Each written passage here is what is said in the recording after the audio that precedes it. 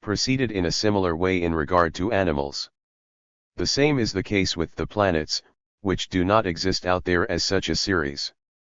Kepler, in his Harmonia Mundi, treated the intervals of the planets as the ratios of notes in the musical scale, but this thought was already entertained by the Pythagorean school. A historical observation is that Paracelsus made all terrestrial bodies consist of 4 elements: mercury, sulfur, salt, and virgin earth, just as there were also 4 cardinal virtues. Mercury is the metallic element as fluid likeness to itself, it corresponds to light, since metal is abstract matter. Sulfur is the rigid element, the possibility of combustion, fire is not alien to it, but is sulfur's self-consuming actuality. Salt corresponds to water, to the cometary element, its solution is the indifferent reality, the resolution of fire into self-subsistent moments.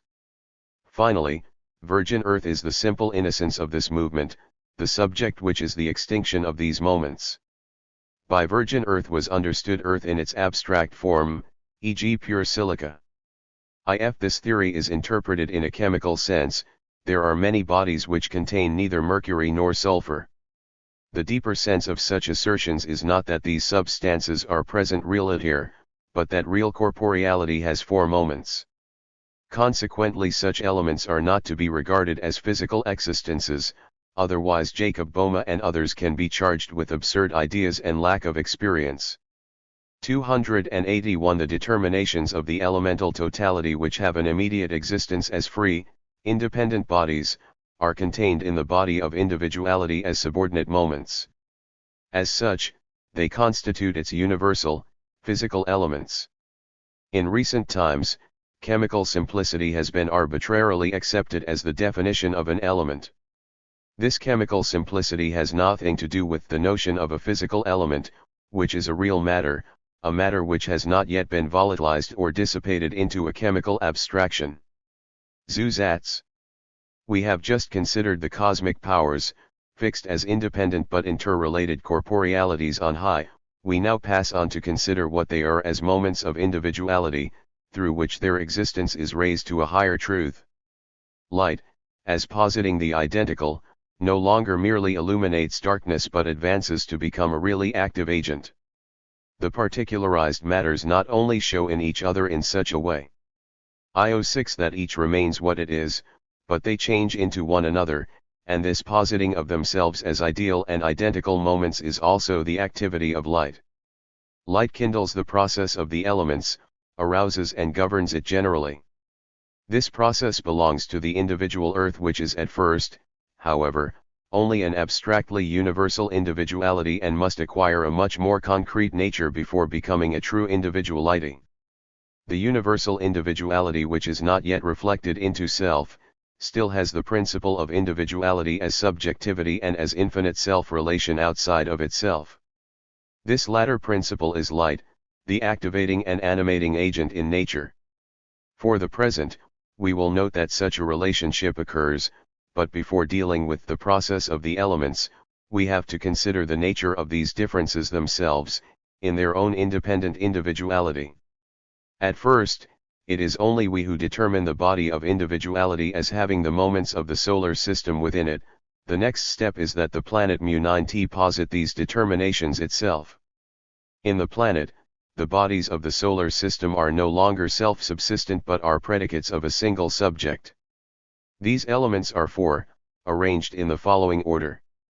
Air corresponds to light, it is passive light which has sunk to the level of a moment. The elements of opposition are fire and water.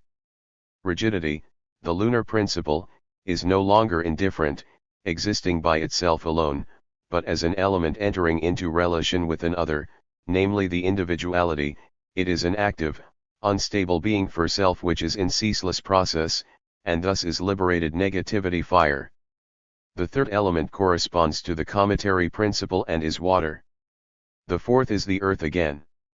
As the history of philosophy teaches us, it was the main importance of Empedocles to have been the first definitely to grasp and distinguish these universal basic physical forms. The elements are universal natural existences which are no longer self-subsistent and yet are still not individualized. From the standpoint of chemistry, we are, it is held, required to understand by an element asterisk a general constituent of bodies which are all supposed to consist of a definite number of these elements. Men start by assuming that all bodies are composite, and the concern of thought is then to reduce the infinite variety of qualified and individualized corporealities to a few simple incomposite and therefore general qualities. Based on this supposition, the conception of the four elements, which has been general since the time of Empedocles, is nowadays rejected as a childish belief because, forsooth, the elements are composite. No physicist or chemist, in fact no educated person, is any longer permitted to mention the four elements anywhere.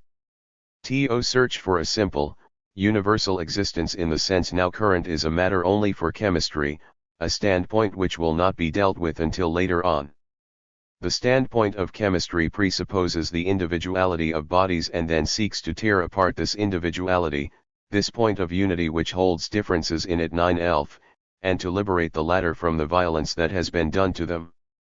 The combination of acid and base gives rise to a salt, their unity, the third term. But there is still something else in this third term, namely shape, crystallization, the individual unity of form, which is not the merely abstract unity of the chemical elements. If the body is only the neutrality of its differences, then the latter can of course be demonstrated by decomposing the body, but they are not universal elements and primary principles, but only qualitatively, i.e. specifically determined, constituents. The individuality of a body, however, is much more than the mere neutrality of these sides. The infinite form is the main thing, especially in the living creature. When we have exhibited the constituents of the vegetable or animal organism, what we have are no longer the constituents of the vegetable or animal, since the organism is destroyed. Chemistry in its effort to reach what is simple thus destroys individuality. If the individual thing is neutral like a salt, then chemistry succeeds in exhibiting its sides separately, since the unity of the difference is only a formal unity which alone is destroyed. If, however, the thing to be decomposed is an organic being, then not only do we destroy the unity but also the organic nature we wanted to know. In dealing with the physical elements, we are not in the least concerned with elements in the chemical sense. The chemical standpoint is by no means the only one. It is only a peculiar sphere which has no right at all to extend itself to other spheres as if it were their essential principle. We are here dealing only with the becoming of individuality and at first, only with that of the universal individual, the earth. The elements are the differentiated matters which constitute the moments of this becoming of the universal individual. We must not therefore confuse the standpoint of chemistry with that of the still wholly universal individuality. The chemical elements cannot be ordered at all and are quite heterogeneous as regards one another. The physical elements, on the other hand, are universal matters particularized solely in conformity with the moments of the notion. Consequently, there are only four of them. The ancients were right in saying that all things were composed of these four elements, but the elements they had before them were only thoughts of such elements. These physical elements must now be considered more closely. They are not individualized in themselves but are without form and consequently sunder themselves into chemical abstractions, air into oxygen and nitrogen, water into oxygen and hydrogen. Fire does not do so because it is process itself, from which only luminous matter remains over as material. At the other extreme of subjectivity, living substances such as the sap of plants and, still more, animal organisms, can be decomposed into these abstract chemical substances, and the specific residue is a minor part. But the intermediate stage of physical, individual inorganic matter is the most refractory to deal with, since here, though matter is specified by its individuality, this latter is still at the same time immediate, not alive and not sentient, and so, as quality, directly identical with the universal. 107. The element of undifferentiated simplicity is no longer the positive identity with self and self-manifestation which light as such is. On the contrary, it is only a negative universality, reduced to the selfless moment of an other and therefore also heavy. As negative universality, This identity is the harmless seeming but insidious and consuming power over what is individual and organic. In its relationship to light, this element behaves as a passive, transparent fluid, although everything individual is sublimated in it. In its outward relationships it is a mechanically elastic fluid which pervades everything. Air. Zusatz, the bond of individuality, the relation of the moments to each other, is the inner self of the individual body. This self-like nature, taken as a free independent existence without any posited individualization, is air, although this element contains in principle the determination of being for self, of the point. Air is the universal posited as in relation to subjectivity, to infinite, self-relating negativity, to being for self, consequently, the universal as a subordinate moment, determined as relative. Air is indeterminate but absolutely determinable. It is not yet immanently determined, but is only capable of being determined by its other. This other is light, because light is the free universal. Air thus stands in relationship to light. It is absolutely penetrable by light, and is passive light. In general, it is the universal posited as passive. Similarly, the good, as the universal, is also passive in that it is first actualized by subjectivity and is not self-active. Light in itself is also passive, but it is not yet posited as such. Air is not dark but transparent because it is only in principle an individuality. Opacity is first manifest in the element of earth. The second determination is that air is the absolutely active in opposition to the individual, is the active identity, whereas light was only an abstract identity. The illumined object posits itself only ideally in an other, but air is this identity which is now among its equals, and is in relation to physical materials which exist for one another and touch one another in accordance with their specific nature. This universality of air is thus the urge to posit the other to which it is related as actually identical with itself, but the other which air posits as identical with itself is individualized, particularized matter in general. Because, however, air itself is only a universality, it does not come forward in its activity as an individual body which has power to decompose this individualized matter. Air is purely corrosive, the enemy of all that is individual which it posits as a universal element. The destruction, however, is invisible, motionless, and does not manifest itself as violence, but stealthily enters everywhere without any apparent connection with air, in the same way that reason insinuates itself into what is individual and breaks it up. Air thus renders bodies odorous, for being odorous is only this invisible, ceaseless process between what is individual and air. Everything evaporates and turns to fine dust, and the residue is odorless. Through its breathing, the organism is also in conflict with air as it is with all the elements generally. A wound, for example, only becomes dangerous through exposure to air. Organic life alone is characterized by its perpetual self-restoration in the process of its own destruction. Inorganic matter which cannot withstand this struggle must fall into decay. More solid things, it is true, preserve themselves, but they too are unceasingly attacked by air. Animal forms which are no longer alive are preserved from decay if they are kept away from air. This destruction can be mediated as, for example, when moisture brings the process to a particular product, but then this is only a mediation, since air as such is already this wasting activity. As the universal, air is pure, but not an inert purity, for what evaporates into air is not preserved therein but is reduced to a simple universality. It is supposed in mechanical physics that the fine particles of these bodies which are dissolved in air continue to float about in it, but can no longer be smelt simply because they are so finely divided. Physicists therefore do not wish these bodies to cease to exist, but we must not be so tender towards matter. It is only in the understanding's system of identity that matter perdures. Air purifies itself, converts everything into air, it is not a jumbled collection of materials. This assumption is justified neither by smell nor chemical examination. The understanding, it is true, brings forward the quibble of fineness and has an invincible prejudice against the word transmutation. Still, empirical physics has no right to credit the imperceptible with existence, and if it wishes to proceed purely empirically, it must admit that matter passes away. Air, as matter, offers resistance but merely quantitatively as mass, not as a point or an individual as other bodies do.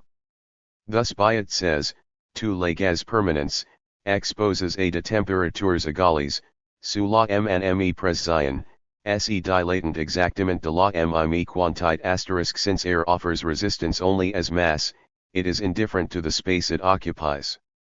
It is not rigid but is without cohesion, and has no external shape. It is to a certain extent compressible, for it is not absolutely spaceless, i.e. it is a case of mutual externality but not atomistically so, as if the principle of individuation had a real existence in it. Hence it follows that different gases can occupy the same space. This manifestation of the penetrability of air belongs to its universality, in virtue of which it is not individualized within itself. If, for example, two globes are taken, one filled with air and the other with steam, then the latter can be poured out into the first, which can receive as much steam as if it were void of air. Air, forcefully and mechanically compressed so as to give it an intensive existence, can reach the stage where its spatial assundimess is completely subdued. This is one of the finest discoveries. Apparatus for producing fire in this way is familiar. A cylinder is fitted with a piston and a piece of tinder at the bottom. When the piston is forced into the cylinder, the compressed air gives off a spark which lights the tinder. If the cylinder is transparent, the spark can be seen. Here the whole nature of air as the self-identical, destructive element is manifest. This invisible element which renders bodies odorous is here reduced to a point, so that the active being for self which was only implicit or in itself is here expressly posited as realized being for self. This is the absolute origin of fire. The active, destructive universality achieves form, where indifferent subsistence ceases. It is no longer universal, but unstable self-relation. The above experiment is admirable because it shows the connection between air and fire in their very nature. Air is slumbering fire. In order to make this fire apparent, it is only necessary to modify the way in which air exists. To the elements of opposition 283a. The elements of opposition are first, being for self, but not the indifferent being for self of rigidity but being for self posited in individuality as a moment, as the unrest of individuality existing on its own account, fire. Air is in itself fire and fire is air posited as a negative universality or a self-relating negativity. It is materialized time or selfhood, the absolutely restless and consuming element. Just as this element destroys a body when attacking it from without, so too, conversely, does the 6 con8 umption of body, e.g. in friction, burst into flame. In consuming another it also consumes itself and thus passes over into neutrality. Zusatz. Air, too, is this negativity of particularity, but it is inconspicuous because still posited in the form of an undifferentiated sameness, as an isolated, individual, and localized existence distinct from other modes of existence. It is fire. Fire exists only as this relation to a particular body. It does not merely drain the body, leaving it tasteless and odorless as indeterminate and savorless matter, but it destroys its particularity as matter. Heat is only the manifestation of such destruction in the individual body and is thus identical with fire. Fire is the existent being for self, negativity as such, only not the negativity of an other but the negation of the negative which results in universality and exact likeness. The first universality is a dead affirmation, the veritable affirmation is fire. In fire, that which is not is posited as being, and vice versa. Fire is accordingly active time. As a single moment fire is absolutely constituent and, like air, it only has being in its connection with particularized matter. It is an activity which exists only in an opposition, unlike the activity of spirit, to consume. Fire must have something to consume and without material it vanishes. The life process is also a fire process for it consists in the consumption of particularized existences, but it perpetually reproduces its material. What is consumed by fire is, in the first place, the concrete, secondly its opposed sides. To consume the concrete means to bring it into opposition, to energize or kindle it. Oxidation or the process of making an acid caustic belongs here. The concrete is thus given an edge, is raised to a pitch where it consumes itself. This is its bracing of self against another. The other side of the matter is that the element of determinateness, of difference, of individuality and particularity, which is present in everything concrete, is reduced to a unity, to an indeterminate, neutral state. So it is that all chemical process produces water just as it produces opposition. Fire is air posited as different, a negated unity, an opposition which is just as much reduced to neutrality. The neutrality in which fire is submerged, extinguished fire, is water. The triumph of the ideal identity to which particularized matter is brought is, as a manifest unity, light, abstract selfhood. Since the element of earth remains over as the ground of the process, all the elements make their appearance here. 284b. The other of the opposition is the neutral element, the opposition returned into itself. As devoid of independent individuality and therefore without rigidity and determination within itself, it is a thoroughgoing equilibrium that resolves any determinateness mechanically placed in it. Limitation of shape it receives only externally and seeks it from outside. It does not have the unrest of process in itself but is only the possibility of process, namely, solubility. It is capable of assuming a gaseous and a solid form as a state apart from its characteristic state, that of internal indeterminateness. This element is water. Zusatz. Water is the element of selfless opposition, it is a passive being for another, while fire is an active being for another. Water, therefore, exists as a being for another. It is quite without internal cohesion, without smell, taste, or shape. Its character is to fall short of particularized being. It is an abstract neutrality, not, like salt, an individualized neutrality. For this reason it was early called the mother of everything. 112. Particular. Water is fluid, life air, but not elastically fluid, so as to expand in all directions. It is more earthy than air, it seeks a center of gravity, is most akin to what is individual and is impelled towards it, because in itself it is a concrete neutrality although not yet posited as concrete. Air, on the other hand, is not even in principle concrete. Water is thus the real possibility of difference, a difference, however, which does not as yet exist in it. Because water has no center of gravity, it is subject only to the direction of gravity, and since it lacks cohesion, each point is pressed in a vertical, i.e. a linear, direction. Since, then, no part of it can offer resistance, water takes up a horizontal position. Consequently each mechanical pressure from outside has only a passing effect. The point under pressure cannot hold its own, but communicates itself to the others, and these cancel out the pressure. Water is indeed transparent but, since it is already more earthy than air it is also not so transparent. The neutral element, it is the solvent of salts and acids. What is dissolved in water loses its shape, the mechanical relationship is sublated, and only the chemical remains.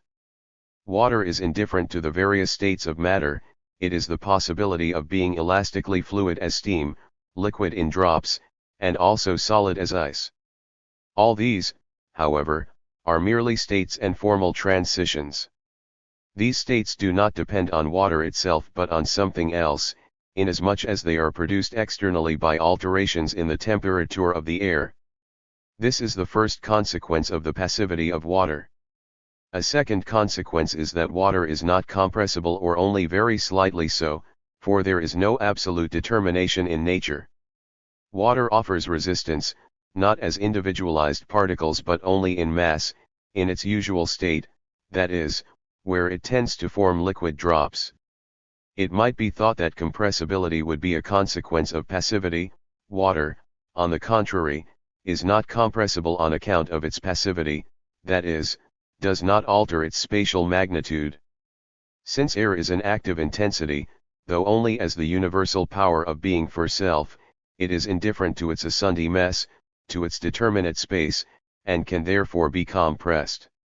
A spatial change in water would therefore be an intensity in it which it does not possess, but if, nevertheless, its spatial magnitude is changed, this is at the same time bound up with a change of its state. As an elastic fluid and as ice, water occupies more space just because its chemical quality has changed. Physicists are wrong when they attribute the larger space filled up by ice to the air bubbles present in it. A third consequence of this passivity is the ease of separation, and the tendency of water to adhere, that is, to make wet. It clings to everything, and is in closer connection with anything it touches than with itself. It separates itself off from its whole. It is not only able to receive any externally impressed shape, but essentially seeks such external support and connection, in order to divide itself, since it lacks firm internal cohesion and stability. Its relation to oily and fatty substances is of course an exception. Summarizing the character of the three elements considered, we must say that air is a universal ideality of everything that is other to it, the universal in relation to what is other, by which everything particular is destroyed. Fire is this same universality but as manifest and consequently in the form of being for self, it is therefore an existent ideality, the existent nature of air, the becoming manifest of the reduction to show of what is other. The third element is a passive neutrality. These are the necessary thought determinations of these elements. The element of developed difference and its individual determination is earth.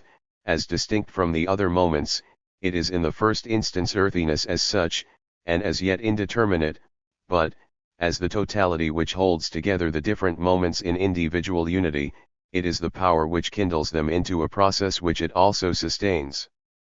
The individual identity which binds together the different elements, as well as their difference from one another and from their unity, is a dialectic which constitutes the physical life of the earth, the meteorological process. It is in this process alone that the elements, as subordinate moments, have their existence, being generated in it and posited as existent, after first being developed out of the in itself as moments of the notion. Remark.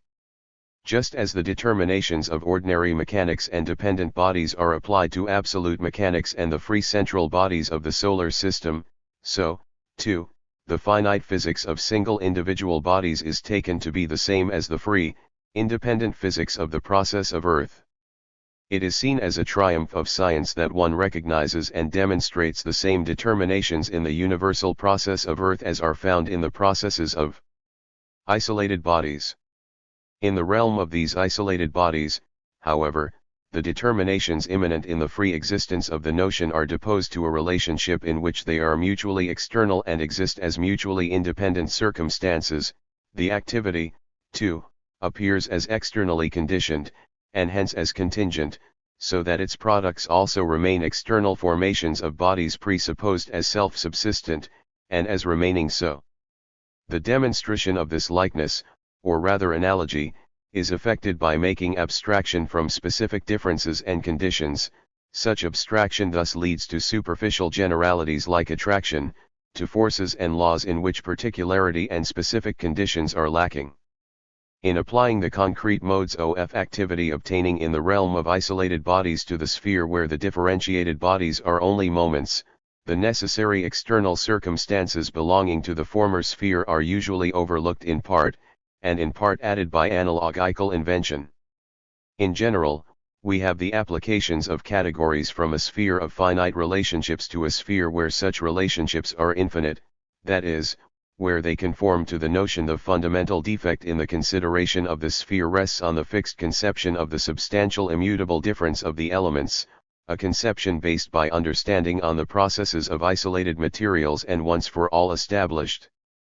Where higher transitions occur in these finite processes, where, for instance, water is solidified in a crystal, where light and heat vanish, and so on, reflection has recourse to the nebulous and meaningless conceptions of solution, of becoming bound or latent, and the like. It is chiefly this mode of explanation, too, which converts each relationship in physical phenomena into matters and stuffs in part imponderable, so that each physical existence becomes the chaos, previously mentioned, of matters passing in and out of each other's imaginary pores, a supposition which conflicts not only with the notion, but even with ordinary thinking. Above all, experience itself is extinguished, and empirical existence is still assumed, though it no longer shows itself empirically. Zusatz. The main difficulty in grasping the meteorological process comes from confusing physical elements with individual bodies. The former are abstract determinateness still lacking in subjectivity status, consequently, what is true of them is not yet true of subjectivized matter. Neglect of this distinction leads to the greatest confusion in the natural sciences. People want to put everything on the same level. Certainly, everything can be dealt with chemically, but then things can just as well be dealt with mechanically or as cases of electricity. But by this treatment of bodies on one level, the nature of other bodies is not exhausted, e.g. when vegetable or animal bodies are treated from the standpoint of chemistry. This separation and division, so that each body is dealt with according to its particular sphere, is the principal thing. Air and water show themselves to be quite different in their free elemental connection with the whole earth, from what they are in their isolated connection with individual bodies, when they are therefore subordinated to the conditions of a wholly different sphere. It is as if one wished to study the human spirit, and for this purpose observed customs officials or sailors. One is then dealing with spirit under finite conditions and rules which do not exhaust its nature. Water is supposed to reveal its nature in the retort, and to be unable in its free existence as a physical element to show any other characteristics. Usually, when men wish to demonstrate universal manifestations of physical objects such as water, air, or heat, they start by asking, what are they? What do they do? And this what is supposed to be, not a thought determination, but a phenomenon, a sensuous mode of existence. To this, however, there belong two factors, first air, water, or heat, and then some other object, and the phenomenon is the result of both combined. The second object in this combination is always a particular, and consequently the effect depends also on its particular nature. In this way, therefore, it cannot be said what the elements in their universal manifestations are, but only what they are in relation to particular objects. If one asks, what does beat do? The answer is given that it expands, but it likewise also contracts. It is impossible to indicate a universal manifestation to which there are no exceptions. With some bodies one thing results, with other bodies another. Consequently, the manner in which air, fire, etc., appear in another sphere, determines nothing in regard to the sphere under consideration. Phenomena in their finite, individual relationships, are generalized, and on this basis the free meteorological process is explained by analogy. This is a fiorisoa et aan yevos. Lightning, for instance, is held to be only the spark of the electric discharge produced by friction among the clouds. But in the skies there is no glass, no sealing wax, no resin, no cushion, no rotation, etc. Electricity is the scapegoat which must do service everywhere, but it is a familiar fact that electricity is completely dispelled by moisture, whereas lightning originates in quite moist air. Such assertions transfer finite conditions to the free life of nature. This occurs chiefly in regard to living things, but 19 out of place, and a man of sound intelligence rejects such explanations. This transmutation of the elements into one another is the specific character of the physical process. Finite physics, an exercise of the understanding, is unaware of this, always holds fast to the abstract identity of persistence, so that the elements, being composite, are only decomposed, separated, set apart, but not actually transmuted. In this process of the elements, water, air, fire, and earth are in conflict. Water is the existent material of this process and plays the chief part because it is neutral, mutable, and capable of being determined. Air, as the secretly destructive, ideally positing element is the active element which sublates determinate existence, fire is the manifestation of being for self, the ideality made manifest, the manifested process of destruction. The simple relationship is just T9, that water is transformed into air and vanishes, air conversely becomes water and swings over from being for self into its opposite, the inert neutrality which, on its side, tensed itself to become being for self. It was thus that the ancients, e.g. Heraclitus and Aristotle, regarded the process of the elements. There is no difficulty in recognizing this, since experience and observation show it to us. The formation of rain is the main point. Physics itself admits that rain has not been adequately explained. The difficulty, however, comes from reflective physics alone which, against all observation, sticks to its double presupposition, what takes place in a free context must also be capable of reproduction in conditioned and external circumstances, ISS, what takes place in a conditioned context also takes place in a free one. So that what maintains self-identity in the former case, has strict identity in itself as well. We maintain, on the other hand, that when water evaporates, the form of vapor vanishes altogether. Now if mechanical determinations and determinations of finite phenomena are applied to this process, then, on one theory, water is supposed to be preserved, and only its form suffers a change of state. Thus Gren says, evaporation can take place in the complete absence of air. At equal temperature and absolute elasticity, air charged with water vapor has, as Saussure has shown, a lesser specific weight than dry air, which could not be AO if water were dissolved in air, as salt is in water. Water can accordingly only be contained in the air as an elastic vapor having lesser specific weight. It is therefore said that water particles in the form of vapor are filled up with air, and so only quantitatively driven apart, only finely divided. TB's vapor depends on a certain temperature. If this goes, then it turns to water again. Rain, therefore, is held to be merely a coming together again of things formerly present, but on account of their smallness, imperceptible. It is by such nebulous ideas that rain and mist have to be explained. This theory has been completely refuted by Lichtenberg in his criticism of a prize essay on the formation of rain, crowned by the Berlin Academy. He robbed the theory of its crown, and made it appear absurd.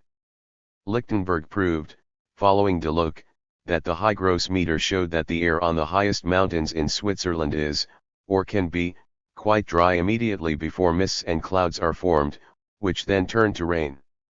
The rain cornea, so to speak, from dry air, this fact physics fails to explain. So it is in summer and winter. It is precisely in summer when evaporation is at its most intense, and when, consequently, air should be moistest, that it is driest. On this theory it is quite impossible to indicate where the water stays. It might be thought that water vapor, on account of its elasticity, would rise, since, however, it is even colder in higher regions, vapor would there very soon be reduced to water again. Air, therefore, is not only dry through external removal of moisture, as when a body is dried in an oven. On the contrary, the drying up of water is comparable to the vanishing of the so-called water of crystallization in the crystal, but as it vanishes, so, too, does it reappear. The second theory is that of chemistry, that water is decomposed into its simple materials, hydrogen and oxygen. In this gaseous form it cannot, of course, act on the hygrometer, since warmth comes to its hydrogen and makes it a gas. Against this theory, the old Kuxrioo may be put: does water really consist of oxygen and hydrogen? It is true that both are turned into water by an electric spark, but water is not composed of them. More correctly, it must be said that oxygen and hydrogen are only different forms assumed by water. If water were such a mere compositum, it would always necessarily be separable into these parts. Ritter, however, a physicist who died in Munich, made a galvanic experiment which irrefutably proved that water cannot be thought of as composed of parts. He took a bent tube which he filled with water, and put mercury in the bend, thus dividing the water in the two limbs of the tube. Communication being maintained by a metal wire through the tube and the water brought into contact with a galvanic pile, the water in the one limb was converted into hydrogen, in the other limb, into oxygen, so that only one gas was present in each limb of the tube. In the absence of the barrier of mercury in this experiment, it would be said of this phenomenon that the hydrogen and the oxygen passed over from one limb of the tube to the other. This so-called explanation, though no one sees the alleged transference of the two gases, is impossible here. If in evaporation, too, water is held to be decomposed, one may ask, where do the gases go? The oxygen could augment the air, but this almost always reveals the same quantity of oxygen and nitrogen. Humboldt chemically decomposed air from high mountains, and so-called foul air from a ballroom, and found the same amount of oxygen in each. In summer, especially, with the intense evaporation, the air should contain more oxygen, but this is not the case. Hydrogen, too, is nowhere to be found, neither in the upper nor lower strata of the atmosphere, nor in the region of cloud formation, which is not so very high up. Though streams dry up for months at a time, and the soil has lost all moisture, yet none of this moisture is found in the atmosphere. These theories therefore contradict observation and rest on inferences and analogies from another sphere. When Alex, therefore, in explaining where the sun gets the material it perpetually consumes, makes it feed on hydrogen, his conception, too, is empty, though it has this amount of sense in it, that AHX thought he should show where the hydrogen has to go. It is a similar conception which looks on heat, water of crystallization, etc., as reduced to latency. Heat, for example, is no longer seen, felt, and so forth, yet it is said to be still there, though not perceptible. But what is not subject to observation does not exist in this sphere, for to exist is precisely to be for another, to make oneself perceptible, and this sphere is precisely the sphere of existence. Consequently, this reduction to latency is the hollowest of forms. It keeps what has been transformed as something no longer existent, and yet supposes it to exist. The greatest contradiction thus appears when, through the abstract thought of identity, the thing is still held to exist. Such things of thought are false in thought and false in experience. Philosophy does not therefore ignore conceptions of this kind, but recognizes them in their entire emptiness. Similarly, where spirit is concerned, a man with a weak character is weak. Virtue is not latent in him, it is not in him at all. 118.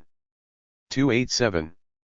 The process of the earth is perpetually kindled and stimulated by its universal self, the activity of light, its primary relationship to the sun, and it is then further particularized according to the position of the earth in relation to the sun.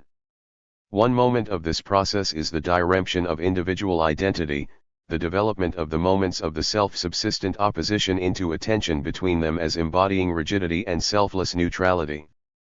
Through this tension, first, the earth is on the way to resolving itself into a crystalline form, into a moon, on the one hand, and into a fluid body, i.e. a comet, on the other, and secondly, the moments of the individuality seek to realize their connection with their self-subsistent roots. Zusatz. Light, as the universal principle of identity, is here no longer merely, as the opposition to darkness, the ideal positing of the being for another, but the positing of real existence as ideal, the positing of real ideality. This real, active, relationship of the solar light to the earth produces the difference of day and night, and so on. Without its connection with the sun, the earth would be devoid of process. The more precise manner in which this effect appears is to be considered under two aspects. One alteration is simply a change of state, the other is the qualitative alteration in the actual process. Under the first aspect, comes the difference of heat and cold, of winter and summer. It gets warmer or colder according to the position of the earth in relation to the sun. This alteration of state, however, is not merely quantitative, but shows itself also as an inward determinateness. In summer, since the Earth's axis always forms the same angle with the plane of its orbit, the advance to winter is, in the first place, merely a quantitative difference, the sun visibly mounting higher and higher day by day, and when it has reached the highest point, sinking again to the lowest point.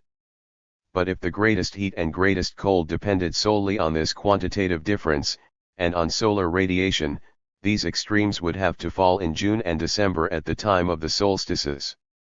The alteration of state, however, is focused into specific nodal points, the equinoxes, etc. form qualitative points where not merely a quantitative decrease and increase of heat occurs. Thus, the greatest cold occurs between the 15th of January and the 1/5 of February, and the greatest heat in July or August. In regard to the former, it might be said that the greatest cold first comes to us from the poles, but even at the poles, as Captain Perry asserts, the position is the same. At the beginning of November, after the autumnal equinox, we have cold and storms, then the cold abates in December until, just in the middle of January, it reaches its maximum degree. Similarly, cold and storms occur at the spring equinox, after fine weather at the end of February, March, and April being similar to November in this respect, and so, too, in July, after the summer solstice, there is often a drop in temperature. Now the essential point is the qualitative alteration, the tension within the Earth itself, and between the Earth and the atmosphere. The process is the alternation between the lunar and cometary moments. Cloud formation is thus not merely the result of evaporation, but is essentially the striving of Earth toward one extreme. Cloud formation is a play of reduction of the air to neutrality, but clouds can be formed for weeks at a stretch without thunderstorms or rain. The true disappearance of water is not merely a privative determination, but is a conflict within water itself, an impulse and urge toward the consuming element of fire which, as being for self, is the edge on which Earth tears itself asunder. Heat and cold are here only accessory states which do not belong to the determination of the process itself, and so only exert an accidental influence as in the formation of hail. Associated with this tension is a greater specific gravity of the air, for the greater air pressure which produces a raised level of mercury in the barometer, only shows a greater intensity or density of the air. The quantity of air has not increased. The raised level in the barometer might be accounted for by the water absorbed by the air, but it is just when air is filled with mist or rain that its specific gravity is diminished. Goethe says zur Naturwissenschaft, Volume 2, Part 1, p. 68. When the barometer is high, the formation of water ceases. The atmosphere can contain moisture or can decompose it into its elements. A low barometer Ng 120 permits the formation of water, a process which often seems limitless. When Earth exercises its power, increasing its force of attraction, it conquers the atmosphere, and completely appropriates its contents. Whatever arises in the atmosphere must come down as dew or hoarfrost, but the sky remains relatively clear. Furthermore, there is a constant relationship between barometric level and wind 9. A high mercury level indicates winds from the north and east, a low level winds from the west and south. In the first case, moisture is cast onto the mountains, in the second, from the mountains onto the lowlands. 288. The other moment of the process is that the being for self towards which the sides of the opposition strive, becomes, as negativity pushed to its extreme, self-sublating, in other words, it becomes the self-kindling destruction of the separate existence sought by the two sides. Through this process, the essential linkage of the sides is restored and the Earth has made itself into a real and fecund individuality. Remark. Earthquakes, volcanoes, and their eruptions may be regarded as belonging to the process of fire in which rigidity passes over into the negativity of being for self set free.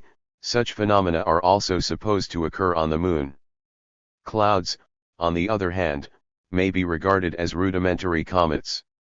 But the complete manifestation of this process is the thunderstorm to which the other meteorological phenomena attach themselves as rudiments, moments, or unripe realizations.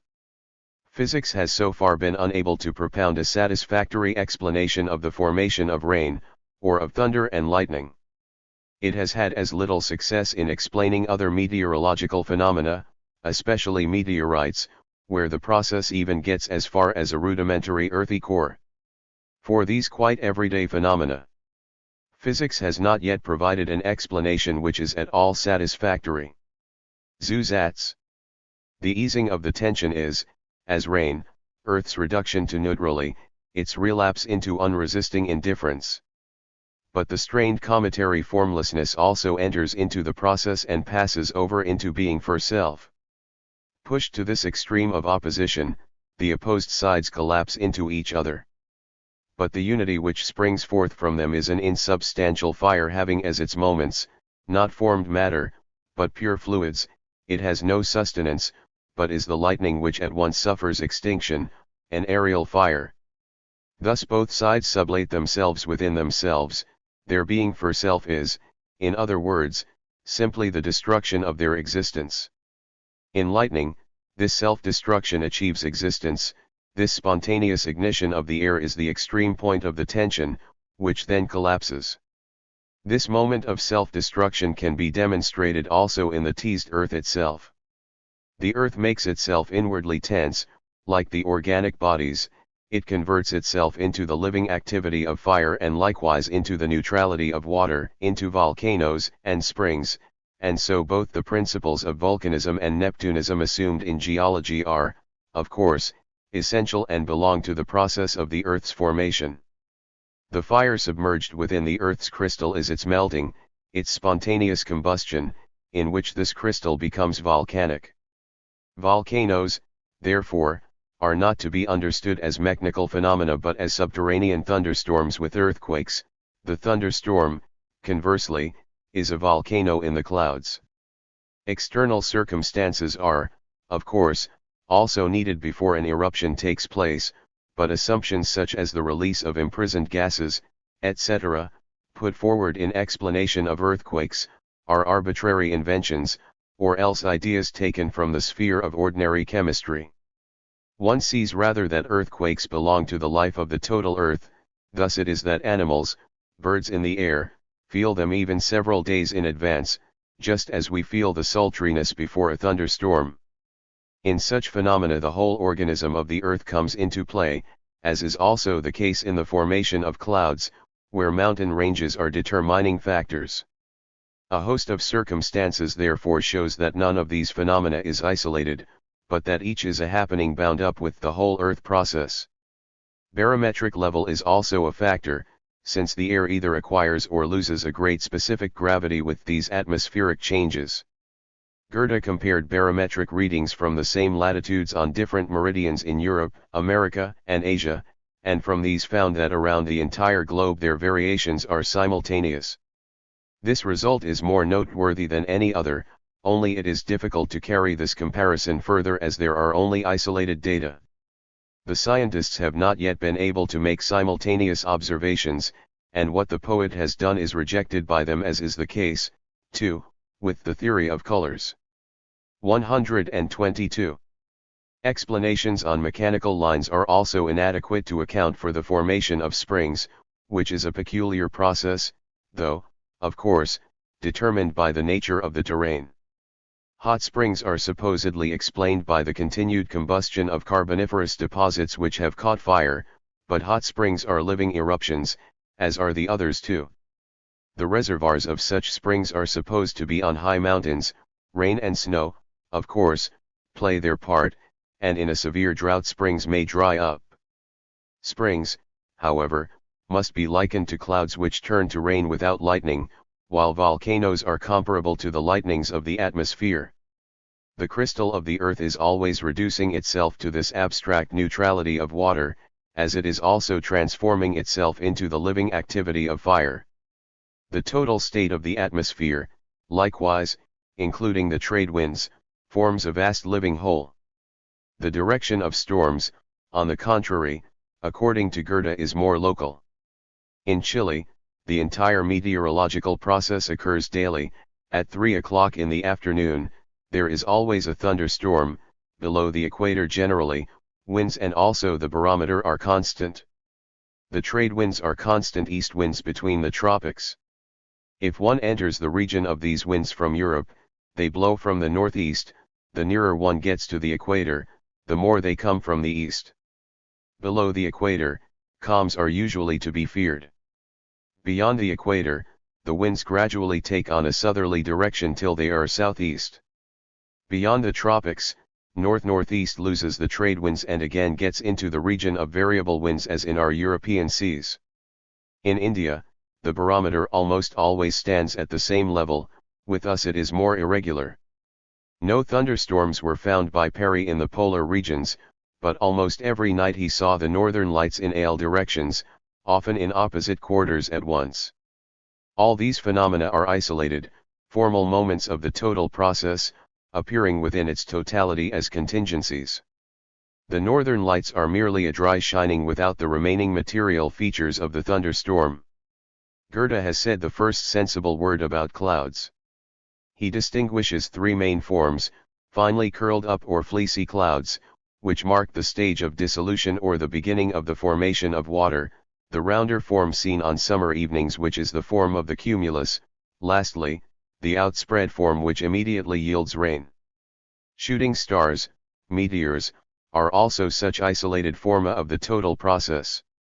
For just as air goes on to become water, the clouds being rudiments of cometary bodies, so the self-subsistence of the atmosphere can advance to other material forms, to the lunar form, to meteoric stones or metals. At first, there is only something watery in the clouds, but later there is quite individualized matter. These results transcend all conditions attaching to processes in isolated bodies. Livy says Lapitchus pilut, but no one believed it dll 30 years ago when stones fell on people's heads at Hegels in France, then it was believed. The phenomenon was now observed more often. The stones were examined and compared with older masses which had also passed for meteorites and were found to be of similar constitution. One must not ask where the fragments of nickel and iron in meteorites come from. Some people say they have dropped from the moon, others mention the dust from the roads, horseshoes, etc. Meteorites come with an explosion in the clouds. The transition is accomplished by a ball of fire which is extinguished and bursts with a report, followed by a shower of stones. These stones all have identical constituents, an amalgam, which is also found in the earth. Pure iron is not found in the fossil state, but everywhere, in Brazil, Siberia, and also Baffin's Bay, masses of iron, like those which fell at Hegel, are combined with a stony substance in which nickel is also found. The outer construction of these stones also compels one to recognize their atmospheric origin. This water and fire, darkened into metal, are rudimentary moons, the retreat of individuality into itself. As meteorites represent the Earth in process of becoming lunar, so do meteors, transient shapes, represent its cometary character. The main thing is the resolution of the real moments of the Earth. The meteorological process is the manifestation of this origin of individuality, dominating the free qualities in their efforts at self-isolation and bringing them back to the concrete point of unity. These qualities were, at first, still determined as immediate: light, rigidity, fluidity, earthiness. Gravity had one quality, and then another. In this partition, heavy matter is the subject and the qualities are the predicates. T9 has been our subjective act of judgment. Now this form has attained to existence, inasmuch as the Earth itself is the infinite negativity of these differences, and so the Earth is for the first time posited as an individuality. Previously, individuality was an empty word since it was only immediate, not yet self-producing.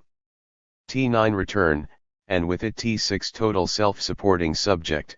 This process is the fructified Earth, the universal individual which, completely at home in its moments, no longer has anything foreign to it, whether inner or outer, but has only completely realized moments. Its abstract moments are themselves the physical elements and these are themselves processes. 289. In the first place, the notion of matter, gravity, sets forth its moments as self-subsistent but elemental realities, and the Earth therefore is only the abstract ground of individuality. In its process, the earth posits itself as the negative unity of these abstract, mutually external elements, and consequently as a real individuality. Zusatz. Through the selfhood by which the earth proves itself to be real, it distinguishes itself from gravity.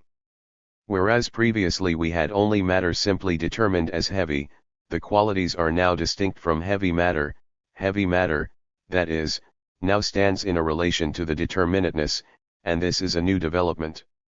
This selfhood of light which was previously opposed to heavy matter, is now the selfhood of matter itself. This infinite ideality is now the nature of matter itself.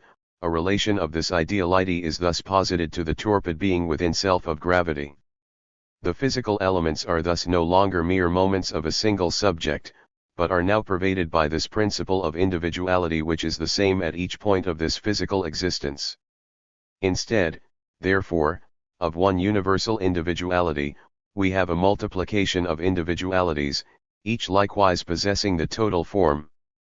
The earth separates itself into individualities possessing the entire form in themselves. This constitutes the second sphere which we have now to consider. *9 Since the former elemental determinatenesses are in subjection to the individual unity, this unity is now the immanent form which, acting independently, determines matter in opposition to its gravity. As a quest for the point of unity, heaviness does not prejudice the assundimess of matter. Space, or rather a specific quantity of space, is the measure of the particularizations of the differences of heavy matter, of its masses. The determinations of the physical elements are not yet in themselves a concrete being for ourself, thus they are not yet opposed to the being for self sought for by heavy matter.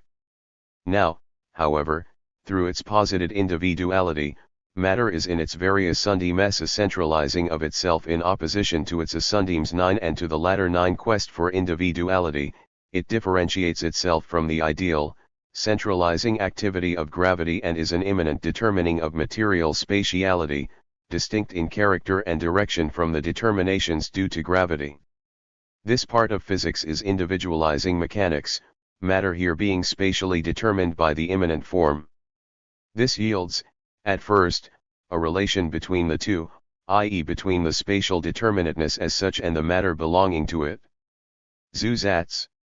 Whereas the one of gravity is distinct from the other material parts, the individual point of unity, as selfhood, pervades the differences and is their soul. The differences are thus no longer outside their center, but this is the light they possess within themselves. The selfhood of light is thus the selfhood of matter itself. The standpoint of individuality now arrived at consists in the return of quality into itself. The one is here present in two modes which at first stand mutually related. We have not yet reached their absolute identity, since selfhood is itself still conditioned. Here, for the first time, the aciendernias and inwardness of matter appear mutually opposed, the former determined by the latter, and Thursday 3, another center, another unity, is posited by the inwardness of matter. With this, there is liberation from gravity. This individualizing determination of form is at first itself or immediate, and so not yet posited as a totality. The particular moments of the form consequently attain only to an indifferent, mutually external existence, and their form relation is a relationship of distinct terms. Here, body is finitely determined, is conditioned by external factors and falls asunder into many particular bodies. Difference thus becomes manifest, partly in the comparison of different bodies with each other, partly in a more real connection of them, a connection, however, which remains mechanical. It is in shape that we first have the self-subsistent manifestation of form which needs neither comparison with other bodies nor solicitation by them. Remark.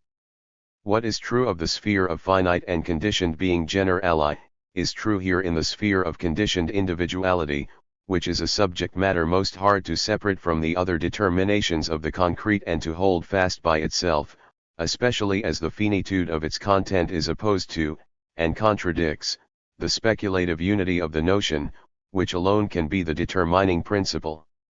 Zusatz. Individuality, as at first only for us, is itself only primary individuality, and is therefore a conditioned, still unrealized individuality. Mere universal selfhood. It has come straight out of the non-individual and so is abstract, also, as different only in relation to what is other, it is not yet inwardly fulfilled. The otherness is not yet its own otherness and is therefore passive, it is an other, gravity, determined by individuality, just because this is not yet totality. To be free, individuality must posit the difference as its own, whereas it is now merely something presupposed. It has not yet set forth its determinations within itself, whereas total individuality has set forth the determinations of the heavenly bodies within itself. This is shape, but here we have only the becoming of shape.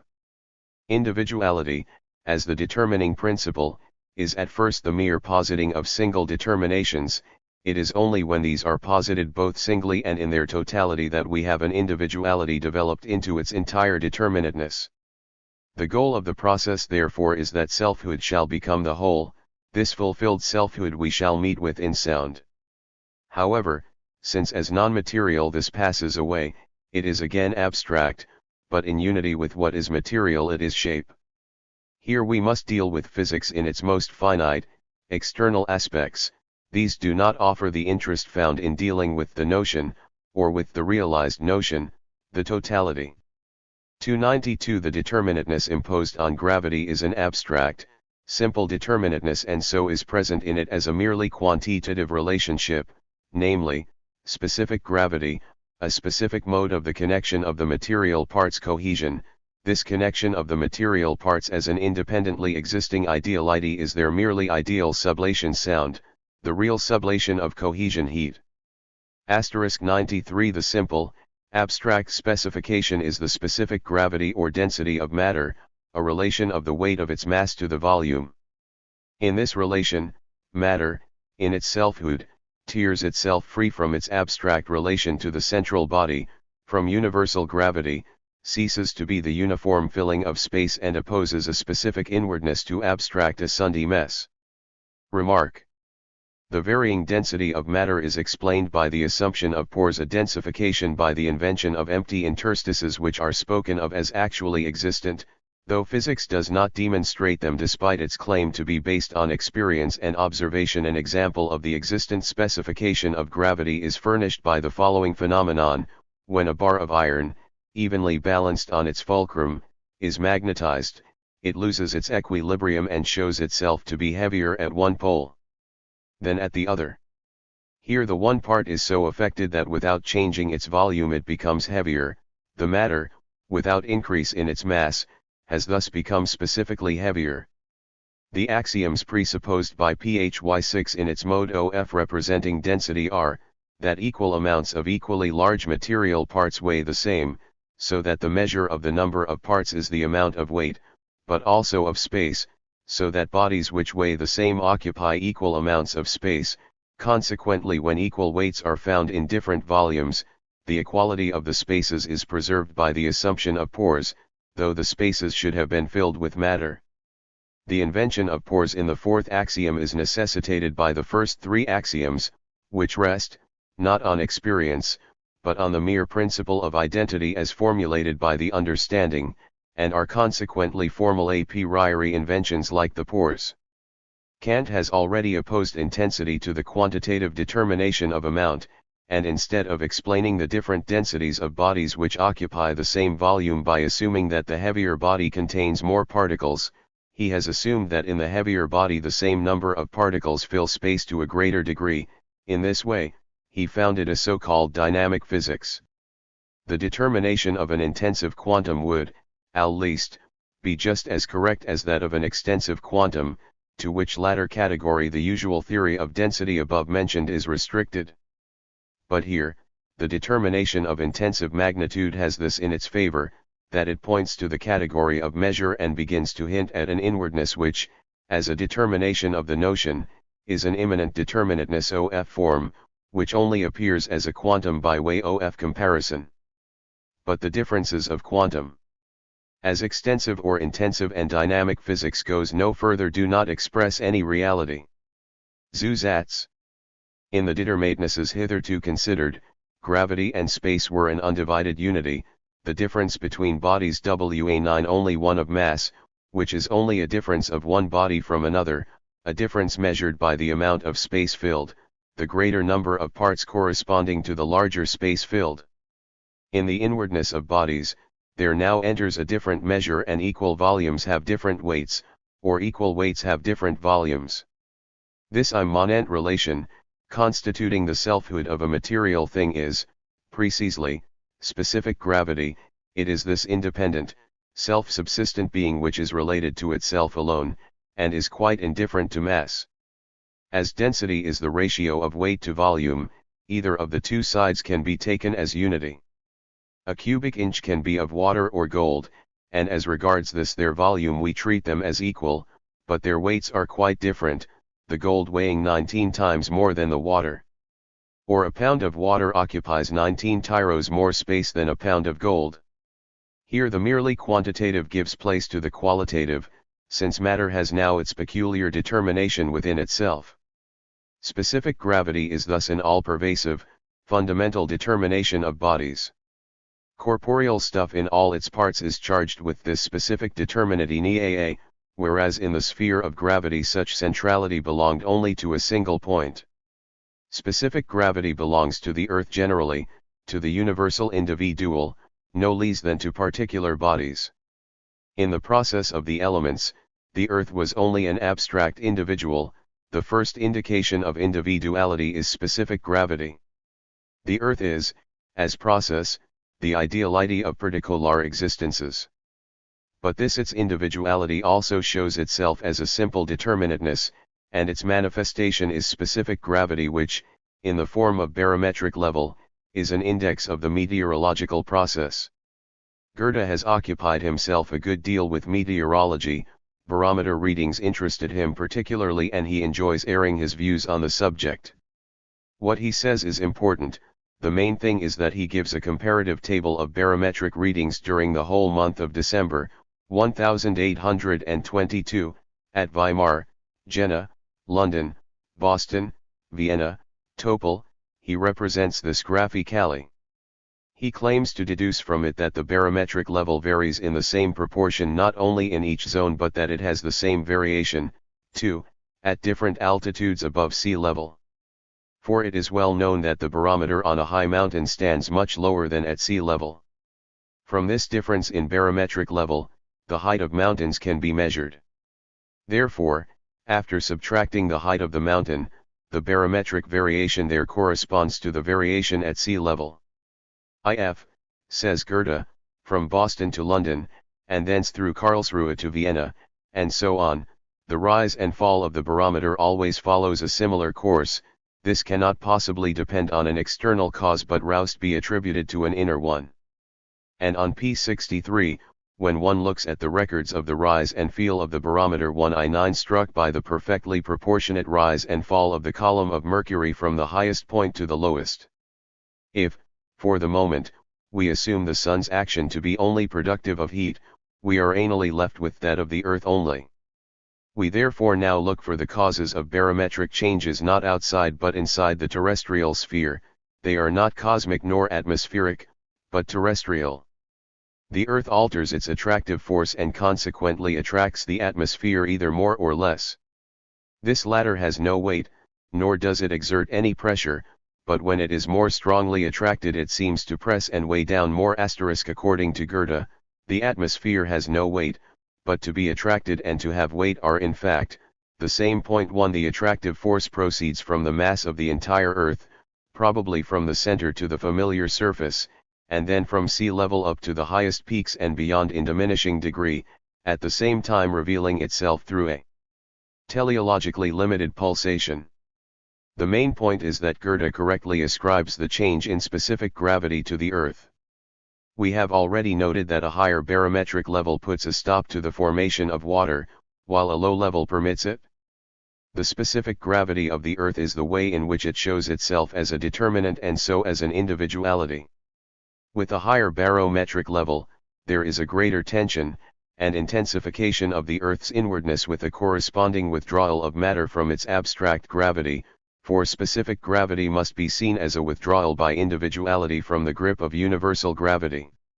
It was formerly thought that a pound of gold contained as many parts as a pound of water, only the parts were 19 times more closely compressed, 30 that the water had 19 times more pores, empty space, air, etc. Such empty conceptions are the stock devices of reflection, which is incapable of grasping an immanent determinateness but wants to maintain the numerical equality of the parts and yet finds it necessary to fill the remaining space. In current physics, specific gravity has also been derived from opposition of repulsion and attraction. Bodies are held to be denser where there is more attraction of matter, less dense where repulsion predominates. These factors no longer have any sense here. The opposition of attraction and repulsion as two separate, self-subsistent forces is a product only of reflective understanding. If attraction and repulsion were not in absolute equilibrium, one would be involved in contradictions which would show up the falsity of this conception, as has already been shown in connection with the motions of the heavenly bodies. 130. 294 Density is at first only a simple determinateness of heavy matter, but as matter remains the essential asunderness, the determination of the form is again a specific mode of the spatial interrelation of its manifold parts. Cohesion. Zusatz. Cohesion, like specific gravity, is a determinateness which distinguishes itself from gravity, but it is wider than specific gravity, being not simply another centrality, but a center with reference to a plurality of parts. Cohesion is not merely a comparison of bodies according to their specific gravity, but their determinateness is now so posited that they have a real relationship to each other and touch one another. 295 In cohesion, the immanent form posits a mode of the spatial juxtaposition of the material parts distinct from that determined by gravity. This, consequently specific, mode of the holding together of the material parts is at first posited in these parts as merely different, as not yet withdrawn into a self-enclosed totality. It is therefore manifest only in the relationship between masses which are similarly different and different in respect of cohesion, and it thus shows itself to be a peculiar mode of resistance in the mechanical response to other masses. Zusatz. We saw that the purely m*r** response of bodies was pressure and thrust. Bodies now react in pressure and thrust not merely as masses, as in the mechanical relationship, but independently of this quantity. They exhibit a particular way of maintaining themselves, of positing themselves in unity. The first, immediate mode of this holding together of the material parts was gravity, bodies having a center of gravity. Now the mode is an immanent one which they how to one another according to their particular weight. Now cohesion is a word which has been used in a very indefinite sense in a number of philosophies of nature. There has been a great deal of chatter about it with no better outcome than mere opinions and obscure adumbrations of an indefinite notion. Total cohesion is magnetism which does not appear until we have shape. Abstract cohesion, however, is not yet the syllogism of magnetism which distinguishes extremes and also posits their point of unity, but so that extremes and unity are distinct from each other. For this reason, magnetism, too, is not yet in place here. Nevertheless, Schelling has embraced magnetism and cohesion under the same head, although the former belongs to an entirely different stage. Magnetism, namely, is totality within itself, even though still an abstract one, for it is linear, admittedly, but extremes and unity are already developed as differences. This is not yet the case with cohesion, which belongs to the becoming of individuality as totality, whereas magnetism belongs to the total individuality. Consequently, cohesion is still in conflict with gravity, is still only a moment of the determination opposed to gravity, not yet the total determination opposed to gravity. In cohesion, this unity of form of the manifold asundimess is in its own self manifold. Its first determinateness is the wholly indeterminate holding together, and so is the cohesion of what itself is without cohesion and is consequently adhesion to an other. The coherence of matter with its own self is, in the first place, merely quantitative ordinary cohesion, the strength of matters holding together in resistance to the influence of weight. Secondly, however, it is qualitative, the characteristic property of yielding to the pressure and thrust of external violence, and at the same time showing itself to be independent in its form. The inwardly mechanizing geometry, operating in accordance with the specific mode of the forms of space, produces the peculiarity of maintaining a specific dimension of bodily cohesion, punctiformity which is brittleness, linearity which is rigidity generally and, more exactly, tenacity, superficiality which is ductility and malleability. Zusatz. Adhesion, as passive cohesion, is not the inwardness of body, but its greater affinity with an other than with itself, just as light is a showing or shining in an other. For this reason, and more particularly on account of the absolute displaceability of its parts, water, too, as the neutral element adheres, i.e. makes wet. In addition, solid bodies which definitely have inner cohesion also adhere, provided only that their surfaces are not rough but quite smooth so that all their parts can make complete contact with each other. These surfaces then lack all distinction. 132. Either in themselves or in relation to others which are likewise smooth, and both can therefore posit themselves as identical.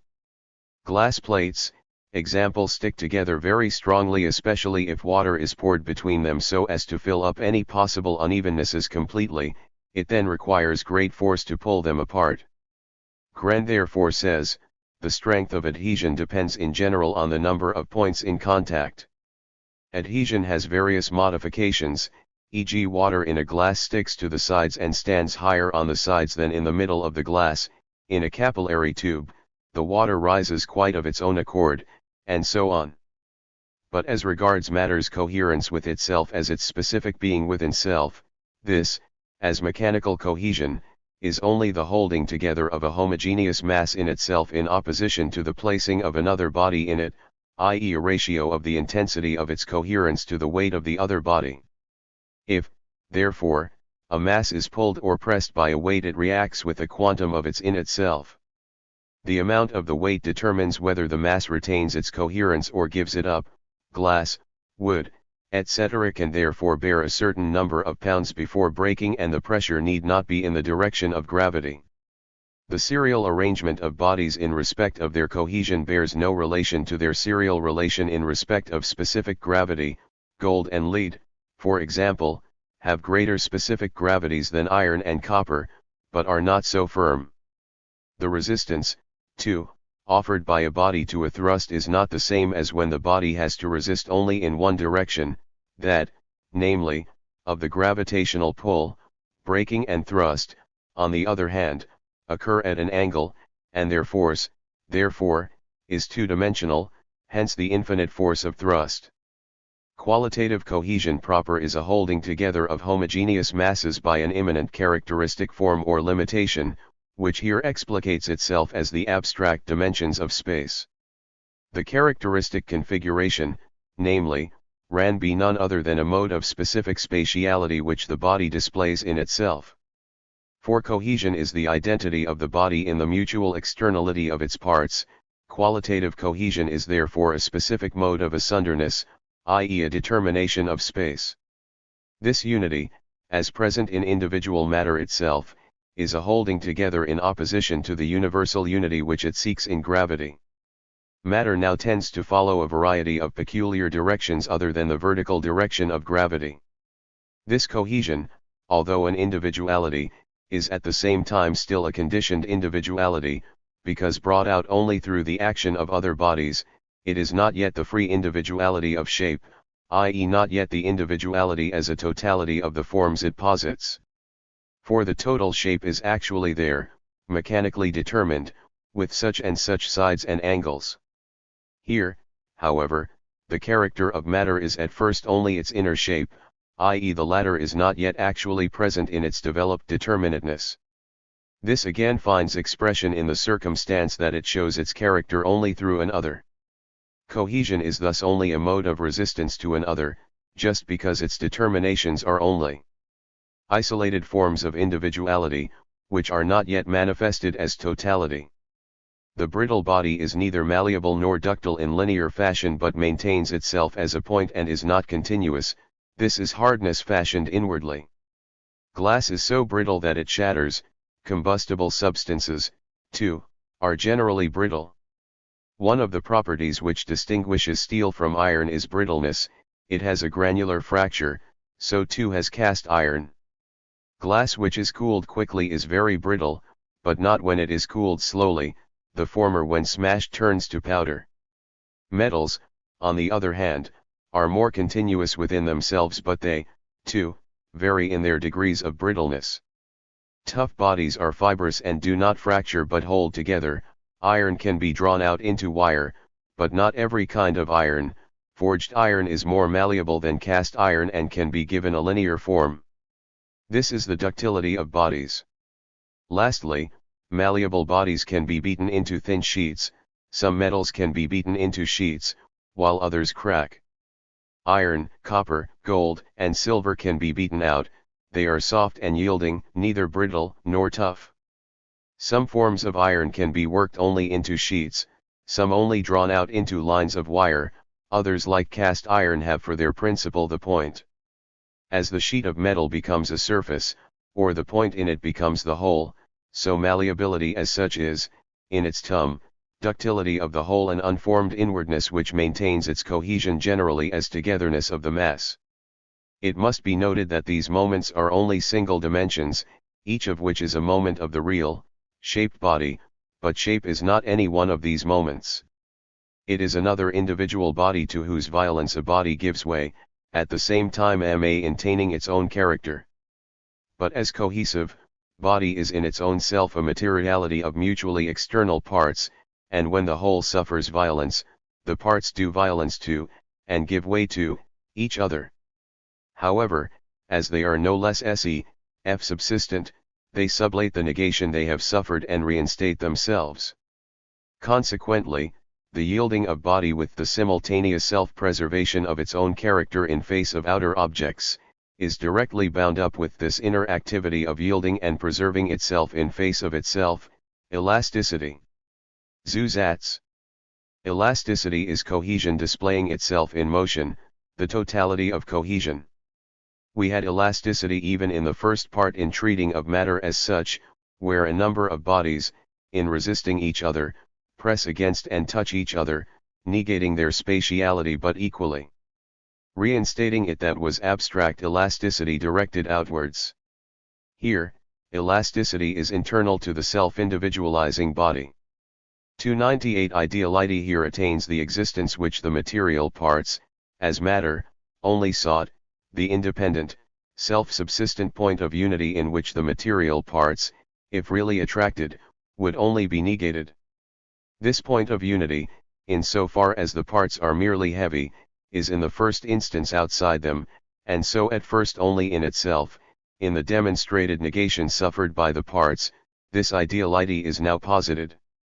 But it is still conditioned, being only one of the sides of the relation, the other side of which is the persistence of the mutually external parts, so that the negation of these gives place to their re-establishment.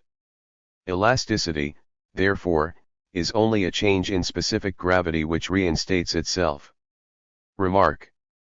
When here and elsewhere mention is made of material parts, these are not to be understood as atoms or molecules, i.e. as having a separate existence of their own, but only as quantitatively or contingently distinguished, so that their continuity is essentially inseparable from their distinctness. Elasticity is just the existence of the dialectic of these moments.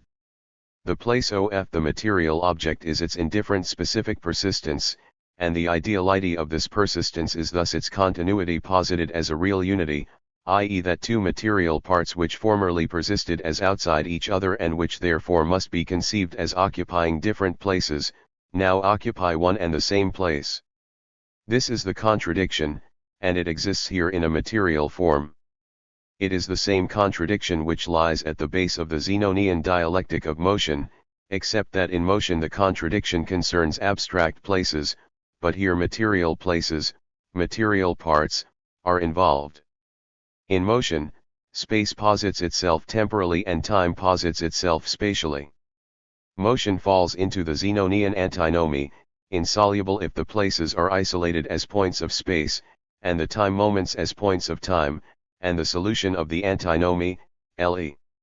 Motion, is reached only when space and time are grasped as in themselves continuous, and the moving body as being at once in and not in the same place, b.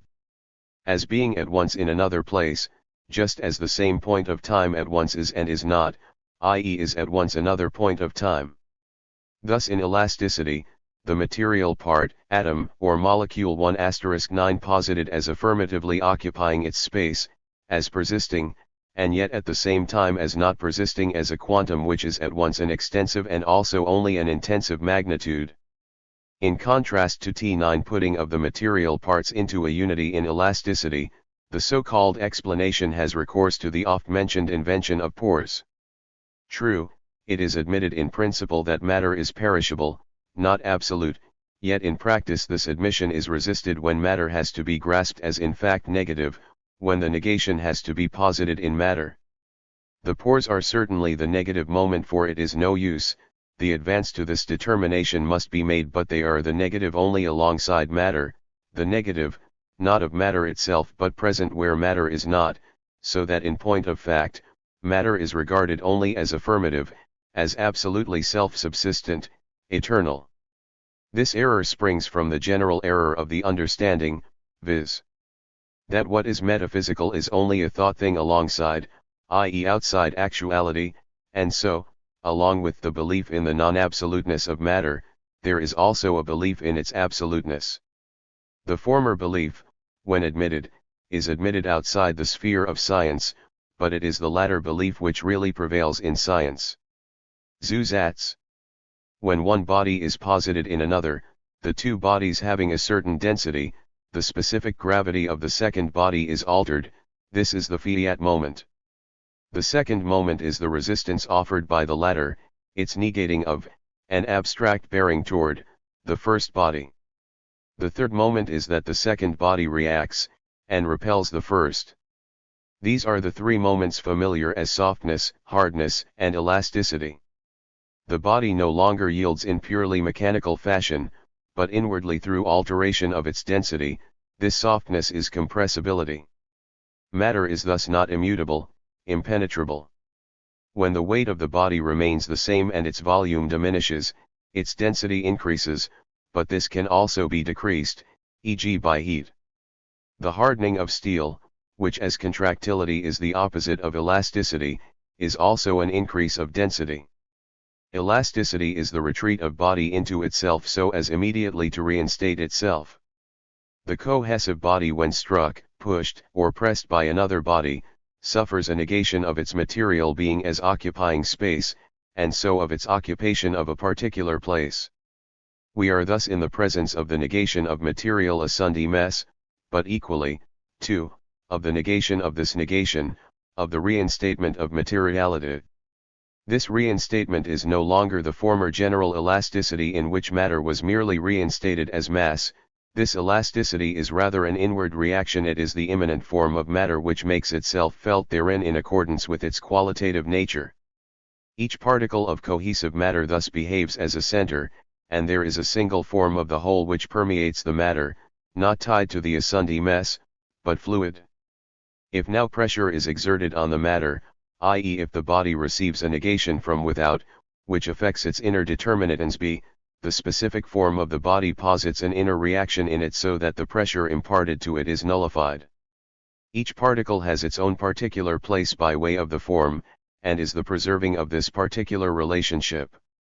In general elasticity, the body acts merely as a mass, but here the motion persists within itself, not as a reaction outwards, but as a reaction inwards till form has reinstated itself. This is the oscillation and vibration of the body which now continues itself inwardly even though the abstract reinstatement of general elasticity has resulted. The motion, it is true, originated externally, but the impact touched its inner form. That inner fluidity of the body is total cohesion. 299 The ideality posited in elasticity is an alteration which is a double negating. The negating of the persistence of the material parts in their mutual externality is itself negated as the re-establishing of their asundi mess and their cohesion. there is a single ideality as an alternation of the two mutually sublating determinations, the inner oscillation of the body within itself sound. Zusatz.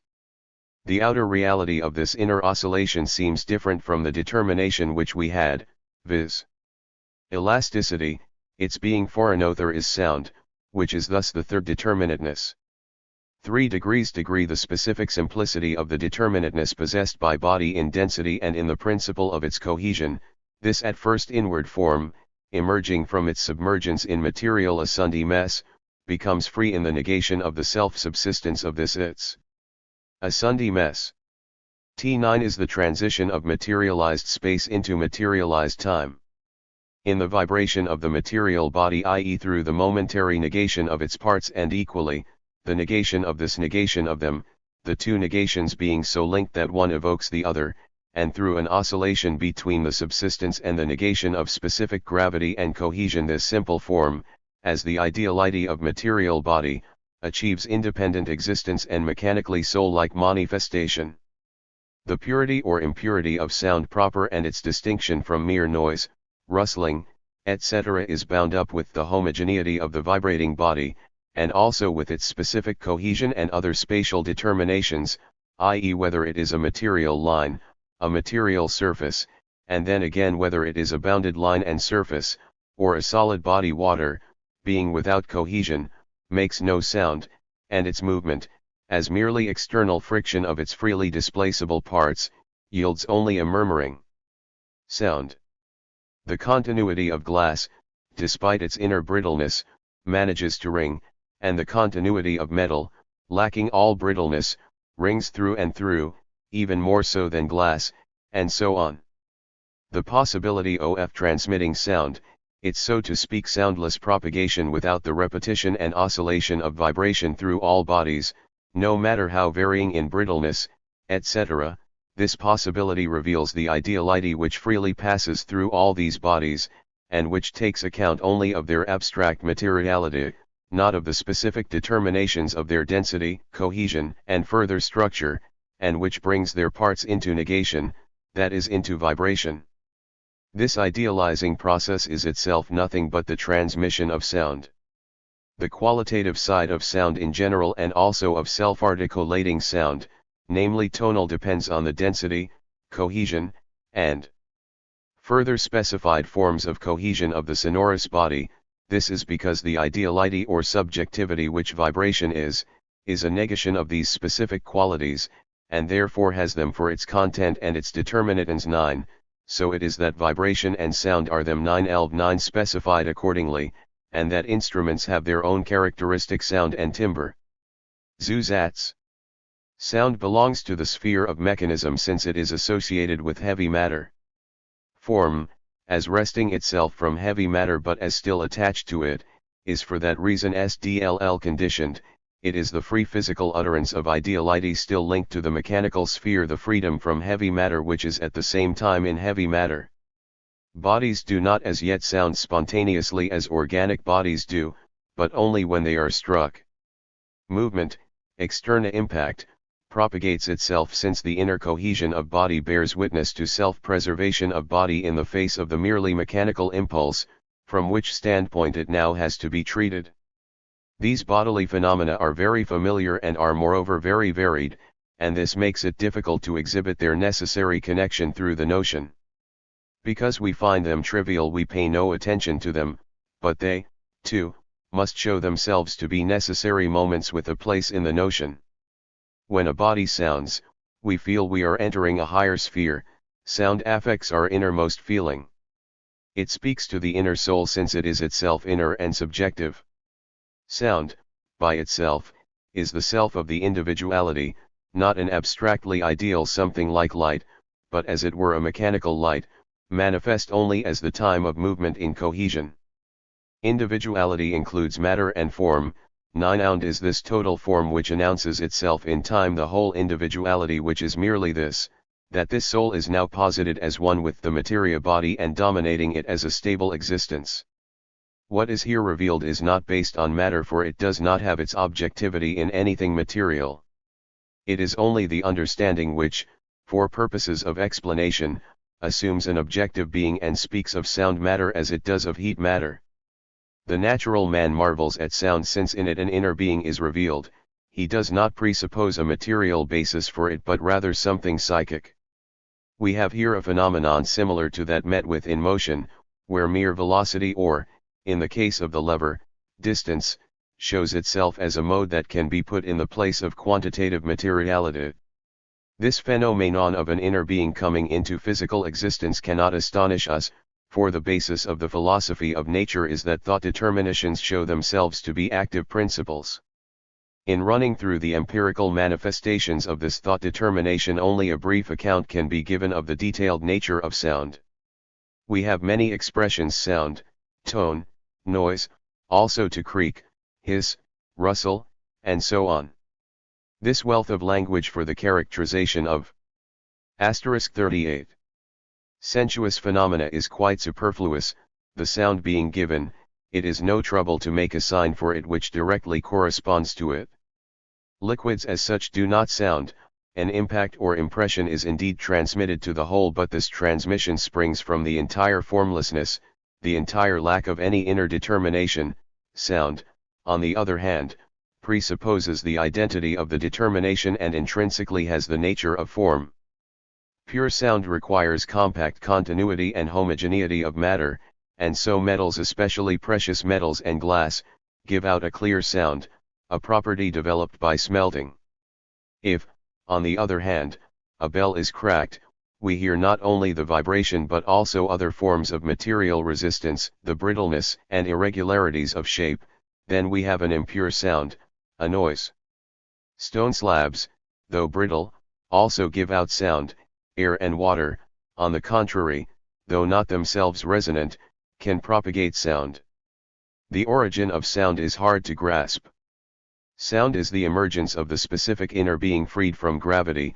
It is the plaint of the ideal in the midst of violence, but also its triumph over the latter since it preserves itself therein. Sound is produced in two manners: by friction, by vibration proper, by elasticity of inner being.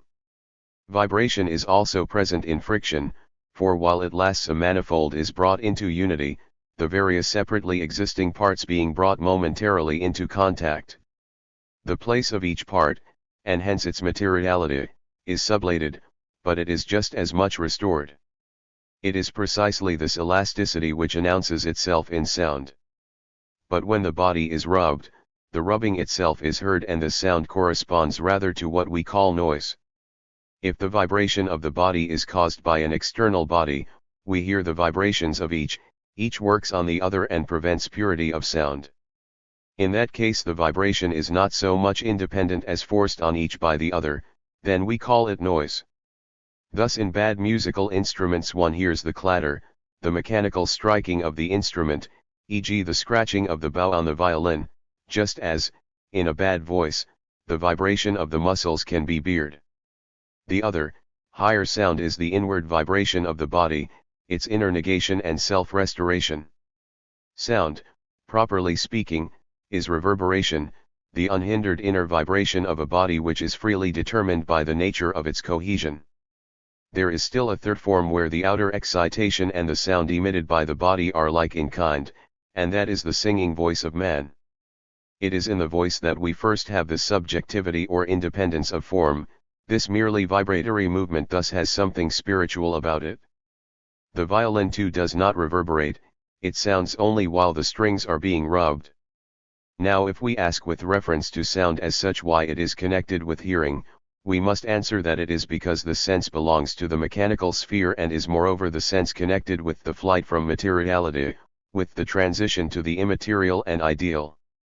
On the other hand, everything associated with specific gravity and cohesion relates to the sense of feeling. The sense of touch is thus the other sense. 139. Of the mechanical sphere, in so far, namely, as this sphere contains the determinations of materiality itself. The particular sound produced by matter depends on the nature of its cohesion, and these specific differences also are connected with the pitch of the sound. But the peculiar determinateness of the sound can strictly speaking only be manifested through a comparison of the intrinsic sounds of bodies. As regards the first point, metals for example have their own specific sound, like the sound of silver and of brass. Rods of different substances of equal thickness and length emit different sounds, as Chladni has observed. Whalebone emits A, tin, B, silver, D in the upper octave, cologne pipes, E, copper, G, glass, C in a still higher octave, deal, C sharp, and so on.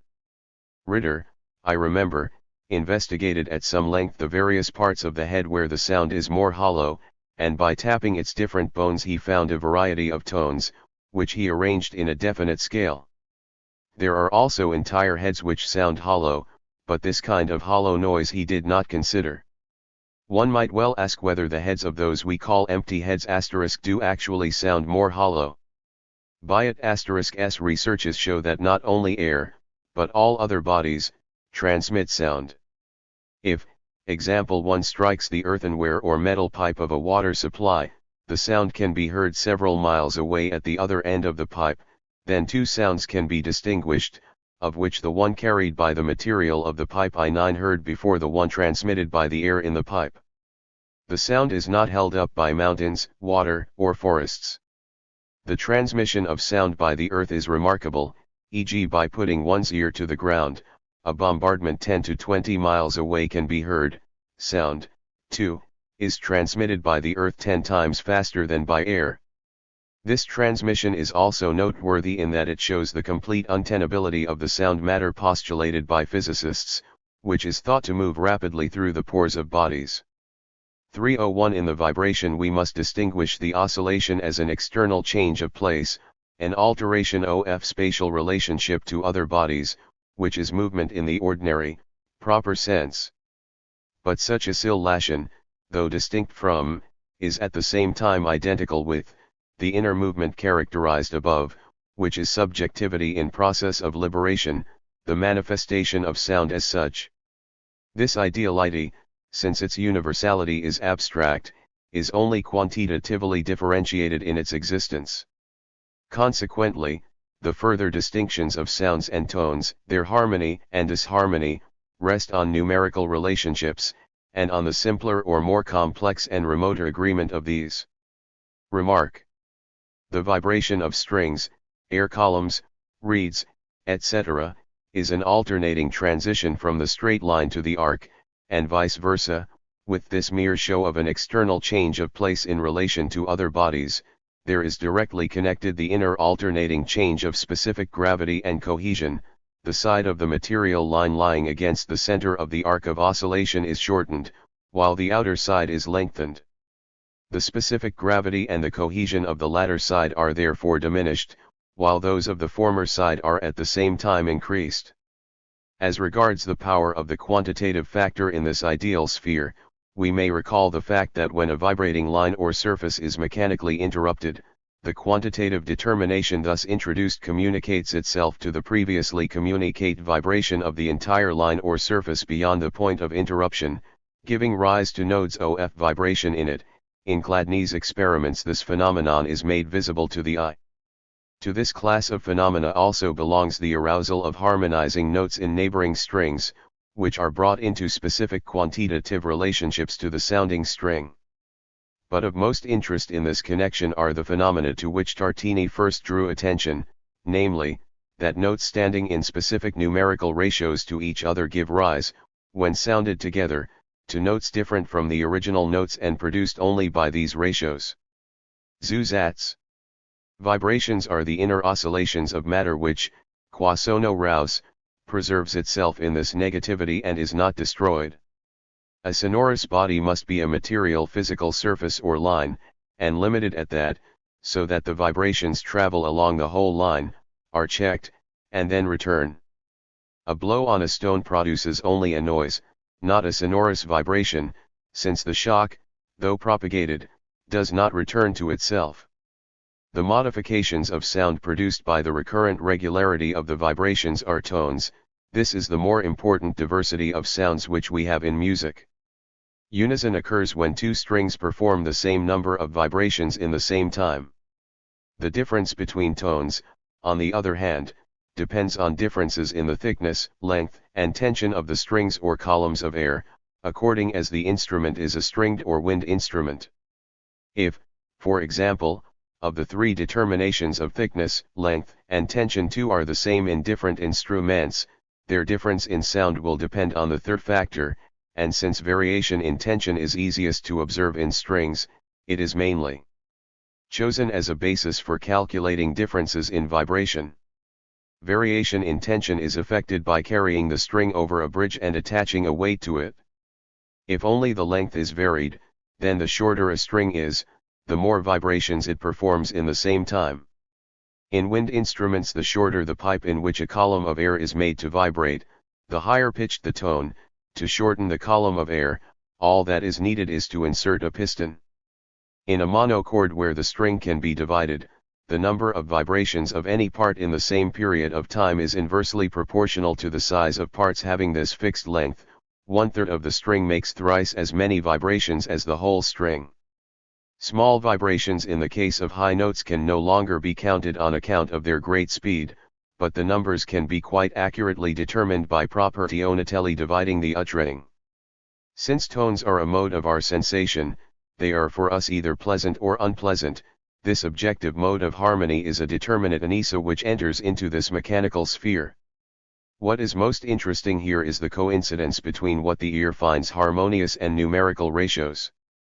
It was Pythagoras who first discovered this coincidence, and this induced him to express determinations of thought, too, in the form of numbers. Harmony is based on the ease of concords, and is a felt unity in difference like symmetry in architecture. But can harmony and melody which so enchant us, appealing to our feelings and passions, depend on abstract numbers? This seems remarkable, astonishing even, but only this determination is present and we may see in it a transfiguration of numerical ratios. The simpler ratios which form the ideal basis of harmony are those which are more readily grasped, and these are primarily those based on the number 2. Half of the string vibrates to the upper octave of the note of the whole string, which is the fundamental. If the lengths of two strings are in the ratio of 2:3, or if the shorter is 2/3 the length of the other, and therefore performs 3 vibrations in the same time as the other performs 2, then the shorter gives out the fifth of the longer string. When 3/4 of a string vibrates, this yields the fourth, which has 4 vibrations to the fundamentals 3, 4/5 yields the major third with 5 vibrations against 4, 5/6 yields the minor third with 6 vibrations against 5, and so on. When a third of the whole string is made to vibrate, this yields the fifth of the higher octave. If a quarter is made to vibrate, this yields the next octave above. A fifth of the string yields a third of the third octave above, or the double octave of the major third, 2/5 yield the third of the next octave, and 3/5 yield the sixth. A sixth of the string yields the fifth of the third octave, and so on. The fundamental, therefore, has 1 vibration while its octave has 2, the third has 1¼ the fifth has 1½ and is the dominant. The fourth presents a more difficult ratio, the string makes 1⅓ vibrations, which is more complicated than 1½ and 1¼ and the fourth is therefore a livelier note. The ratio of the numbers of vibrations in an octave is therefore as follows: if C makes 1 vibration, D makes 9/8, E 5/4, /4/3, G 3/2, A 5/3, B 15/8, C2, or TB ratio is 24/24, 27/24, 30/24, 32/24, 36/24, 40/24, 45/24, 48/24. If one imagines a string divided into 5 parts, and 1/5 part which alone is actually divided off is made to vibrate, nodes are formed in the rest of the string which spontaneously divides itself into the remaining parts. If paper riders are put on the points of division they remain there, but if put elsewhere on the string they fall off, at the former points, therefore, the string is at rest.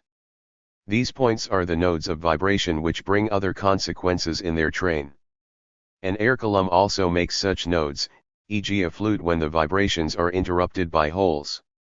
Now the ear takes pleasure in sounds based on the simple ratios of 2, 3, 4, 5, these can express specific relationships analogous to the determinations of the notion, whereas the other numbers, being intrinsically complex combinations, become indeterminate. 1 produces 2 from itself, 3 is the unity of 1 and 2, this led Pythagoras to use them as symbols for the determinations of the notion. If the string is divided into 2, there will be neither difference nor harmony, because the sound is too monotonous. But when the string is divided by 2 and by 3, harmony is produced as the fifth, similarly in the case of the third, which is divided by 4 and 5, and in the case of the fourth, which is divided by 3 and 4.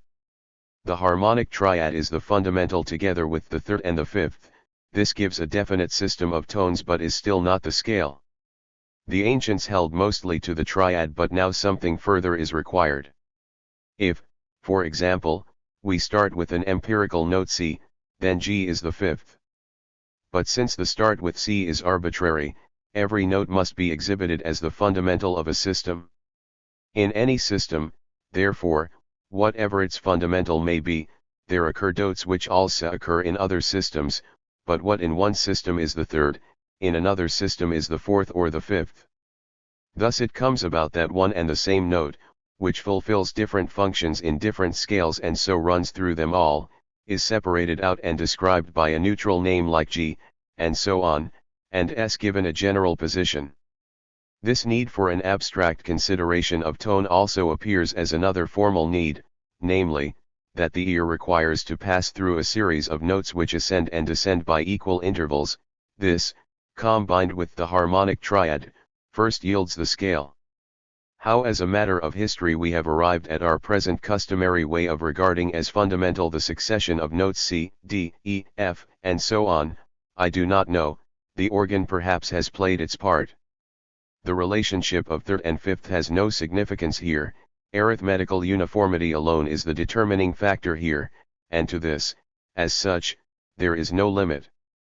The harmonic limit to this ascent is given by the ratio 1:2, the fundamental and its octave, between these two, therefore, we must now also insert the absolutely determined notes. The parts of the string which are to give forth such notes must be greater than half the string, for if they were less, the notes would be higher than the octave. Now in order to produce the said uniformity we must insert between the notes of the harmonic triad notes which have roughly the ratio to each other of the fourth to the fifth, thus we get the whole tones which form a whole interval like that between the fourth and fifth. The interval between the fundamental and the third is filled by the second if 8/9 of the string vibrate, this interval from fundamental to second is the same as that from fourth to fifth, and that from sixth to seventh. The second 0D, has then also a relation to the third, this 2I9 roughly a whole tone, but the ratio is only approximately the same as that of C to D, the two ratios not being in exact agreement. The fifth bears the same ratio to the sixth as D to E. But the ratio of the seventh to the higher octave is like the ratio of the third to the fourth. Now in this advance from E to / and from foot to C, there is a greater inequality than there is between the other notes, the intervals between which are filled up by the so-called half-note 9, i.e. the black notes on the pianoforte. The succession is interrupted precisely by the advance from E to / and from B to C. Thus we have a uniform succession, although it is not completely uniform. The other intervals, too, which are called whole tones are, as remarked, not perfectly equal but distinguished from each other as greater and lesser tones. The former comprise the intervals from C to D, from F to G and from A to foot, all of which are equal. The latter, on the other hand, include the intervals from D to E and from G to A which, although equal to each other, differ from the former in not being quite a whole tone. This small difference between the intervals is what is called the comma in musical theory. The basic determinations of fifth, fourth, third, etc., must remain the foundation. The formal uniformity of the progression of notes must be regarded as of secondary importance. The ear which holds fast to the, so to speak, merely mechanical progression of an arithmetical advance from which ratios are absent and goes simply from 1 to 2, must yield to the ear which holds to the ratios of the absolute division of sounds. The differences, After all, very slight, and the ear yields to the internal, predominant harmonic ratios. In this way, the harmonic basis and the uniformity of advance form the first opposition which presents itself here. And because these two principles are not in exact agreement, it is to be feared that with a further development of the system of tones, this difference will become more apparent, namely, when a note in a particular scale is made the tonic of another scale, and for this other scale the same notes are to be used, and for several octaves too. Thus, if G is the tonic, then D is the fifth, but if foot is the tonic, D is the third, and for A it is the fourth, and so on. Since the same note is supposed to be in turn third, fourth, and fifth, this cannot be perfectly achieved in instruments with fixed notes. In these, the further the development is carried, the more pronounced are the differences. Notes which are correct in one key are not so in another, which would not be the case if the intervals were equal. The keys thereby acquire an inner diversity, i.e. one which rests on the nature of the ratios of the notes in their scale. We know that if, for example, the fifth of C is now made the tonic, and the fifth of this is taken T and again the fifth of this, and so on, then on the pianoforte the 11th and 12th fifths are not pure and no longer fit in the system where these notes were tuned from C, thus in relation to C they are false fifths. And from this results, too, an alteration of further tones, of the half tones, etc., in which the impurities, differences, and discords emerge much earlier on. So far as this confusion can be remedied, it is made good by a fair and equal distribution of the inequalities. In this way, perfectly harmonic harps have been invented in which each system C, F, and so on, has its own half notes. Formerly, each fifth WA9 slightly diminished from the start so that the difference was uniformly distributed, but as, again, this jarred on those with fine hearing, the instrument had to be restricted to a range of 6 octaves. Generally, scales in which such dissonances occur are less frequently used, or else those particular combinations are avoided where the notes are noticeably impure. What remains now to be made explicit is how harmony is manifest objectively, its objective effect. Here we are presented with phenomena which at first sight are paradoxical, since what is merely audible in the notes provides no ground for them, they can be understood solely through numerical ratios. In the first place, when a string is made to vibrate, it spontaneously divides itself in its vibrations into these ratios. This is an immanent, characteristic ratio of nature, an activity of form within itself. Not only is the fundamental heard, but also the fifth of the higher octave and the third of the still higher octave. A practiced ear also hears the second octave of the fundamental and its double octave. Thus notes are heard which are represented by the whole numbers 1, 2, 3, 4, 5. When a string is fixed by 2 points, a note of vibration is formed in the middle. This again is in relationship with the end points, and so we have the phenomenon of different sounds which are harmonious. Secondly, notes can be aroused from a string without striking it but by striking another. It is thought understandable that a string emits its own note when struck, but it is not so easy to see why, when a number of notes are played, often only one note is heard, or when 2 notes are played, a third can be heard. This, too, rests on the nature of these numerical relationships. One phenomenon is that when strings which have a certain relationship to each other are plucked simultaneously, only the fundamental is heard. There is, for example, in the organ a stop which makes a single key produce 5 tones, and although each pipe has its own tone, yet these 5 tones result in only one. This occurs when these 5 pipes or tones are the following: the fundamental E, the octave of C, the fifth of the next octave, the third C, the third of the still higher octave. Only the fundamental C is then heard. 145. And this because the vibrations coincide. The different notes must, of course, be taken within a certain range, not too low and not too high. The reason for this coincidence is as follows. When the lower C has 1 vibration, the octave has 2. The G of this octave has 3 vibrations, whereas the fundamental has 1, for the next fifth ha 1 and a half vibrations, and this G therefore has 3. The third C has 4 vibrations. The third of that octave has 5 vibrations, whereas the fundamental has 1. For the third makes 5/4 times as many vibrations as the fundamental, but the third of the third octave 4 times as many, and that is 5 vibrations. The nature of these vibrations is therefore such that the vibrations of the other notes coincide with those of the fundamental. The strings of these notes are in the numerical ratio of 1, 2, 3, 4, 5, and all their vibrations finish simultaneously, since after 5 vibrations of the highest note, the lower have completed exactly 4, 3, 2, or 1 vibration. Because of this coincidence only one C is heard.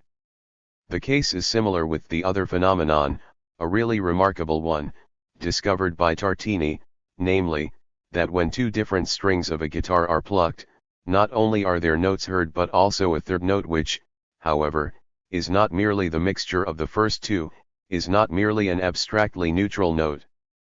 If, for example, C and G of a certain octave are plucked together, then C of the next lower octave is also heard. The reason for this is as follows: when the fundamental has 1 vibration, the fifth has 1.5, or 3 when the fundamental has 2. When the fundamental makes 1 vibration, and this first vibration still persists, the second vibration of the fifth has already begun. But the second vibration of C, which begins during the period of the second vibration of G%, finishes at the same time as the third vibration of G, so that the next vibrations of the 2 notes begin simultaneously. There are periods, says Bayat therefore, when vibrations reach the ear simultaneously and others when they reach it separately. It is as when a person makes 3 steps in the same time in which another person makes 2, after the first has taken 3 steps and the second 2, both begin the next step together. In this way there occurs a periodic coincidence after 2 vibrations of C. This coincidence is twice as slow or half as fast as the vibration of C. But when the vibration of one tone is half as fast as that of the other, we have the lower octave which vibrates once while the other tone vibrates twice. This can best be demonstrated on a well-tuned organ. The lower octave can be heard and on a monochord, too, though that instrument cannot itself produce the note. A.B.T. Vogler has based a special system of organ building on this fact. In such an organ several pipes, each of which has its own tone, together produce another pure tone which requires neither a particular pipe nor a special key.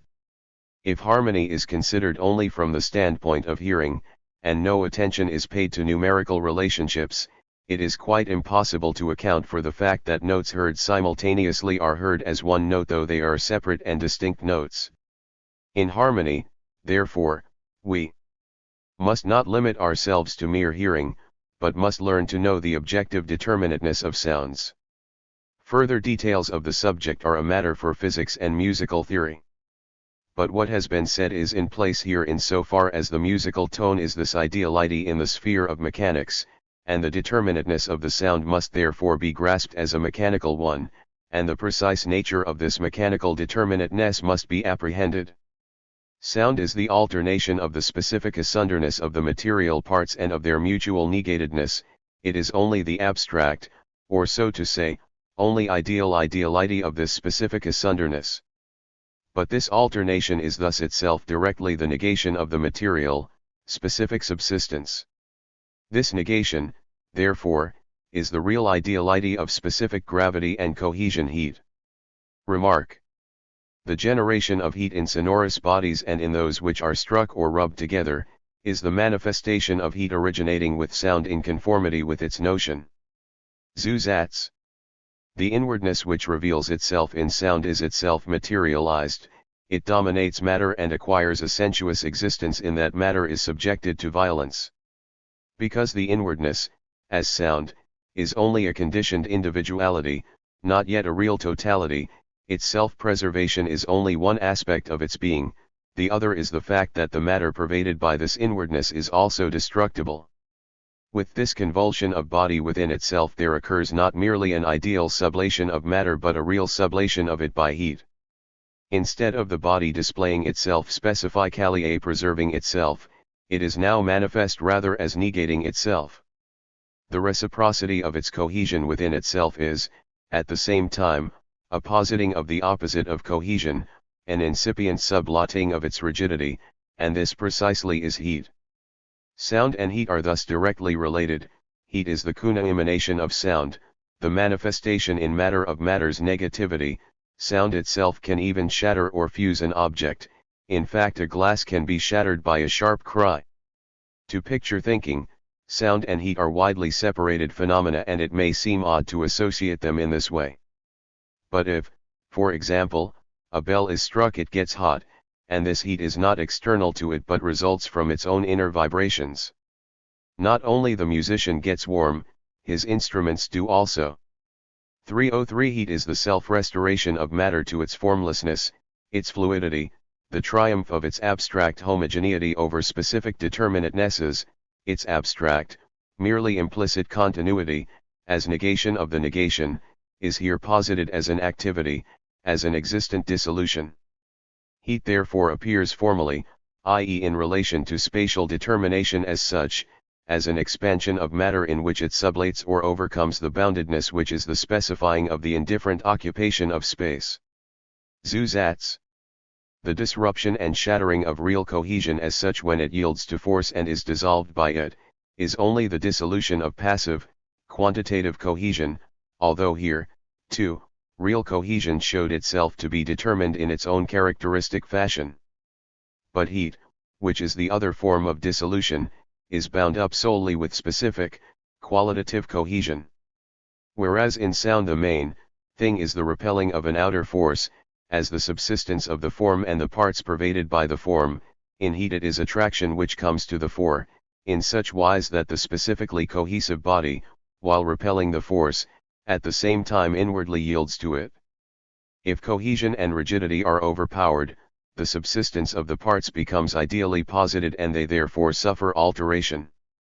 This inner melting of the body is the birthplace of heat in which sound perishes, for the fluid body as such resounds no more, any more than the merely rigid, brittle, or powdery body. Heat is not a disruption of bodies into masses, but one only in which the parts stay clinging together.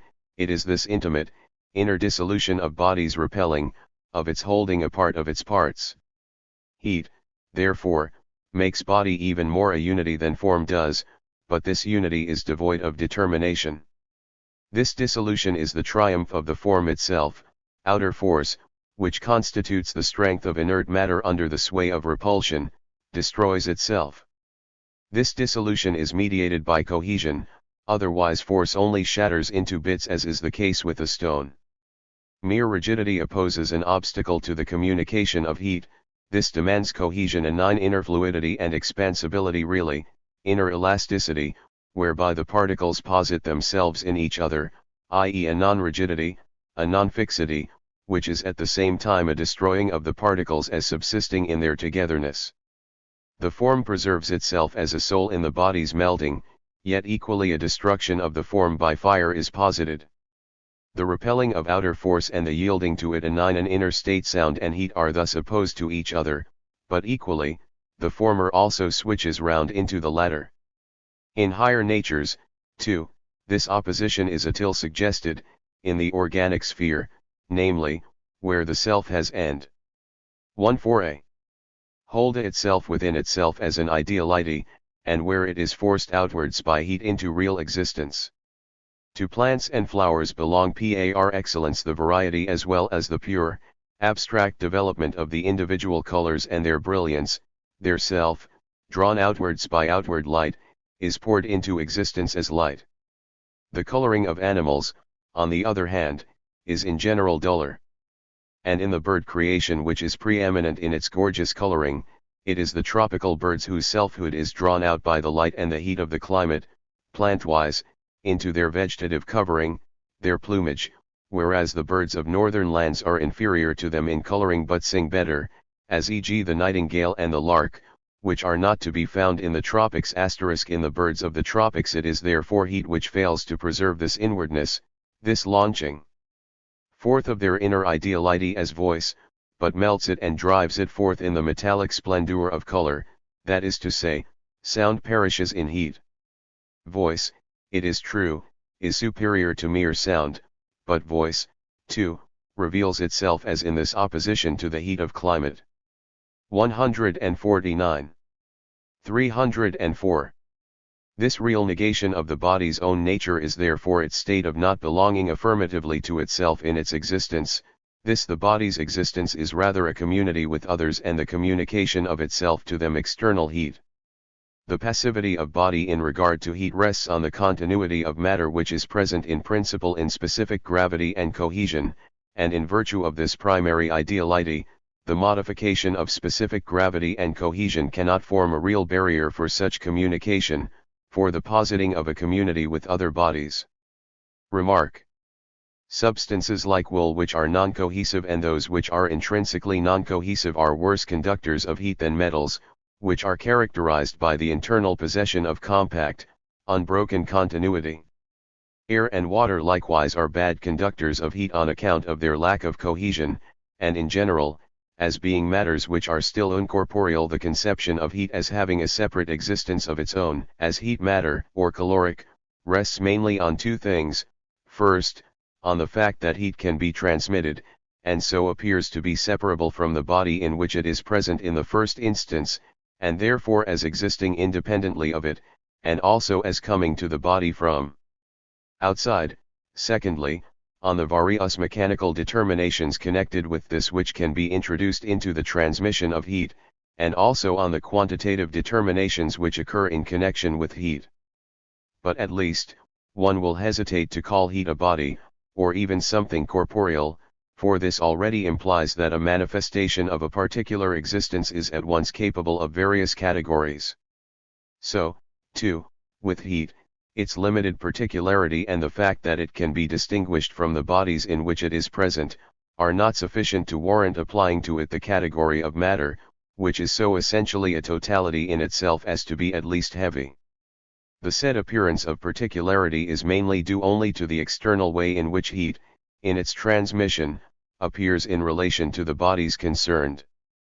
Rumford's experiments on the heating of bodies by friction, in the boring of cannon, for example, should have sufficed long since to dismiss the conception of heat as a particular, independent existence. These demonstrate irrefutably that heat is in its origin and nature a mere condition or state of body. The abstract conception of matter implies of itself the determination of continuity, which is the possibility of transmission, and, as activity, the actuality of it, and this implicit continuity becomes activity as the negation of form, i.e. of specific gravity and cohesion, as it will subsequently be the negation of shape. Zusatz. In the world of appearance, sound and heat are 150. Themselves appearances. The chief characteristic of a state is that it is communicable and has been communicated, for state asterisk is essentially a common determination and a dependence on environment. Heat therefore is communicable because it is determined as an appearance, and not merely as such, but within the fields where the reality of matter is presupposed. It is a being which is at the same time an illusory being, or an illusory being which is still a being. The being is the cohesive body, its dissolution, the negation of cohesion, is the illusory being. Thus heat is not matter but the negation of this reality, yet no longer the abstract negation which is sound, nor as yet the completed negation which is fire. As a materialized negation, or a negative materialization, it is something present, and present in the shape of universality, community, just as much as still real subsistence as a negation and existent passivity in general. As this merely apparent negation, heat is not self-subsistent but is dependent on an other. Heat, then, is essentially diffusible, and, in diffusing itself, posits exact likeness of a body with other bodies. This diffusion can be externally determined through the surfaces of bodies. Thus heat can be concentrated by burning glasses and concave mirrors. The same can be done even with cold. I believe the experiment is one of Professor Pictet's of Geneva. Now since bodies are themselves capable of being posited as apparent, they cannot keep off heat from themselves, for it is implied in their nature that their cohesion can be negated. They are thus in themselves or implicitly, that which in heat comes to exist outwardly, and this in itself or implicit nature is precisely their passivity. For that is passive which is only in itself * or implicit, Ju 9t as a man, example who is only virtually or in principle rational, is a passive creature.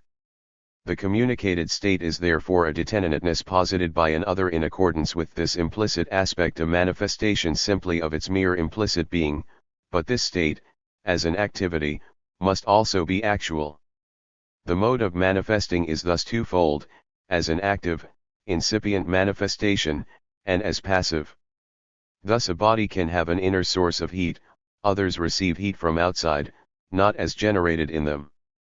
The transition from the primary origin of heat in the alteration of cohesion, into faux external relationship where something already in existence is added to something else, as occurs in the diffusion of heat, is the revelation of faux absence of selfhood in such determinations.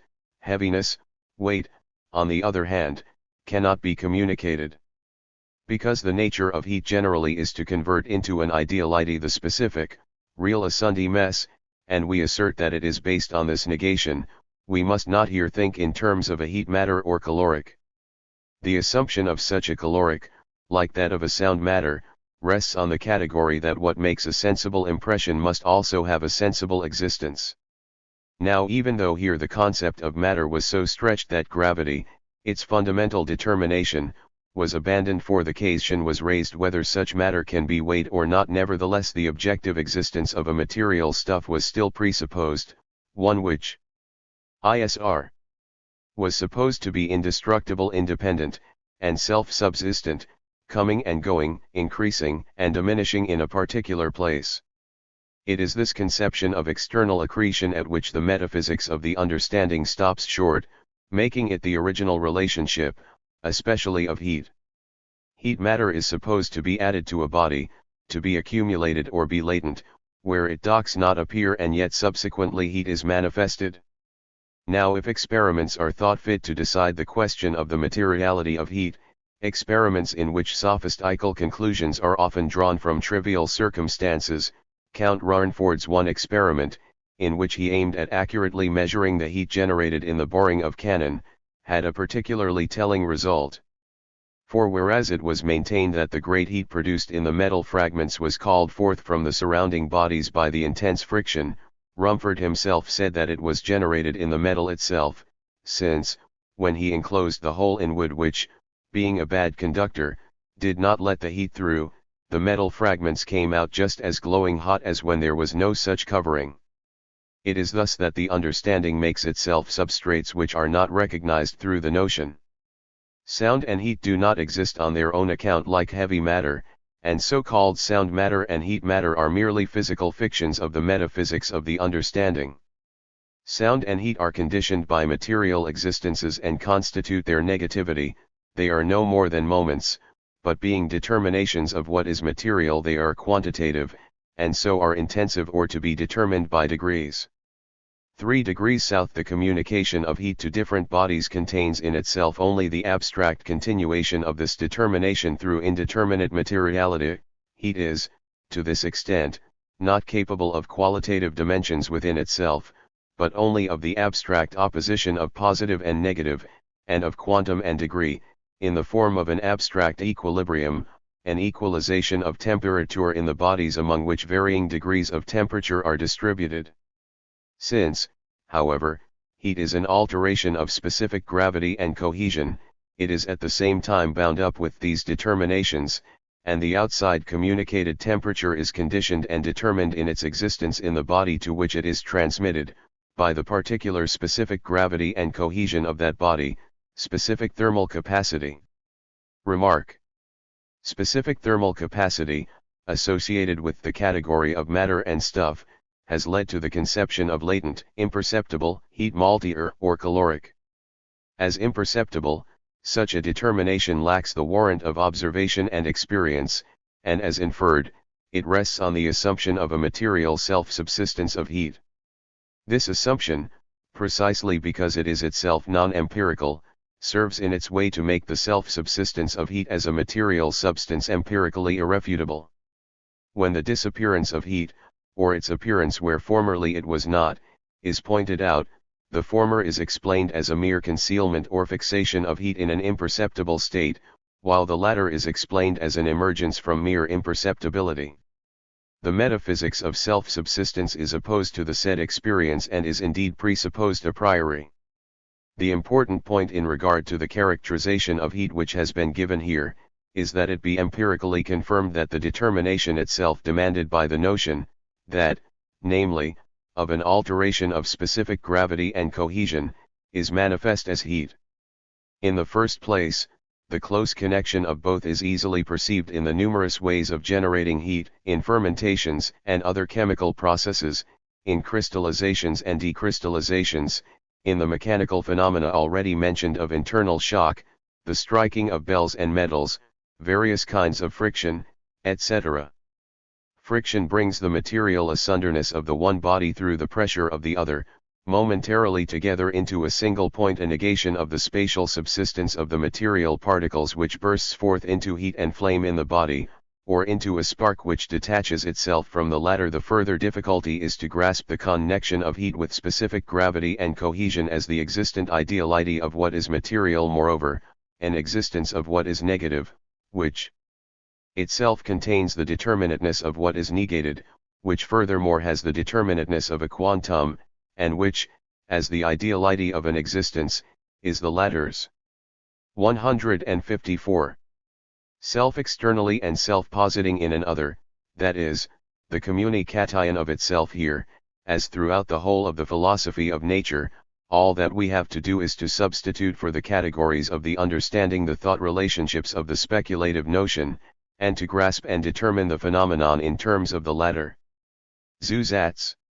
Just as each body has a specific mode of sound according to its specific cohesion, so heat too is specific.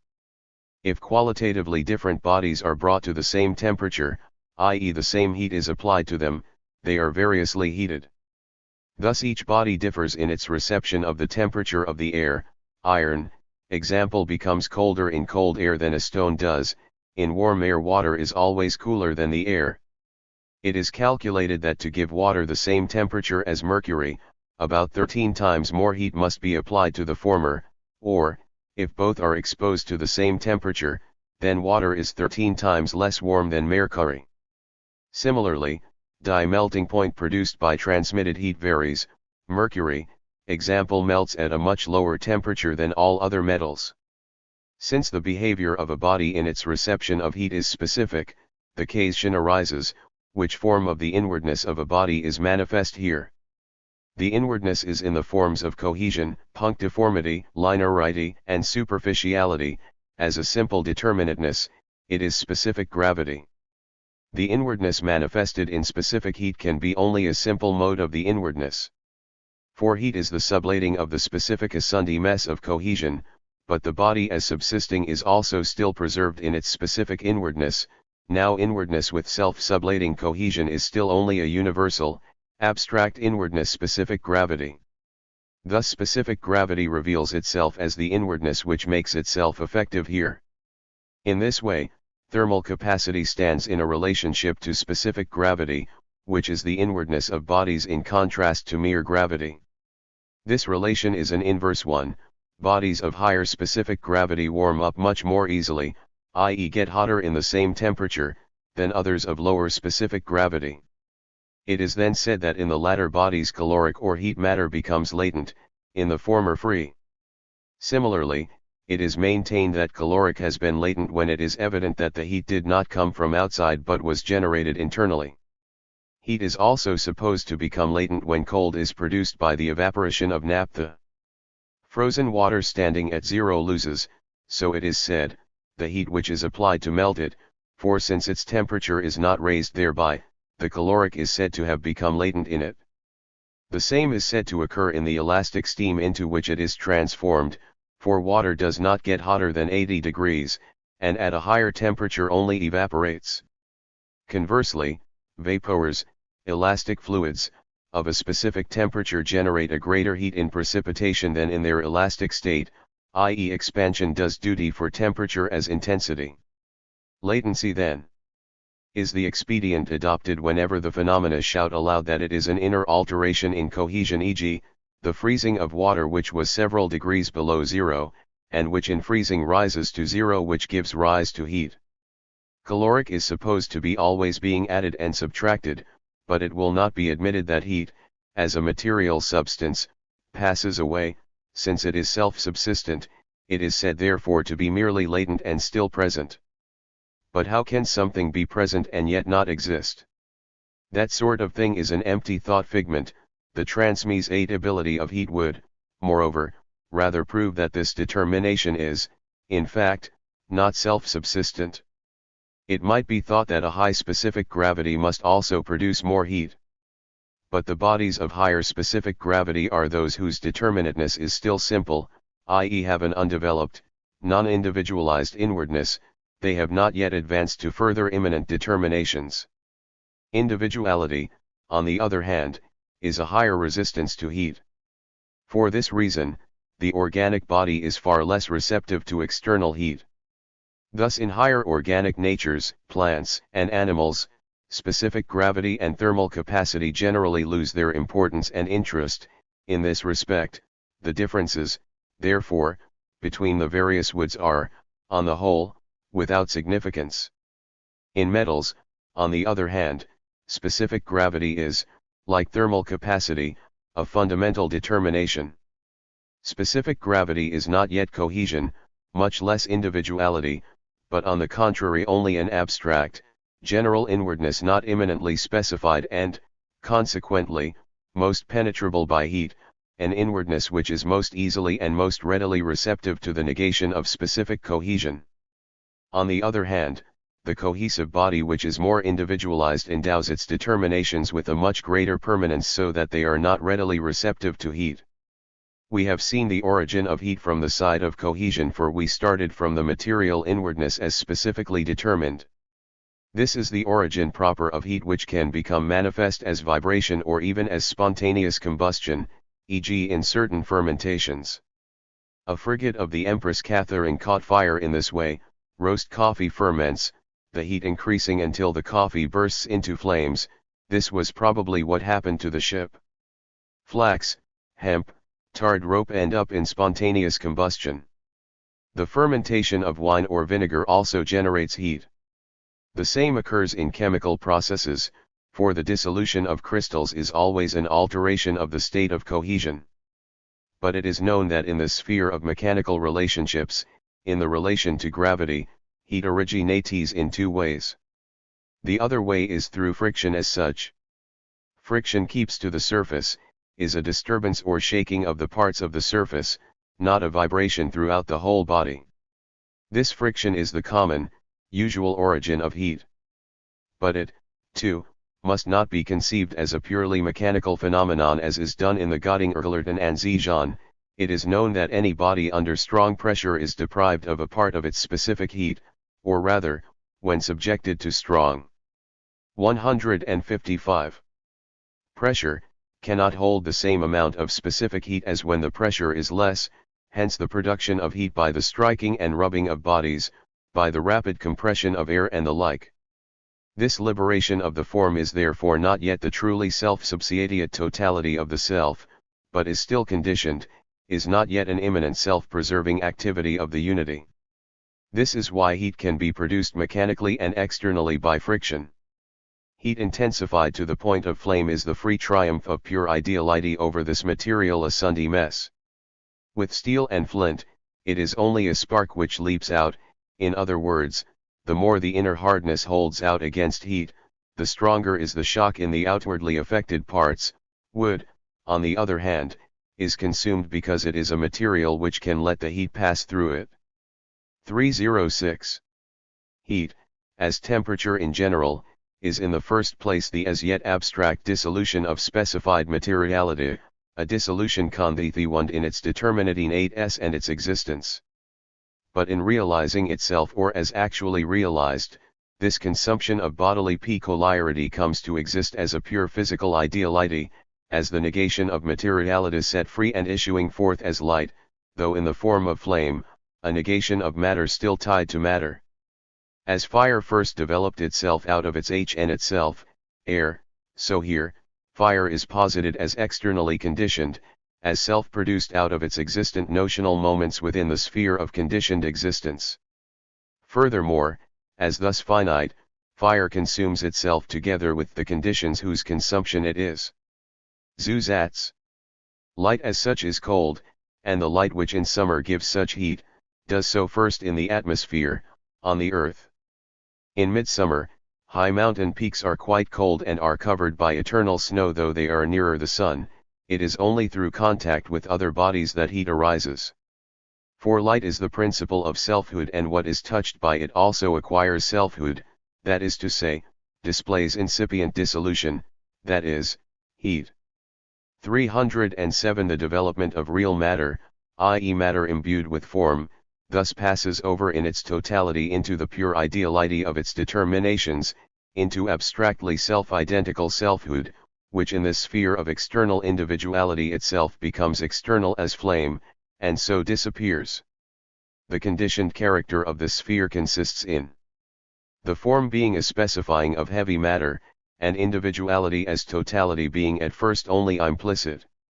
In heat is posited the moment of the real dissolution of the rmmpound of specified material things with their initial mutual indifference. The form as a totality is consequently now immanent in matter, which does not resist its selfhood as the infinite self-relating form has, as such, entered existence. It maintains itself in the externality subjected to it and is, as totality which freely determines these material things, free individuality.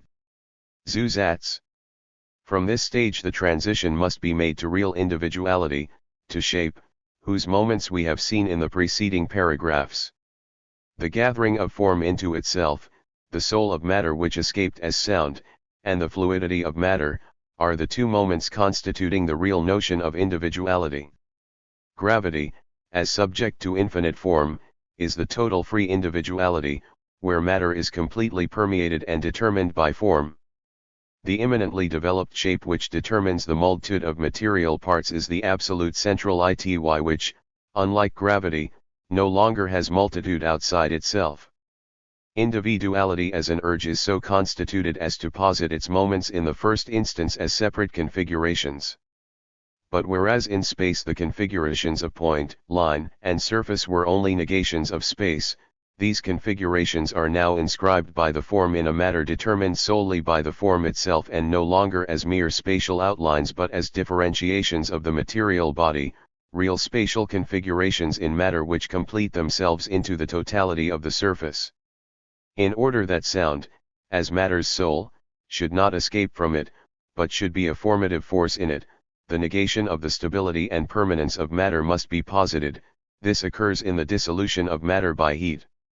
The penetrability of matter originally posited by the notion is now posited as existent. We started with the inwardness of matter as specific gravity, where matter was taken to be immediately so constituted that the form could build itself into it. This in itself asterisk of matter, its capacity for being penetrated and dissolved, had, however, also to both shown up as existent, namely through cohesion. The dissolution in cohesion of the asundi mesof matter annuls cohesion itself, and what remains is specific gravity.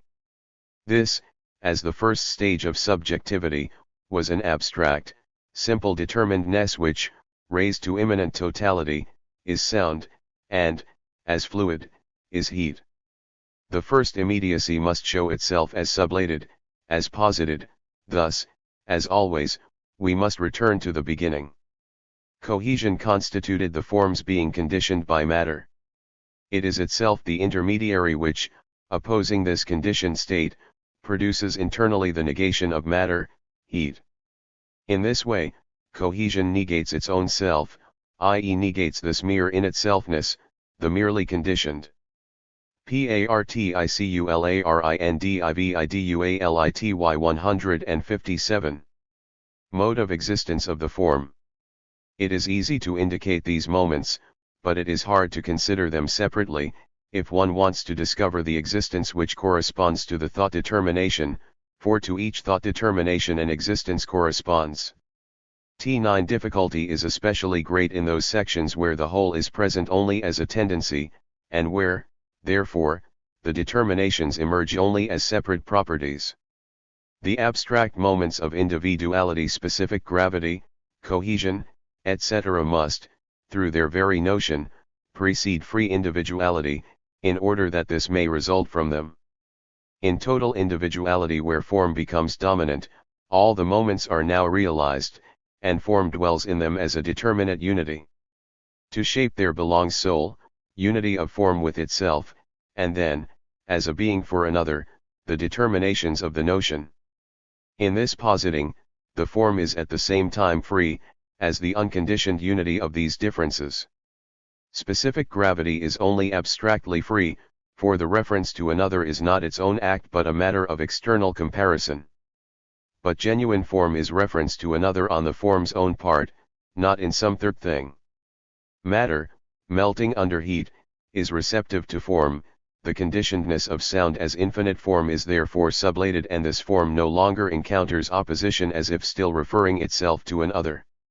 Heat is shape in process of liberating itself from shape, a light which gives itself substance, and which contains the moment of passive shape as sublated within itself. Matter, qua heavy, is at first only in itself and sich, the totality of the notion, as such it is without intrinsic form. The notion posited in it with its particular determinations, at first manifests the finite individuality whose particular moments fall asunder.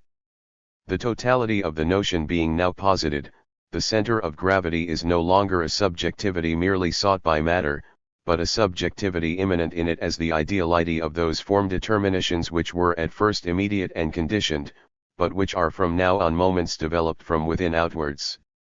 Material individuality, being thus identical with itself in its development, is infinitely for itself but is at the same time constituent. It is the subjective totality, but at first only in immediate fashion. Therefore, though infinitely for itself, it involves relationship to another, only as it develops are this externality and this conditionedness posited as self-sublating. Individuality thus becomes the existent totality of material being for self, which is then life in principle, and in the notion passes over into life. Zusatz. The two moments of real physical body form as an abstract whole and determinable matter confronting it are in themselves identical. Therein lies their transition into one another in conformity with the notion. For just as form is the pure, physical self-related identity with self which lacks determinate being, ao matter, too, a six fluid, is this universal identical existent which offers no resistance. Matter, like form, is without internal distinction, and is thus itself form. As universal, matter's destiny is to become inwardly determinate, and this is precisely what form, whose in itself matter is obliged to be. At first, we had individuality in general. The next stage was the positing of this individuality as distinct from gravity, in its finite, restricted determinateness. The third stage is the return of individuality out of difference to itself. Now this itself, in turn, has three forms or determinations.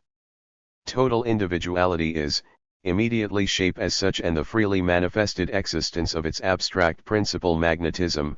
It determines itself to difference, the particular forms of corporeal totality. This particularization carried to extremes is electricity. The reality of T9 particularization is the chemically differentiated body and its relationships, the individuality which has bodies for its moments, and which realizes itself as a totality chemical process. Zusatz. In shape, the infinite form is the determining principle of the material parts, the connectedness of which is now no longer only the indifferent relationship of space. Shape, then, does not remain at the stage of this its notion, because this itself is not a stable, inert subsistence, but, as self-differentiating, it essentially develops into real properties not ideally contained in the unity but also endowed with separate existence. These differences, determined as having qualitative individuality, are the elements, but these as belonging to those sphere of individuality, i.e. as specified as united with individualized matter, or rather as transformed into it. In itself, i.e. in the notion, the defect. I-608 tilataring to form has in this way been made good. But now necessity again demands the positing of this in itself, or the self-begetting of shape, that is, the transition must also be made into existence. The result therefore is this, that shape is generated. This is the return to the first stage which now, however, appears as produced. This return now is at the same time the transition into something further, thus the chemical process contains in its notion the transition into the organic sphere. At first we had process as motion in the sphere of mechanics, then as process of the elements, now we have the process of individualized matter. SHAPE 3. Body as total individuality, is immediately quiescent totality and thus a form of the spatial togetherness of matter, consequently, at first a mechanism again. Shape is thus a material mechanism of the now unconditioned and freely determining individuality body, whose external limitation in space as well as specific kind of interconnectedness, is determined by the immanent and developed form. In this way, form manifests itself through its own activity, and does not show itself merely as a characteristic mode of resistance to outside force. Zusatz.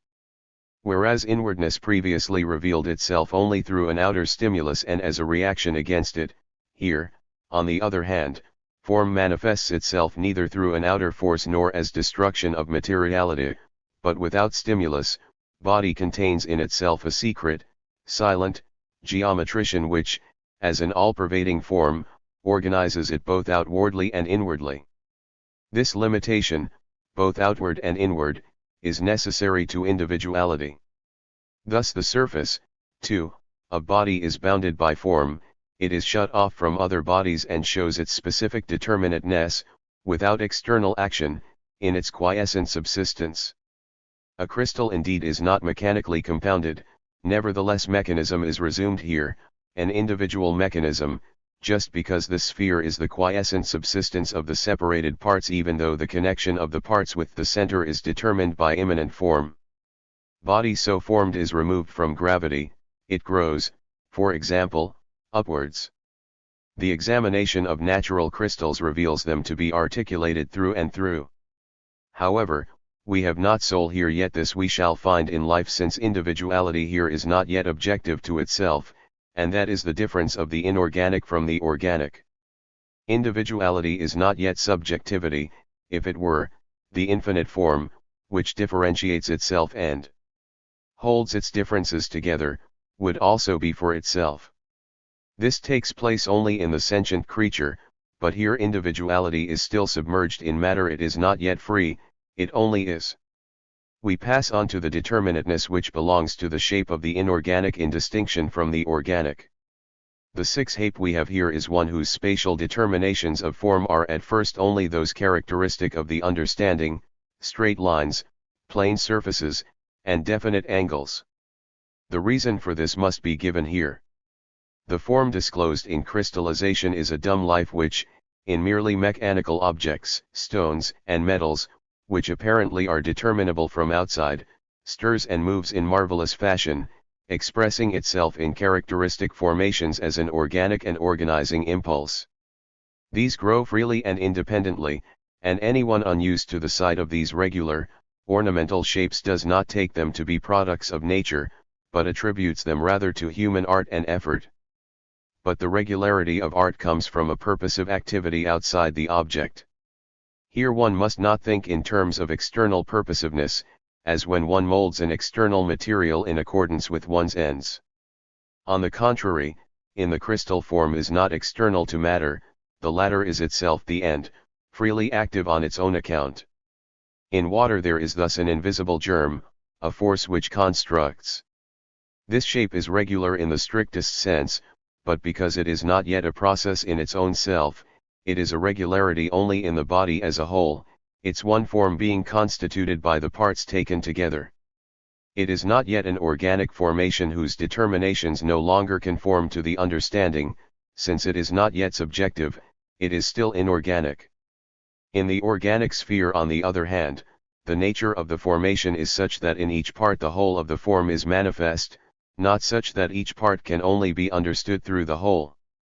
In the living organism, therefore, each point of the periphery is the whole, just as I am sentient in every part of my body. From this it follows that the shape of the organism is not based on straight lines and plane surfaces, which belong only to the abstract direction of the whole, and are not immanent totalities. But in the living shape we have curves, since each part of a curve can only be grasped through the whole law of the curve. This is definitely not the case with the shape characteristic of the understanding. But the roundness of the organism is neither circular nor spherical, for these two again are curves of the understanding, since the relation of all points of the periphery to the center is once more abstract identity. The curved line which we have in organisms must have difference immanent in it, but so that the differences are in turn subordinated to equality.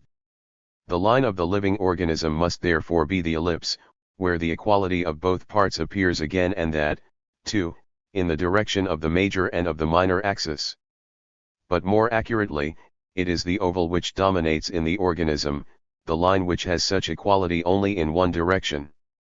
Mahler therefore aptly remarks that all organic forms, example of feathers, wings, of the head, all the lines of the face, all the shapes of leaves, of insects, birds, fishes, etc. are modifications of the oval or else of the undulant line, which for this reason he also calls the line of beauty.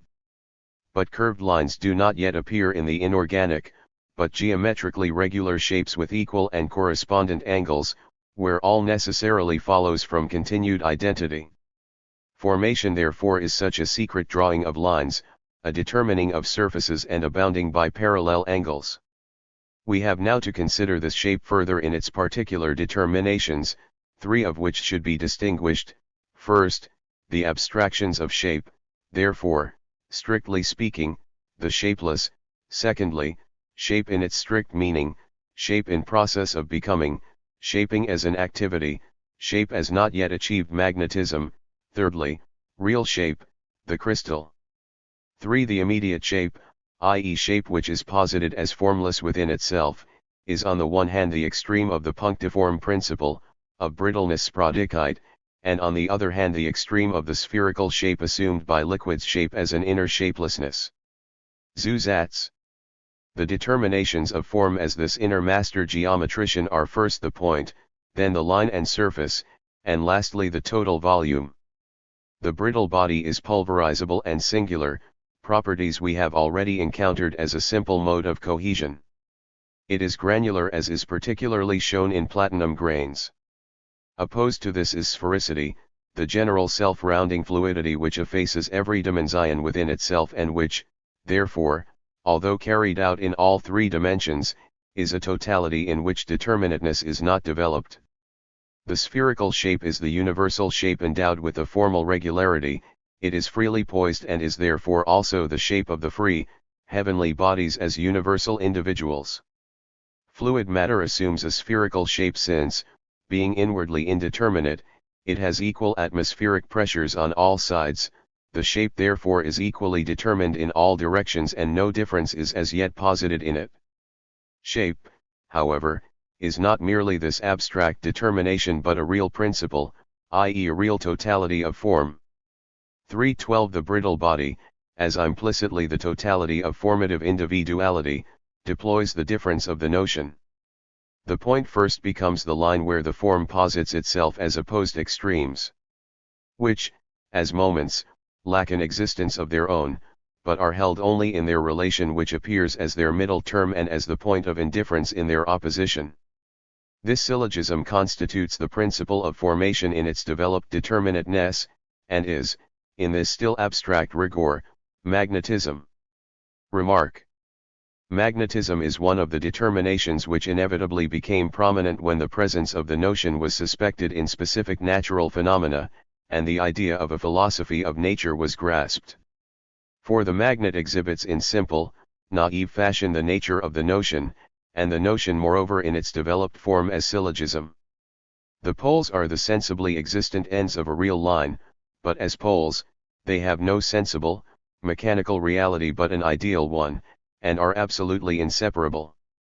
The point of indifference, where they have their substance, is the unity where they exist as determinations of the notion, so that they have meaning and existence solely in this unity, Polarity is the relation only of such moments.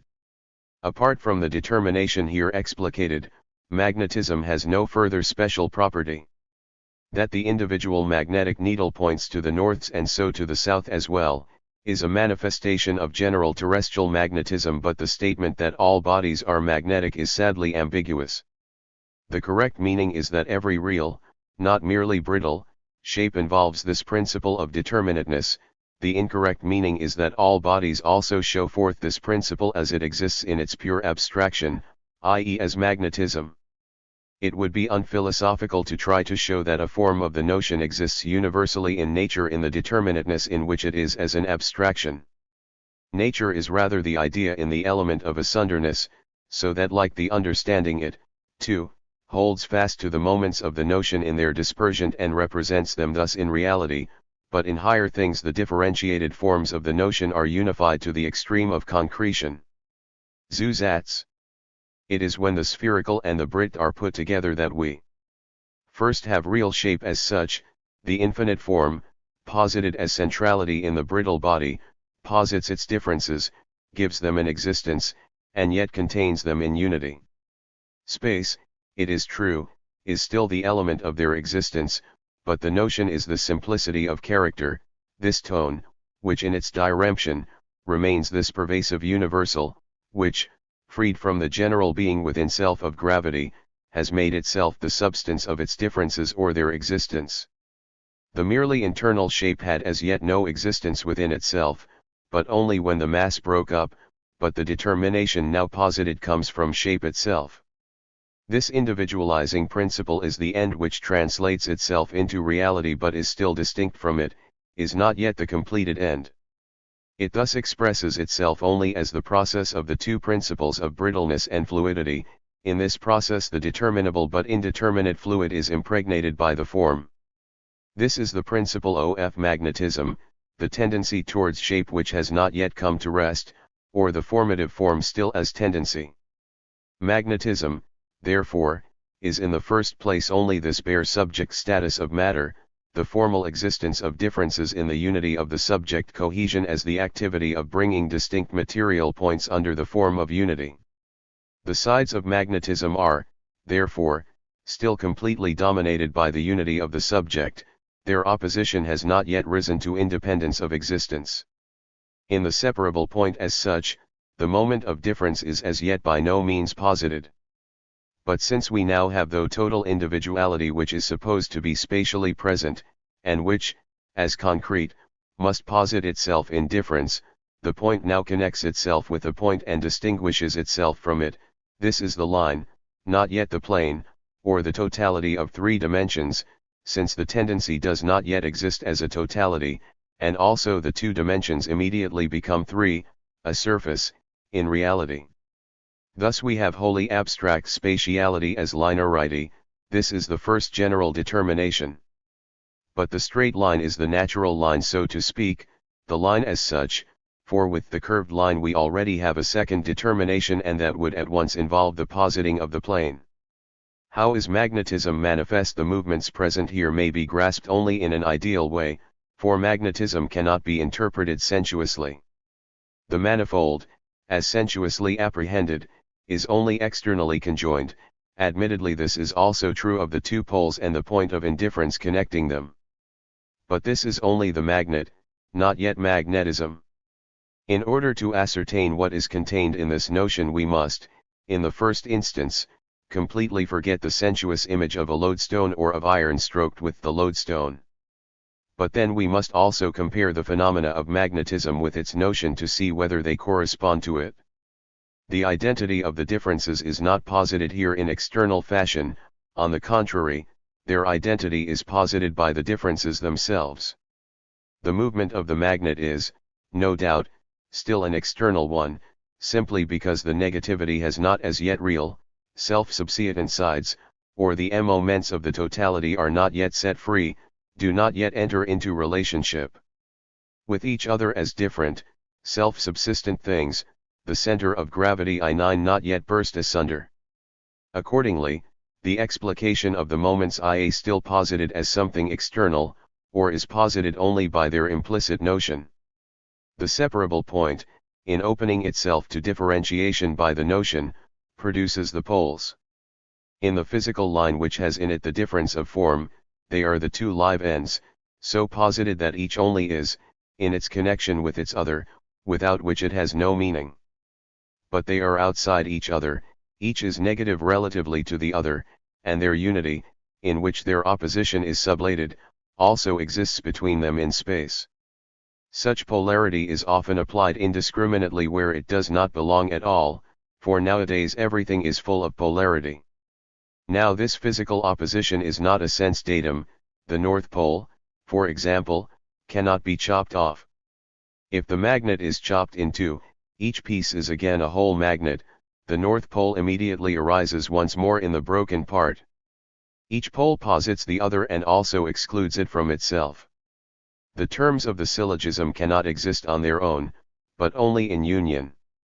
We are, then, wholly in the supersensible sphere. If Ennio thinks that thought is not present in nature, he can be shown it here in magnetism. Thus magnetism is, on its own account, a highly astonishing phenomenon, but a little thought about it makes it even more wonderful, and it was therefore placed in the forefront of the philosophy of nature as a basic principle.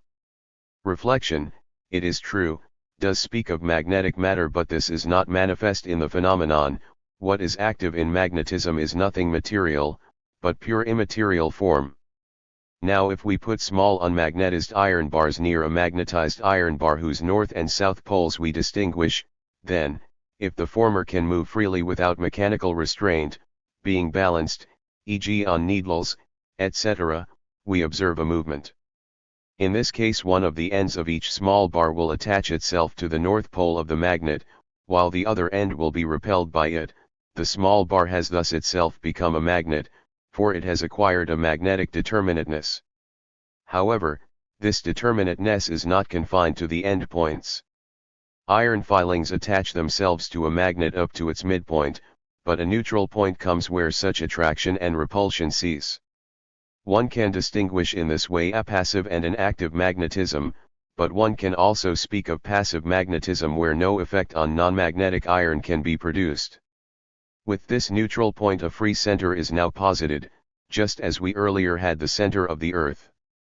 If, further, the small bar is once more removed and brought up against the other pole of the magnet, then the end which was attracted by the first pole will be repelled, and vice versa. In all this no determination is yet present in which the ends of the magnet are intrinsically opposed. The difference is the empty difference of space which in itself is no difference, as little as the one end of a line is, as such, different from the other end. But if, now, we compare these two magnets with the Earth, they have one end pointing more or less north, while the other points south, and now we find that both north poles of the two magnets repel. 165. 166. Each other, and likewise both south poles, but the north pole of the one and the south pole of the other attract one another. The direction north derives from the path of the sun, and is not peculiar to the magnet. Since one end of a single magnet points north, and the other end south, the Chinese are just as correct in saying that the magnet points south as we are when we say it points north. Both constitute a single determination. And this, too, is only a relation of two magnets to one another, since it is the Earth's magnetism that determines the bar magnet. Only we must be aware that what we call the north pole of a magnet is strictly speaking the south pole according to the thing's nature, for the south pole of the magnet moves towards the north pole of the Earth. This phenomenon is the entire theory of magnetism. The physicists say we do not yet know what magnetism may be, whether it is a current, etc. All this belongs to a metaphysics which the notion does not recognize. There is nothing mysterious about magnetism.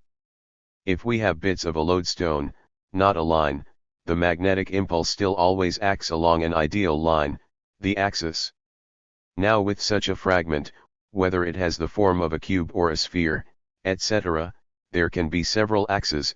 In this way the Earth has several magnetic axes, none of which directly coincides with its axis of rotation. In the Earth, magnetism becomes free since the Earth never arrives at being a true crystal, but, as that which gives birth to individuality, it stops short at the abstract impulse, the yearning to confer shape.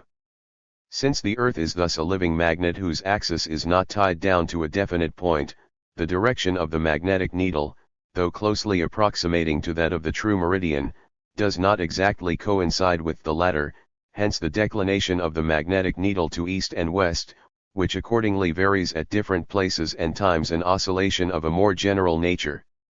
As regards generally this relation of the magnetic needle to such an axis, physicists now dispense with an iron rod or, what is the same, a specific existence in the direction of the axis.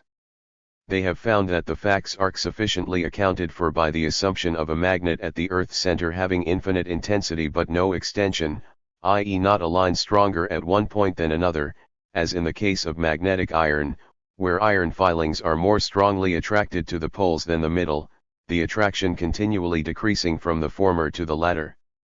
Magnetism, on the contrary, is this wholly universal feature of the Earth, which at all points is magnetism in its entirety. TWO secondary aspects of magnetism fall to be mentioned here. For philosophy, it is a matter of complete indifference which bodies manifest magnetism. It is found principally in iron, but also in nickel and cobalt. Richter thought he had isolated pure cobalt and nickel, and claimed that even these were magnetic. Others say that iron is still present in them, and that this is the sole reason why these metals are magnetic. That iron's cohesion and inner crystallization cause this formative urge to be manifest as such in it, this is no affair of the notion. Other metal 9, become magnetic at a given temperature, so that the appearance of magnetism in a body is bound up with its cohesion. Generally, however, only metals can be magnetized, for metals, without being absolutely brittle, have within them the compact continuity of simple specific gravity, which precisely is the abstract shape we still have under consideration here. Metals are thus conductors of heat and magnetism. Magnetism as such is not present in salts and minerals, since they are neutral substances in which difference is parallelist. The question now arises as to the properties of iron which make it the metal par excellence for the appearance of magnetism. The cohesion of iron can harbor the impulse to give itself shape in the form of a tension which, however, falls short of achieving a result, simply because in this metal brittleness and continuity are more or Le98 in equilibrium. It can be brought from a state of extreme brittleness to one of the greatest malleability and combines both extremes, in contrast to the compact continuity of the precious metals. But now magnetism is precisely this brittleness which has been opened up, and which possesses the peculiarity of not yet having passed over into compact continuity. Iron is thus much more open to the action of adds than metals of the highest specific gravity, such as gold, whose compact unity does not permit difference to emerge. Conversely, iron has no difficulty in retaining its pure form, unlike metals of lower specific gravity which are readily attacked by acids, crumble away and, in the case of metalloids, can hardly preserve their metallic form. That in iron, north and south poles have a distinct existence outside the point of indifference, is but another instance of the naivete of nature which sets forth its abstract moments just as abstractly in individual things. Thus it is that magnetism is present in iron ore, but magnetic ironstone seems to be the specific metal in which magnetism is manifested. Some magnets act on the compass needle but do not magnetize other irodi. Humboldt discovered this in a serpentine rock in the Bayreuth region. Bodies capable of magnetism, even lodestone, are not as yet magnetic while in the mine, only after they have been brought to the surface do they become so. The stimulus of light in the atmosphere is therefore needed to posit difference and tension in them. This brings us to a further question: in what circumstances and under what conditions is magnetism manifested? Molten iron loses its magnetism. Similarly, calcined iron, where the iron has been completely oxidized, lacks magnetism, since there the cohesion of the metal in its pure form has been wholly destroyed. Forging, beating, etc., also introduces modifications. Forged iron very readily becomes magnetic and as readily loses this property. Steel, on the other hand, where iron *Spix and Martius in their travels, Part I, p. 65, say, the phenomena of magnetic polarity were more distinct in the Swacca than in the deeper layers of basalt. For the same reason, namely, that the higher lying rock is more isolated from the soil. 167. Acquires an earthy, granular fracture, is much harder to magnetize, but keeps its magnetism longer. This can be attributed to the greater brittleness of steel. The process of generating magnetism shows up its fugitive character. It is not stable at all, but comes and goes. Merely to stroke iron renders it magnetic, and that at both poles, but it must be stroked in the direction of the meridian. Striking or knocking iron with the bare hand, shaking it in the air, likewise makes it magnetic. The vibration of cohesion creates a tension, and this is the formative impulse. Even iron rods which have merely been stood on end in the open air become magnetic. Similarly, iron ovens, iron crosses on churches, weather vanes, in general any iron body readily acquires a magnetic property, and only weak magnets are necessary to elicit the magnetism in these bodies. In fact, the greatest difficulty has been found in simply making iron non-magnetic and keeping it so. This can be done only by making it red hot. Now when a bar of iron is stroked, there comes to be a point where one of the poles is not magnetic. The same holds of a certain point on the other side of the other pole. These are the two indifference points of Brugman, which differ from the general indifference point, which does not itself fall exactly in the middle. Are we now to assume that in each of these points there is forsooth also a latent magnetism? The point where the action of each pole is strongest was called by van Swinden the point of culmination. If a unmagnetized iron rod is balanced in horizontal equilibrium on a needle, and is then magnetized, one of its ends sinks. In northern latitudes the north end sinks, and in southern latitudes, the south end, and it sinks lower the higher the latitude, i.e. the nearer the geographical locality to the poles. Finally, when the magnetic needle at the magnetic pole stands at right angles to the line of the magnetic meridian, it assumes a vertical position, i.e. becomes a straight line representing a pure specification and distance from Earth. This is the inclination which thus varies as regards time and place. Parry in his expedition to the North Pole found this so strong that he could not make use of the magnetic needle any more. The inclination exhibits magnetism as gravity, and that, too, in a more remarkable manner than in the attraction of iron. Magnetism, pictured as mass and lever, has a center of gravity, and the two masses falling on either side, though in free equilibrium, are also specified, so that the one is heavier than the other. Specific gravity is here posited in the naivest fashion. It is not changed but only determined differently. The Earth's axis also has an inclination to the ecliptic, but this belongs strictly to the determination of the celestial spheres.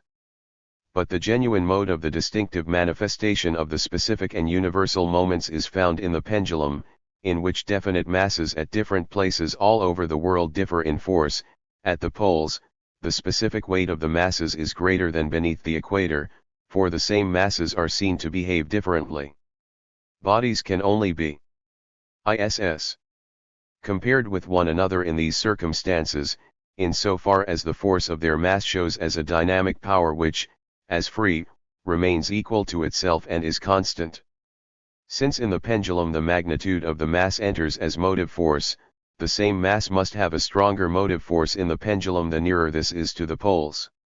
Centripetal and centrifugal forces are supposed to act as separate forces on account of the Earth's rotation, but it makes no difference whether we say that a body has more centrifugal force and escapes more forcefully from the direction of falling, or that it falls more strongly, for it is immaterial which motion we call falling or throwing.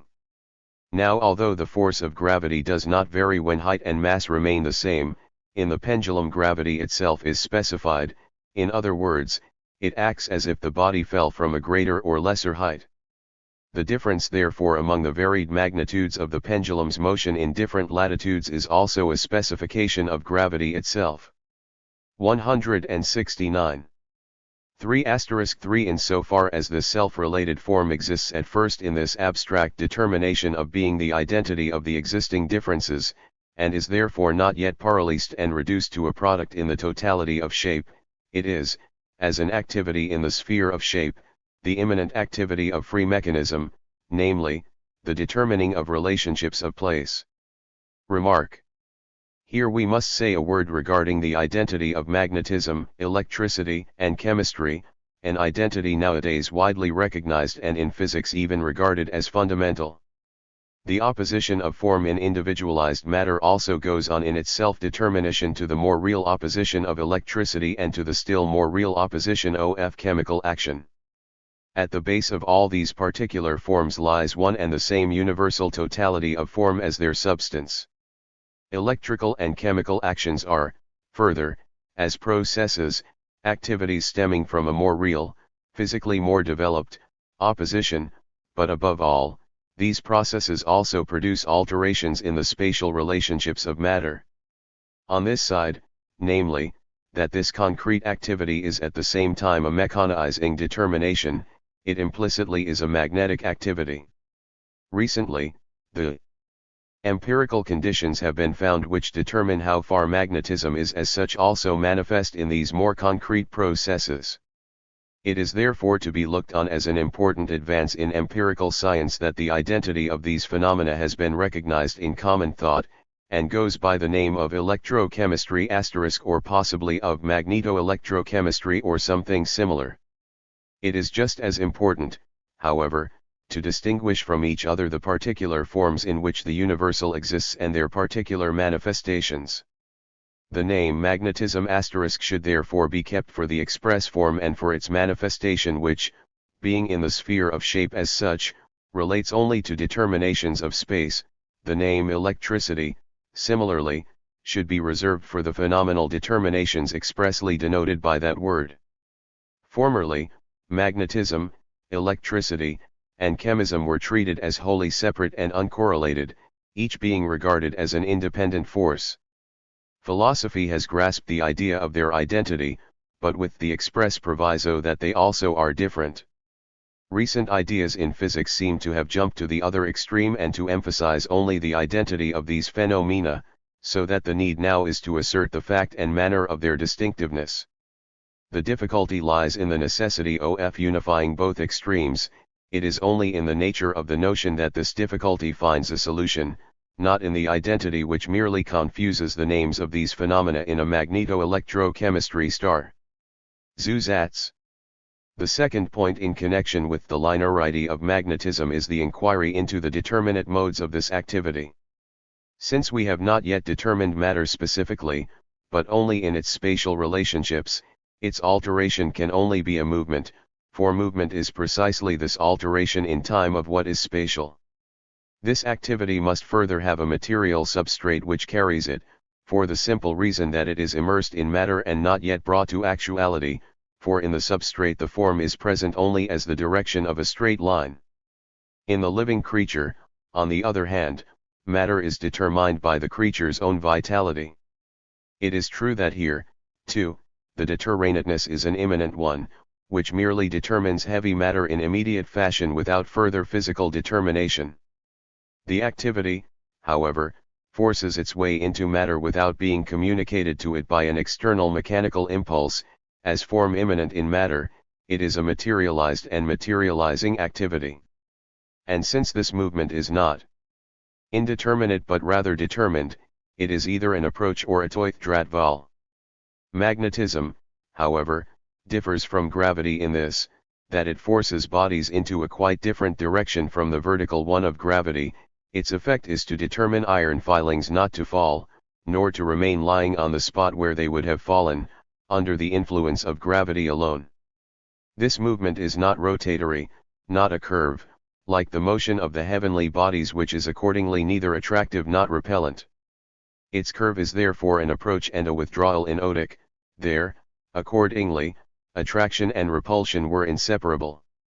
Here, however, these two movements exist separated, as approach and withdrawal, since we are in the sphere of finite, individualized matter, where the moments contained in the notion seek to become free. Their unity, which also emerges in contrast to their difference, is only an implicit identity. The universal of the two moments is rest, and this rest is their indifference, for a point of rest is necessary to separate them, so that a specific movement may occur. But the opposition within the movement itself is an opposition in rectilinear activity, for all one has is the simple determinateness of withdrawal and approach along the same line. The two determinations cannot alternate or lie apart on each side, but are always together, for we are not in time, but in the element of space. It must therefore be the same body which, in being specified as attracted is, at the same time, also specified as repelled. The body approaches a certain point, and in so doing has something communicated to it, it is itself specified, and, as thus specified, must move on the other side as well. The connection of electricity and magnetism has been viewed as typically displayed in the voltaic pile. This connection was thus discovered experimentally long after it had been grasped by thought, for just this, in general, is the business of the scientists, to search for and exhibit the identity of the notion as the identity of phenomena. Philosophy, however, does not grasp this identity with superficial abstraction, as if magnetism, electricity, and chemical action were simply one and the same. Philosophy had said long since, magnetism is the principle of form, and electricity and chemical process are merely other forms of this principle. Formerly, magnetism stood isolated in the background. It was by no means clear to anyone apart from navigators what the system of nature would lose without it. Its connection with chemical action and electricity lies in what we have said. Chemical process is the totality into which bodies enter according to their specific peculiarities, but magnetism is merely spatial. Yet in certain circumstances magnetic poles, too, differ electrically and chemically, or conversely, magnetism is easily generated by the galvanic process, the action of the closed circuit being highly sensitive to magnetism. In electrogalvanic action, in the chemical process, the moment of difference is posited, it is a process of physical opposites. Now it is quite natural that these concrete opposites should also be manifested at the lower stage of magnetism. The electrical process, too, is a movement, more than chat, it is a conflict between physical. 171. Opposites. In electricity, further, the two poles are free, in magnetism, they are not. In electricity accordingly the poles are related to one another as particular bodies, so that polarity exists in it in a quite different form from the merely linear polarity of the magnet. But if metallic bodies are set in motion by the electrical process without prior physical determinations, they manifest the process in their own way. This way is the activity of mere motion, and this therefore is magnetism. We must, therefore, see which is the magnetic moment and which is the electrical, etc., in each phenomenon. It has been said that all electrical action is magnetism. Magnetism is the fundamental force which produces different terms, which likewise keeps them apart while also keeping them absolutely connected. This, of course, is what happens in both the electrical and the chemical processes, only more concretely than in magnetism. The chemical process is the formative process of really individualized matter. The formative urge is thus itself a moment in the chemical process, and this moment becomes free especially in the galvanic circuit where attention is present throughout, but one which does not, as in the chemical process, issue in a product. This tension is concentrated at the extremities, and so it is here that influence is exerted on the magnet. It is interesting to note, further, that this activity of the galvanic process, when it sets a magnetic body in motion, causes it to become inclined. This yields the opposition, the magnet inclines either to the east or west, according as the south and north pole is inclined. In regard to this, there is an ingenious apparatus by which my colleague Professor P. Ehrman has succeeded in freely suspending a galvanic circuit. A strip of cardboard or whalebone is so cut that a small copper or silver bowl can be brought up to one of its ends. The bowl is filled with acid, a strip of zinc or piece of zinc wire is put into the acid and wound round the strip of whalebone up to the other end and thence to the outside of the bowl. This produces galvanic action. The whole apparatus, suspended by a thread, can be brought up against the poles of a magnet so that opposition is now introduced into this mobile apparatus. This mobile suspended galvanic battery Ehrman calls a rotation battery. The JE wire is in the direction south to north. NOW, says Ehrman, if the north pole of a magnet is brought up to the north end of the apparatus from the east side, this north end is repelled, but if the same north pole is brought up from the WBT side, attraction will result. The total result is in either case the same, for whether attracted or repelled, the rotation battery when influenced by the north pole of a magnet placed outside of its arc always moves westwards, i.e. from left to right, when it was previously at rest in a south-north position. The south pole of a magnet produces the opposite effect. Here, chemical polarity and magnetic polarity run counter, the latter has a north-south polarity, the former an east-west polarity. Magnetic polarity achieves wider significance on the Earth. Here, too, the transiency of magnetism 173 is manifest. If the magnet is held over the galvanic battery, the determination is quite different from that which results when it is held in the middle, it turns completely round. 3*4 The activity of the form is none other than that of the notion in general, viz., to posit the identical as different and the different as identical. Here, therefore, in the sphere of material spatiality, the activity consists in positing what is identical in space as different, i.e. in removing it from itself repelling it, and in positing what is different in space as identical, i.e. in bringing it closer and into contact attracting it. This activity, having only an abstract existence in matter only ensouls a linear body. In such a body, the two determinations of form can emerge separately only in the difference of the body, i.e. at the two ends, and the active magnetic difference of form consists merely in this, that one end posits the same thing as identical with itself which the other end repels from itself. Remark. We express the law of magnetism by saying that like poles repel each other and unlike poles attract, or that like poles are hostile to one another whereas unlike poles are friendly. The expression like asterisk has, however, no other determinate content except that those poles are like, both of which are equally attracted or repelled by a third. But the determination of this third consists similarly in either merely repelling or attracting the said like poles or simply some other. All these determinations are purely relative, without a distinct, sensible, neutral existence, as was said above. Terms such as north and south contain no such original, primary or immediate determination. Consequently the attraction of unlike, and the repulsion of like poles are certainly no secondary nor yet a special manifestation of a magnetism presupposed and already peculiarly determined, they express nothing else, on the contrary, but the nature of magnetism itself and so. 2. The pure nature of the notion when posited as an activity in this sphere. Zusatz. A third question therefore arises, Tohate is attracted and what repelled? Magnetism is this diremption, but this is not as yet plain in it.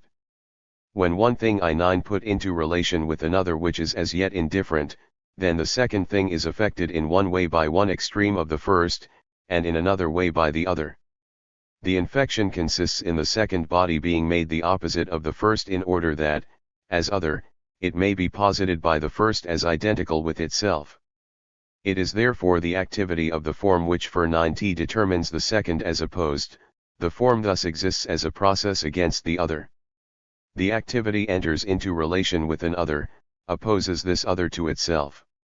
The other was, in the first instance, only an other for us, in our comparison, now it is determined as other for the form, to be then posited as identical. Conversely, on the other side, we have the opposite side of the determination. The second body, to which, we mu9t assume, a linear activity has also been communicated, is made opposite at one of its ends, and its other end therefore is at once identical with the first end of the first body. If now this second end of the second material line is brought into contact with the first end of the first, it is identical with it and is therefore repelled. The understanding, no less than pictorial conception, is at a loss in trying to give an account of magnetism.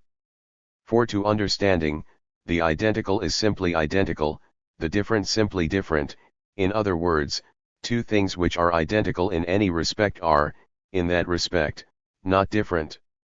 But what we have in magnetism is just this, that something in being simply identical is ipso facto posited as different, and in being simply different is ipso facto posited as identical. Difference is this, to be itself and its opposite. The identical element in both poles posits itself as different, and the different element in both poles posits itself as identical, and this is the clear, active notion, which however is not as yet realized. This is the activity of the total form, as the positing of the opposed moments as identical, the concrete activity in contrast with the abstract activity of gravity where both moments are in principle identical. The activity of magnetism, on the other hand, consists in first infecting the other, in making it heavy. Gravity is thus not active like magnetism, though it has attraction, since the bodies which are attracted are already in principle identical. Here, however, the other is first made capable of attracting, and being attracted only then is the form active. The attracting is simply a doing, which is just as much the other's doing as that of the first, the attracting body. Magnetism now functions as middle term to the extreme of subjectivity which contains itself in a point, and the extreme of fluidity which exists only as a continuum but is completely indeterminate within itself. Magnetism is the abstract liberation of the form *75 which, in the crystal, results in a material product as shown for example in the ice needle. As this free, dialectical activity which, as such, goes on perennially, magnetism is also the middle term between being in non-ETF and accomplished self-realization. It is the impotence of nature that separates off the motive activity in magnetism, but it is the power of thought which binds it back into a whole. 315 The activity which has passed over into its product is shape and determined as crystal. In this totality, the different magnetic poles are reduced to neutrality and the abstract linearity of the place-determining activity is realized in the planes and surfaces of the entire body.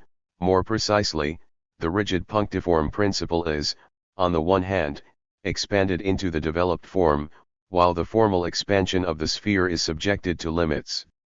It is the one form which is active, it crystallizes the body outwardly by setting bounds to the sphere, and it shapes the punctiform principle by crystallizing its inner continuity through and through in the natural direction of the layers, i.e. in the basic structure. Zusatz.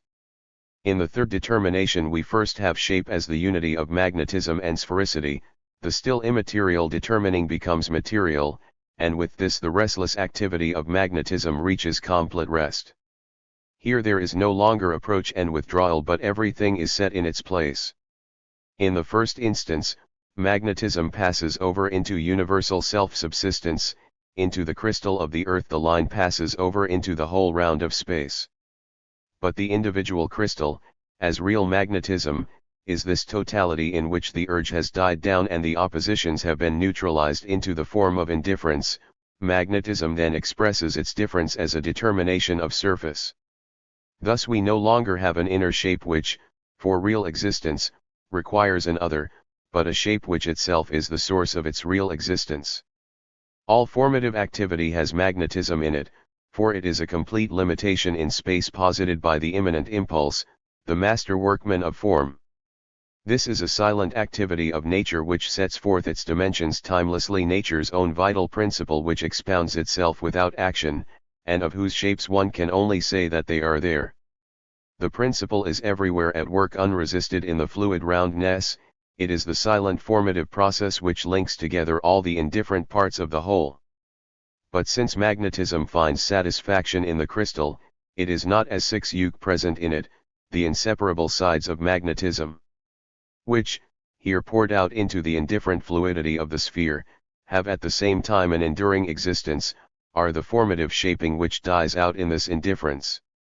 It is therefore right in the philosophy of nature to treat magnetism as a wholly universal determination, but it is a mistake to try to demonstrate magnetism as magnetism in shape. The determination of magnetism as an abstract impulse is still linear, but magnetism in its realization determines spatial limitation in every dimension. Shape is quiescent matter extending in every dimension the neutrality of the infinite form and materiality. Here, therefore, is displayed the dominance of form over the entire mechanical mass. Certainly body still remains heavy in relation to the earth, this first substantial relation is preserved. Even man, who is spirit the absolutely weightless, is still heavy. But the coherence of bodily parts is now determined from within outwards by a principle of form which is independent of heaviness. Here, therefore, we encounter for the first time the purposiveness of nature itself, a connection of different indifferents constituting a necessity whose moments have a stable existence, or an inwardness which is there outwardly a spontaneous intelligent act of nature itself. Purposiveness, therefore, is not merely an understanding which imposes a form externally on matter. The preceding forms are not as yet purposive, only an existence which, as existence, does not have in itself its relation to an other. The magnet is not yet purposive, for its two moments are not yet indifferent, only purely necessary for each other. Here, however, there is a unity of indifferent moments or of moments, each of which has free existence in relation to the other. The lines of the crystal are this indifference, one can be parted from the other and they remain, but they have meaning solely in relation to each other. The end constitutes their unity and their meaning. But since the crystal is ring quiescent end, the movement is other than its end, the end is still not a temporal matter. The divided fragments remain lying in mutual indifference, the points of the crystal can be broken off, and we then have each one separately. Now this is not the case in magnetism, so that to call the points of a crystal poles, since they too are opposites determined by a subjective form, would none the less be an inappropriate way of speaking. For here the differences have attained a quiescent persistence. Shape, being thus the equilibrium of distinct moments, must also exhibit these differences within itself. The crystal therefore contains the moments of being for another and reveals its character in the shattering of its mass. In addition, shape must itself also come under the category of difference, and must be the unity of these distinct moments. The crystal has not only an outer but an inner shape, two wholes of form. This double geometry, this double formation is, as it were, notion and reality, soul and body. The growth of the crystal takes place in layers, but the cleavage goes right through all the layers. The inner determination of the form is no longer 177. Mere determination of cohesion, but all parts belong to this form, matter ia crystalline through and through. The crystal is likewise bounded externally and is regularly enclosed in an internally differentiated unity. Its surfaces are quite smooth like mirrors, their edges and angles form shapes ranging from simply regular, equilateral prisms to those which are outwardly irregular, though a law is traceable even in these. There are, of course, fine-grained earthy crystals where the shape lies more on the surface. The nature of earth, since it has the point for principle, is the shape of shapelessness. Pure crystals such as calcite, when struck so that they are free to break in accordance with their internal structure, reveal in their smallest particles their inner, previously quite invisible shape. Thus huge rock crystals 3 feet long and a foot thick, found on the St. Gothard and in Madagascar, still keep their hexagonal shape. It is this nuclear shape, permeating the entire crystal, which is most astonishing. When calcite, whose shape is rhomboidal, is fractured, the pieces are quite regular. If the fractures follow the internal structure, all the surfaces are mirrors. If the pieces are in turn fractured, the result always is the same. The ideal form, which is the ensouling principle, pervades the whole ubiquitously. This inner shape is now a totality, for whereas in cohesion one dimension, point, line, or surface dominated, shapes are now formed in all 3 dimensions. What were formerly called, after Werner, the natural directions of the layers, are now called forms of cleavage or nuclear forms. The nucleus of the crystal is itself a crystal, the inner shape as a 3-dimensional whole. The shape of the nucleus may vary. There are gradations of the lamellar shape in fiat and convex lamellae up to a perfectly determined nucleus. The diamond is externally crystallized in octahedral form, and though perfectly clear, is also inwardly crystalline. It breaks up into lamellae. When one polishes it, points are cut with difficulty. It can, however, be so struck that it breaks along the plane of cleavage, and then its surfaces are smooth as mirrors. It is chiefly he who has described the forms of crystals, and others after him have added to his work. To find the connection between the inner form and the outer form, and to deduce the latter from the former, is an interesting and delicate point in crystallography. All observations must be carried out in accordance with the general principle of transformation. The outer crystallization does not always accord with the inner. Not all rhomboidal calcite has the same determination outwardly as inwardly, and yet there is a unity between the two formations. We know that he has expounded this geometry of the relation between inner and outer shape in fossils, but without showing its inner necessity, or the connection of shape with specific gravity. He assumes the nucleus, lets the molecules integrantes attach themselves to the surfaces of the nucleus in a kind of aerial arrangement in which the outer shape depends on a decrease in the series of the base, but in such a way that the law of this serial arrangement is determined precisely by the pre-existent shape. It is also the business of crystallography to determine the relation between the shapes of crystals and chemical substances, for one shape is more characteristic of a chemical substance than another. Salts in particular are crystalline, both outwardly and inwardly. Metals, on the contrary, not being neutral but abstractly indifferent, are generally bounded by a formal shape. The presence of a nucleus in them is more hypothetical. Only in bismuth has one been observed. Metal is still the substantially uniform substance. True, it shows the beginning of a crystallization, example in the moirns annuda of tin and iron when their surface is acted on by a weak acid, but the shaping is not regular and only the rudiment of a nuclear shape is discernible. The process of shaping, the space-determining individualization of mechanism, passes over into physical specification. In itself, the individual body is the physical totality. This is to be posited in the body in the form of difference, but as difference determined and held in the individuality. The body, a non-subject of these determinations, contains them as properties or predicates, but in such manner that they are at the same time a relationship towards their unbound, universal elements and form processes with them. It is their immediate, not as yet posited, specification. The latter constitutes the chemical process in which they are not yet taken back into the individuality, are not the real totality of the process, but only relations with those elements. The differentiation of these determinations is that of their elements, the logical determinateness of which has been indicated in their sphere. Remark. In connection with the general idea of the ancients that each body consists of the four elements, or the more recent view of Paracelsus that it consists of mercury or fluid, sulfur or oil and salt, and with many other ideas of this kind, it is to be remarked first, that it is easy to refute them if by such names one understands only the particular empirical. 179. Substances that they primarily denote. The fact must not, however, be overlooked that the much more essential significance of these names is that of containing and expressing the determinations of the notion.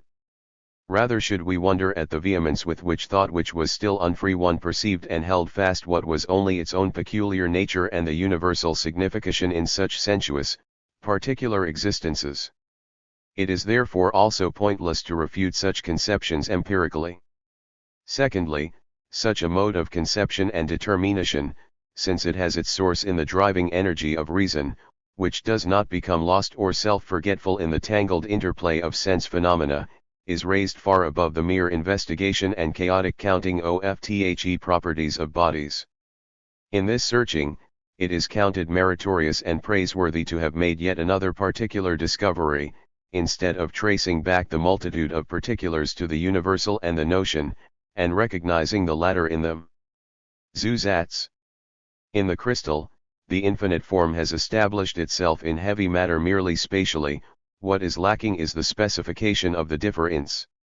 Since the determinations of form must now themselves appear as material substances, we have the reconstruction and transformation of the physical elements by individuality. The individual body, the element of earth, is the unity of air, light, fire, and water, and the mode in which they exist in it constitutes the specification of individuality. Light corresponds to air, and light which, in contact with the darkness of body is individualized to a specific obscuration, is color. The combustible, fiery element, treated as a moment of the individual body, is the body's smell, the permanent, unsuspected process of its consumption, not combustion in the chemical sense which we call oxidation, but air individualized to the simplicity of a specific process. Water, as individualized neutrality, is salt, acid, etc. The body's taste, the neutral body already points to solubility, a real relation to something else, i.e. to the chemical process. These properties of the individual body, color, odor, taste, have no independent existence but belong to a substrate. As the individuality in which they are held is, in the first instance, immediate, they, too, are mutually indifferent. What therefore is a property is also a material substance, e.g. a color pigment. It is because individuality is still powerless to prevent it, that the properties also become free. The cohesive force of life is not as yet present, as in the organic sphere. As particular, properties also have the general signification of keeping up one reading unfree for free. I owe their connection with their source of origin. Color consequently has a relation to light, is bleached by it, odor is a process with air, taste likewise keeps up a connection with its abstract element, water. In particular, the very names of odor and taste, which are also under discussion now, call to mind sensation, since they do not merely denote physical properties belonging objectively to bodies, but also denote subjectivity, i.e. the being of these properties for the subjective sense. Consequently, with this emergence of elemental qualities within the sphere of individuality, mention must also be made of their connection with the senses. Here we must first ask, why is it just here that the relation of body to subjective sense originates, and secondly, what objective properties correspond to our five senses? The properties just mentioned, color, odor, and taste, are only three, thus we have the three senses of sight, smell, and taste. Since hearing and touch do not appear here, the question at once arises, where is the place of the objective properties corresponding to these two other senses? With regard to that relation the following must be noted. We had the individual shape, shut up within itself, which, because as totality it has the significance of being complete in itself, is no longer involved in a difference with an other, and has therefore no practical relation to an other. The determinations of cohesion are not indifferent to an other, but are only in relation to an other. Shape, on the contrary, is indifferent to this relation. Shape can, it is true, be treated mechanically, but since shape is self-relating, the relation of an other to it is not necessary but only contingent. Such a relation of an other to it can be called a theoretical relation, but only sentient natures, and at a higher level only thinking ones, have this relation to anything. Such a theoretical relation consists more precisely in this, that the sentient being in being related to the other is at the same time related to self, preserving its own freedom in face of the object, while the freedom of the object, too, is left inviolate. Two individual bodies, crystals for example, likewise let each other exist in freedom, but only because they have no relationship with each other. To have such a relation they would have to be chemically determined through the medium of water, otherwise it is only a third, myself, who determines them by comparison. This theoretical relation, then, rests solely on the absence of any relation between them. The true theoretical relation exists only where there is an actual relation between the two sides, yet where each side is free in the face of the other, it is in just such a relationship that sensation stands to its object. Here, now, the closed totality is given freedom by the other and is only thus in relation to the other. In other words, the physical totality exists for sensation, and since it once more exhibits itself in its determinate forms it exists for distinct modes of sensation, for the senses. It is for this reason, then, that here, in dealing with the phonative process, we have noted the relation to the senses, though we need not have touched on it yet, since it does not belong to the sphere of physics. 181. While we have here met with color, odor, and taste as determinations of shape perceived by the three senses of sight, smell, and taste, we have already come across the sensuous properties corresponding to the two other senses. Shape as 9 the mechanical individuality, is for feeling in general, heat especially belongs here too. Our relationship to heat is more theoretical than it is to shape as such, for we feel the latter only in so far as it offers us resistance. This already is a practical relationship, for one side will not leave the other as it is, here one has to press, touch, whereas with heat there is still no resistance. Hearing we had in connection with sound, which is the mechanically conditioned individuality.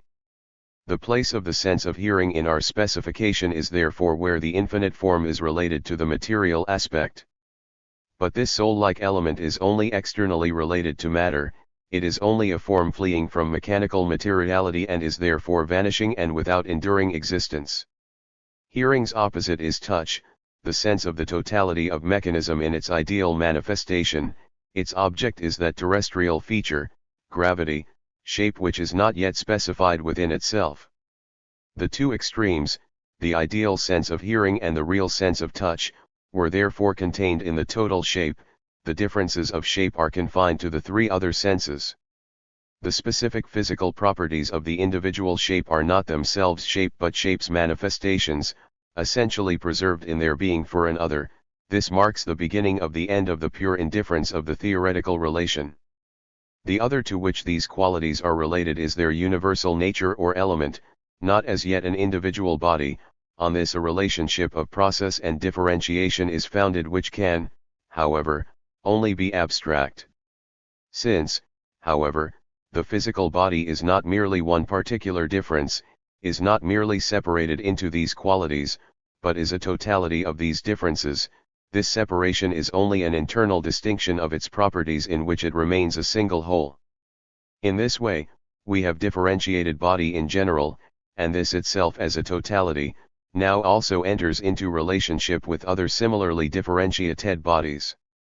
The difference of these total shapes is an outwardly mechanical relationship since they have to remain what they are, while their self-maintenance remains undissolved. This expression of enduringly different things is electricity, which is therefore at the same time a superficial process of this body against the elements. Thus on the one hand we have particular differences, and on the other hand differences as such as a totality. The division of the following paragraphs is precisely this: first, relation of the individual body to light; secondly, the differentiated relations as such, 9 smell and taste; thirdly, difference as such between two total bodies, electricity. Here we consider the physical determinatenesses of the individual body only in their relationship to their respective universal elements, in regard to which they are individual, total bodies. Consequently, it is not individuality as such which is dissolved in this relationship. It should, on the contrary, preserve itself as such. What we are here to consider are, then, only properties. The actual dissolution of shape first occurs in the chemical process, i.e. what are here properties will there be exhibited as specific sorts of matter. Materialized color, e.g. in the form of pigment, no longer belongs to the individual body as a total shape, but is separated off from it by chemical action and endowed with independent existence. Such a property, existing apart from its association with the self of individuality, can, it is true, be also called an individual totality, as in the case of metal, which is, however, only an indifferent, not a neutral, body. In the chemical process, then, we shall further see such bodies to be merely formal, abstract totalities. These specifications are, in the first instance, are doing, through the notion, i.e. they have only an implicit or immediate existence, as shape has too. But they will afterwards also be posited by the actual, i.e. by the chemical process, and it is there, too, that we shall first discover the conditions of their existence as well as those of shape. I. Relationship to light. 3J7 The first determination of shaped corporeality is its self-identical selfhood %, the abstract self-manifestation of itself as an indeterminate, simple individuality light. But shape as such is not luminous, for this property is a relationship to light. Body as pure crystal, in the perfect homogeneity of its neutrally existing inner individualization, is transparent and a medium for light. Remark. The inner lack of cohesion in air stands to its transparency, as does, in the concrete body, the homogeneity of the coherent crystallized shape. The individual body taken as unspecified is, indeed, as much transparent as opaque, translucent, etc., but transparency is its immediate, first determination as crystal, the physical homogeneity of which is not yet further specified and deepened within itself. Zusatz. Shape is here still the quiescent individuality existing in a state of mechanical and chemical neutrality, though it does not possess the one zusatz of the second edition. Light and darkness are merely possibilities in the same thing. I8Z. Latter at every point as does shape in its completeness. Shape, as the pure form by which matter is completely determined and pervaded, is therein only identical with self, and dominates matter at every point. This is the first determination of shape in thought. Now since this identity with self in matter is physical, but light represents this abstract, physical identity with self, the first specification of shape is its relationship to light which, however, in virtue of this identity, it has within itself. This relation through which shape posits itself for an other is strictly theoretical, not practical. It is, rather, a wholly ideal relationship. The identity which is no longer, as in gravity, posited as a mere urge, but which in light has become free, the identity now posited in the terrestrial individuality, is the dawning of the light aspect in shape itself. But since shape is still not an absolutely free, but a determinate individuality, the terrestrial specification of its universality is not yet an inner relation of the individuality to its own universality. It is only the sentient creature which possesses the universal of its determinateness as a universal within itself, i.e. is a universal for itself. Only the organism, therefore, so shows up against its other that its universality falls within itself. Here, on the contrary, the universal of this individuality is still, qua element, an other, something external to the individual body. The earth, no doubt, taken only as a universal individual, has a relation to the sun, but a relation which is wholly abstract, whereas the individual body has at least a real relation to light. For though the individual body is, in the first place, dark, since this generally is the determination of abstract, independently existing matter, yet this abstract darkness is overcome by the individualization of matter, through its pervasive form.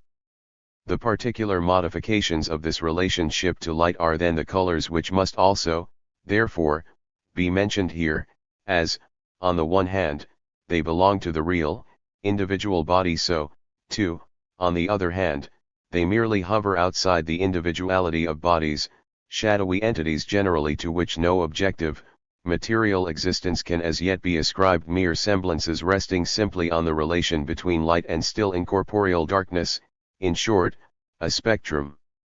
Colors are thus in part quite subjective, conjured up by the eye, and action produced by a brightness or darkness in the eye and a modification of their relation, but an external brightness is, naturally, also requisite. Schultz ascribes a peculiar brightness to the phosphorus in our eye, so that it is often hard to say whether the brightness and darkness and the relation between them lie in us or not. We have now to consider this relation of individualized matter to light, first, as the identity to which nothing is opposed, which is not yet posited as different from another determination, formal, general transparency. Secondly, we have this identity as specified with respect to an other, the comparison of two transparent media, refraction, where the medium is not purely transparent but specifically determined.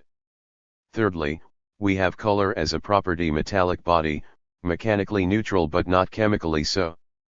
183. First, with regard to transparency, opacity and darkness belong to the abstract individuality, to the element of earth. Air, water, dame, on account of their elemental universality and neutrality, are transparent, not dark or opaque. Pure shape has likewise overcome darkness, this abstract, brittle, unrevealed, being for self of individual matter, the non-manifestation of itself, and has therefore made itself transparent, simply because it has brought itself back to the neutrality and uniformity which is a relation to light. Material individuality is an inward darkening since it shuts itself off from ideal manifestation to another. But the individual form which, as totality, has pervaded its matter, has thereby entered into manifestation and advances to this ideality of definite being. Self-manifestation is the explication of form, the positing of a being here for another, but so that thus is, at the same time, held in an individual unity. It is for this reason that the body of brittleness, the moon, is not transparent, whereas the comet is so. Since this transparency is formal, the crystal has it in common with the intrinsically shapeless elements of air and water. But the transparency of the crystal is, in keeping with its origin, also different from that of those elements.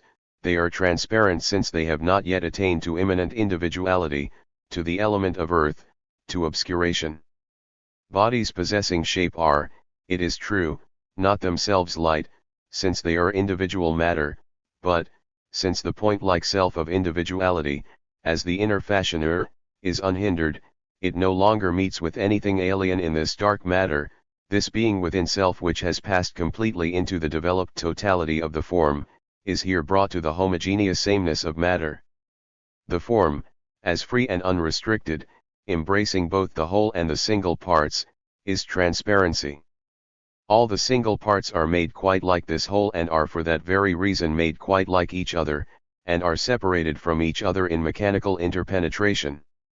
The abstract identity of the crystal, its perfect mechanical unity as indifference, and its chemical unity as neutrality, are what constitutes its transparency. Now though this identity does not itself shine, it is so much akin to light that it can almost reach the stage of shining. It is the crystal to which light has given birth, light is the soul of this being within self, for in its Ramos 9 is completely dissolved. The archetypal crystal is the diamond of earth in which every eye rejoices, recognizing it as the first bomb sun of light and gravity. Light is the abstract, perfectly free identity, AIR the elemental identity, the subordinate identity is passivity to light, and this is the transparency of the crystal. Metal, on the other hand, is opaque, since in it the individual is concentrated into being for self through a high specific gravity. To be transparent, the crystal must be free from an earthy flaw, otherwise it is simply brittle. A transparent body can further be rendered opaque without chemical action simply by mechanical alteration, as we see in familiar phenomena where the body is merely divided into separate parts. Powdered glass, for instance, and water made into foam, are opaque. This is because their mechanical indifference and homogeneity have been removed. What was formerly a mechanical continuum has been disrupted and given the form of separate being for self. Even ice is less transparent than water, and, when crushed, is quite opaque. White is produced when the continuity of parts of the transparent body is destroyed and they are converted into a plurality, as, example in snow, and only then, as white, does white exist for us and excite our eye. Goethe says, the contingently opaque state of die wholly transparent body could be called white. The familiar minerals are white in their pure state, but become transparent through natural crystallization. Thus lime and silica are opaque, they have a metallic base which, however, has gone over into opposition and difference, and has consequently become a neutral substance. There are, therefore, chemically neutral substances which are opaque, but they are for that very reason not perfectly neutral, i.e. there is a residual principle in them which has not entered into relation with an other.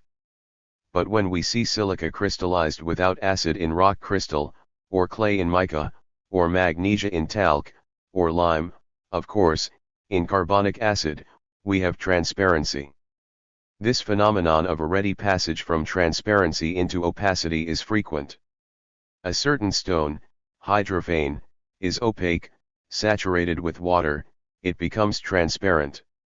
Water renders it neutral and so removes its discreteness.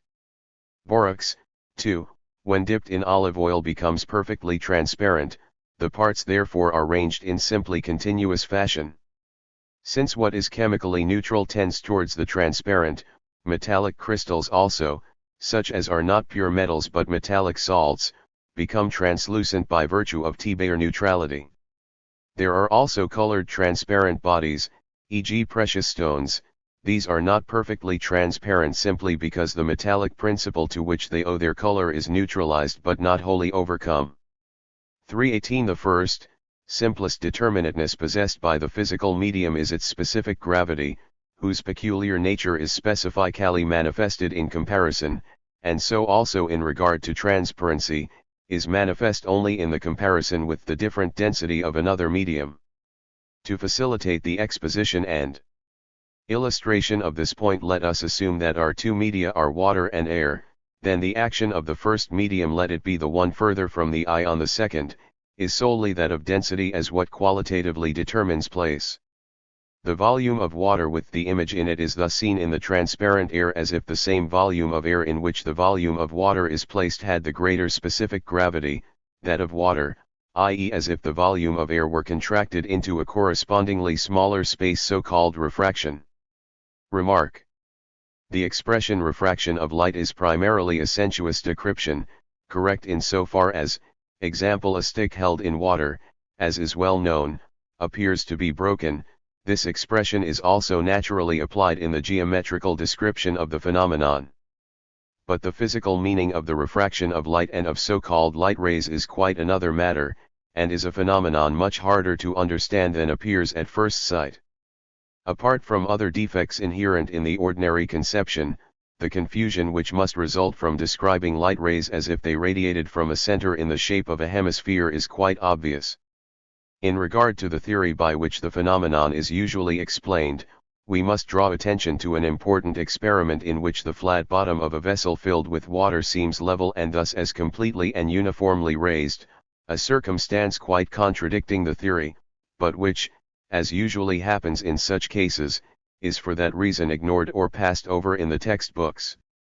It is important to note that in a single medium we merely have simple transparency as such, and that it is only the relationship of two media of different specific gravities that brings about a particularization of visibility, a determination which at the same time only fixes place, i.e. is posited by the wholly abstract density. But an active relationship of media results, not from their indifferent juxtaposition, but solely from the positing of the one medium in the other, here merely as something visible, as a visual space. This second medium is, so to speak, infected by the immaterial density of the first one posited in it, so that the space in which the image is seen in the second medium shows the same contraction. 187. As is suffered by this medium itself. The purely mechanical, physically not real but ideal property of density, of being merely determinative of space, is here expressly present. It seems to act outside the material medium to which it belongs, since it acts solely on the space in which the object is seen. Without this ideality, the relationship cannot be understood. Zusatz. Having first dealt with the transparency of the crystal which, qua transparent, is itself invisible, we must now deal with visibility in this transparent body, but at the same time with the visible opaque body. We have already had the rectilinear manifestation, the ideal self-positing of a visible body in an indeterminate transparent one, the reflection of light. But in the formal identity of the crystal, visibility is further specified. The transparent crystal, which has achieved the ideality of its opaque being for 3 lets other opaque bodies be seen through it. It is the medium, the intermediary for the showing of one body in another. Now there are two phenomena here, refraction of light and the double images shown by a number of crystals. The visibility here in question is that of something seen through more than one transparent medium, for since the transparency is that of the individual, specifically determined body, it appears only in relation to another transparent medium. As specifically determined, the medium has its own specific gravity and other physical qualities. But this determinateness only finds expression when the medium encounters another transparent medium, and the showing is mediated by both these media. In a single medium, the mediation is a uniform showing of the object, determined merely by the expansion of light. One also sees in water, only less clearly. If the medium is in this way single, we have only one density and therefore also only one fixing of place, but if there are two media there are also two different fixings of place. Here precisely the extremely remarkable phenomenon of refraction makes its appearance. It seems simple, trivial in fact, it is seen every day. Refraction, however, is a mere word.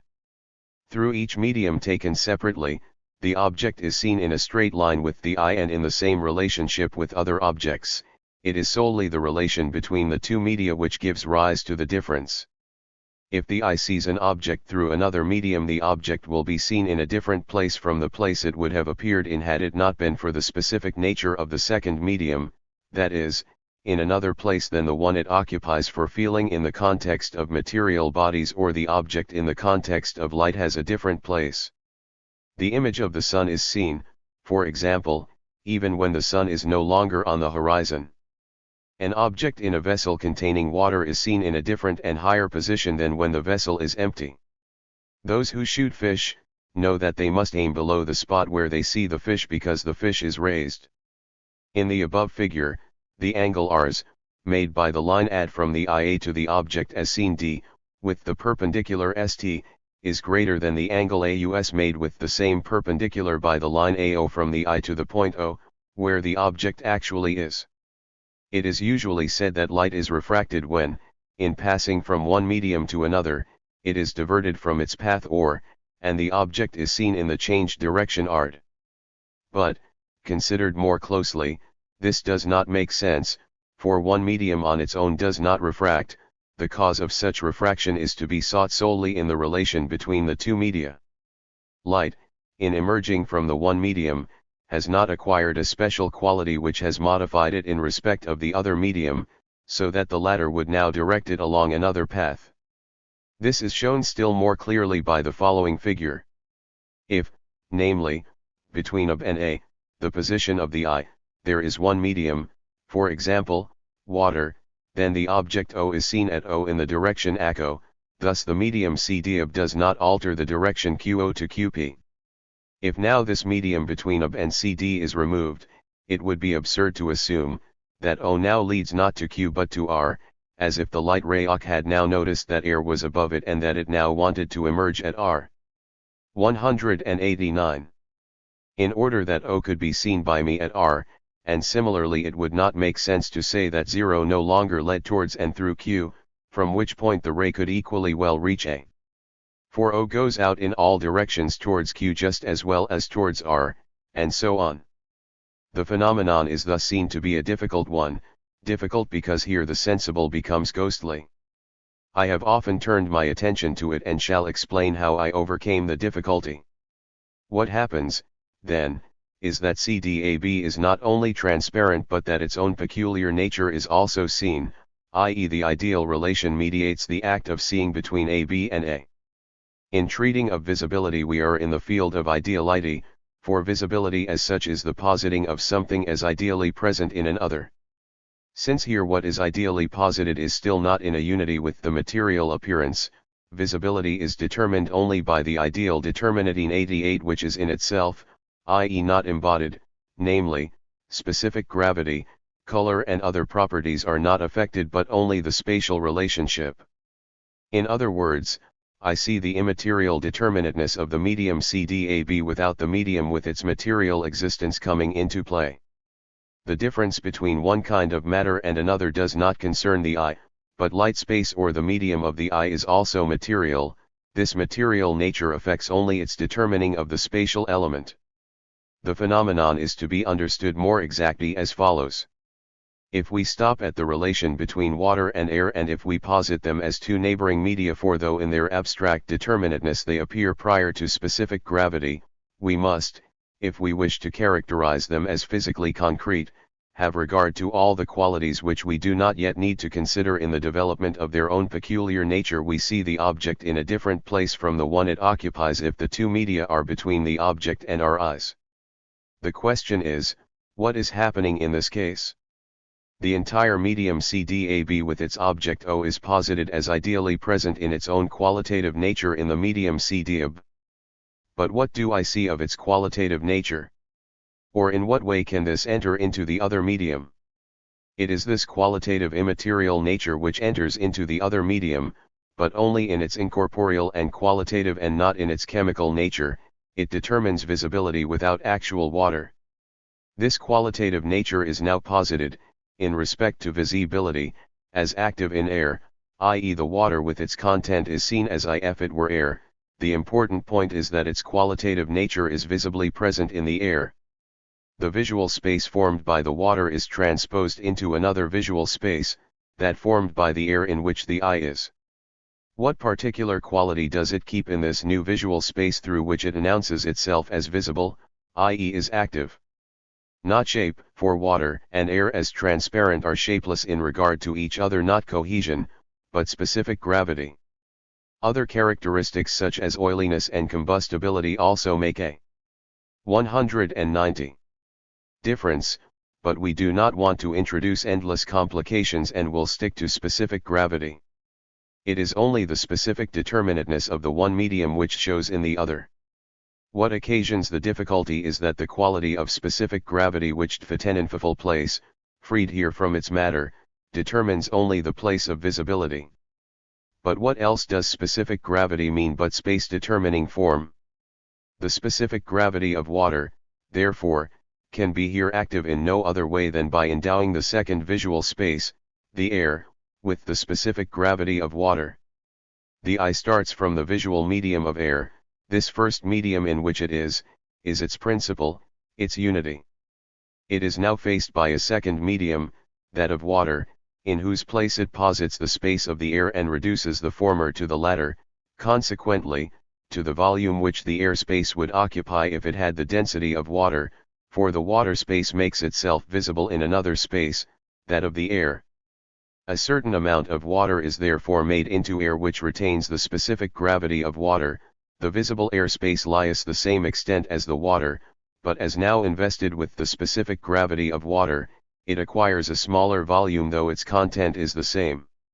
The water space being now transposed into air space instead of the medium of water, I see that of air the quantum of air of course remains the same extensive quantum, but the volume of water appears only as large as if an equal amount, i.e. an equal volume, of air had the specific gravity of water. One can, therefore, also say conversely that this specific amount of air is qualitatively altered, i.e. is contracted into the space it would occupy were it converted into water. Since now air has a lower specific gravity, and the same volume of air consequently acquires, as water space, a lesser volume, the space is raised and is also reduced in size on all sides. This is the sort of way in which this phenomenon is to be grasped. It may appear artificial but there is no alternative. It is said that the light ray is propagated, passes through the medium, but here the entire medium, the transparent, illuminated water space, is posited with its own specific quality in another medium, not as a mere radiation. The light must not be represented as a material propagation. The water, as visible, is ideally present in the air. This presence is a specific gravity. With this specific determinate anisa alone, the water preserves and exerts itself in that into which it has been transformed, and so transforms this its transformation into itself. It is as if a human soul placed in an animal body should maintain itself in it and amplify it to a human form. Or as if the soul of a mouse in an elephant's body should be elephantine and yet at the same time should reduce and dwarf the body to its own size. The beat example is to be found in the world of ordinary thought, where the relation to the object is ideal, and yet our thinking likewise achieves minute belittlement. A petty soul, for example, measures the grandeur of a great man's heroic deed by its own dwarfish standards and reduces it to its own level, so that its littleness sees the deed only with such greatness as it has itself imparted to it. as the hero I imagine is actively present in 191. Me, if only in ideal fashion, so too does the air receive within itself the visual space of the water and dwarf it to itself. It is this reception which is the hardest to grasp, simply because it is an idea, but at the same time an active, real existence. It is the medium qua transparent which constitutes this immaterial nature, this light-like quality which can be immaterially present in another place and yet stay as it is. Thus it is that in transparency the material body is transfigured into light. The empirical phenomenon is that, example objects in a vessel filled with water are raised. Snellius, a Dutchman, discovered the angle of refraction and Descartes took up the discovery. A line is drawn from the eye to the object, and, though light travels in a straight line, the object is seen, not at the end of the straight line, but as raised up. From the definite place where the object is seen another line is drawn to the eye. The extent of the difference between the two places is exactly determined geometrically by dropping a perpendicular from the point on the surface of the water where the first line comes out, and measuring the angle made by the line of vision with the perpendicular. Now if the medium in which we are has a lower specific gravity than the medium in which the object is, the object will seem further from the perpendicular than if we were merely seeing it through air, i.e. the angle is increased by this second medium. Mathematical physicists determine the alteration by the sign of the angle as the index of refraction. If there is no such angle, but the eye is vertically above the medium's surface, it follows directly from the determination of the sign that the object is not displaced, but seen in its true place, and this we express by saying that the ray which falls straight down on the plane of refraction is not refracted.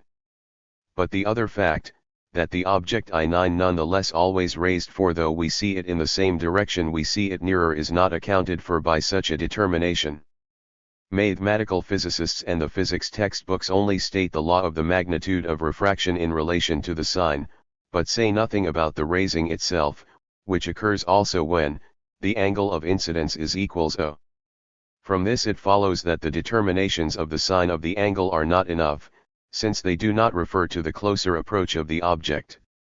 For from this law alone it would follow that I would see at its real distance only the point at the end of the perpendicular drawn from my eye, and the other points at distances gradually decreasing in such wise that the phenomenon would have the appearance of a spherical segment, the rim of which would be raised, while the depth of the bottom would increase gradually towards the middle, i.e. would be concave. But this is not so, I see the bottom quite fiat, only brought closer.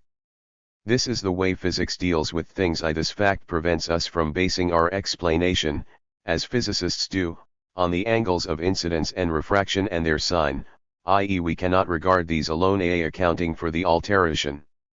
On the theory, when angle and sign equals O, the perpendicular is not affected, but since nevertheless we do have a raising of the bottom here as in other cases, the explanation should rather start from this raising. Whereupon the determination of the angle of refraction among various angles of incidence would follow. Refractive power depends on the specific gravity of media, which varies from case to case. On the whole, media with greater specific gravity have greater refractive power. The phenomenon does not, however, depend solely on specific gravity, but other factors are operative, such as an oily, combustible principle in one of the media.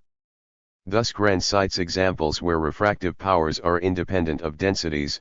Light in passing through alum and vitriol, for example, is perceptibly refracted though there is no perceptible difference between the specific gravities of these substances. Similarly, in the case of borax saturated with olive oil, both combustible substances, the refraction does not conform to the specific gravity of the two bodies. The same holds of water and turpentine, etc. Biot too says, that while the behavior of mineral substances conforms fairly generally to their densities, the same is not true of inflammable and gaseous substances, and on the following page, on voitke de substances de densits trfes diverses pouvant avoir de forces rodfringenfses égales, et tu un substance morns dense tu un autre puts appendant posselder un pouvoir arpound fringent plus fort. Cette force dépend surtout de la nature chimique de chaque particule. La force r pound dringent la plus 6 nergic est dans les huiles etrnines, etl isu distil carat ene leur est pas infdruer. The combustible principle is thus a specific quality which manifests itself here in a characteristic manner. Oil, the diamond, and hydrogen, therefore have a higher refractive index. We must, however, content ourselves with stating and sticking to general points of view. The phenomenon is one of the most intricate there are, but the inherent nature of this intricacy is to be found in the fact that the most spiritual of elements is here subordinated to material determinations, that the divine has commerce with the earthly, but that, in this alliance of the pure, virginal, impalpable light with corporeality, each side retains its due rights. 3J9 The different densities which determine the visibility of objects, and which exist in different media are in the first instance only externally compared and unified. In the nature of crystals this comparison is internal. Crystals have, on the one hand, a general transparency, but, on the other hand, they possess in their inner individualization a form deviating from the exact formal likeness *2. Remark.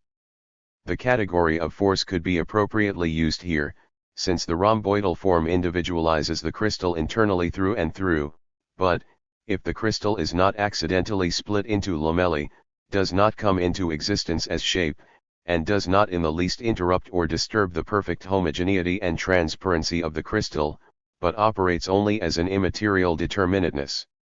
In reference to this passage from an externally posited relationship, to its form as an internally active determinateness or force, I can quote nothing more apposite than Goethe's description of the relation between the external apparatus of two mutually facing mirrors and the phenomenon of the entoptic colors produced in the interior of a glass cube placed between them.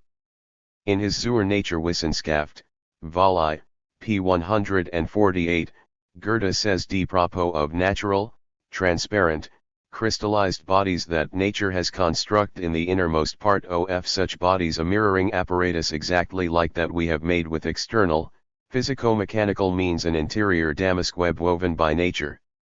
In this collation of outer and inner it is not, I repeat, a question of the refraction mentioned in this paragraph but of an external double mirroring and of the phenomenon corresponding to it in the crystal's interior. A similar distinction must also be made in regard to what is said on page 147 of the same work. It could be quite distinctly observed in a rhombohedron of Iceland spar that the vying lie of the layers and consequent interplay of reflection were the immediate cause of the phenomenon this paragraph is concerned with, so to speak, rhomboidal force or activity, not with the action of existent lamellae. Zusatz. Of the two images shown by Iceland spar, one is in the usual position, i.e. it is the result of ordinary refraction. The second image, called extraordinary, seems raised by the distortedly cubic, rhomboidal shape. The moacutinte grantes do not therefore have the form of a cube or double pyramid. There are two different positions and so two images, but in a single shape, for since this shape is, on the one hand, passive to light, it lets the image freely through, but its materiality then equally exercises its influence since the whole interior of the individual body forms a surface. Goethe brooded a great deal over this phenomenon which he attributes to fine fissures in the crystal, to existent lamellae. The displacement is not, however, produced by fissures but only by interior shape. For when actual discontinuities are present, colors, too, at once make their appearance. There are other bodies through which one sees a line not merely as doubled but even in two pairs. Recently many more bodies have been discovered which exhibit double refraction. Here, too, belongs the phenomenon called fata morgana and by the French, mirage, in which, on the seashore, an object is seen double. This is not reflection but refraction, since, as in the case of Iceland spar, the object is seen through layers of air which, having different temperatures have different densities. 320 This immaterial heing for self of form, developing into interior existence, supersedes the neutral nature of crystallization, and we now have the determination of the immanent punctiform principle, brittleness in a still perfect but formal transparency. This moment of brittleness is difference from self-identical manifestation, from light and illumination. It is, therefore, the inner beginning or principle of darkening, not as yet existent darkness but its active principle. Darkening does not remain a mere principle, but in contrast. 195. With the simple, indeterminate neutrality of shape and apart from darkenings and lessenings of transparency due to external and quantitative causes, it develops into the abstract, one-sided extreme of compact solidity, of passive cohesion. Thus the dark element and the bright element, each separately existent, are at the same time posited through the intermediation of transparency in a concrete and individualized unity, the manifestation of color. Remark. Abstract darkness is the immediate opposite of light as such.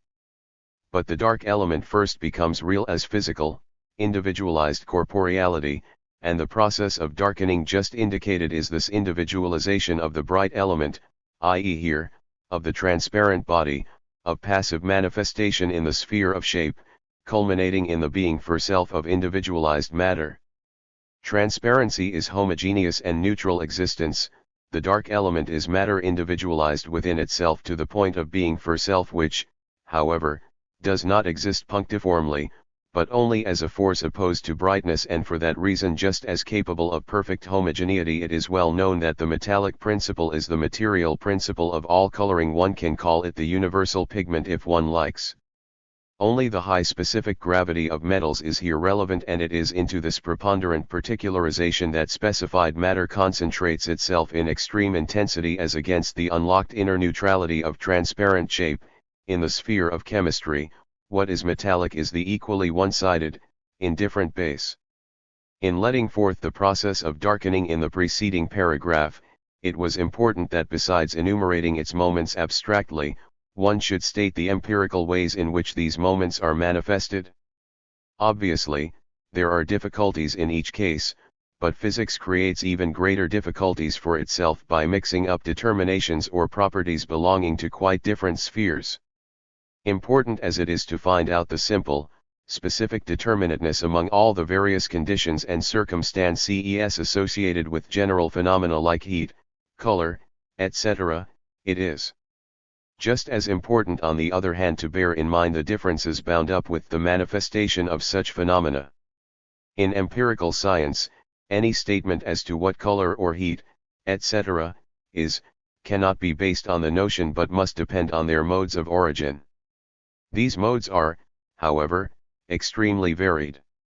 But the craze for finding only general laws leads to neglect of essential differences, while an abstract viewpoint leads to the chaotic lumping together of the most heterogeneous substances. Thus the failure to consider modes of action as particularized by the differing media and spheres in which they occur, must have been prejudicial to the very desire to discover general laws and determinations.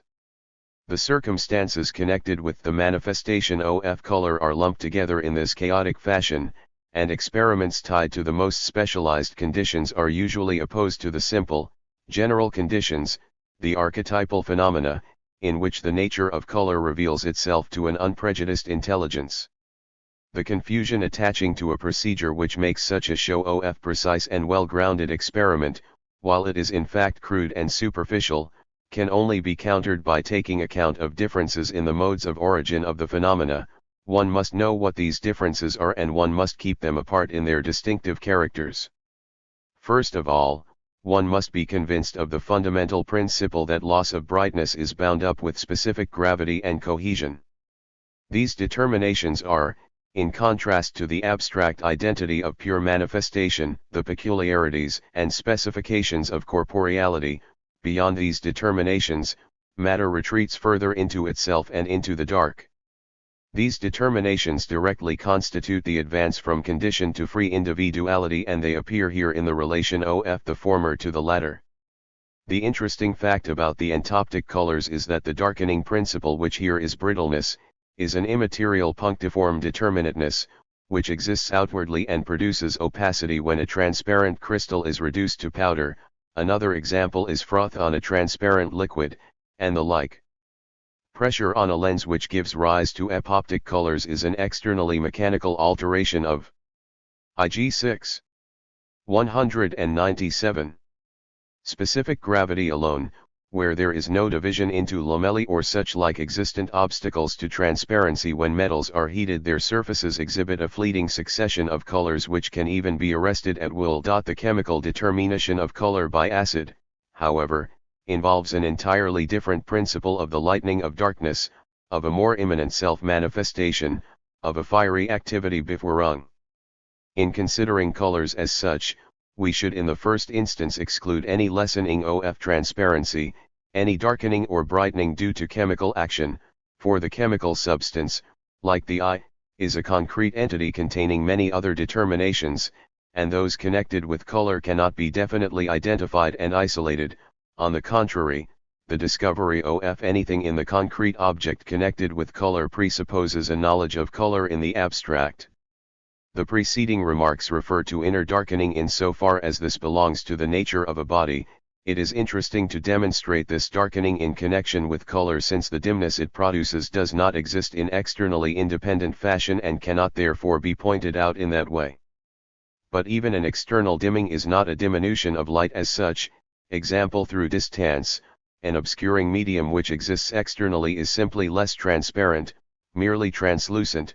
A quite transparent medium like water or clear glass, the element of air, lacks that concreteness present even in the neutrality of unindividualized water, begins to lose transparency as a result of a thickening of the medium, especially if the number of layers, i.e. of discontinuous boundaries, increases. The most celebrated means for producing external obscuration is the prism, whose dimming action stems from two factors: first, from its outer boundary as such, its edges, and secondly, from its prismatic shape, from the variable transverse diameter between the whole spread of one side and the opposite edge. Among the incomprehensible features of color theories is the fact that men have ignored a prism's property of lessening transparency, and in particular of doing so unevenly according to the varying thickness of the diameter of the different parts through which the light passes.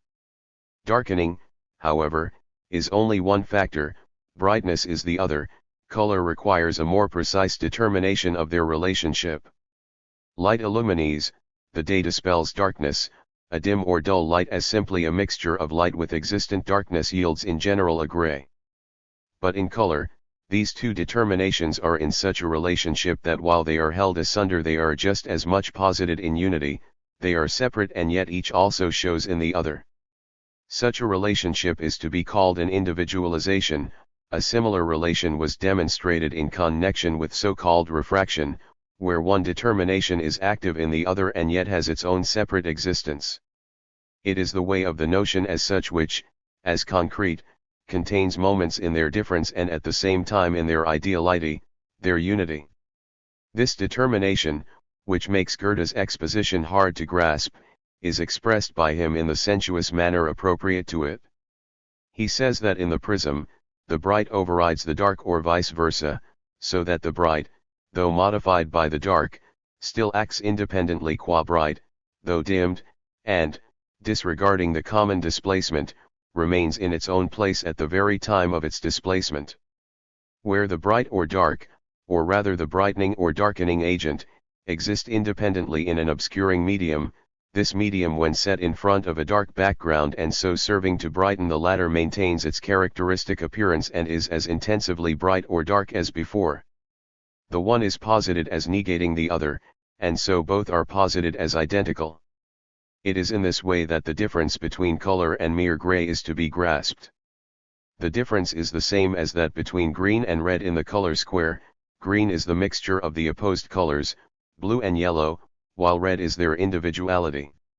On Newton's familiar theory, white light, i.e. colorless light, consists of 5 or 7 colors, for the theory itself does not know the exact number. One cannot express oneself too strongly, first, regarding the conceptual barbarism which applies the category of composition, the worst form of reflection, even to light, and makes 199. Brightness consists of 7 darknesses. One might as well say that clear water consisted of 7 sorts of earth. One may likewise censure the ineptitude and incorrectness of Newtonian observation and experiment, and no less their stupidity, and as Goethe * has even shown, their dishonesty. One of the most striking as well as simplest errors is the false assertion that when a monochromatic part of the spectrum produced by a prism is passed through a second prism, it reappears as monochromatic. Likewise, one may condemn the equally bad character of the reasoning and proof based on such impure empirical data. Newton not only used the prism but was also aware of the fact that to produce color by it a boundary of light and dark was necessary, and yet he could overlook darkness as an active factor in producing dimness. This condition for color he only mentions by the way, in connection with a very special case and then ineptly long after his theory is complete. The only use made of Newton's reference to this condition by defenders of his theory is to say he was not unaware of it, but they do not see that it is an argument for treating darkness as a supreme condition in all consideration of colors. On the contrary, the textbooks do not mention the fact that darkness is present in all color phenomena, nor the quite simple fact that a white wall looked at through a prism shows no color. If, however, a nail is driven into the wall or any unevenness is made on it, then and only at that spot, do others' colors make their appearance. This ignoring of so many experiments which refute it must thus count as another fault of the theory. We may further object particularly to the thoughtless inconsistency which abandons a number of direct inferences from the theory and yet still clings to the theory itself. Finally, however, we may object to the blind prejudice which treats this theory as having a mathematical basis, as if measurements. Cf. Farbenlehre, Part 2, p. 63a, but I am well aware that lies are called for, and big lies / in part false and one-sided, merited even the name of mathematics, and as if the quantitative determinations introduced into its inferences could furnish any ground whatever for the theory and for the nature of color itself. Undoubtedly one of the main reasons why Goethe's illumination of this darkness in light, as lucid as it is profound and learned, has not found more general recognition is that far too much illogicality and credulity would have to be confessed. These absurd conceptions instead of declining have recently grown into an even more complicated metaphysical hodgepodge in the discoveries of Malus, the polarization of light, the four-cornered shape of light rays 1, the rotatory movement of light corpuscles red ones to the left and blue ones to the right 2, and especially in the Newtonian fits, the x-defacile transmission and x-defacile reflection. Some of these conceptions arose from the application of the formulae of the differential calculus to the phenomena of color, for the valid meanings which terms of these formulae have in mechanics have been illegitimately applied to determinations of an entirely different sphere. Zusatz. In the prism, there is likewise so-called double refraction, and here we come upon the further determinateness with which transparency passes over into darkening, thus giving birth to colors. The brittleness of the glass shows itself as an obscuration of the bright element, though the glass is perfectly transparent. A milky glass, an opal, does the same, but in them, obscurations are produced which give no indication of outward existence. Light does not obscure itself, rather it is the unobscured. The idea of color is, therefore, essentially bound up with what is individual, subjective, what spontaneously sunders itself into its differences and binds them within itself. The details of this belong to empirical physics, yet since science has not only to observe, but also to reduce observations to general laws, it therefore touches the philosophical theory of color. There are two prevailing ideas about colors. The first, which is ours, makes light simple. The other idea makes light composite, a conception flatly opposed to every notion and the crudest of metaphysics. It is thoroughly bad since a whole way of treating things is in question. When dealing with light, we must lay aside any thought of separateness, of manifoldness. We must rise to the abstraction of the identical as existent. With light, therefore, we are forced to rise to the ideal, to thought, but such thought is rendered impossible in the other idea by the sheer crudity of the conception. The object of philosophy is never the composite, but the notion, the unity of differentiated terms, the unity being immanent in them, not external and superficial. To help out the Newtonian theory, the attempt has been made to eliminate this composition by saying that light determines itself immanently to these colors, just as electricity or magnetism polarizes itself into distinct forms. But colors exist only on the boundary between brightness and darkness, a circumstance which Newton himself admits. Before light can determine itself to color, an external determination or condition must always be present, like the infinite resistance principle in Fichte's idealism, a condition moreover which is specific. If light could spontaneously obscure itself, it would be the inwardly differentiated idea. Light, however, is only an abstract moment, the selfhood and centrality of gravity which has attained to abstract freedom. What must be settled philosophically is this: from what standpoint is light to be considered? Light, therefore, lies still outside of the physical. Brightness, fixed corporeally, is white, which is not as yet a color. Darkness, materialized and specified, is black. Color lies between these two extremes. It is first produced by a combination of light and darkness, a combination which is specific. Outside this relation, darkness is nothing, but neither is light anything. Night contains the self-dissolving ferment and destructive conflict of every power. It is the absolute possibility of everything, chaos, without material being which, just because it destroys all, contains all. Night is the mother who nourishes all that is, and light is the pure form which first possesses being in union with night. The terror of night is the silent trembling and stirring of each power. The brightness of day is the self-externality of night which can retain no inwardness, but which, as spiritless, powerless actuality, is shaken out and lost. But the truth is, as we have seen, the unity of both. Light, which does not shine into darkness but, penetrated by darkness as its essence, is thereby made substantial, material. It does not shine into darkness, does not light it up, is not broken in it, but the inwardly ruptured notion, as the unity of both, displays in this substance itself, the differences of its moments. This is the gay realm of colors and their animated movement in the play of colors. Everyone knows that color is darker than light, but on Newton's theory, light is not light but intrinsically dark, and light exists only when these various colors, supposedly original, are mixed. To quarrel with Newton may appear presumptuous, but the matter is one that can only be settled empirically, and that is what 202 Goethe has done, whereas Newton obfuscated it by his ossified reflective concepts. It is only because such ossification has made physicists blind even when watching their experiments, that the Newtonian system could survive till this day.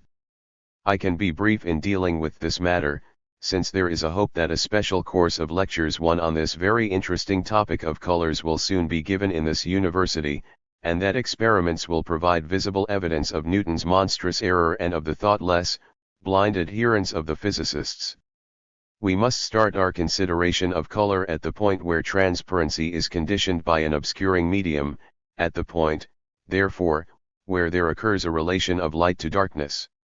Color, as this simple, free existent, requires an other to give it actuality, a definite, uneven shape enclosed by sides forming different angles. This gives rise to brightnesses and darkening aid of varying intensities which, falling on each other and thereby darkened or lightened, yield the free colors. To obtain these different degrees of darkening, we mostly use transparent glasses, but they are not in the least bit necessary for the production of colors, this result being a more complex, later product. Different darkenings or illuminations, like daylight and candlelight, can be made to fall straight on one another, and then we have at once colored shadows, the dark shadow of each light being at the same time lit up by the other light, as well as the two shadows, one has, therefore, the same shadows lit up. If a number of irregular darkenings fall on each other, this yields a color less gray, a fact familiar to us from ordinary shadows. This is an indefinite illumination. But if only a few two distinctly different brightnesses fall on each other, then at once we have color, a qualitative difference, whereas shadows display only quantitative differences. Sunlight is too intense to permit the appearance of any other contrasting brightness, the whole region receives a single general, dominant illumination. But if different illuminations fall into the room, even though only together with sunshine, e.g. the blue sky, then at once one has colored shadows, so that when one begins to turn one's attention to the varied coloring of shadows, one soon finds that there are no longer any gray shadows, but everywhere colored ones, though their colors are often so feeble as not to be individualized. Candlelight and moonlight give the most beautiful shadows. If a stick is held in these two different lights, both shadows are illuminated by both lights, the shadow of moonlight by candlelight, and conversely, one then gets a blue and a reddish yellow, while two candle lights alone are colored a definite yellow. This contrast also appears with candlelight at daybreak and twilight, when the sunlight is not so blinding that the colored shadow would be suppressed by the many reflections. Newton believes he has found a striking proof in the spinning disk on by Professor V. Henning, which all the colors are painted, for when this is rotated rapidly, no distinct color is seen but only a whitish shimmer, from which white light is inferred to consist of 7 colors.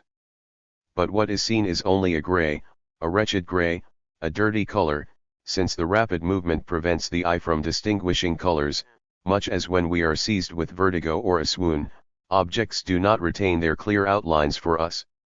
Does anyone think he sees a real circle when a stone is whirled round on the end of a string? This basic Newtonian experiment directly refutes what they wanted to prove, for if colors were original fixtures, it would be impossible for the obscure element involved in them to be here reduced to brightness. On the contrary, therefore, since light as such dispels darkness, as even night watchmen sing, the dark is nothing primary. But conversely, where the dark factor preponderates, the slight illumination vanishes. Consequently, when glasses of definite colors are laid on top of one another, one sees white through light-colored glasses and black through dark-colored ones. This should make the Newtonians say that darkness, too, consists of colors. Another Englishman did, in fact, say that black consists of all the colors. This strips color of its particularity. The course of Newtonian reasoning runs here, as in physics generally, simply as follows. A. Newton starts with the appearances produced by a glass prism in a completely dark room, where he lets light rays, as he calls them, fall on the prism. Various colors are then seen through the prism, the luminous image as such is seen in another place, and the colors are arranged in a particular order in this place, for example, violet at the top and red at the bottom. Such is the phenomenon in its simplicity. Newton now reasons as follows: since one part of the image is shifted more than another, and different colors are visible in the more displaced part, therefore one color must suffer a greater displacement than another. This is expressed by saying that the intrinsic differences of colors consists in their differing refrangibility. Each color is thus an original existence, already present and complete in light. The prism, example, does nothing beyond making visible such a pre-existent difference, which is not produced by the experiment, as is the case when we see through a microscope scales on a butterfly's wing which are invisible to the naked eye. So it is argued. And so this soft, delicate, infinitely plastic, absolutely self-identical principle of light, which yields to every impression, and whose complete indifference simply absorbs every external modification, is supposed to consist of fixed elements.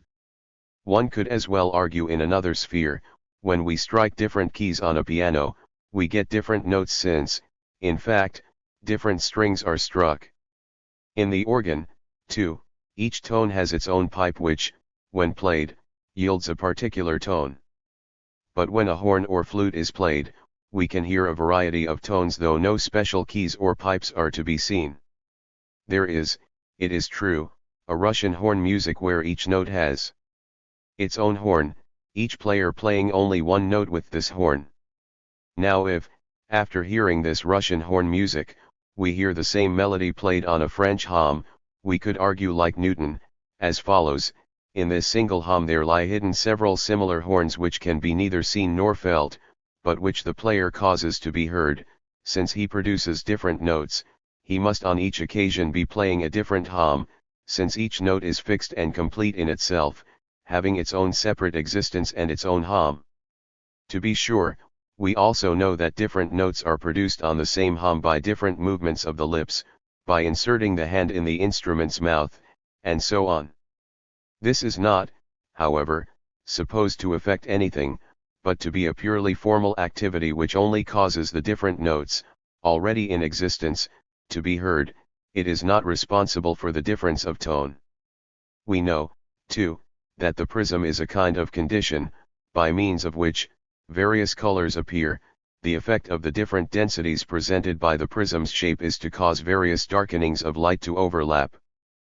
But even when we point out to the Newtonians that the colors only originate under these conditions, they still maintain that, as regards light, these different activities do not produce differences in the product, but that the products are ready and finished before their production, as if, so to speak, the notes in the French hum already had their own different sounds, whether I open or shut my lips or put my hand this way or that in the instrument's mouth. These actions are not modifications of the sound, but only repeat playings on numerous different horns. It is Goethe's merit to have overthrown the prism theory. Newton's conclusion is, what the prism elicits was originally there. That is a barbarous conclusion. The atmosphere also has a darkening effect, and in different ways. The sun, e.g., is redder when it rises, for the air is then more humid. Water and glass have an even greater darkening effect.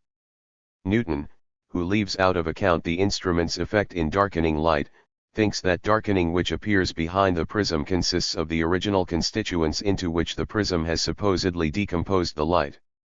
To say that the prism has dispersive power is a piece of slovenliness, since it presupposes the theory the experiment is supposed to prove. It is as if, wanting to prove that some water was not originally clear, I first foul it by stirring it with a bit of dirty rag on the end of a stick. SS. Newton further maintains that the 7 colors, violet, indigo, blue, green, yellow, orange, and red, are simple and indecomposable, but no one will be persuaded to think that violet, example, is a simple color, since it is a mixture of blue and a certain red. Every child knows that if you mix yellow and blue you get green, and lilac likewise, if to the blue you add less red than when you make violet, and that orange is got from yellow and red. But as green, violet, and orange are primary for the Newtonians, so, too, indigo and light blue are for them absolutely different, though there is no qualitative difference between them. No painter is such a fool as to be a Newtonian. Painters have red, yellow, and blue, and make their other colors from them. Even the mechanical mixture of 2 dried powders, one yellow and one blue, gives green.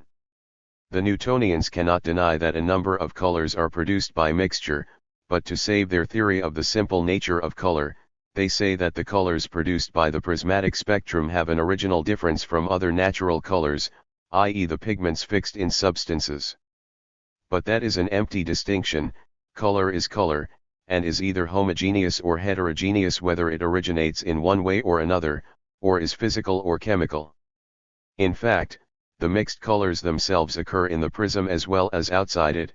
Here we have the coming to be of a specific appearance qua appearance, and therefore, too, a pure mixture of appearance with appearance without any further combination of colored objects. Thus, if the prism is held close to the wall, only the edges of the color image are colored blue and red, the middle stays white. It is said that in the middle, where several colors come together, a white light arises. What nonsense! It is incredible to what absurd lengths men will go, and this sort of rigmarole is becoming a habit.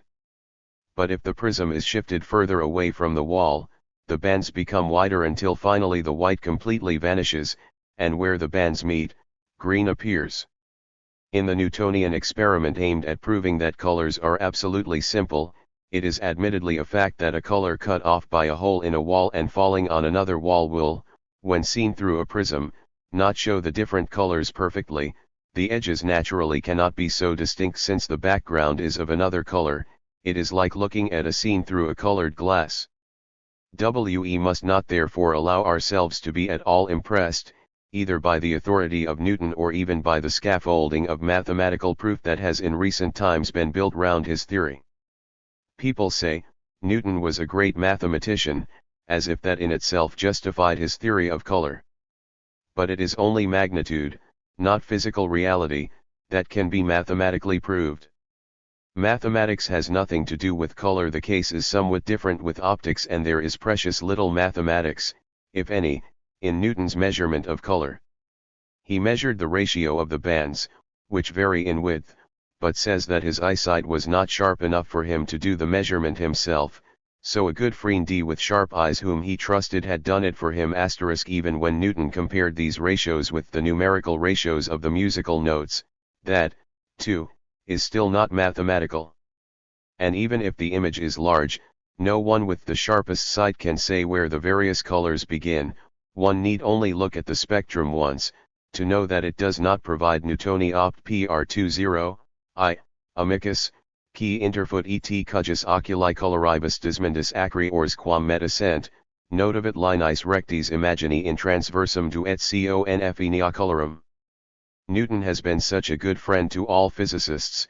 No one has seen the thing himself, and if he has seen it, he has spoken and thought like Newton. Definite boundaries where lines could be drawn.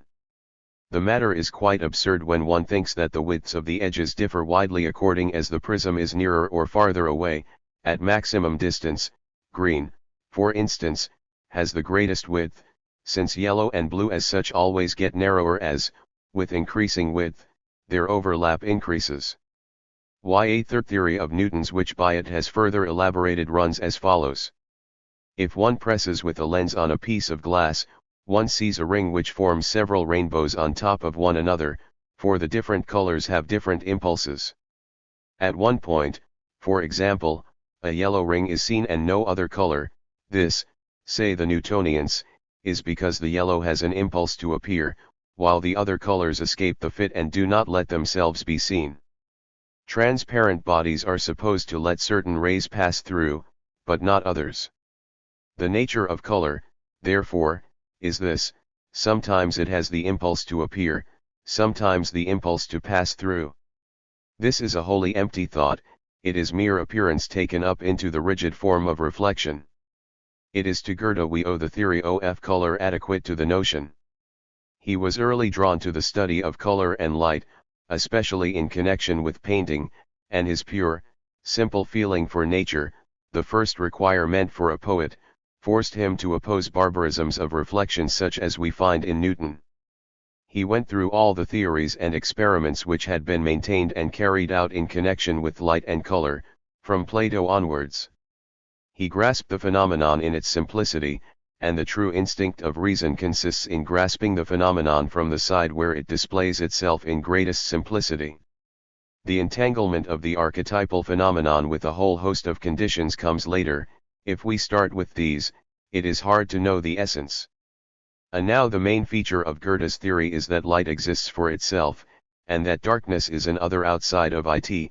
White is visible light, black, visible darkness, and gray is their first, merely quantitative relationship, and therefore a diminution or increase of brightness or darkness.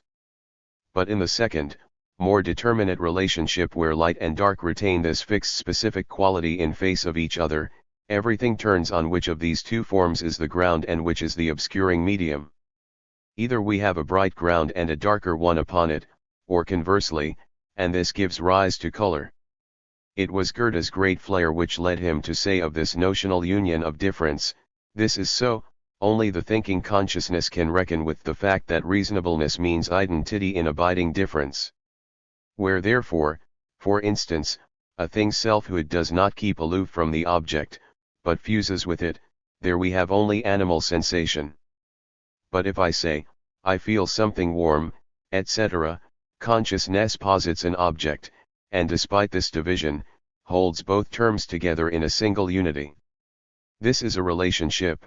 3:4 is quite different from merely putting these numbers together as 7 or 12 or 4. 3 equals 1, 4. In the former instance, 3 counts as 3, and 4 as 4. Similarly with colors, the bright and dark must be in mutual relation, medium and ground must here remain separate, the former being, in fact, a medium and not itself emitting light. Otherwise I can picture a dark ground with sunlight shining on it. This, however, is not a medium. But obscuring media, too, can produce a mere gray instead of color, e.g. if I look at a black object through transparent muslin, or at a white object through black muslin, for specific conditions are required to make color as such definitely perceptible. Additional determining factors are differences in eyesight and setting. If nearby there is another object of some specific degree of darkness or brightness or some other pronounced color, the weaker color will appear as a mere gray. The eyes, too, vary greatly in their sensitivity to colors, though one's attention to colors can be sharpened. For example, the brim of a hat seen through muslin seems to me to have a bluish tinge. Color obscuration alone, therefore, must be distinguished from the reciprocal showing through each other of bright and dark. The sky is night and black, our atmosphere is, as air, transparent. If it were wholly pure we should see only black sky. But it is full of vapors and is therefore an obscuring medium, so that the sky looks colored blue. On mountains where the air is purer, the sky looks blacker. Conversely, if we have a bright background, e.g. the sun, and look at it through a dark glass, e.g. opalescent glass, it looks colored, yellow or red. There is a certain wood, an infusion of which held up against a bright background is yellow, and against a dark background blue. This very simple relation is always the basis. Any diaphanous medium which is still without a definite color is active in this way.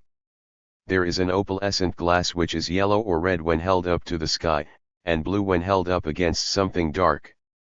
Once I saw smoke rising from a chimney in front of my window. The sky was overcast and the background therefore white. As the smoke rose on this background, it was yellowish. As it fell and had behind it the dark roofs and the dark leafless trees, it looked bluish, where, lower still, it had the white walls of the houses behind it, it looked yellow again. There are beer bottles likewise which present the same phenomenon. Goethe had a Bohemian wine glass, the inside edge of which he covered half with black and half with white paper. The glass then looked blue and yellow. This is what Goethe calls the archetypal phenomenon. SS. Another way of bringing about this color obscuration is by means of the prism. If we look through a prism at white paper on which there are black figures, or black paper on which there are white figures, we see colored edges, since the prism, as both transparent and opaque, presents the object in the place where it is and at the same time in another place. The edges thereby become boundaries, overlapping each other without the occurrence of mere obscuration. Newton, in the passage cited above, is puzzled that certain thin 207 A08 lamellae or little glass balls, perfectly transparent and without a trace of shadow, when seen through a prism appear colored, cum e contrario, primatis refraction, corpora omnia ea solum modo sin part apparere solient coloribus distincta, ubi vel umbras terminenter, vel partes habient qualiter luminosus. But how could he see these little glass balls without their setting in the prism? For the prism always displaces the sharp dividing line between image and setting, in other words, it posits its limit as limit. This is a fact, though it has not yet been fully explained. Just as in Iceland's spar we have a double image, first, as transparent, it shows the natural image, and secondly, by its rhomboidal form, it shows the same image displaced. The same sort of thing must take place in the other glass. In the prism, therefore, I postulate two images immediately condensed into one.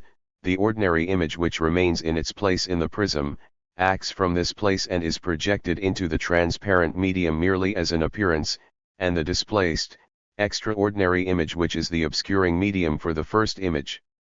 The prism thus posits in light the diremption of the notion which, by way of darkness, achieves reality. But in general, the action of the prism consists in the displacement of the whole image, a displacement determined by the nature of the medium, but the shape of the prism is also a determining factor, and in this fact we must see the reason for the size of the image, for the prismatic shape is just this, that the image fixed by refraction suffers a further displacement within itself, and it is this W within self which is the real point of interest here. For since the prism is thick on top and thin below, the light falls differently on each point of it. The prismatic shape, therefore, produces a specific, additional displacement. Even if this is not clear enough, the crux of the matter certainly lies in the fact that, through the prismatic shape the image is at the same time internally set in a second place. This intermality is still further modified by the glass's chemical composition, as in flint glass and other substances which have their own peculiar crystallization, i.e. their intrinsic way of directing an image. Why? With my eyes, I see the edges and borders of objects indistinctly at a distance of only a few feet. The white edges of a window frame, which on the whole appears gray as in half shadow, I see effortlessly and without blinking as colored. Here, too, there is a double image. Such double images are also found objectively in the so-called bending or diffraction of light. A hair is seen double or even triple when light shines into a dark room through a fine crack. Only Newton's experiment with the two knife blades has interest, the others which he cites, including the one referred to above, have no significance. In the experiment with the blades, the really remarkable fact is that the further the blade is from the window opening, the wider the borders become, from which we see that this phenomenon connects closely with 209. Prismatic phenomena. Here, too, light appears as a limit to what is other. But light is not merely diverted by the external force of the prism, its reality is just this, to relate itself to darkness itself, to bend itself towards it and to make a positive boundary with it, i.e. a boundary where they are not cut off, but one goes over into the other. The diffraction of light occurs wherever light and darkness meet, it creates a penumbra.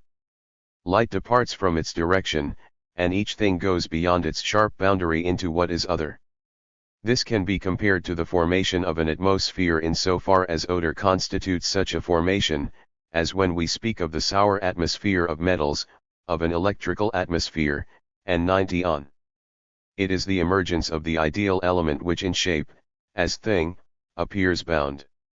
The boundary thus also becomes more positive, not merely a simple mixture but a penumbra, on the light side bounded by light, but equally on the dark side separated off from the darkness by light, so that the penumbra is blackest on the light side and gets less on the side where light separates it off from the darkness. It reduces itself thus over and over again, giving rise to a series of juxtaposed shadow lines. This diffraction of light, light's own free refracting, further requires a particular shape in order to display these syntheses, this neutrality, as qualitatively determined.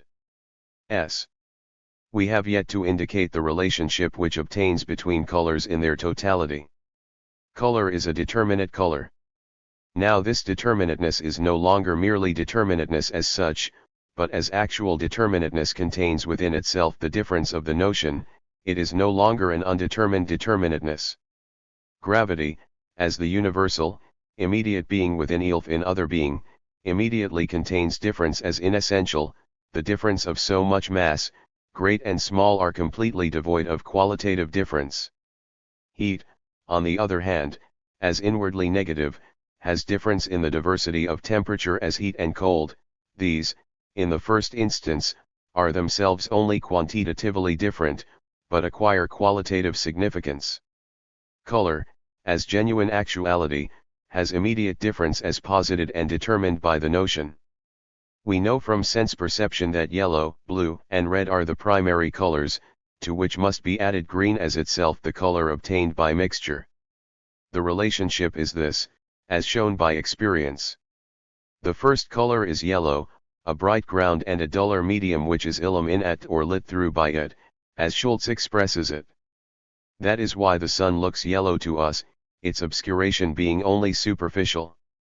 The other extreme is blue, where the brighter medium is shaded through by the darker ground, to use another expression of Schultz's.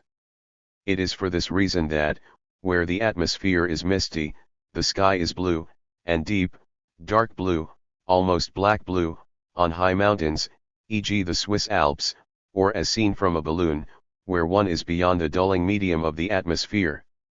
In blinking, one makes the eye's crystalline lens into a prism, in that one half of it is covered, one then sees one side of a flame yellow and the other blue.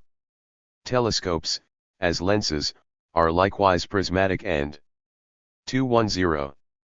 Therefore show colors. Perfect achromatism can be produced only by putting one prism upon another. Between the two extremes of blue and yellow, TB simplest colors, lie red and green, which no longer belong to this wholly simple, general opposition. The one mediating color is red, to which blue as well as yellow can be intensified. Yellow is readily changed into red by intensified darkening. In the spectrum, red already makes its appearance in violet, and similarly, at the other end, with yellow in orange. Red appears when yellow is again shaded through or blue again lit through. Yellow, therefore, when given a darker tinge, or blue when given a brighter tinge, becomes red. Red is the mediation which, in contrast to green, which is passive mediation, must be signalized as active, as the subjective, individual determination of both colors.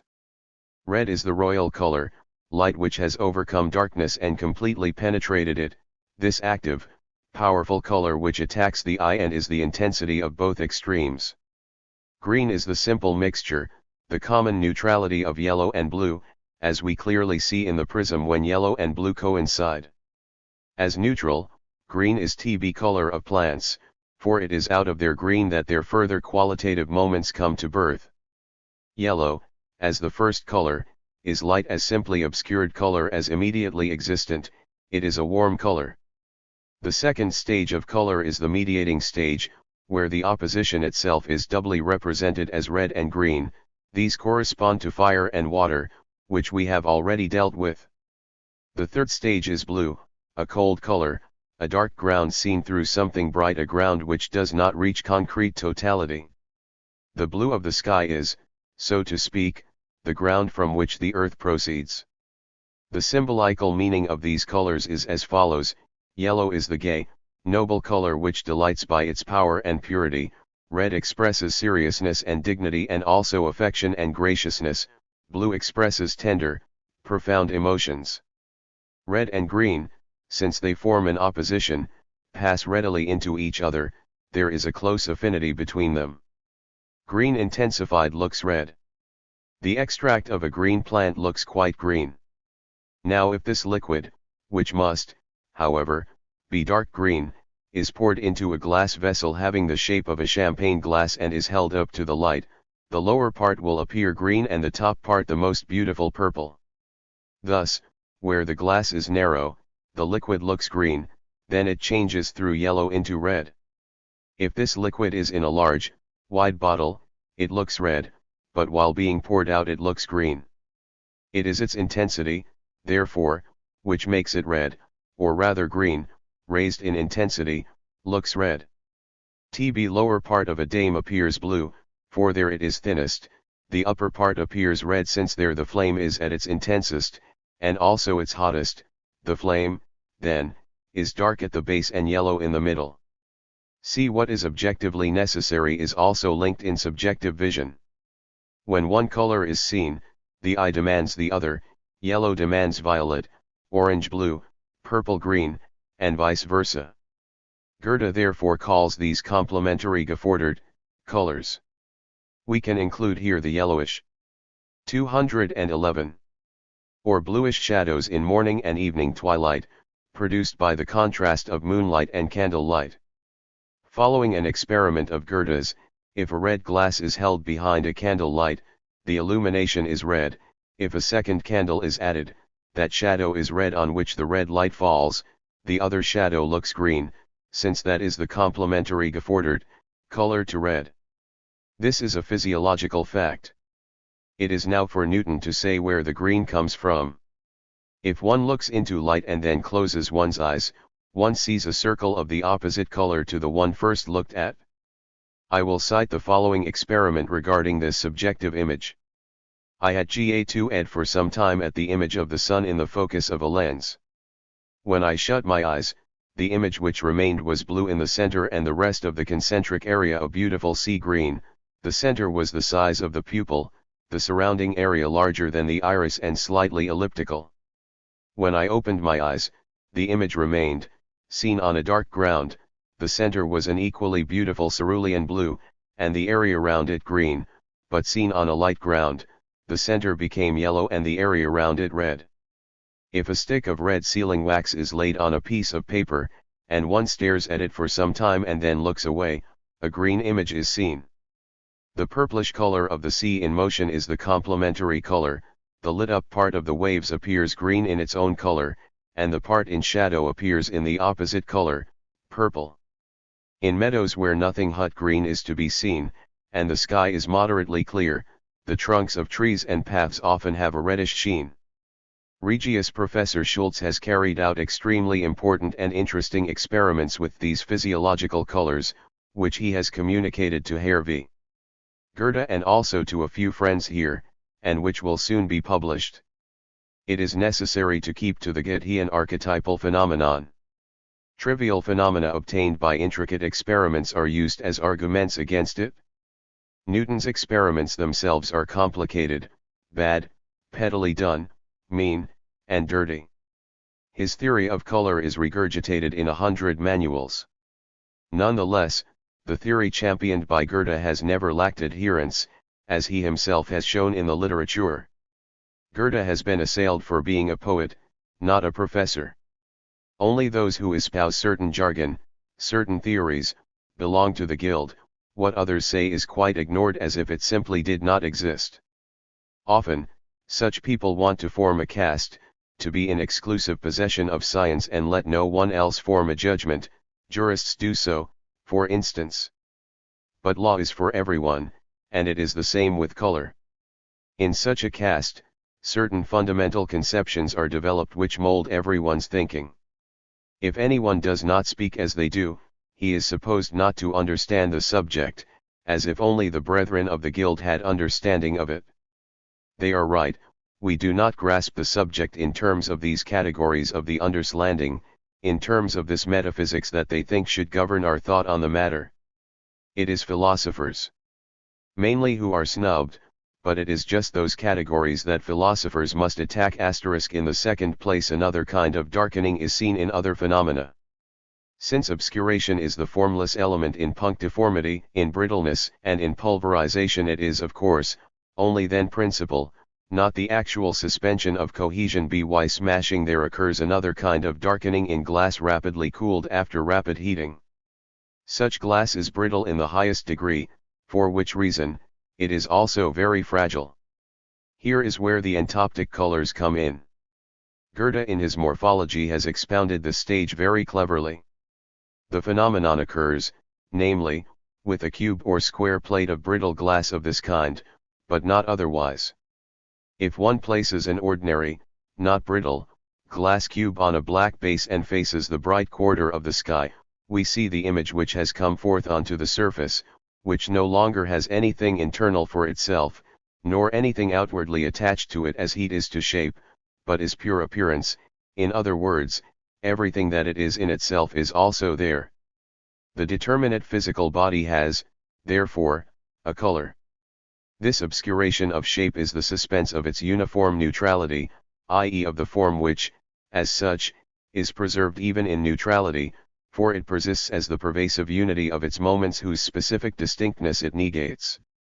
Color is the suspense of this indifference and identity to which form has brought itself.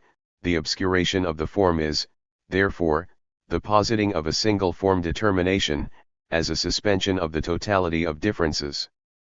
Body, as mechanical totality, is form developed through and through within itself.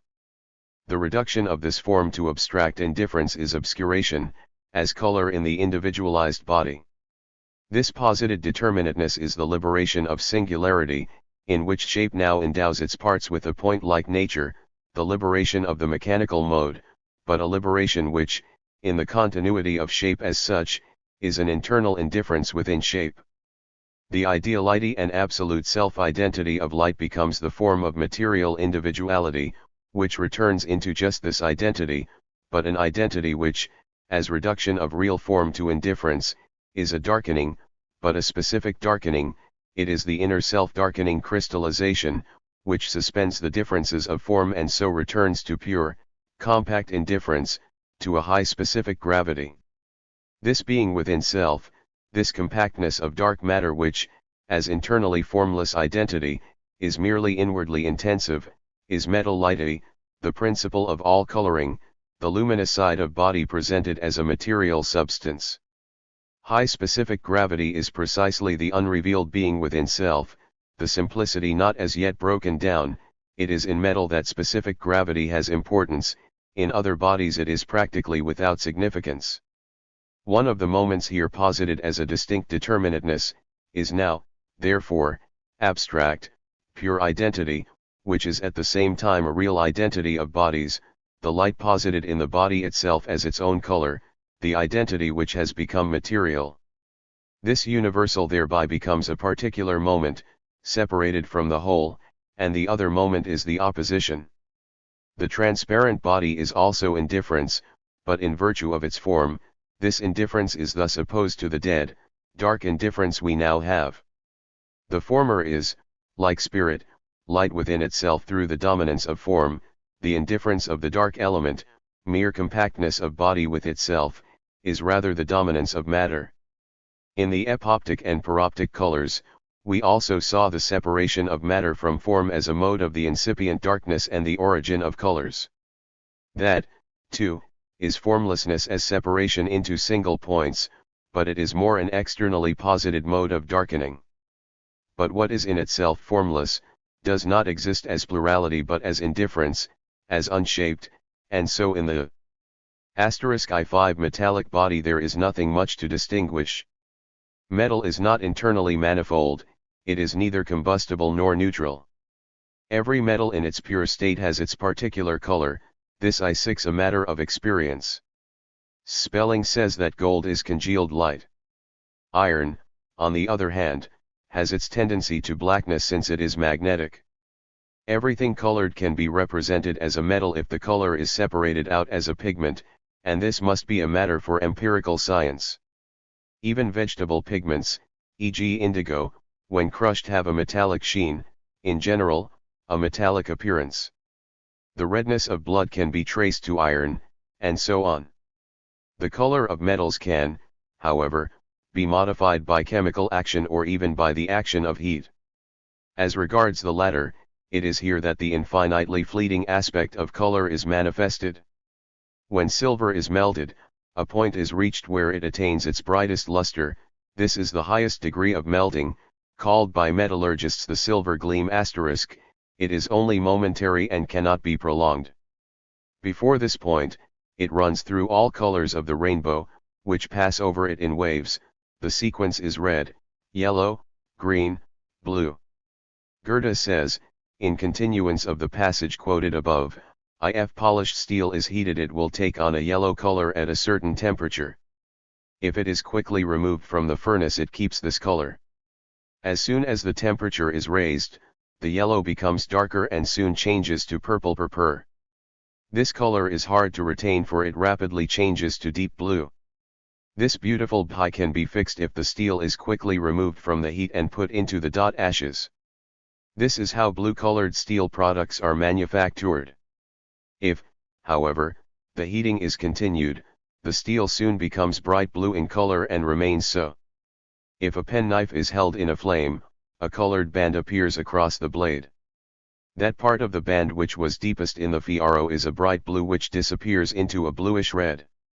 The middle of the band is purple purpur, then come a reddish yellow and yellow. The explanation is found in what we said above. The blade is less hot towards the handle than at the point held in the same, and consequently the colors, which would otherwise appear successively, must here all appear at once, and this is the best way of fixing them permanently. Here, too, then, it is a mere alteration of density which produces the different colors, for it is the darkness of the body posited in various determinations which produces color. The metallic principle therefore, is this physical likeness with self sich Selbstgleichheit, which has achieved stability. Metal has color attached to itself, but color which derives solely from light, light that is still pure and is not as yet broken up, i.e. color as luster. Metal is opaque, for transparency is a lack of light in a thing to which actual light is alien. The chemical significance of metal is that it can be oxidized, an extreme of form as against neutrality, the reduction of form to a formal, undifferentiated identity. Metal is easily turned white by a weak acid, as lead is made into white lead by acetic acid. Zinc oxide is formed similarly. Yellow and reddish yellow, on the other hand, have an affinity for acids. Zi6 and bluish red for alkalis. But not only metals change color under chemical action. Goethe says, the juices of all blue and violet flowers are turned green by alkalis, and a lovely red by acids. The extracts of redwoods are turned yellow by acids and violet by alkalis, but decoctions of yellow plants are turned dark by alkalis and lose almost all their color under the action of acids. * and Ibid, p. 201, he says, litmus is a pigment turned blue by alkalis, it is turned red by acids and back to blue by alkalis. Here, however, we are considering the particularization of di-individual body, and therefore have to exhibit color only as a moment, a property, but endowed with the possibility of becoming a material substance. Consequently, we are not as yet concerned with color in the separation and isolation of metals. As properties, colors are still held within individuality, though they can be exhibited as pigments. This possibility stems from the impotence of individuality, which here is still not the infinite form, to be omnipresent in objectivity, i.e. in the properties.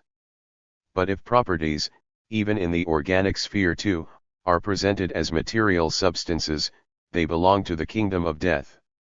For since in the living organism the infinite form is objective to itself in its particularization, is self-identical in its properties, this particularization is here no longer separable, otherwise the whole would be dead and dissolved. Now color as a property presupposes a subject, and is held in its subjectivity, but as a particular property, color is also for an other, and every property, as such, exists only for the sense of a living creature. We are this other, the sentient subjects. Our sense of sight is determined by colors. Only colors are for sight, shape belongs to touch and only discloses itself to sight through the alternation of light and shade.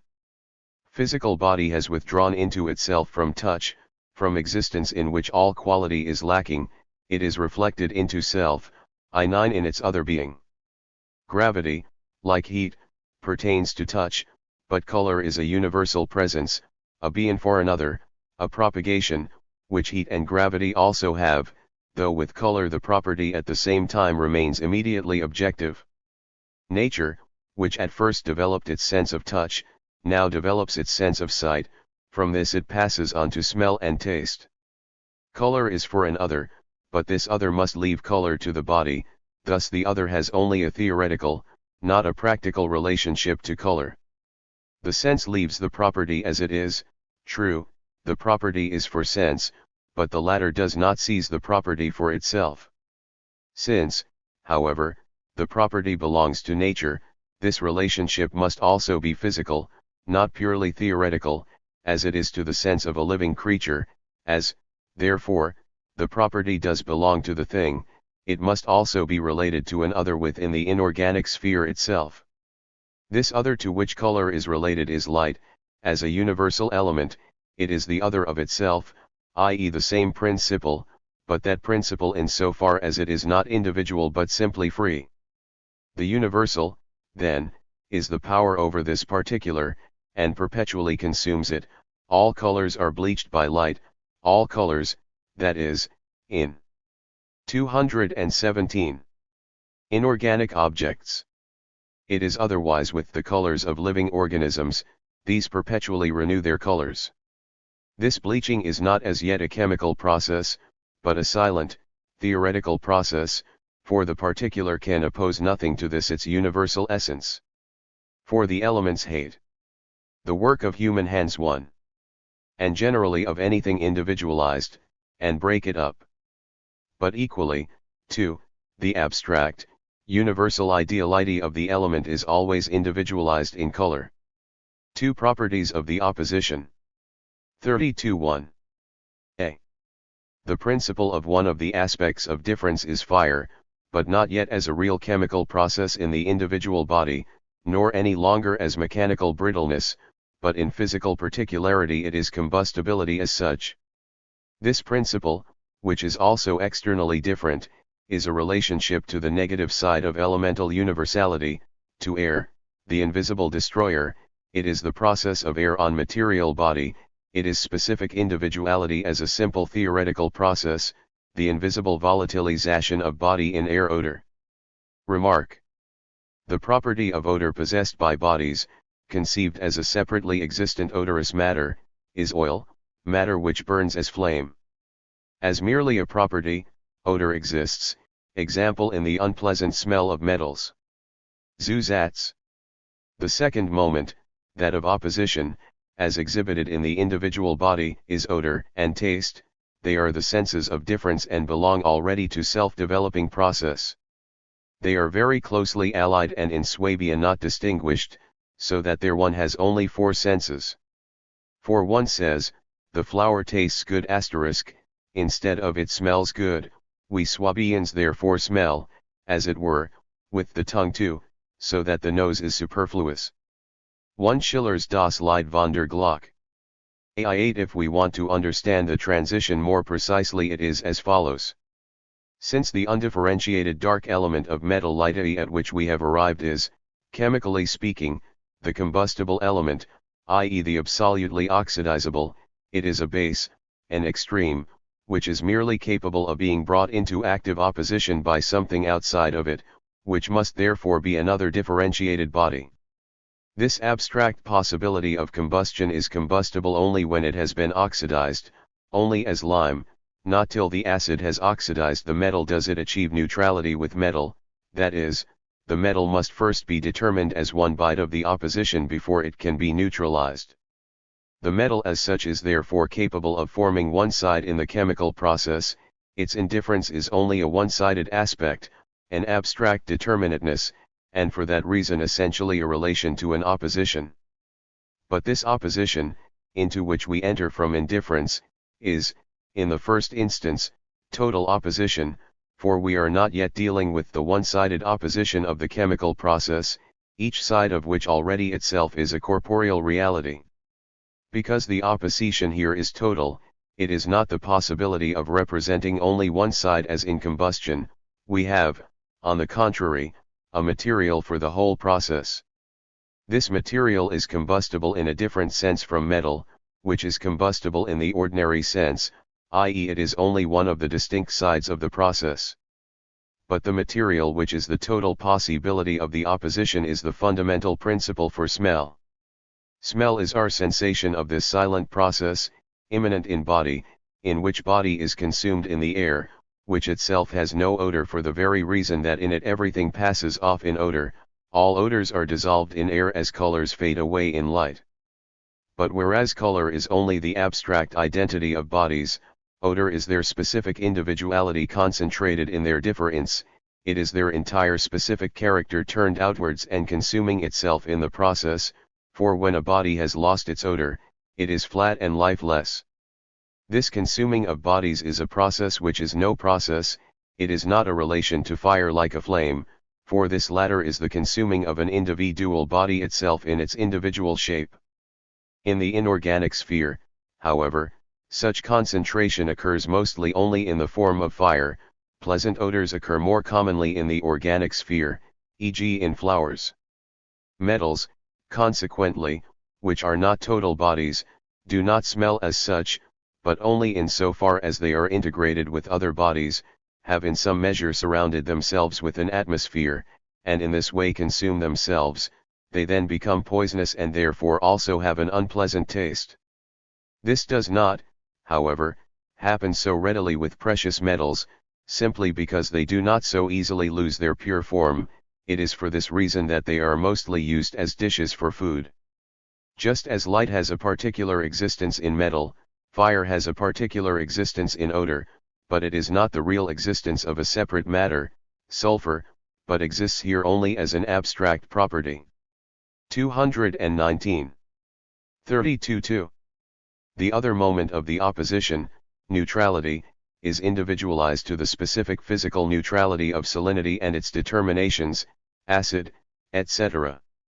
To taste to a property which, at the same time, remains in relationship with the element, with the abstract neutrality of water, in which body, as merely neutral, is soluble.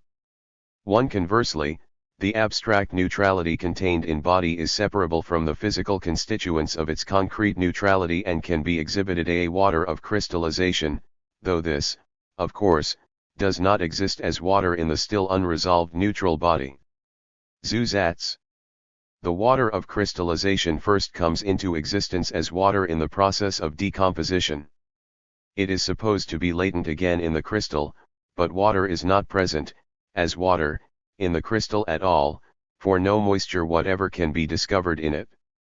Taste, which is the third particularity of body, has, as a neutral property, also again sublated this relationship to the element and drawn away from it, that is, the process does not always have immediate existence as has odor, but rests on a contingent encounter of the two sides. Water and salt consequently exist in a state of mutual indifference, and taste is real process among individual bodies, not among individual bodies and elements. Whereas, therefore, in the process of combustible matter the sides are united and not distinguished, the neutral body can be decomposed into acid and base. As abstract neutrality, water again is tasteless. Taste first appears with individualized neutrality, the unity of opposites which have collapsed into passive neutrality. It is therefore only neutral bodies such as salts, which decompose into their opposites, which have a definite taste. We call it taste with reference to our sense, but the other moment here is still the element, for the solubility of bodies in water simply means that they can be tasted. Metal is not, like salt, soluble in water because, unlike salt, it is not the unity of opposites, and is in general an incomplete body which first attains completeness in, example an ore. We shall say more of this later when we consider the chemical process. Color, odor, and taste are the three determinations of the particularization of individual body. With taste, body passes over into chemical, real process, but this transition still lies some way ahead. Here, as properties of bodies, these determinations are, in the first instance, in relation to the universal elements, and this is the beginning of their dissolution. The power of the universal is an oppositionless penetration. One solution and resolution are chemically different. Resolution is separation into elements, solution occurs simply in water.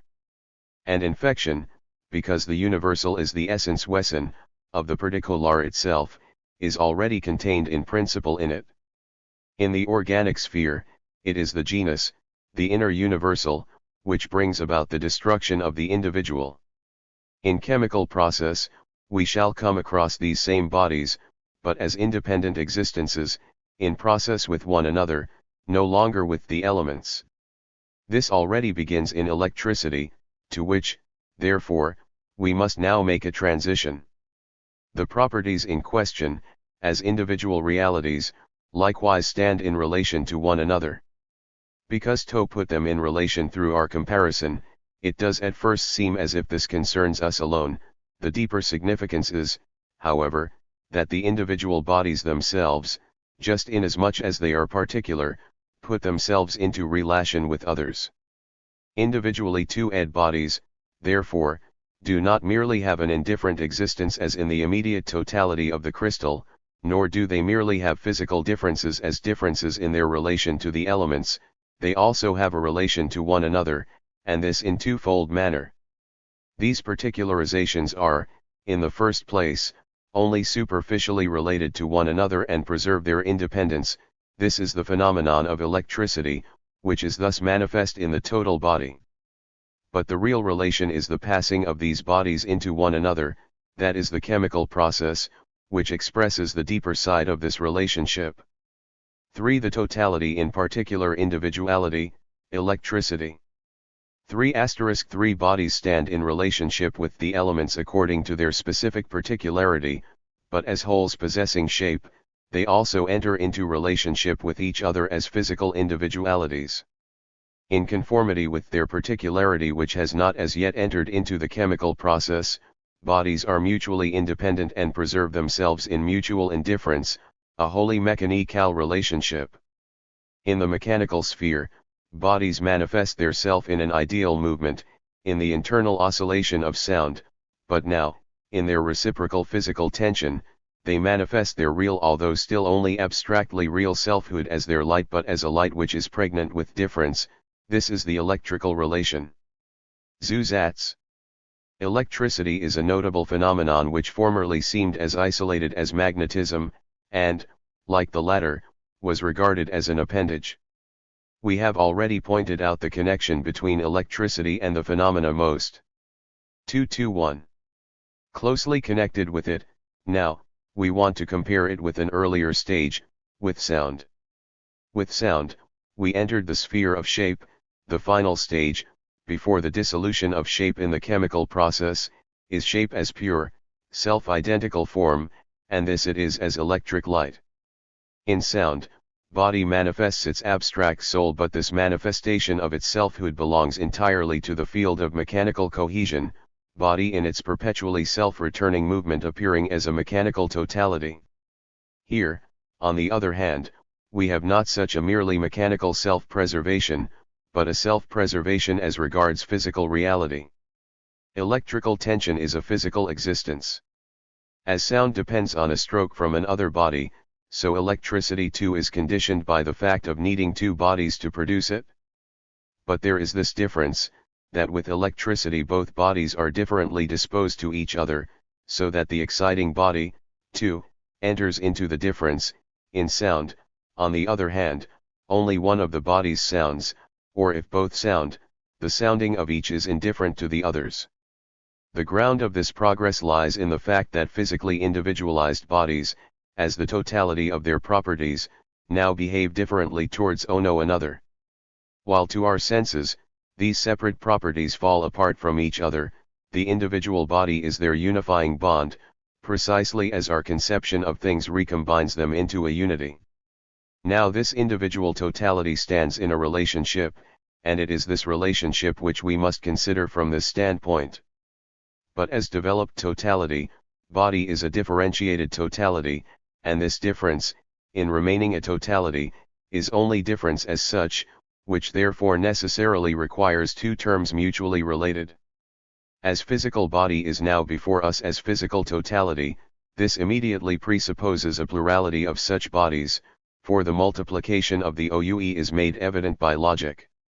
Now though these many bodies are also, in the first instance, mutually indifferent, this indifference is eliminated in their actively different behavior towards one another. Because they have to be the positing of their totalities. In this positing relationship and in the self-demonstration as physical individualities mutually related, they must at the same time remain what they are, since they are these wholes. Their relation is thus at first a mechanical one, just because they remain what they are, the bodies touch each other, rub each other. This is brought about by an external force, but as they are to remain totalities, this external relation is not the contact we had previously. It is not a destructive shattering of bodies in which the resistance of cohesion is the determining factor, nor is it a sound-producing relation or a force which generates heat or flame, and which consumes bodies. It is, therefore, only a slight friction or pressure of surfaces there thrust, which puts one of the indifferent bodies where the other is, or it is a blow to shape, an incitation of sound, the positing of the existence of the body's inner, pure negativity, its vibration. In this way there is posited a unity of two terms, and of terms which are independent and indifferent, a magnet, both poles of which are free shapes in which opposition is so divided that the middle term exists as a pure negativity which itself has no outer reality but is only present in its members. Electricity is the pure goal of shape from which it has freed itself, shape which has begun to sublate its indifference, for electricity is the immediate emergence from shape, or the existence which still has its origin in shape, is still conditioned by it. Or we may say that it is not the dissolution of shape itself, but the superficial process in which the differences abandon shape but are conditioned by it, and are not yet in themselves completely independent. This relationship seems contingent since it is only in principle necessary. The relationship is not difficult to grasp, but that it must be electricity may at first occasion surprise. In order to demonstrate it, we must compare our notional determination with the phenomenon. 3*4 In mechanical contact, the physical difference of one body is posited in the other. As the bodies at the same time remain mechanically independent of each other, this difference is a tendon of the bodies in their mutual opposition. This tension consequently does not involve the physical nature of the body in its concrete determinateness. Individuality is manifested and involved in the process only as a reality of the abstract self, as light, and as light pregnant with opposition. The other moment of this superficial process, the removal of the diremption, has as its product an undifferentiated light which, being incorporeal, immediately vanishes. Apart from this abstract physical manifestation, the only other significant outcome of the process is the mechanical effect of shock.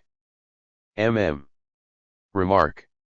The difficulty in grasping the notion of electricity stems, in the first place, from the fundamental determination of inertia, both physical and mechanical, ascribed to the individual body in this process.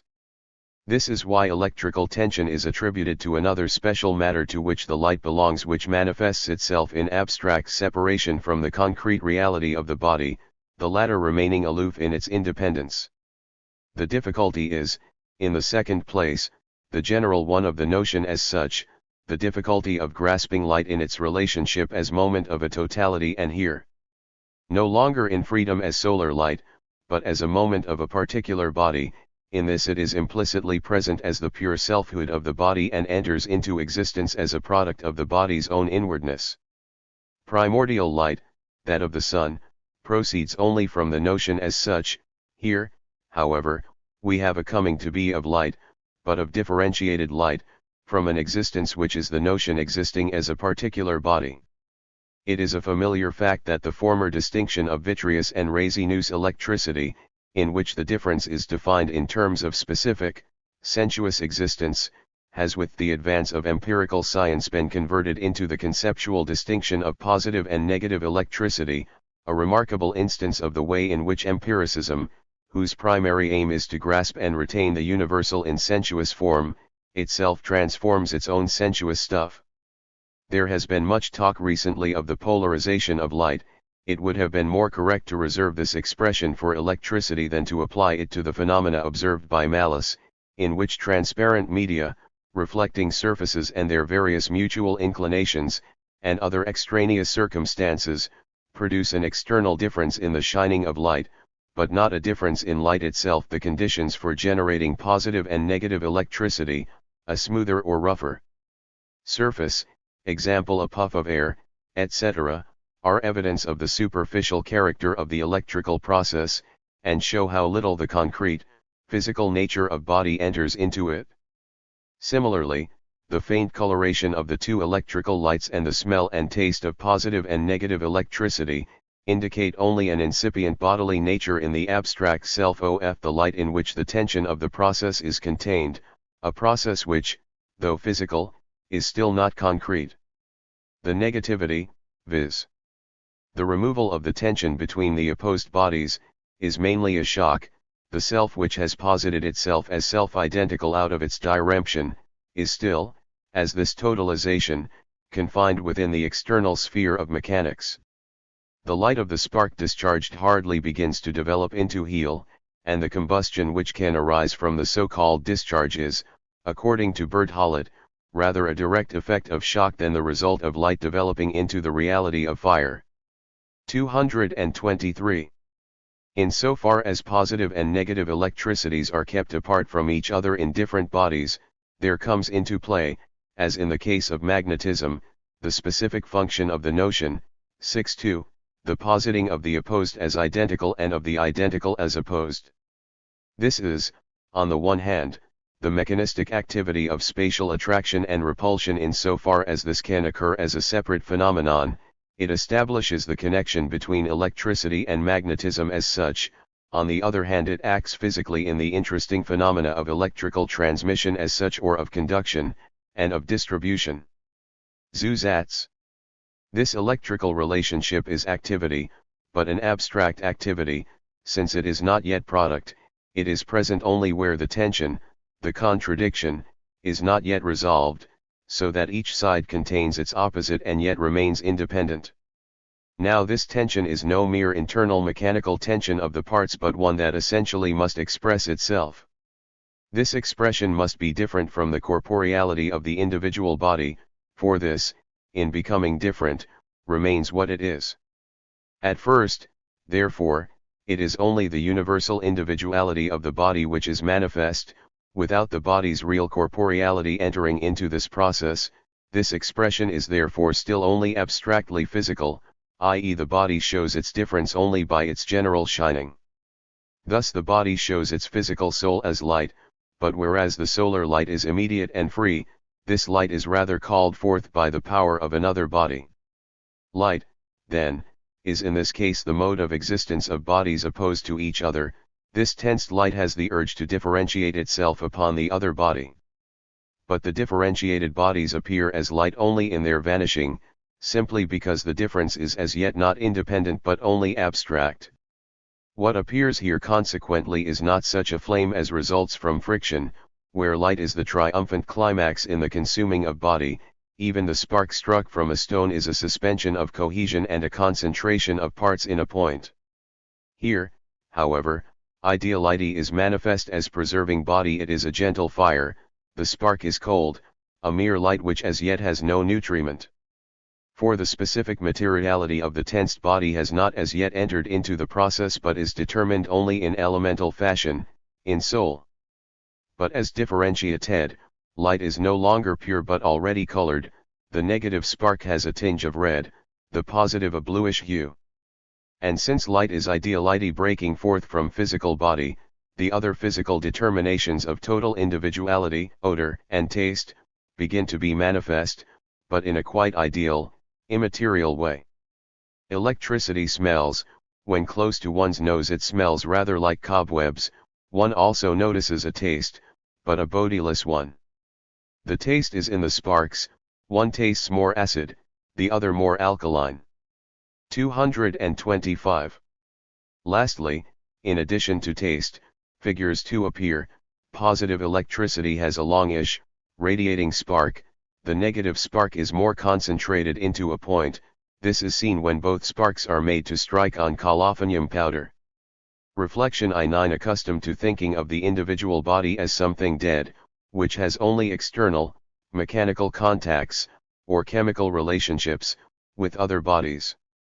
The expression of tension which we have here is accordingly not ascribed to the body itself but to another body, of which the former is only the vehicle. This other body has been called electrical matter. This theory regards body as merely a sponge which lets such matter circulate within it. Since body remains what it is, merely taking in more or less of this matter, this would be no immanent activity of body but only a transmission. Electricity is further made responsible for everything in nature, and especially for meteorological phenomena. But the part electricity is supposed to have played in all this cannot be demonstrated. Since it is not matter, nor a propagation of things, it appears, like magnetism, to be on the whole rather superfluous. In both cases, activity appears to be very restricted in scope, for if magnetism is the peculiar property of iron to point north, electricity merely is the making of a nine-park. But this is met with everywhere, and that is all, or almost all, there is to it. Electricity thus appears as an occult agent, like the occult properties assumed by the scholastics. If it is present in thunderstorms, we do not see why it should be present elsewhere. But we must not think of such great natural phenomena as thunderstorms on the analogy of our chemical laboratories. For how can clouds rub against one another, being at least softer than a sponge? And since it lightens when it is already raining and when the whole sky is wrapped in a veil of moisture, all electrical tensions would necessarily be immediately neutralized, since the falling rain which connects the cloud with the earth is a perfect conductor. But even if electricity is present here, the end, that is, the necessary linkage and connection of electricity with physical nature has not been demonstrated. Electricity is, of course, the universal scapegoat, everything is electrical, but such a statement is vague, and leaves the function of electricity unspecified. We, however, see in electricity body's own selfhood which, as a physical totality, preserves itself when in contact with another body. It is body's own upsurge of anger which we see, no one else is there but body itself, least of all any foreign matter. Its youthful courage lashes out, it raises itself on its hind legs, its physical nature rouses itself to struggle deparitely against the connection with another, and it does so as the abstract ideality of light. It is not only we who compare bodies, they themselves compare themselves, and in doing so preserve their physical nature. It is a beginning of organic being which likewise preserves itself against the means of nutrition. The essential point here is that what is active is body's own immanent physical refractoriness. It must be observed in this connection that what at first was an 824-3876 I. 226. Immediate determination is now a posited one. Shape, namely, as crystal, was immediately transparent, just as the celestial bodies, being self-subsistent, were immediately lights. Now individual body 19 not immediately luminous, is not itself a light, since as shape it is not an abstract ideality, on the contrary, as an explicated and developed unity, it includes the determination of the celestial bodies as a property in its individuality, immediately, therefore, it is only as the shining of an other in it, through it. In the crystal, it is true, form has brought the difference of material being for self back to unity, but this unity of form in its determinations is still not physical ideality, but only immanently determined mechanical totality. Light, on the other hand, is physical ideality. The crystal, therefore, not being self-luminous, is this ideality only in principle, since it manifests the latter only when reacting to an other. But what the crystal is in itself must now be posited, thus this ideality, posited in developed totality, is no longer merely a shining of body as visible, an alien incident light, but the simple totality of the shining of the self in the face of an other. That is to say, since the unity of form with itself is now posited, the crystal here constitutes itself a sun, the light which proceeds from it as a differentiated self, only one displays the crystal's totality in its peculiarity and in a simple, physical existence. How does electrical opposition arise? And how is it related to the physical properties of bodies? Electricity makes an appearance wherever two bodies come into contact, especially when they are rubbed. Electricity, therefore, does not merely attach to the electrical machine, but every pressure, every blow, produces electrical tension.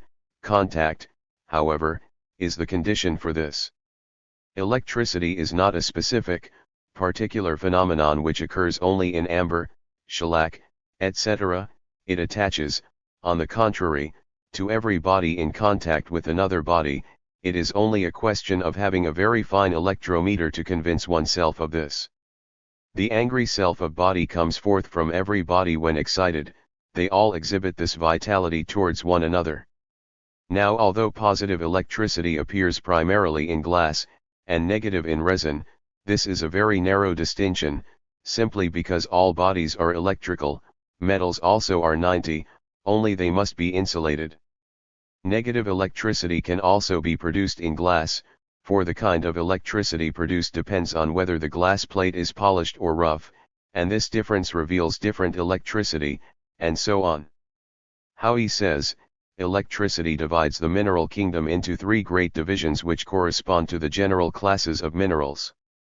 Almost all stones and salts are made positively electric by friction, provided they have a certain degree of purity. Combustible substances such as resin, sulfur, also diamonds, are, on the other. Wunter in the text is probably a misprint for and only asterisk should read now star. 227. Band, negatively electric.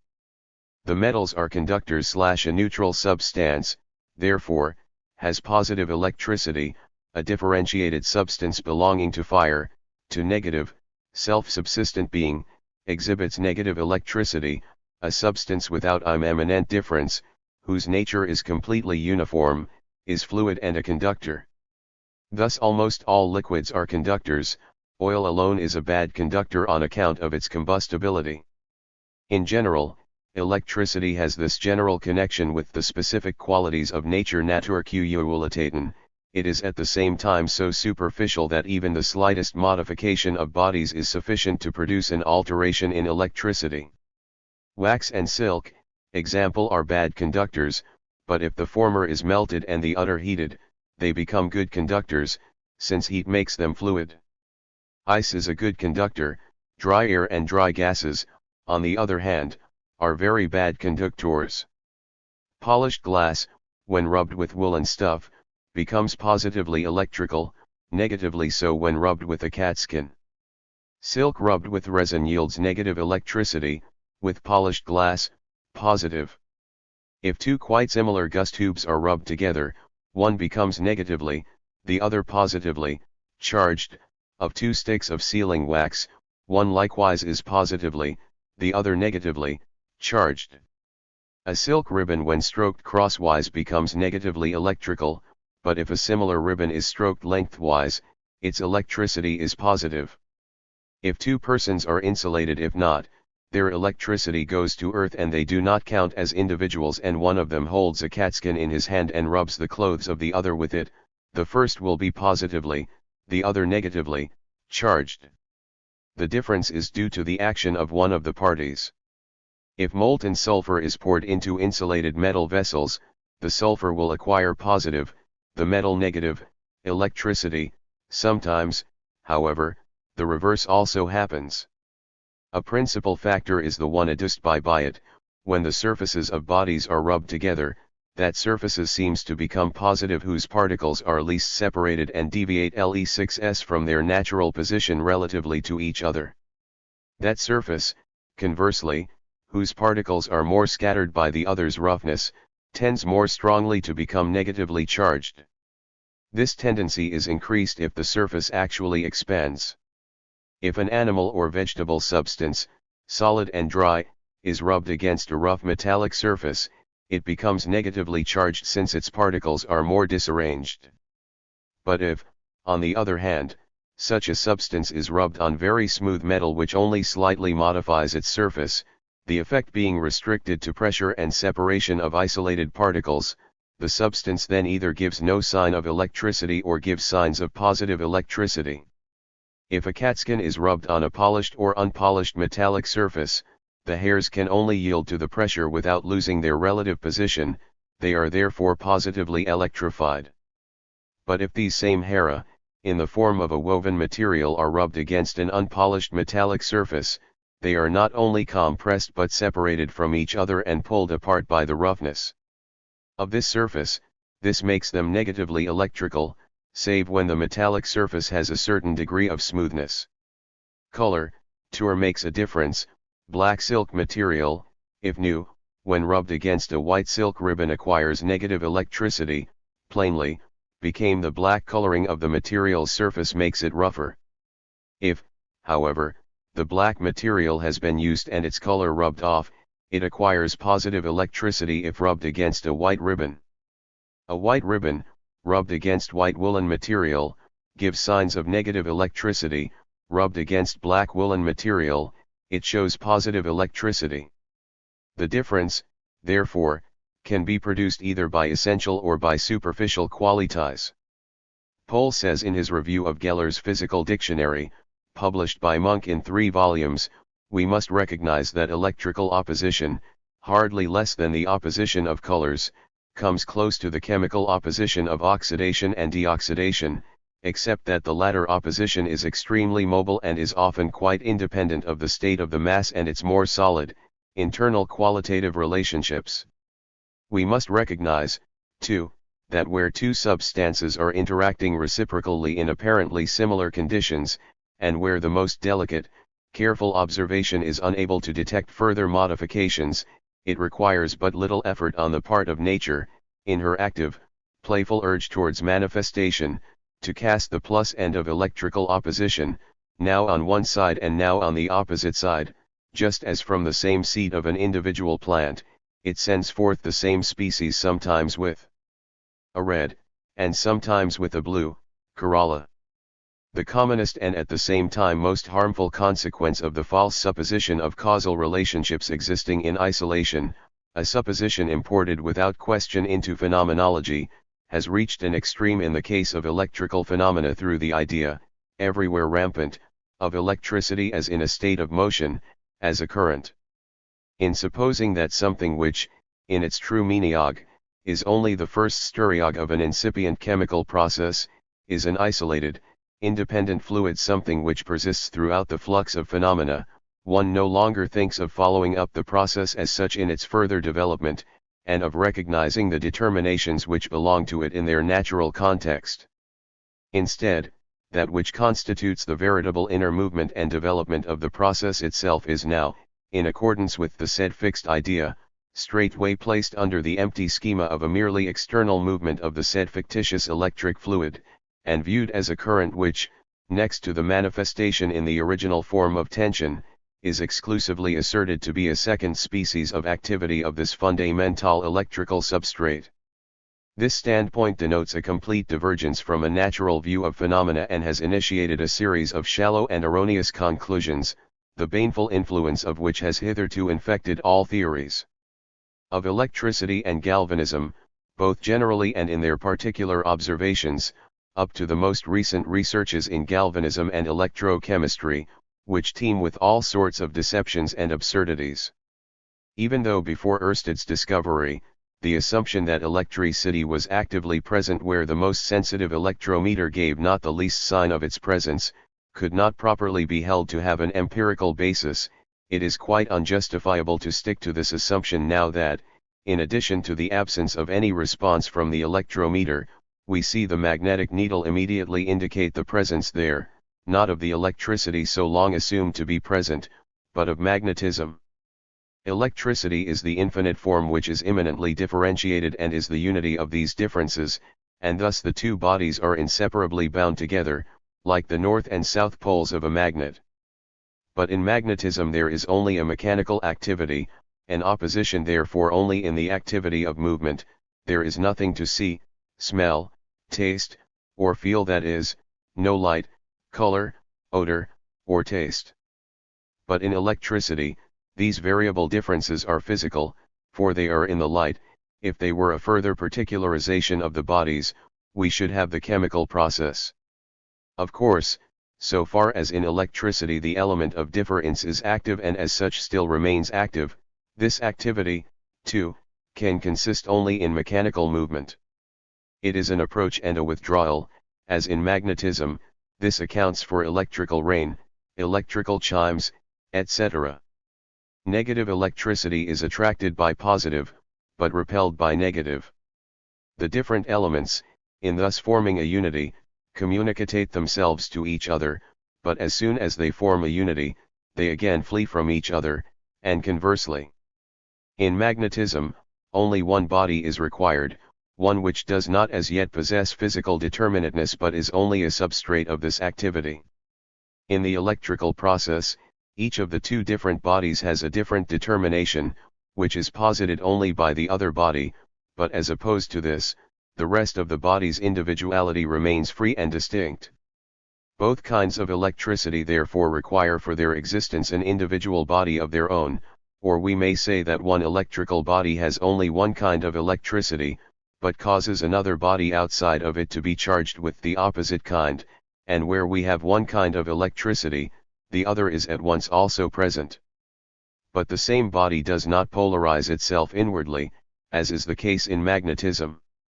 Electricity, therefore, although it has the same fundamental syllogistic determination as magnetism, has raised the opposition to an existence of its own. Spelling therefore called electricity ruptured magnetism. As a process it is more concrete than magnetism, but less concrete than chemical process. The tensed extremes still fail to make up an actual, total process, they are still independent, so that their process is only their abstract self. For physical difference does not constitute the entire nature of body, and for this reason electricity is only the abstract totality of the physical sphere. What, therefore, magnetism is in the sphere of shape, that electricity is in the sphere of physical totality. THEIG.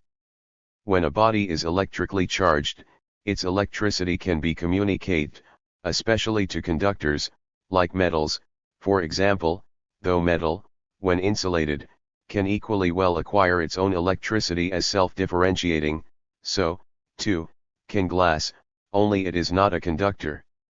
But as communicated, the electricity of each body is of the same kind, such bodies then repel each other. Physicists further distinguish between electricity which is communicated and electricity distributively manifested. The latter is as follows: a body A is charged with positive electricity.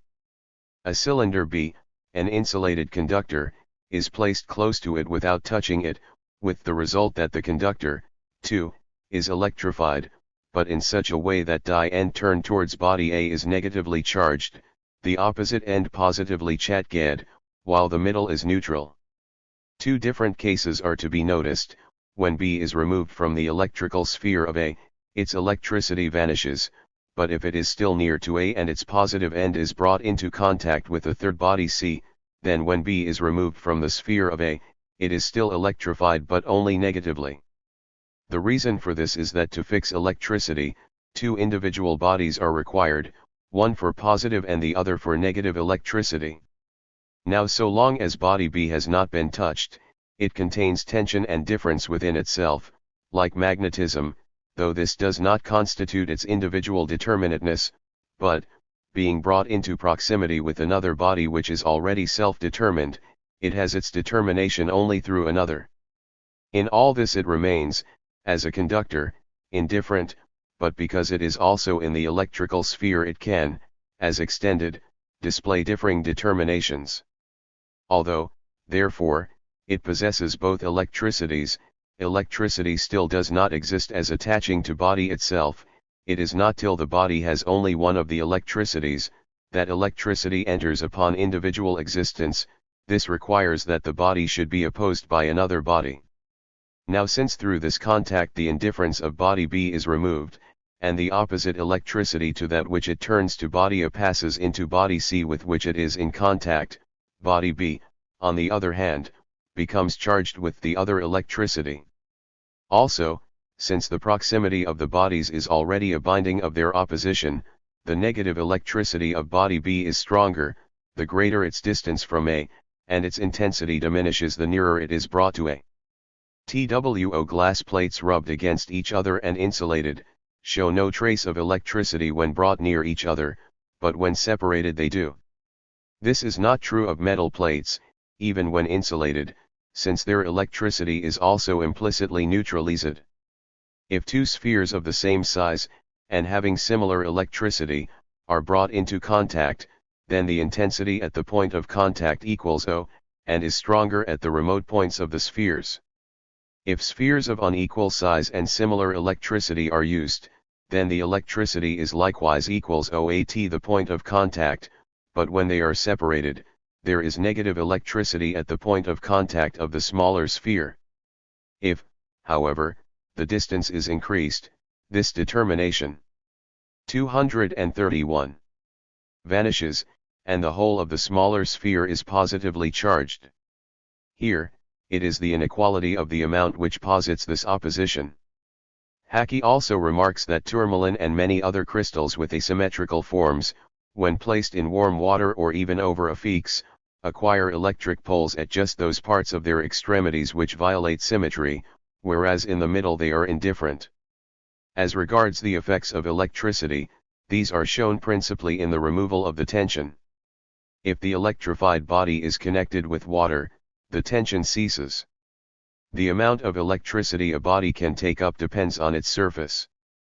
A bottle can be electrified up to the point where it bursts, i.e. the glass can no longer resist the increased tension.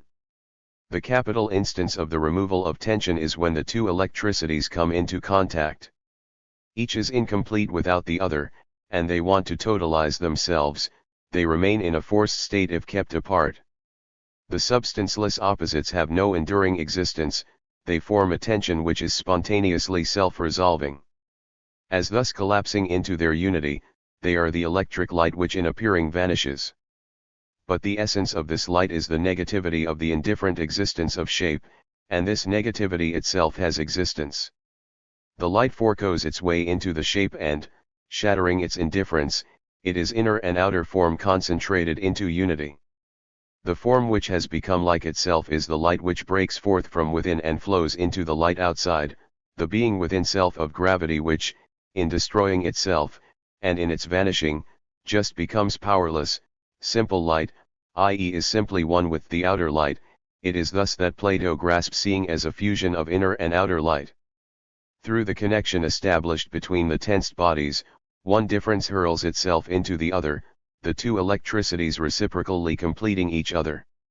This product, however, is only a play, the loss of two abstract determinations, the interpenetration of these sparks. The main result is the destruction of the bodies brought into contact. Electricity shatters pieces of wood, kills animals, breaks panes of glass, heats and fuses metal wire, melts gold, etc.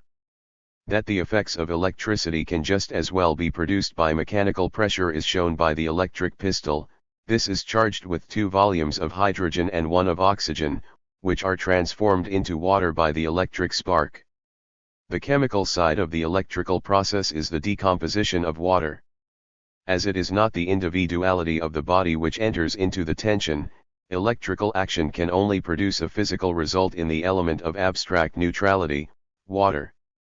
It has the power of decomposing water into hydrogen and oxygen, though we already know that these are not the ingredients of water but only the abstract forms in which water is manifested. For in the galvanic process, no bubbles are seen moving about in the glass tube, nor is there any change in an acid placed in the middle of the tube, though this would be inevitable if these gases did pass through the tube. 232.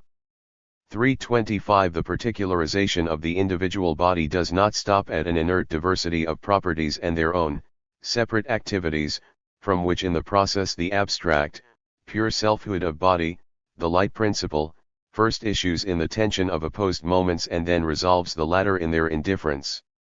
Since the particular properties are only the reality of this simple notion, the body of their soul, of light, and since the complex of the properties, the particular body, is not truly independent, the entire corporeality therefore enters into tension, into a process which is at the same time the becoming of the individual body. Shape, which at first only proceeded from the notion and therefore was posited only in principle, now issues from an existent process and presents itself as the posited outcome of an existence, the chemical process. Zusatz. We began with shape in its immediate form, and its necessity has been ascertained from the notion. But shape must in the end also display itself as existing, i.e. as the outcome of a process. Body, as immediate, presupposes the real chemical process. Parents are thus the immediate from which one begins, but as regards their existence they, too, are characterized as posited. Shape, in conformity with its notion, passes into this third stage, but this is rather the first from which what was previously the first proceeds. This is founded in the deeper logical advance. Particularization does not stop at the moment of difference as the tension of abstract selfhood. Body as particular is not independent, not self-subsistent, but a link in the chain and in relation to what is other. This i.e. the omnipotence of the notion which we already saw in the electrical process, in this excitation of a body by an other, it is only the abstract selfhood of the bodies which comes into play and is manifest. But the process must become a real process of the bodily determinations, their whole corporeality entering into the process. The relativity of body must be manifest, and this manifestation is the alteration of body in the chemical process. See the CHEMICAL process. 326. In individuality developed into a totality, the momenta themselves are determined as individual totalities, as whole particular bodies which, at the same time, are in relation only as different a 33 towards each other. This relation, as the identity of non-identical, independent bodies, is contradiction, and hence is essentially process, the function of which, in conformity with the notion, is the positing of the differentiated as identical, the removal of difference, and the differentiation of the identical, the enlivening and dissociation of it. Zusatz. To understand the general position and nature of the chemical process, we must look forwards and backwards. Chemical process is the third stage in the process of shape. The second was differentiated shape and its abstract process, electricity. We also had a process in shape before it achieved completeness and neutrality, namely, magnetism. If shape is the unity of notion and reality, then magnetism, as at first only abstract activity, is the notion of shape. The second stage, the particularization of shape within itself and against another, is electricity. The third stage is the self-realizing unrest of the chemical process, as the veritable reality of the notion in this sphere. As in magnetism, there is one form which sunders itself into differences and exists as a unity, yet it does not stop there. In magnetism, the difference is manifest in one body. In electricity, each difference belongs to a separate body, each difference is self-subsistent, and the whole shape does not enter into this process. Chemical process is the totality of the life of inorganic individuality, for here we have whole, physically determined shapes. Bodies enter into the process not merely as having odor, taste, and color, but as being odorous matter, testing, and colored matter. Their relation is not one of movement but of alteration of the entire different matters, the vanishing of their distinctive characteristics. The abstract relation of the body which is its light, is not only abstractly, but essentially, this particular relation. The whole corporeality therefore enters this process, and the chemical process is consequently the real electrical process. Thus we have the whole shape, as in magnetism, though not one whole but distinct wholes. The two sides into which the form sunders itself are thus whole bodies, such as metals, acids, and alkalis. Their truth is that they enter into relation. The electrical moment in the process is that these sides separate themselves out to have their own independent existence. This did not happen in magnetism. The inseparable unity of magnetism likewise dominates the two sides. This identity of both bodies which makes them return once more to the magnetic relation is absent from the electrical process. The chemical process is thus the unity of magnetism and electricity, which are the abstract, formal sides of this totality and are for that reason not the same process. Every chemical process contains magnetism and electricity in principle. But they cannot appear in their distinctiveness in the, so to speak, saturated course of the process. They can do so only when the chemical process is itself an abstract manifestation. *3+ when it does not attain its full reality. This is so in the universal individuality of the earth. The fully realized chemical process is the universal process of the earth, but we must distinguish between the process of the individuality proper and the universal individuality. In the latter, which is self-maintaining, even the chemical process, though spontaneous, can only manifest itself in an abstractly universal way. The earth individuality is not a particular individuality which can resolve itself and achieve real self-neutralization with another. For as a universal individuality, earth endures and does not therefore enter into the chemical process which affects a whole shape, only in so far as its existence is not universal, i.e. in so far as it divides itself into particular bodies, does it enter into chemical process. The chemistry of earth, then, is what we have seen the meteorological process to be, the process of physical elements as universally determined matters which are not yet individual corporealities. Since the chemical process exists here thus abstractly, its abstract moments come to view here, too. It is on earth, consequently, which has alteration outside it, that magnetism makes its appearance, and likewise the electric tension of the thunderstorm. The electricity of earth, which includes lightning, the northern lights, etc., however, differs in kind from ordinary electricity and is not tied to the same conditions. Magnetism and electricity are merely born by the chemical process. It is through the universal process of earth that they themselves are first posited. The magnetism which determines a single magnetic needle is subject to alteration and depends on the inner process of earth and the meteorological process. Perry, on his expedition to the North Pole, found that there the magnetic needle became quite indefinite, e.g. in a thick fog its direction northwards was quite indifferent, the needle lost its activity and could be pushed in what direction one wished. Electrical phenomena such as the northern lights, etc., are considerably more variable. The northern lights have been seen near midday south of England, even south of Spain. They are, then, only moments of the total process, on which they depend. Electrical tension also arises in the chemical process, especially when this is galvanic, but it also carries magnetic tendencies with it. This dependence of magnetism on chemical process is a remarkable recent discovery.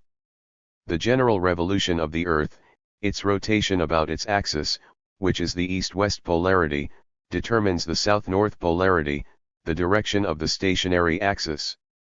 Ørsted found that electrical and magnetic activities, insofar as they are related as spatial directions, are also opposites which cross one another. Electricity runs in an east-to-west direction, while magnetism runs from north to south, but this can also be reversed. Magnetism, however, is essentially mere spatial activity, whereas electricity has a more physical character. This discovery also shows the simultaneous togetherness of these moments in the chemical processes of the individual corporeality, and it does so by showing them to issue from the galvanic process as separate and distinct manifestations of electricity and chemical action. The difference of the philosophically systematic mode of treatment from the empirical is that it does not treat levels of concrete existences in nature as totalities, but as levels of characters, determinations. Thus when we have first considered the Earth as a planet, its concrete nature has not been exhausted, a further determination of physical moments is, on the contrary, a further determination of Earth, so far as such determinations are proper to Earth as a universal individuality, for the finite relationships of individual bodies do not concern Earth. This is precisely the case with the relationships here. The hierarchy of these relationships and their interrelatedness is one thing, but the consideration of a concrete, individual body as such is another. The individual body unites all these determinations within itself and is like a bouquet in which they are bound together. To apply these observations to the present case, Earth as a self-subsistent individuality opposed to the Sun does in fact exhibit chemical process, but only as a process of elements. At the same time, the chemical process of Earth is to be grasped only as a past process, for these giant members, enjoying a separate and independent existence, remain at the stage of diremption, not passing over into neutrality. On the other hand, process as it comes to view in particular corporeal individualities brings about their reduction to neutral existences which can be taken apart again. This process is inferior to the universal process, are restricted to it, whereas the meteorological process is the great chemistry of nature. But on the other hand, it ranks higher, since it immediately precedes the vital process. For in the latter, no member can endure or exist as a part, but endures only in the subjective unity, and it is the subjective unity which is the actuality of the vital process. The process of the heavenly bodies is, on the other hand, still abstract since they remain in their independence. The individual chemical process therefore is deeper, since in it the truth of particular bodies becomes actual, namely, that they seek and attain their unity. This is the position of the chemical process in the whole. We must distinguish in it the process of the elements and the particular process, simply because particular bodies are not only particular but belong also to the universal elements. Consequently, when they are in process as particular bodies, the universal meteorological process must also be manifest in them, simply because it is the universal process. AJ1 chemical processes are bound up with the general process of the Earth. The galvanic process is also determined by the seasons and time of day. This is especially noticeable in the electrical and magnetic sides of the process, each in its own way. These activities have their periods. Apart from other variations, these periodic variations have been accurately observed and reduced to formulae. Something of the kind has also been observed in the chemical process, but not to the same extent, e.g. Ritter found that a solar eclipse produced variations. But this connection is more remote. It 23's. Is not the case that the elements as such enter into this process. There is, however, in every chemical process, a determination of the universal elements, for the particular formations are only subjectivized forms of the universal elements which still stand in relation to them. If, therefore, particular qualities are altered in the chemical process, this also involves a determining of the universal elements. Water is essentially a condition or a product, fire, similarly, is a cause or an effect. As in this way the notion of the chemical process is in general to be totality, we have to think of the notion as wholly immanent in its differences, i.e. in positing itself as the negative of itself, it remains quite at home with itself. Each side, therefore, is the whole. As one side of the process, the acid is, of course, not what the alkali is, and vice versa, both are thus one-sided.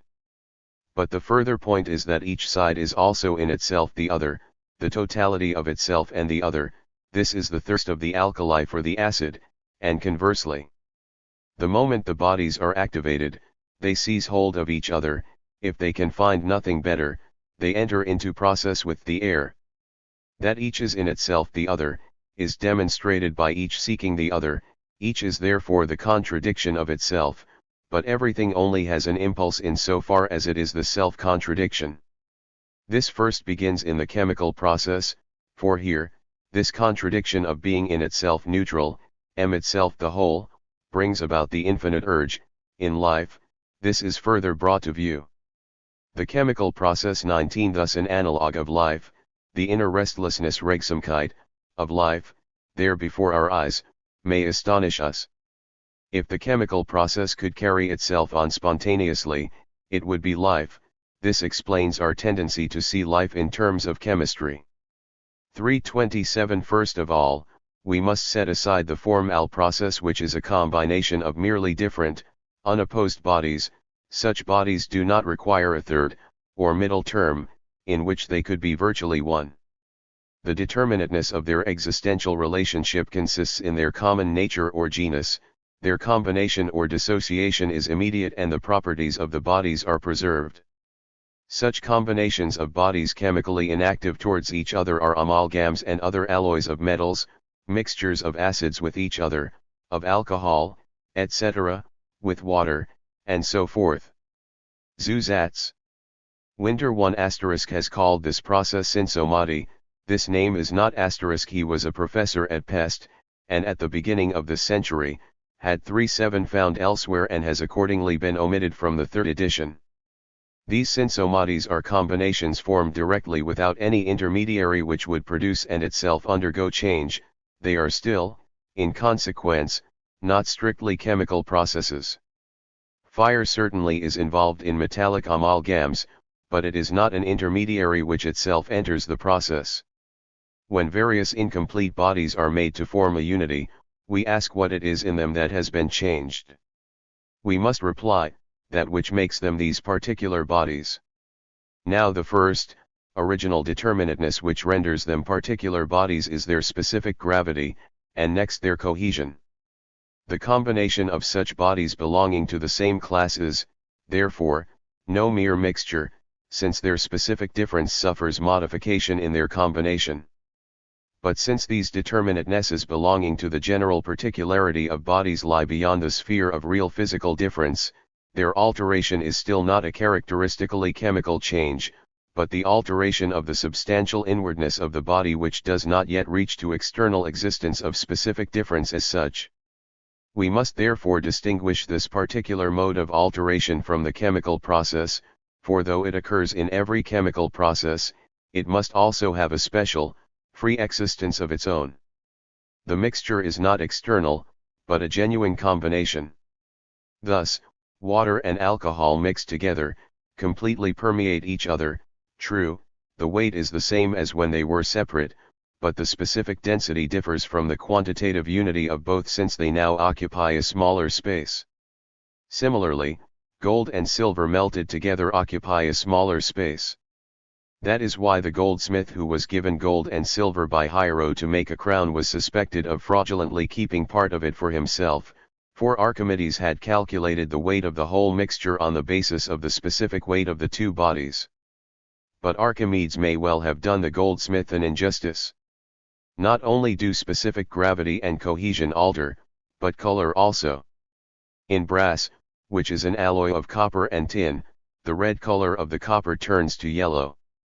With mercury, which readily amalgamates with gold and silver but not with iron and cobalt, there is a specific ratio in which each roetal saturates itself with the other. For example, if too little silver has been taken, the unsaturated portion of the mercury runs off, or if there is too much silver, part of it does not enter into the change. Some combinations also have greater hardness and density than the metals taken singly. This is because difference represents a higher being within itself, whereas the undifferentiated body is lighter. At the same time, amalgams are more fusible than the individual metals of which they are composed would argue, since, on the contrary, a body immanently differentiated is more open to chemical change and offers less resistance to it, just as the strongest natures are most obstinate in the face of violence, but freely. An urge towards deeper insight into chemistry. He claimed to have discovered a particular substance, Antonia, but his claim has not been substantiated. And unreservedly yield themselves to those of kindred spirit. D'Arcet's alloy, a mixture of 8 parts bismuth, 5 parts lead, and 3 parts tin, melts at a temperature below the boiling point of water, will in fact melt in a warm hand. There are also earths, not by themselves fusible, which become so in combination, a fact of some importance in metallurgy, where it facilitates operations in foundries. Here we also must include the refining of metals, since this rests on the diversity of melting point in combinations.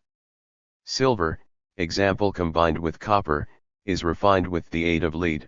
The heat which melts the lead carries the silver off with it, but the gold remains combined with the copper if any is present. Aqua regia is a combination of hydrochloric and nitric acids. The separate ads do not dissolve gold, but only when thus combined. These synsomades, therefore, are alterations only of the inner, implicit difference. The chemical process proper, however, presupposes more determinate opposition. From this a still greater activity and a more specific product are born. 328. The real process is, however, also connected with chemical difference, the whole concrete totality of the body at the same time entering into it. The bodies which enter into the real process are mediated in a third body distinct from them. This third is to the two extremes their abstract, merely at first implicit, unity which the process brings into existence. It accordingly comprises only elements, these being distinguished as the element of combination, abstract neutrality as such water, and as the element of differentiation and dissociation air. As, in nature, the different moments of the notion acquire separate existence, so here too the dissociative and neutralizing sides of the process are each in themselves twofold, each, namely, has a concrete and an abstract side. Dissociation is, on the one hand, a splitting up of neutral corporeality into material constituents, and on the other, a differentiation of the abstract physical elements into the four yet more abstract chemical moments of nitrogen, oxygen, hydrogen, and carbon, which together constitute the totality of the notion, determined in accordance with its moments. We have accordingly as the chemical elements, 1. The abstraction of indifference, nitrogen, 2. The two elements of opposition, the element of self-subsistent difference, oxygen, the consuming element, and the element of 339. Indifference which belongs to the opposition, hydrogen, the combustible element, 3. The abstraction of their individual element, carbon. Combination similarly is, on the one hand, a neutrally two-ing of concrete corporealities, on the other, a neutralizing of these abstract chemical elements. The concrete and abstract sides of the process are, furthermore, as much united as distinct. It is from the differences of the physical elements, which are the mean of the extremes of the process, that the indifferent concrete corporalities are activated, i.e. their chemical difference acquires an existence which presses on to neutralization and passes over into it. Zusatz. The general nature of the chemical process is, as a totality, the double activity of dissociation and the reduction of the separated parts to unity, and since the shaped bodies which take part in the process must come into contact with each other as totalities, so that their essential determinateness is touch, which is not possible if they only attack each other by friction as mechanically indifferent bodies do in the superficial electrical process, they must meet in what is indifferent, which, as their indifference, is an abstract, physical element, water as the principle of affirmation, and air as the principle of fire, of being for self, of negation. The elements which form this middle term take part in the process and determine themselves to differences. Equally, they again fuse together into the physical elements. Here, therefore, the element is either the active principle in which individual bodies first display their activity towards each other, or else it is manifest as passive determination, as a transformation into abstract forms. The extremes are, however, combined to form entire middle term, or if they are neutral bodies, e.g. salts, they acts decomposed into extremes. The chemical process is therefore a syllogism, and not merely the beginning of the process but its entire course is syllogistic. For the process requires three terms, namely, two self-subsistent extremes, and one middle term in which their determinatenesses come into contact and they are differentiated, whereas in the merely formal chemical process only two terms were needed. Fully concentrated acid, which as such contains no water, when poured on metal either fails to dissolve it or else has only a weak action on it. If, on the other hand, it is diluted with water, it attacks the metal vigorously, simply because the process calls for three terms. It is the same with air. Tromsdorf says, even in dry air, lead soon loses its luster, but it does so even more quickly in moist air. Pure water does not act on lead if air cannot get to it. If therefore a piece of freshly melted lead which is still very lustrous is put into a glass which is filled up with freshly distilled water and then sealed, the lead remains quite unchanged. Lead, on the other hand, which lies under water in vessels open to the air, soon loses all its luster. The same is true of iron. Rust, consequently, is formed only when the air is moist. If the air is dry and warm, the iron is not affected. The four chemical elements are the abstractions of the physical elements, whereas these latter are real in themselves. For some time it was thought that all bases were composed of such simple substances, just as they are now supposed to be composed of metallic substances. Giton supposed lime to be composed of nitrogen, carbon, and hydrogen, talc, of lime and nitrogen, potassium, of lime and hydrogen, and sodium, of talc and hydrogen. In vegetable and animal organisms, Stephens again tried to find the opposition of carbon and nitrogen, and so on.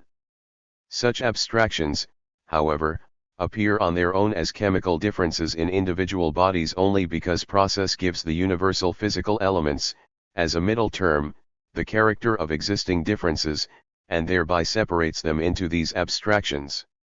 Water is thus differentiated into oxygen and hydrogen, just as it is not permissible to represent water as consisting of oxygen and hydrogen, a point to which we drew particular attention in connection with meteorology, so air, too, must not be thought of as consisting of oxygen and nitrogen, for these two are only the forms under which air is posited.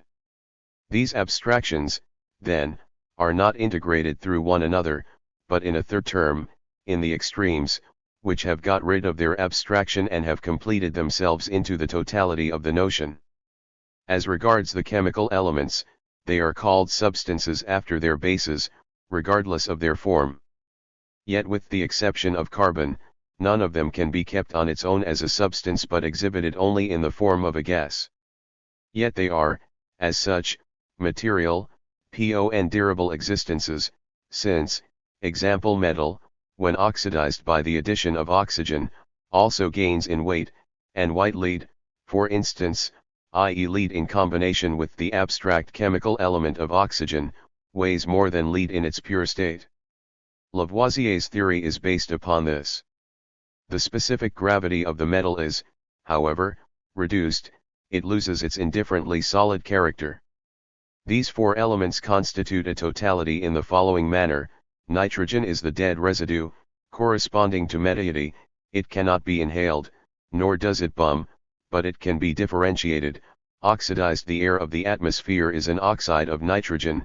Hydrogen is the positive side of the determinateness in the opposition, the differentiated nitrogen gas, it is incapable of supporting animal life and animals are soon suffocate in it.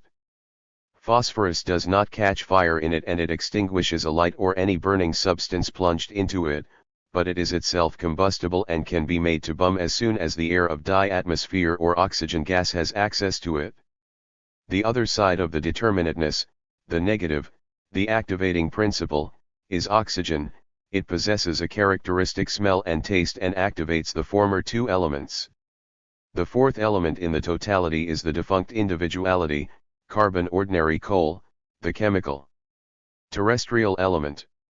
In its transfigured form it is the diamond, which is held to be pure carbon and is, as rigid terrestrial shape, crystalline. Whereas carbon alone can exist independently, the other elements achieve separate existence only by force and so only exist momentarily. It is these chemical determinations which make up the forms out of which solid substances are in general integrated.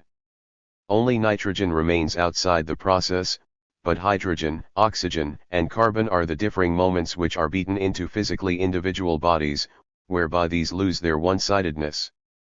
241. 329. The process is abstractly the identity of judgment and the unification of the terms distinguished by the judgment, and in its course, the process is a totality returning into itself. But its finitude consists in this, that the moments of the process also possess bodily independence, so that the totality contains the presupposition of immediate corporealities, which, however, are equally only the products of the process. Because of this immediacy, the bodies appear to exist outside of the process, and the process to come to them. For the same reason, too, the moments in the course of the process fall apart into immediate and distinct processes. The course of the process as a real totality becomes a circle of particular processes, each of which presupposes the other but is itself initiated from without and becomes extinct in its particular product, without from its own resources continuing itself and passing immanently into the process which forms the next moment of the totality. In one of these processes, the body appears as condition, and in another as product, and its specific chemical nature is determined by the particular process in which it occupies one or the other position. Only on the basis of these positions in the particular processes can a classification of bodies be founded. The two sides of the process are, the passage from the indifferent body, through its activation, to neutrality, and from this combination back to dissociation into indifferent bodies. Zusatz. The chemical process is still finite in comparison with the organic process, since the unity of the diremption and the diremption itself, which are absolutely inseparable in the vital process, this infinite activity still falls apart into two sides in the chemical process. That the differentiated sides can be brought together again is, for them, an external and indifferent affair. With the direraption, one process was finished, and a new one can now begin. The finitude of the chemical process consists further in the fact that although each one-sided chemical process is again also the totality, still it is so only in a formal way. Combustion, for example, i.e. the positing of a difference, oxidation, finishes as direraption, but with such a one-sided process. There is also produced a neutrality, water, too, is generated. And conversely, in the process which culminates in the neutral body, there is also differentiation, but only in an abstract manner. Gases, namely, are developed. The shapes, then, which appear in the process are in the first instance stable. The process consists in the positing of such distinct formations into a unity, or in forcing them out of their indifferent existence into difference, without the body being able to preserve itself. The implicit unity of the distinct sides is, it is true, the absolute condition, but since they still appear as distinct bodies, they are only in principle, or notionaui, one, and their unity has not yet come into existence.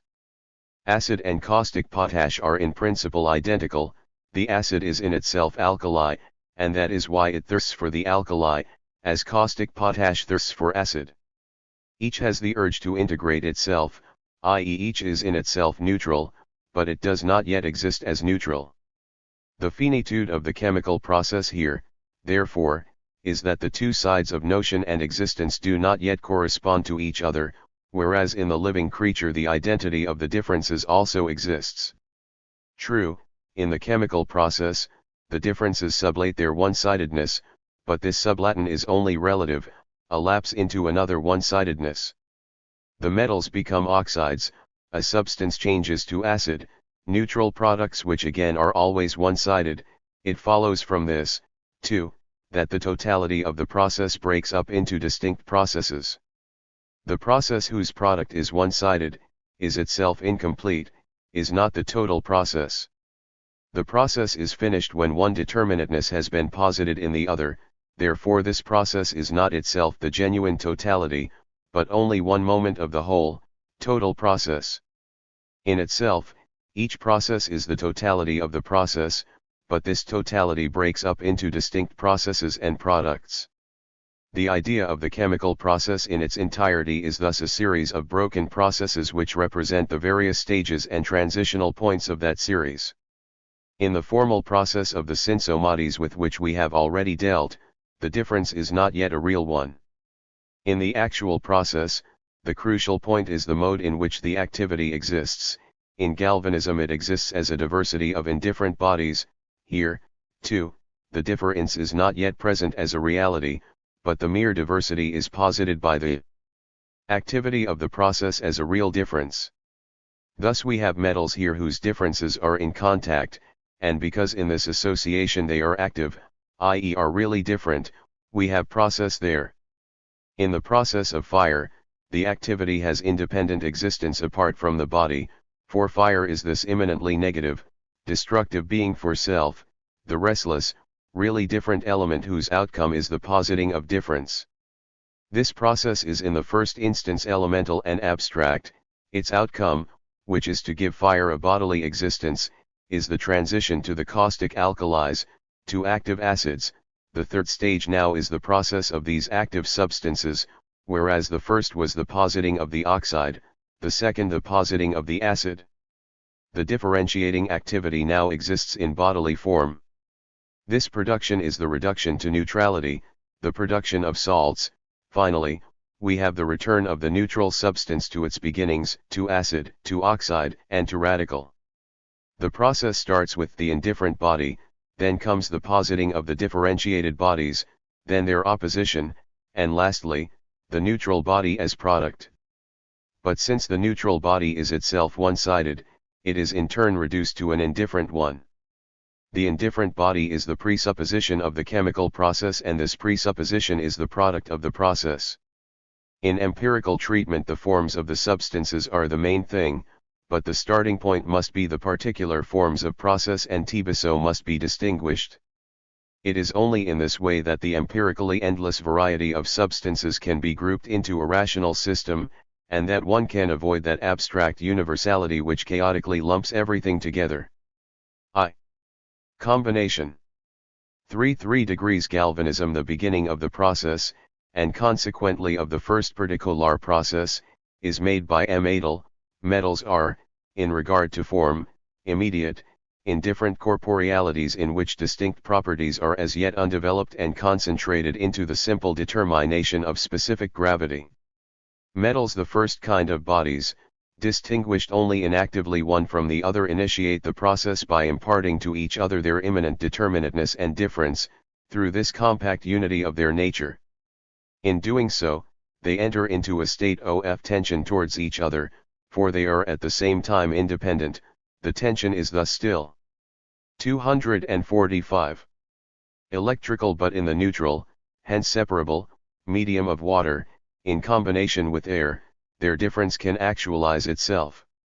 Through the neutrality of water, and hence of its real capacity for differentiation, the water may be pure, or salt, etc., may be added to make it capable of a more concrete action. A real activity develops between the metal in its state of tension and the water.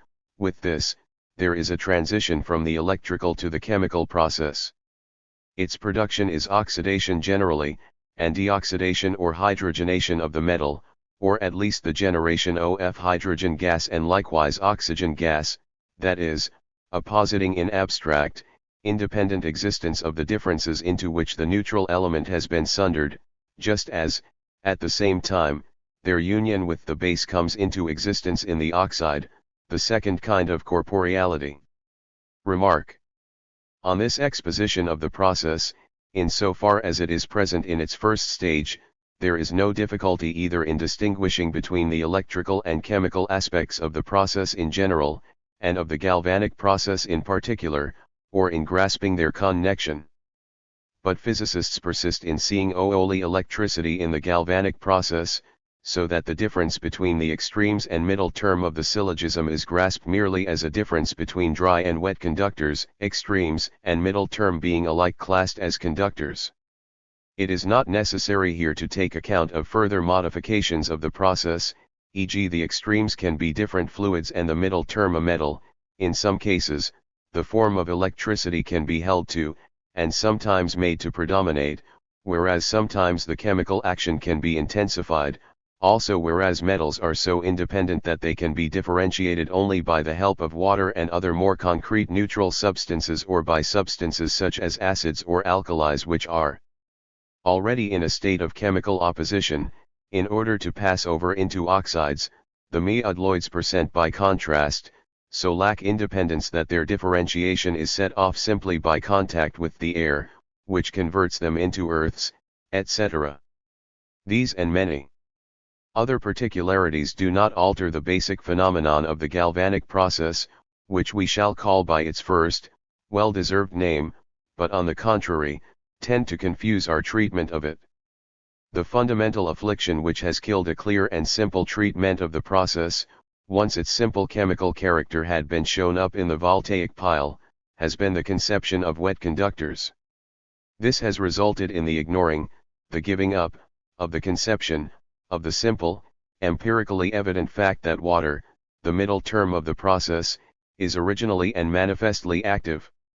It is regarded not as an active, but as a passive conductor, with the consequence that electricity, too, is regarded as something complete in itself and as only flowing through water as it does through metals, for metals, too, are in this connection seen only as conductors % and in comparison with water, as first-class conductors.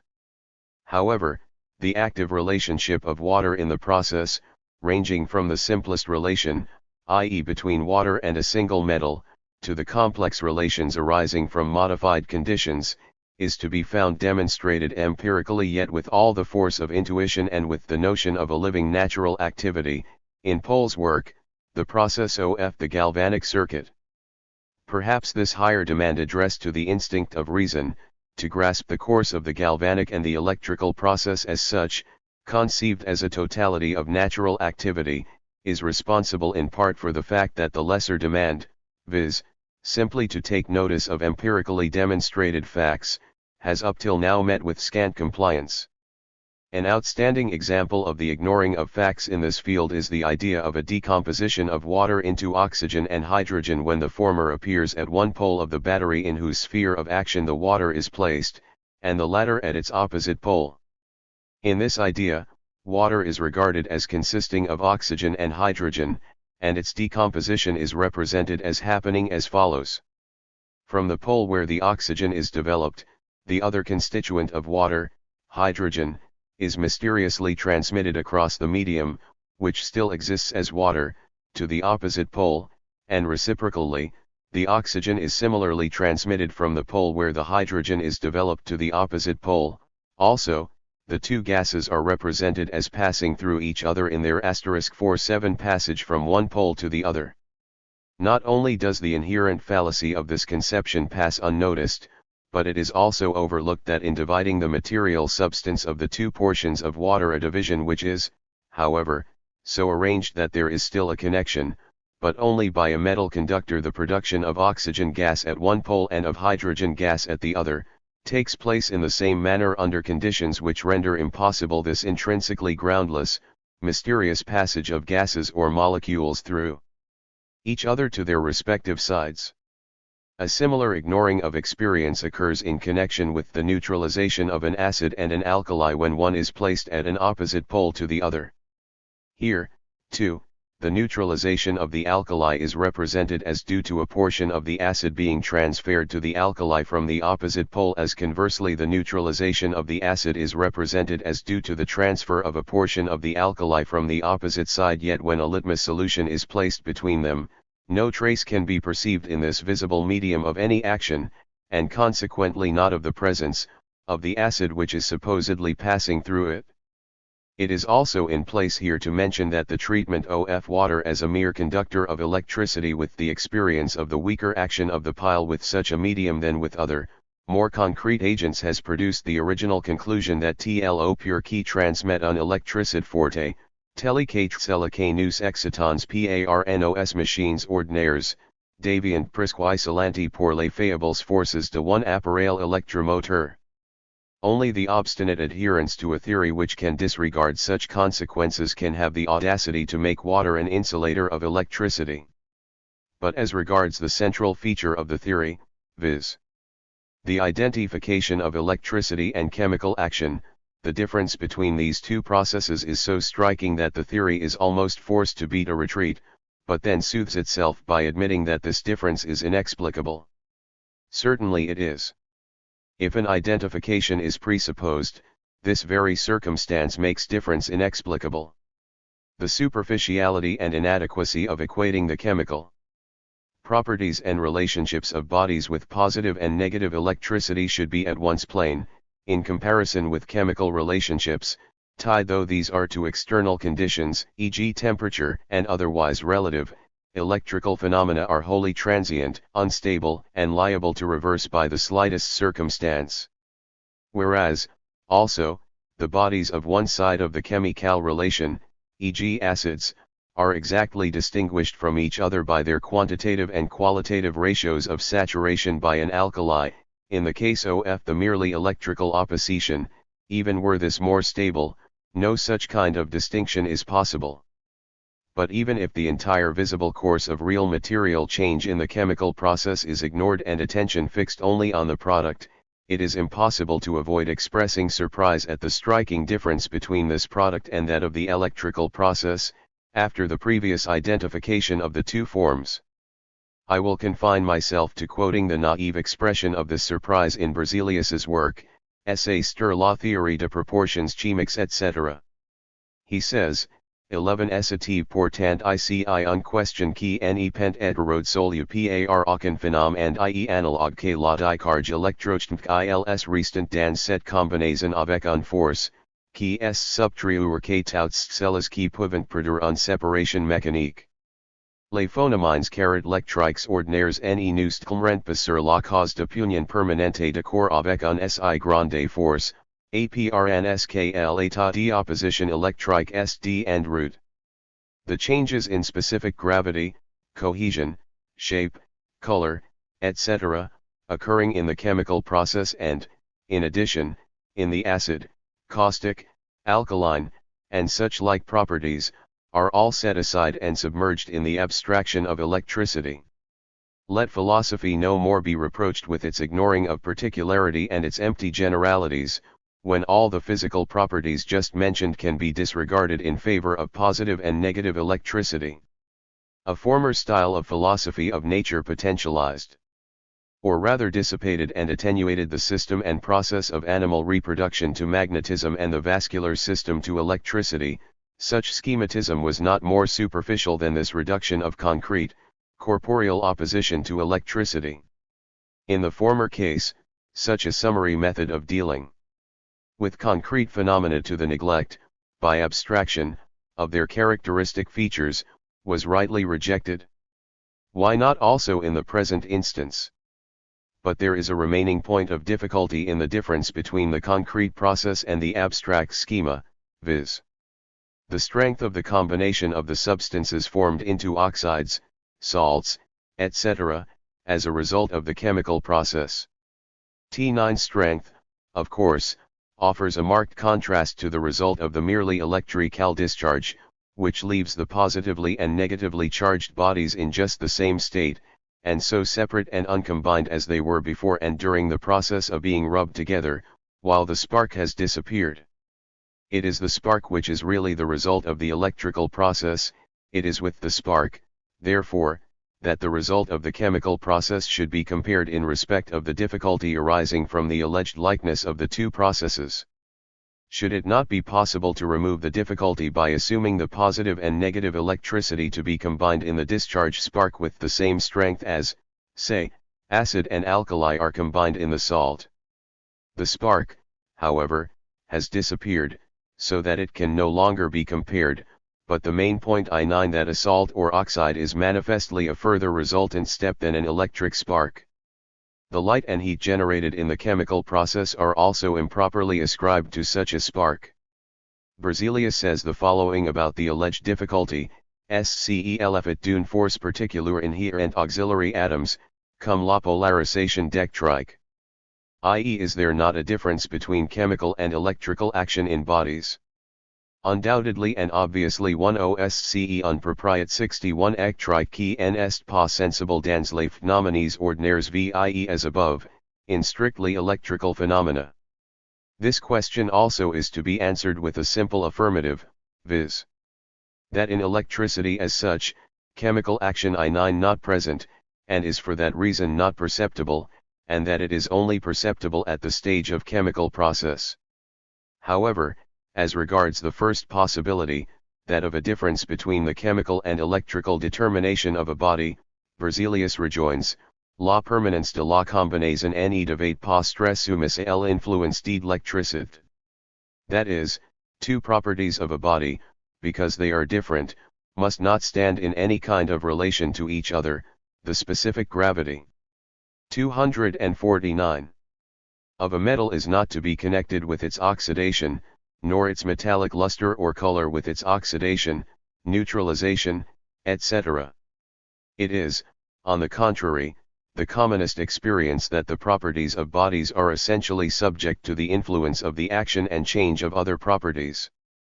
It is the dry abstraction of understanding that insists on the complete separation and independence of properties which are different, even when they belong to the same body. As regards the other possibility, viz. that electricity has the power to break up strong chemical compounds, though this power cannot be perceived in ordinary electricity, Berzelius observes, l'irrétablissement de la polarité électrique devrait être MNME la plus forte combinaison chimique, and adduces in support the special instance of a voltaic pile consisting of 8 or RO pairs of silver and zinc plates the size of a 5-franc piece, which pile, with the aid of mercury, is able to decompose potash, i.e. to preserve the radical of potash in an amalgam. The difficulty was caused by ordinary electricity not showing the power in question, as distinct from the action of a galvanic pile. Now for ordinary electricity there is substituted the action of such a pile, with the simple modification that it is called batterie électrique, whereas previously the name for it in the theory was appareil électromoteur. This turn of expression, however, is all too transparent and the proof too easily taken, since in order to resolve the difficulty which stood in the way of identifying electricity and chemistry, one again straightway presupposes that the galvanic pile is merely an electrical apparatus and its activity merely the production of electricity. Zusatz. Each single process starts from something seemingly immediate which, however, at another point in the run-round of the periphery, is in its turn a product. The beginning, properly speaking, is with a metal as a substance inwardly stable whose apparent difference from another metal results from comparison. Thus gold is indifferent to its difference from zinc. It is not immanently distinguished like the neutral substances or oxides, i.e. it cannot be decomposed into opposed sides. Metals are thus, in the first instance, only inertly diffident from one another, but they are also not only different for us, for if they come into contact with each other they distinguish themselves from each other. The continuity of metals is the condition that make it possible for their difference to become active, so that the difference of each can be posited in that of the other. But a third substance is required, capable of a 2si real differentiation in which the metals can integrate themselves. It is on this third substance that the difference of each metal feeds dire narang hat. Metals are not brittle like resin or sulfur where the determination posited in them is restricted to one point. In metals, the determination tenuous is communicated to the whole body, and the difference of each is open to the other, each making its difference felt in the other. The difference of metals, then, is revealed by their relationship in process, which relationship is, in general, the antithesis of their inherent preciousness, solidity, ductility, and fluidity, to their brittleness and their readiness to form oxides. The precious metals such as gold, silver, and platinum, are not oxidized when heated and exposed to air. Their process in an open fire is a burning without a burning up. They do not decompose into the extremes of base and acid, which would fix them as belonging to one of these sides. All that happens is a non-chemical change of shape from the solid to the molten state. This comes from their lack of difference. The notion of this solid, simple nature of metal seems to be represented in its purest form by gold. That is why gold does not rust and old gold coins are still untarnished. Lead and other metals are, on the contrary, attacked even by weak acids. The still more numerous metals known as metalloids are those which are hardly ever found in their pure state and are oxidized merely by exposure to the air. Gold, silver, and platinum, even when oxidized by acids, can be restored to their original state without adding any combustible substance such as coal. They return to their pure form merely by being brought to a red heat in the furnace.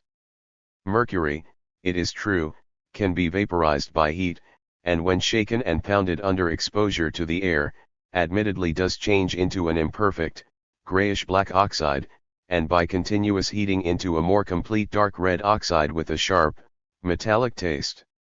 But as Tromsdorf observes, when mercury is shut up in dry air and left to stand, its surface does not suffer change and does not rust. Yet he had seen a phial of mercury which old Butner had kept goodness knows how many years * which had oxidized, and which had on top a thin layer of red mercuric oxide.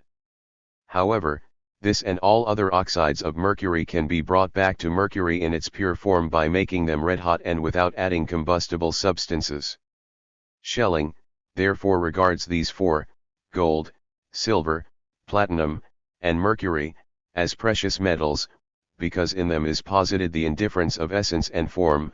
On the contrary, those metals are not to be regarded as precious in which form is most separated out of indifference with the essence, and in which selfhood or individuality is the predominant feature, as in iron, nor are those metals precious in which the incompleteness of form vitiates the essence, making them impure and bad, like lead, etc.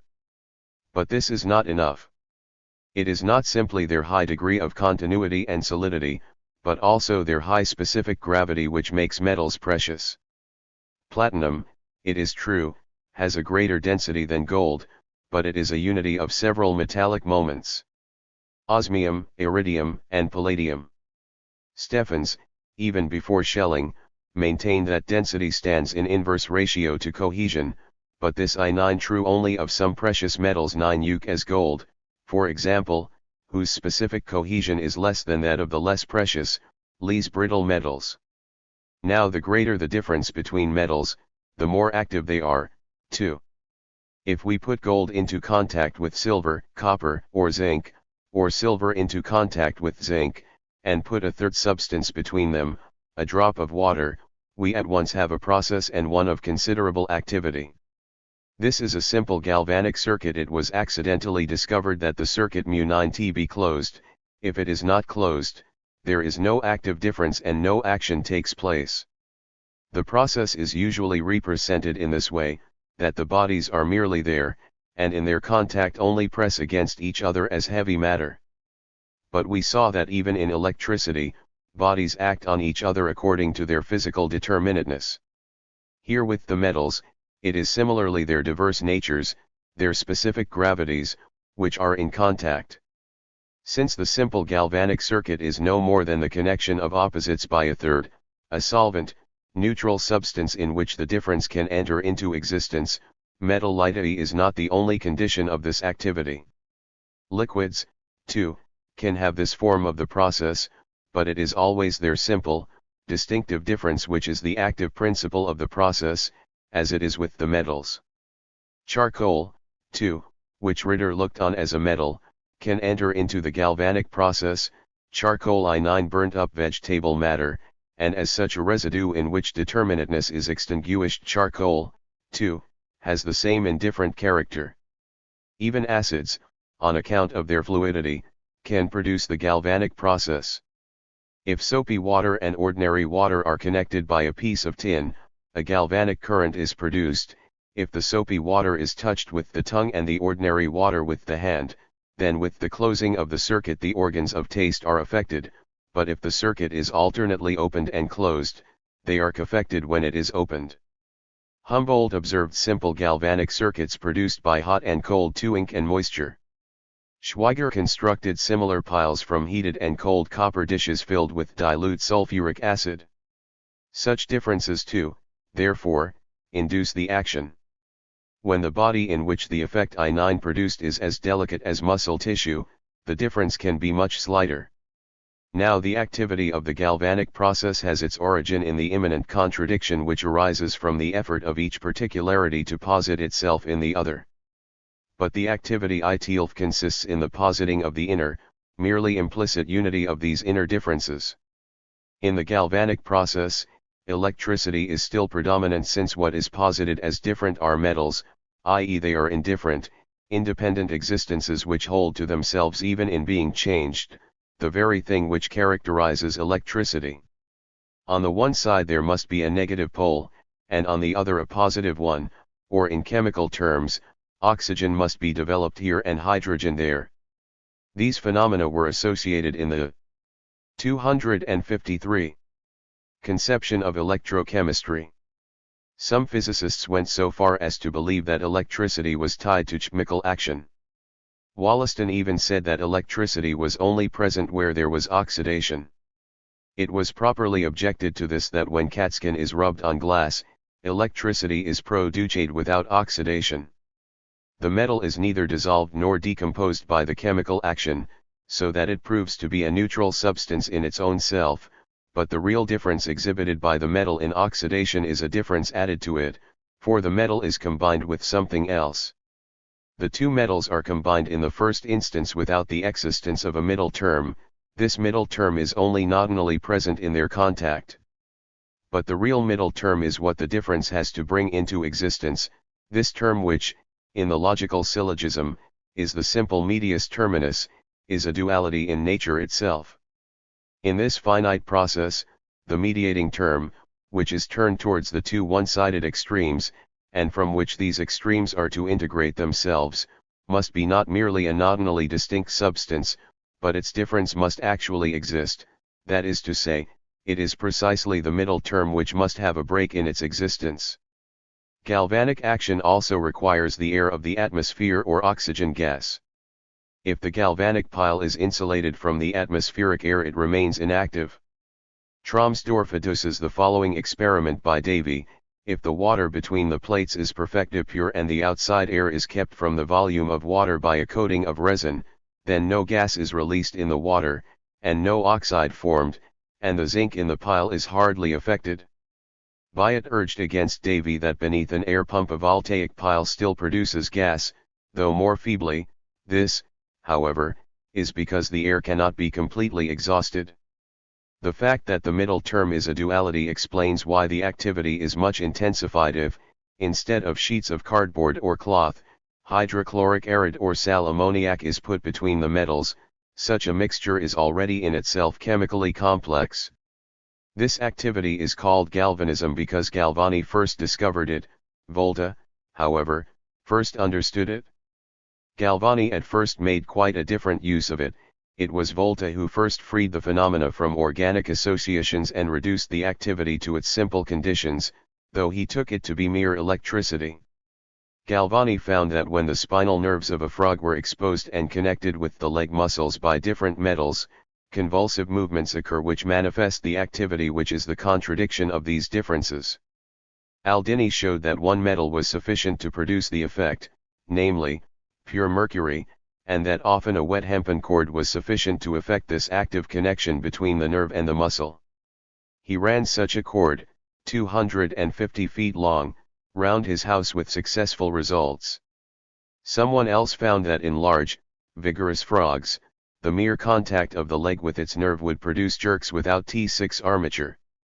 According to Humboldt, where two like metals are used, the metallic stimulus can be evoked simply by breathing on one of them. If two parts of one and the same nerve are covered by two different metals and connected by a good conductor, this too will produce convulsive movements. This was the first form. It was called animal electricity because it was thought to be restricted to organisms. Volta used metals instead of muscles and nerves, and he thus made up galvanic batteries out of a whole number of such pairs of plates.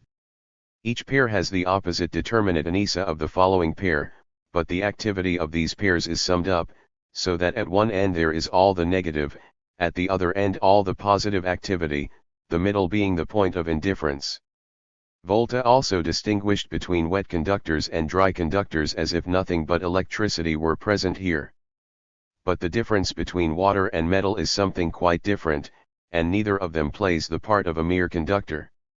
It is easy to separate electrical from the chemical activity. The greater the surface area of the plates, say 8 square inches, the more brilliant is the electric spark produced. The size of the surface appears to have but little influence on the other phenomena. On the other hand, with only 3 pairs, sparks are produced. If, in a battery constructed of 40 pairs of this size made of zinc and copper, the silver pole and zinc pole are connected by an iron wire, at the moment of contact a rose of fire appears, 3 to 3 inches in diameter, some of the rays being quite if to if inches long, in some places linked together and having little stars at their tips. The communicating wires are so firmly welded by the spark, that a considerable force is required to separate them. In oxygen, gold and silver behave as they do in atmospheric air. Iron wires catch fire and bum away, and lead and tin bum very vigorously and with vivid colors. Now if chemical action here is reduced, it becomes distinct from combustion, for with electricity, too, vigorous combustion occurred but as a melting by heat, not as a decomposition of water. Conversely, the chemical action is increased and the electrical action diminished, if the plates are smaller but more are used, 1000 pairs, for example. However, the two activities are also combined, so that water is decomposed by a powerful electric discharge. For Bayet says, pour decomposer lo, on ss diabord servi de violence dec args tranamises and traverse ce liquide, et qui producient de explosions accompanies de ed in cells. Mais Wollaston est parvenu and produire lera 6 mi effect, d'une manière infiniment plus marquée, plus sure et plus facile, and conducent le courant électrique dans l'opar de fils tresses, turoins and points eggs, etc. Ritter, of the Munich Academy, has constructed dry batteries where electrical activity is insulated now, since it has been observed that with water alone chemical action is not strong in a battery which, with a different construction, could produce strong chemical action and high electrical tension. Chemists have concluded that water here acts as an electrical insulator which prevents the transmission of electricity, for since without this obstacle there would be a strong chemical action, and the action here is weak, the inference is that. * 54. * 55 The transmission of electricity which gives rise to the chemical action is prevented by the water. But nothing more absurd could be imagined, since water is the most powerful conductor, more powerful than metal, and this absurdity comes from attributing chemical action solely to electricity and from thinking merely in terms of conductors. Galvanic action is manifest both as taste and light. If, for example, a strip of tinfoil is placed under the tip of the tongue and on the lower lip, so that it projects from it, and if the upper surface of the tongue and the tinfoil are touched with silver, then the moment the metals touch, a pronounced alkaline taste is experienced like that of sulfate of iron. If I hold in my wet hand a tin saucer filled with lye and touch the liquid with the tip of my tongue, I get an acid taste on that part of my tongue which has touched the alkaline liquid. If, on the contrary, I place a tin, or better still a zinc, dish on a silver foot and fill it with clean water, stick the tip of my tongue in the water, it has no taste, but if at the same time the silver foot is held in a thoroughly moist hand, a weak acid taste is at once felt on the tongue. If a bar of zinc is put in one's mouth between the upper jaw and left cheek, and a bar of silver between the lower right jaw and the right cheek, so that the bits of metal stick out of the mouth, and their ends are brought together, then one has in the dark the sensation of light when the metals make contact. Here the identity is subjectively present in sensation, without the production of an external spark, though this does of course happen with powerful batteries. Now the product of the galvanic action is, in general, that which is in itself or has only notional existence, the identity of the particular differences which in metals are also bound up with their indifferent self-subsistence attains to an existence, as does also the difference of one metal in the other, and the indifferent is therefore posited as different. The process still cannot go on to the production of a neutral substance, for there are still no existent differences. Now since these differences are not yet bodies themselves but only abstract determinatenesses, the question arises, in what forms should they come into existence here? The abstract existence of these differences is elemental in nature, and we see it manifested as aeriform, gaseous substances. Here, then, we have to speak of abstract chemical elements. Thus, because water is the mediating neutral term between the metals, in which these differences can come into contact, it follows that each metal takes its existent difference from water, and determines water, on the one hand, towards oxidation, and on the other, towards hydrogenization. But since the character of water generally is to be neutral, the activating, differentiating principle does not exist in water but in air. The air does, indeed, seem to be neutral, but it is the stealthily destructive activity, the metals, therefore, must take from the air the activity which they display, and that is why the differences appear in gaseous form formed or Luftigkeit. In this process, oxygen is the activating, differentiating principle. The more specific result of the galvanic process is the oxide, a metal posited with a real difference. The first real difference we have, the indifferent body, becomes a totality, although stdll not a complete totality. But though the product is at once also dual, oxidation and hydrogenization, the outcome is not two differentiated bodies. On one side we have oxidation, e.g. zinc is oxidized.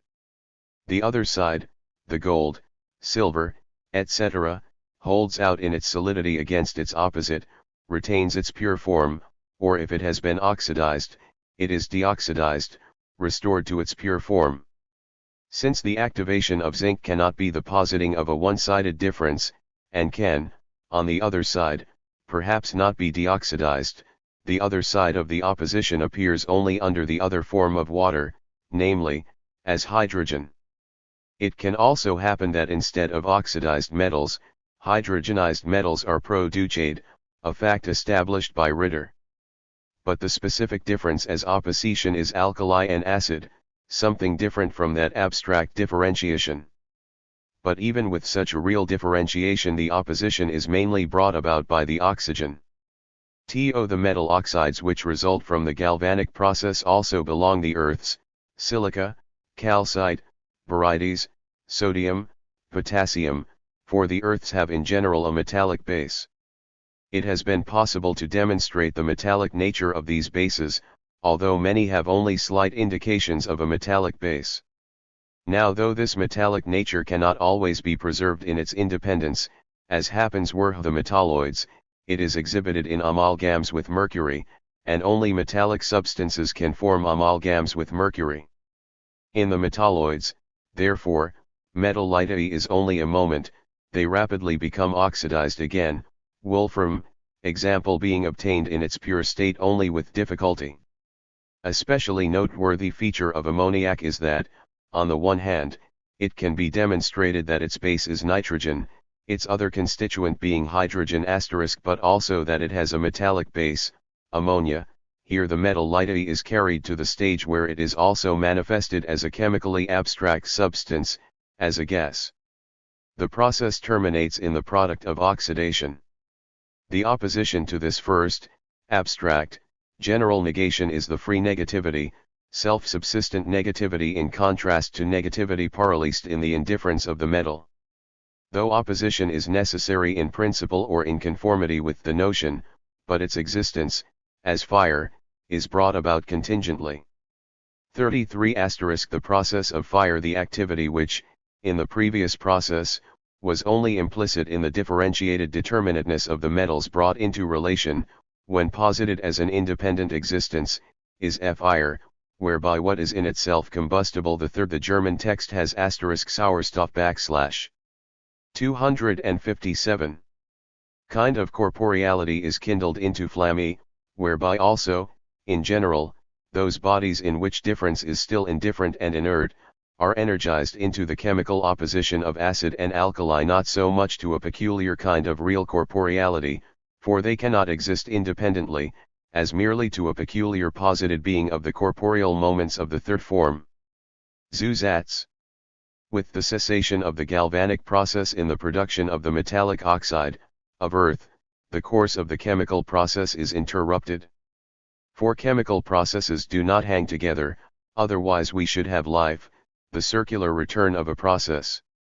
If, now, the product is to be carried further, activity must come in from outside, just as the metals, too, were brought together by an external activity. It is only the notion, the inner necessity, which therefore carries the process forward. It is only in principle that the process is carried onward into a circular totality. Since the new form we introduce has its genesis only in us, comes to be only in principle or in itself, we must take the bodies entering into the process as they naturally are. It is not the same existing product that would receive further treatment, as it were only by other reagents, as in itself determinate. The object of the process must rather be taken up as something original, not something which has come into existence. That it has come into existence is a characteristic it possesses as a simple, inner, notional determinateness. One side of the process is fire as dame, in which the unity of the difference which resulted from the galvanic process, exists for itself, namely in the form of free, restless activity, of self-destruction. The other side, the combustible substance, is the object of fire, of the same nature as fire, but in the form of a physically existent body. The product of the process, then, is that on the one hand fire exists as a physical quality, or conversely, that in the material substance there is posited what already constitutes its natural determinateness, namely, fire. As the first process was the process of what is heavy, so here we have the process of what is light, in which fire assumes the bodily form of an acid. The physical body, as the possibility of being consumed and activated, is not a mere lifeless reduction to passive indifference, but itself bums. Now because the material thus activated is inwardly a sheer opposition and so self-contradictory, it stands in need of its other, and only is in real connection with its other. The combustible substance thus has two different forms, since this being for self of the negative, in determining itself as different, posits itself in its own differentiation. One form is the ordinary combustible substance, sulfur, phosphorus, etc., the other form is a neutral substance. It is not the nature of either, but only a mode of existence, to persist tranquilly, whereas in the galvanic process, the metal's indifference constitutes its very nature. A more remarkable feature of 824-8375K. These substances is their mere shining without burning, the phosphor's sense shown by a number of minerals, when they are scratched or scraped or even exposed to sunlight, they remain phosphorescent for quite a time. It is the same sort of transient light phenomenon as electricity but without dualism. The range of primary combustible substances is limited, it embraces sulfur, bitumen, and naphtha. It is the brittle body without a firm indifferent base, which does not receive difference from outside by combining with an actively different body, but which develops the negativity immanent in itself as its own self. The body's indifference has passed into a chemical difference. The combustibility of sulfur is no longer the superficial possibility which remains possible in the process itself, such an indifference is actually abolished. The combustible substance bums, fire is its actuality, it does not merely burn, but bums up, it ceases to be indifferent, has become an acid. Indeed, Winterl has maintained that sulfur is as such an acid, and in fact it is, since it neutralizes saline and earthy bases and the metals, even without making use of the water base required by the rest of the acids. The second form of combustible substance is the formally neutral body, and the existence of this, too, is only a form not constitutive of its nature. If it were, it might survive the process. The formally neutral bodies are lime, barytes, potash, in a word the earths, which are nothing but oxides, i.e. they have a metal for their base, a discovery brought to light by the galvanic battery, whereby alkalis are deoxidized. The alkalis, too, are metal oxides, animal, vegetable, or mineral. The other side to the base, e.g. in lime, is the carbonic acid we produce by heating charcoal, a chemical abstraction, and not an individual, physical body. Lime is thus neutralized, but it is no real neutral body, such neutrality being effected only in an elemental, general way. Barytes, strontium, are not regarded as salts since they are not neutralized by a real acid, but by this same chemical abstraction which appears as carbonic acid. These are the two combustibles constituting the other side of the process. The substances in conflict with each other in the process of fire come together only externally, this is conditioned through the finitude of the chemical process. They are mediated with each other by elements, i.e. air and water. To produce the acid of sulfur, wet partitions and air are used. The whole process thus has the form of a syllogism with a broken middle term and two extremes. The more particular forms of the syllogism concern the modes of the activity, and that to which the middle term is determined by the extremes in order to integrate themselves from it. To deal with this more closely would involve going into refinements of detail which would make us digress too far. Every chemical process would have to be set forth as a series of syllogisms, where what was at first an extreme, becomes a middle term, and the middle term gets posited as an extreme. What in general happens is that the combustible substance, sulfur, phosphorus, or some formally 259 neutral substance, is activated in the process. It is thus that earths are made caustic by fire, whereas in their previous state, as salts, they were mild. Metals, too, can be so activated by burning that they do not become oxides but are driven straight on to become acids. The oxide of arsenic is itself arsenious acid. Alkali if activated is corrosive, caustic, acid, too, attacks and destroys bodies. Since sulfur contain no indifferent base, water here becomes the basic bond so that the acid can, even though only for a moment, exist independently. But when an alkali becomes caustic, the water which, as water of crystallization was the bond of neutralization, loses its formally neutral shape under the action of fire. Such an alkali already has on its own account an indifferent metallic base. 332. Neutralization, water process body thus differentiated is in a state of sheer opposition to its other, this is its quality, so that it essentially is, only in its connection with its other. It is only by violence, consequently, that its corporeality has an independent, separate existence, in its one-sidedness it is, in its own self, the process of positing itself as identical with the negative of itself, even if this process is only with the air, in which acid and caustic alkali lose their strength, i.e. are reduced to formal neutrality. The product is the concrete neutral body, a salt, which is the fourth kind of body and in the form of a real body. Zusatz. A metal is only implicitly different from its other, the other is contained in the notion of the metal, but only in its notion. Since, however, each side now exists as an opposite, this one-sidedness is no longer merely implicit but posited.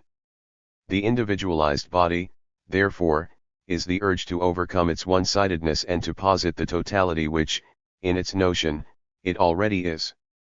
Both sides are physical realities, sulfuric or some other acid but not carbonic acid, and oxides, earths, alkalis. These opposites thus activated, do not need the presence of a third substance in order to become active. Each has in its own self the restless urge to sublate itself, to integrate itself with its opposite and neutralize itself, but they are not capable of independent existence since they are incompatible with themselves. Acids get hot, catch fire, when water is poured on them. Concentrated acids give off fumes, absorb water from the air. Concentrated sulfuric acid, for example, increases its volume in this way, occupies more space, but becomes weaker. Acids kept in airtight vessels attack the latter.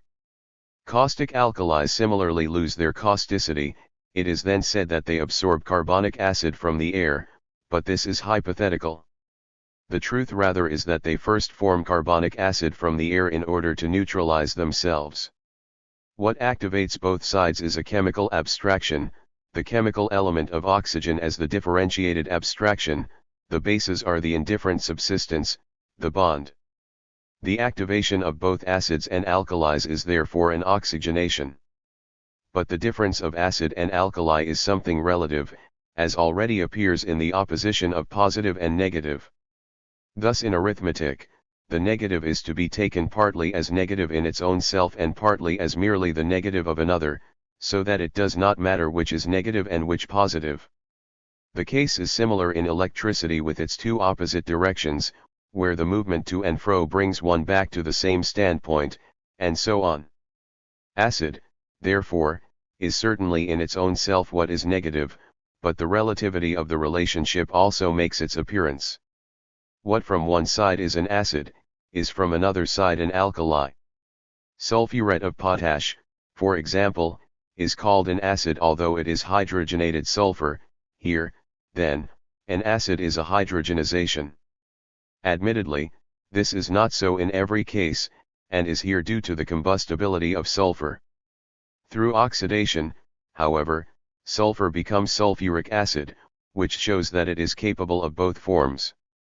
The same is true of a number of earths which fall into two groups: lime, barytes, strontium are alkaline and metallic oxides. In the case of silica, clay, and talc, this may be conjectured, partly by analogy and partly from traces of galvanic process in the amalgam. Stephens, however, opposes talc and silica to the alkaline series. According to Schuster, alum also reacts to alkalis, i.e. is acid.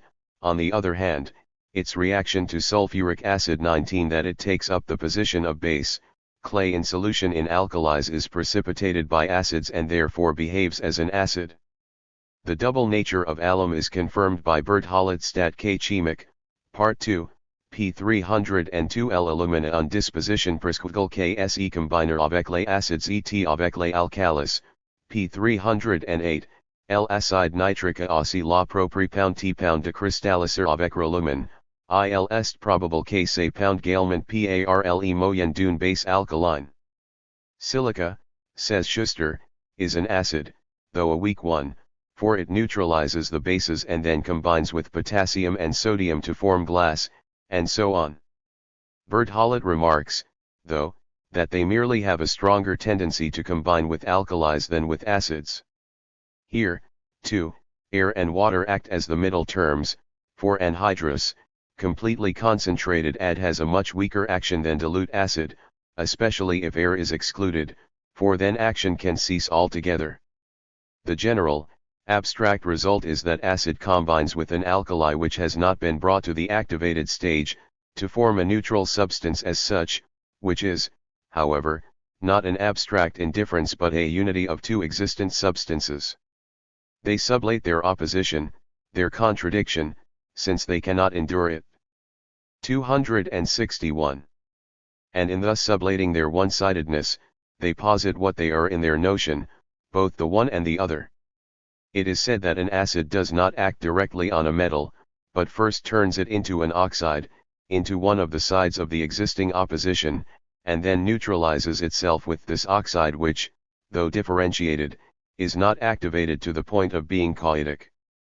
It is the salt which, as product of this neutralization, first is the chemical totality, the center, but it is still not as yet the infinite totality of life, but a totality come to rest and circumscribed by other totalities.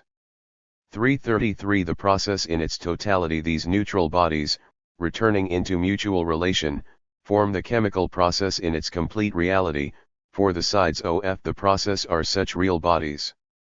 Their mediation requires water, the abstract medium of neutrality. But the sides, being neutral on their own account, are not differentiated as against each other. Here we have the particularization of general neutrality, and with it also the particularization of the differences of the chemically active bodies in their mutual opposition. This is the so-called elective affinity, the formation of other particular neutralities through the breakup of those already present. Remark. The most important step towards simplification of the details of elective affinity is the law discovered by Richter and Gitten-Morveau, which states that neutral compounds suffer no alteration in regard to their state of saturation when they are mixed in solution, and the acids exchange bases with each other. It is on the basis of this law that the quantitative scale of acids and alkalis has been constructed, according to which each particular acid is saturated by a specific quantity of each alkali, so that if the alkalis are arranged in a series according to the amounts with which they saturate the same quantity of a particular acid, then for every other acid, the alkalis retain among themselves the same ratio for the saturation of this acid, as for the first one. All that varies is the quantitative unit of the acids combining with this constant series. In the same way, the acids bear a constant ratio to each other, relative to the various alkalis. Elective affinity itself is, however, only an abstract relation of acid to base. The chemical body in general, and especially the neutral body, is at once a concrete physical body having a definite specific gravity, cohesion, temperature, etc. These strictly physical properties and their alterations in the process enter into relation with the chemical moments of the process, and thereby impede, obstruct, or facilitate, and so modify the chemical action. Berthollet, in his famous work Statique Chimique, while fully recognizing the serial law of elective affinity, has brought together and investigated the circumstances which produce alterations in the results of chemical action, results which are often one-sidedly attributed only to elective affinity. He says, the superficiality which these explanations have introduced into the science is especially regarded as progress. Zusatz. The immediate self-integration of the opposites, the alkali and the acid, into a neutral substance, is not a process. The salt is a process-less result, like the adherence of a magnet to the north and south poles, or the spark in an electric discharge. If the process is to be carried further, then the salts, being indifferent and not in need, must be brought together again in an external manner. The activity is not in them but is brought forth again only by contingent circumstances. Substances which are indifferent to each other can come into contact only in a third substance, which here again is water. It is here especially that formation and crystallization have their seat. The process, in general, is this: one neutrality is sublated, but another one is brought forth in its place. The neutrality is therefore here engaged in conflict with itself, for the neutral ity which is product is mediated by the negation of neutrality. We have, therefore, particular neutralities of acids and bases in mutual conflict. The affinity of an acid for a base is negated, and the negation of this affinity is itself the relation of an acid to a base, or is itself an affinity. This affinity I9 equally the affinity of the acid of the second salt for the base of the first, as it is also the affinity of the base of the second salt for the acid of the first. These affinities, as negating the first affinities, are called elective affinities, which means no more than that here, as in magnetism and electricity, opposites acid and alkali posit themselves as identical. The way in which this process exists, appears, acts, is the same. One acid expels another from a base, as the north pole of a magnet repels the north pole, but each remains linked with the same south pole. Here, however, the comparison of the acids with each other takes place in a third. Each particular acid has its opposite which is more its base than another. The determination does not result merely from the general nature of opposites, since the chemical process is the sphere of kinds. 263. Which are qualitatively active against each other. The main thing, therefore, is the strength of the affinity, but no affinity is one-sided. The degree of my kinship with another is the degree of his kinship to me. The acids and bases of two salts break up their combination and form fresh salts, the acid of the second salt combining more readily with the base of the first and expelling its acid, while this acid has the same relationship to the base of the second salt. In other words, an acid abandons its base when offered another base to which it has a greater affinity. The result is another neutral reality. The outcome, therefore, is of the same kind as the beginning formal return of the neutral substance to itself. The law of elective affinities discovered by Richter, to which we referred in our remark, remained unknown till the English and French talked of Richter and made use of his work and so made it important. The same thing will happen with Goethe's theory of color. It will not succeed in Germany till a Frenchman or an Englishman takes it up or else expounds the same theory himself and gains acceptance for it. It is no use complaining of this, it is always that way with us Germans, unless indeed some trashy theory like Gall's phrenology is propounded. Now this principle of stoichiometry of Richter's, expounded by him with a wealth of erudite reflections, can be most easily pictured by the following comparison. If I buy various goods with gold coins, then for a certain quantity of the first article, for example, I require 1 gold coin, for the same quantity of the second article, 2 gold coins, and so on. Now if I buy with silver coins, I need more of these, namely, 5 silver coins instead of 1 gold coin, $11 instead of 2, and so on. The values of the goods preserve the same ratio with one another. An article having twice the value of another always keeps that relative value, no matter in what coinage it is measured. And the different kinds of coins likewise stand in a specific ratio, according to their relative values they therefore cover the cost of a certain portion of each article. If, therefore, the gold coin is $5 as much as 1 silver coin, and 1 silver coin covers the cost of 3 parts of a particular article, then the gold coin covers the cost of 5 3 parts. Berzelius adopted the same point of view in connection with the degrees of oxidation and sought to reduce them to a general law, for in this process, one substance uses up more oxygen than another. For example, to saturate 100 parts of tin as protoxide, 13 to 6 parts of oxygen are required, as white deuteroxide, 24 parts, as yellow hyperoxide, 27 parts. Dalton first investigated this question, but he wrapped up his conclusions in the worst sort of atomistic metaphysics. He laid down that the first elements or the simple, first quantity, was an atom, and he went on to talk of the weight and weight ratios of these atoms. They were supposedly spherical and in part surrounded by a more or less dense atmosphere of caloric, and he then taught us how to determine the relative weights and diameters of these atoms and their number in compound bodies. Berzelius again, and Schweiger in particular, concoct a hodgepodge of electrochemical relationships. But the formal moments of magnetism and electricity cannot appear in this real process, or if they do so appear, then only in a limited way. Only if the process is not completely real, are these abstract forms specially prominent. Thus Davy was the first to show that two substances which have a chemically opposite action are electrically opposite. If sulfur is melted in a vessel, an electrical tension is produced between them, since this is not a real chemical process.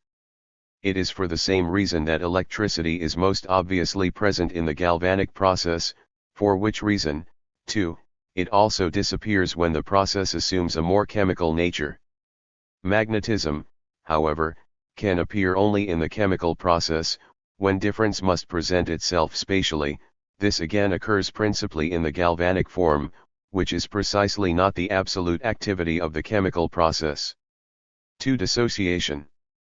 334. The dissociation of the neutral body is the beginning of its reversion to particular chemical bodies, back to their indifference through a series of processes which are, on the one hand, peculiar.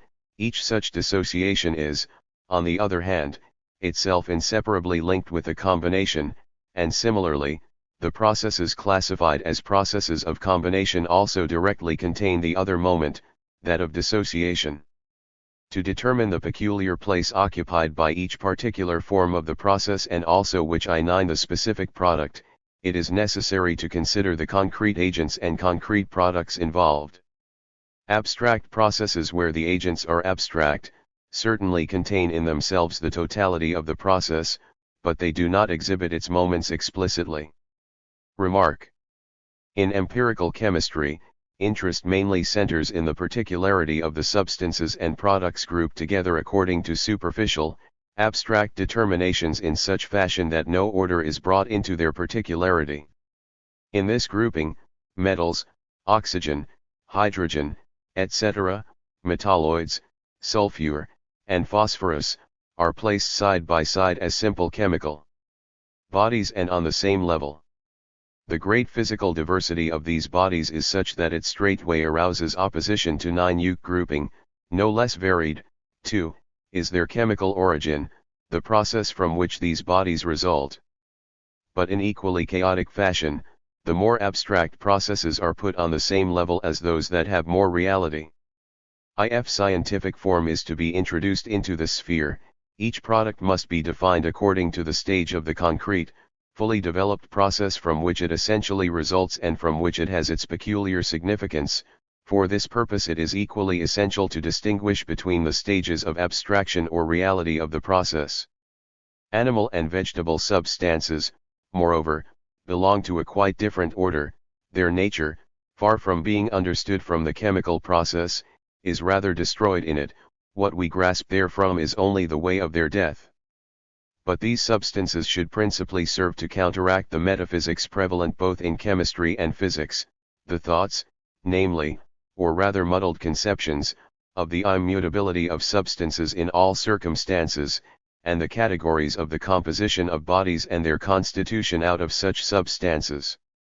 It is readily granted that chemical substances in combination lose the properties they show in separation, and yet men imagine that they are the same things without these properties that they are with them, and that their possession of such properties is no consequence of their being products of process. The affirmative determination of the still indifferent body, the metal, is physically such that its properties appear in it as immediate. In the case of further determined bodies, however, their behavior in process cannot be thus presupposed. Their primary, essential determination springs solely from their place in the chemical process. A further matter is the empirical, quite special particularity of reaction shown by bodies to all other particular bodies. A knowledge of this involves going through the same litany of reactions to every reagent. What is most striking in this respect is to see the 4 chemical elements, placed, as substances, on the same level with gold, silver, etc., sulfur, etc., as if they had the same kind of independent existence as gold, sulfur, etc., or as if oxygen had an existence like that of carbon. Their place in process indicates 65. 6.6. Their subordinate, abstract character which distinguishes them in kind from metals and salts, and shows that they certainly do not belong together with such concrete bodies. This place has been dealt with in full in 328. The abstract middle term which is internally broken in two, to which, therefore, 2 elements belong, water and air being abandoned as a middle term, becomes the source from which the original, at first merely implicit, difference between the real syllogistic extremes acquires existence. This moment of difference, thus developed into an existence of us and constitutes the chemical element as a completely abstract moment. These substances, far from being primary, substantial foundations, as the term element at first suggests, are rather difference in its most extreme forms. Here, as in general, the chemical process is to be taken in its complete totality. The isolation of particular parts, of formal and abstract processes, leads to the abstract conception of the chemical process as being in general merely the action of one substance on another, with the result that such numerous other phenomena as occur abstract neutralization and abstract dissociation which occur in every process seem almost secondary or accidental consequences, or at least as only externally connected with the process, and are not treated as essential moments in the relationship of the whole. A full exposition of the chemical process in its totality would, however, require it, as a real syllogism, to be explicated also as a triad of closely interlinked syllogisms, syllogisms which are not merely a simple connection of their to many but which, as active processes, are negations of their specific forms, and they would have to exhibit the interrelationship of combination and dissociation knit together in a single process. Zusatz. Whereas the first process led to combination, the processes of the neutral bodies against each other are, at the same time, their diremptions or decompositions, and the separations of the abstract bodies from which we started. In this way, the pure metal with which we began, taking it as immediately given, is now a result produced from the total body towards which we were advancing. What is here decomposed, the concrete middle term, is a real neutral substance, whereas in galvanism the formal middle term which was decomposed was water, and in the process of fire, air. The forms and stages of this reduction vary, particularly the process of fire and also that of the salt. For example, if the salt is brought to a red heat, the weak acid is made strong again. In the same way, lime gives off carbonic acid, since at this temperature lime is supposed to have a greater affinity with caloric than with carbonic acid. It is in this way that metals are finally reduced, when, for example, sulfur, which as acid combined with a base, is driven off and the metal assumes a pure form. Few metals are found pure in nature, most of them are only separated off by chemical action. This is the complete cycle of the chemical process.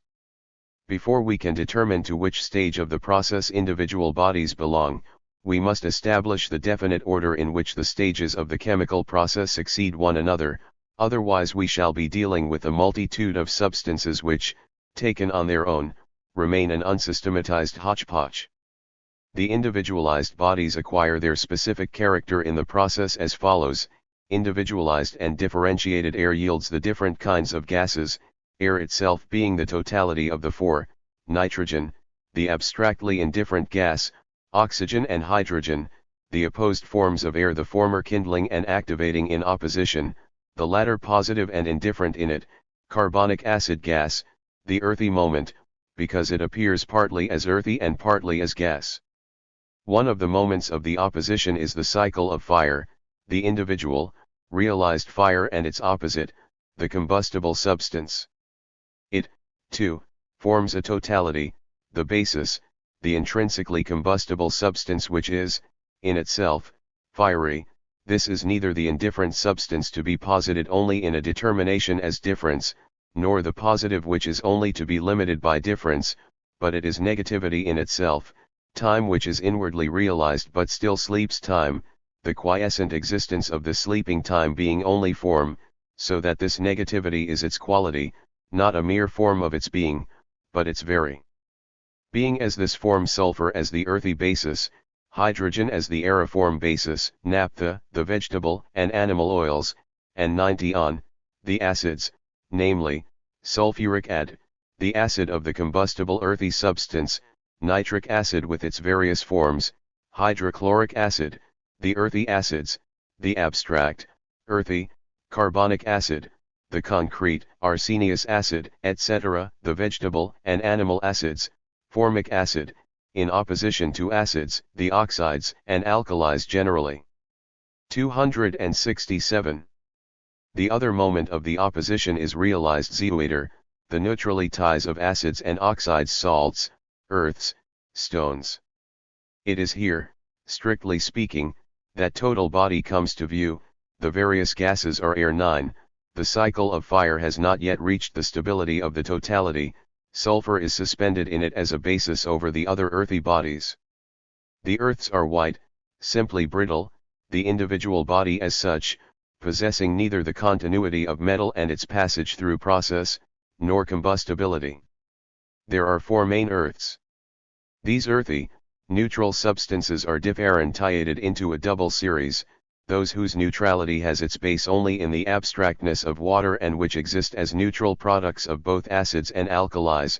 This transition is formed by silica, clay, and talc.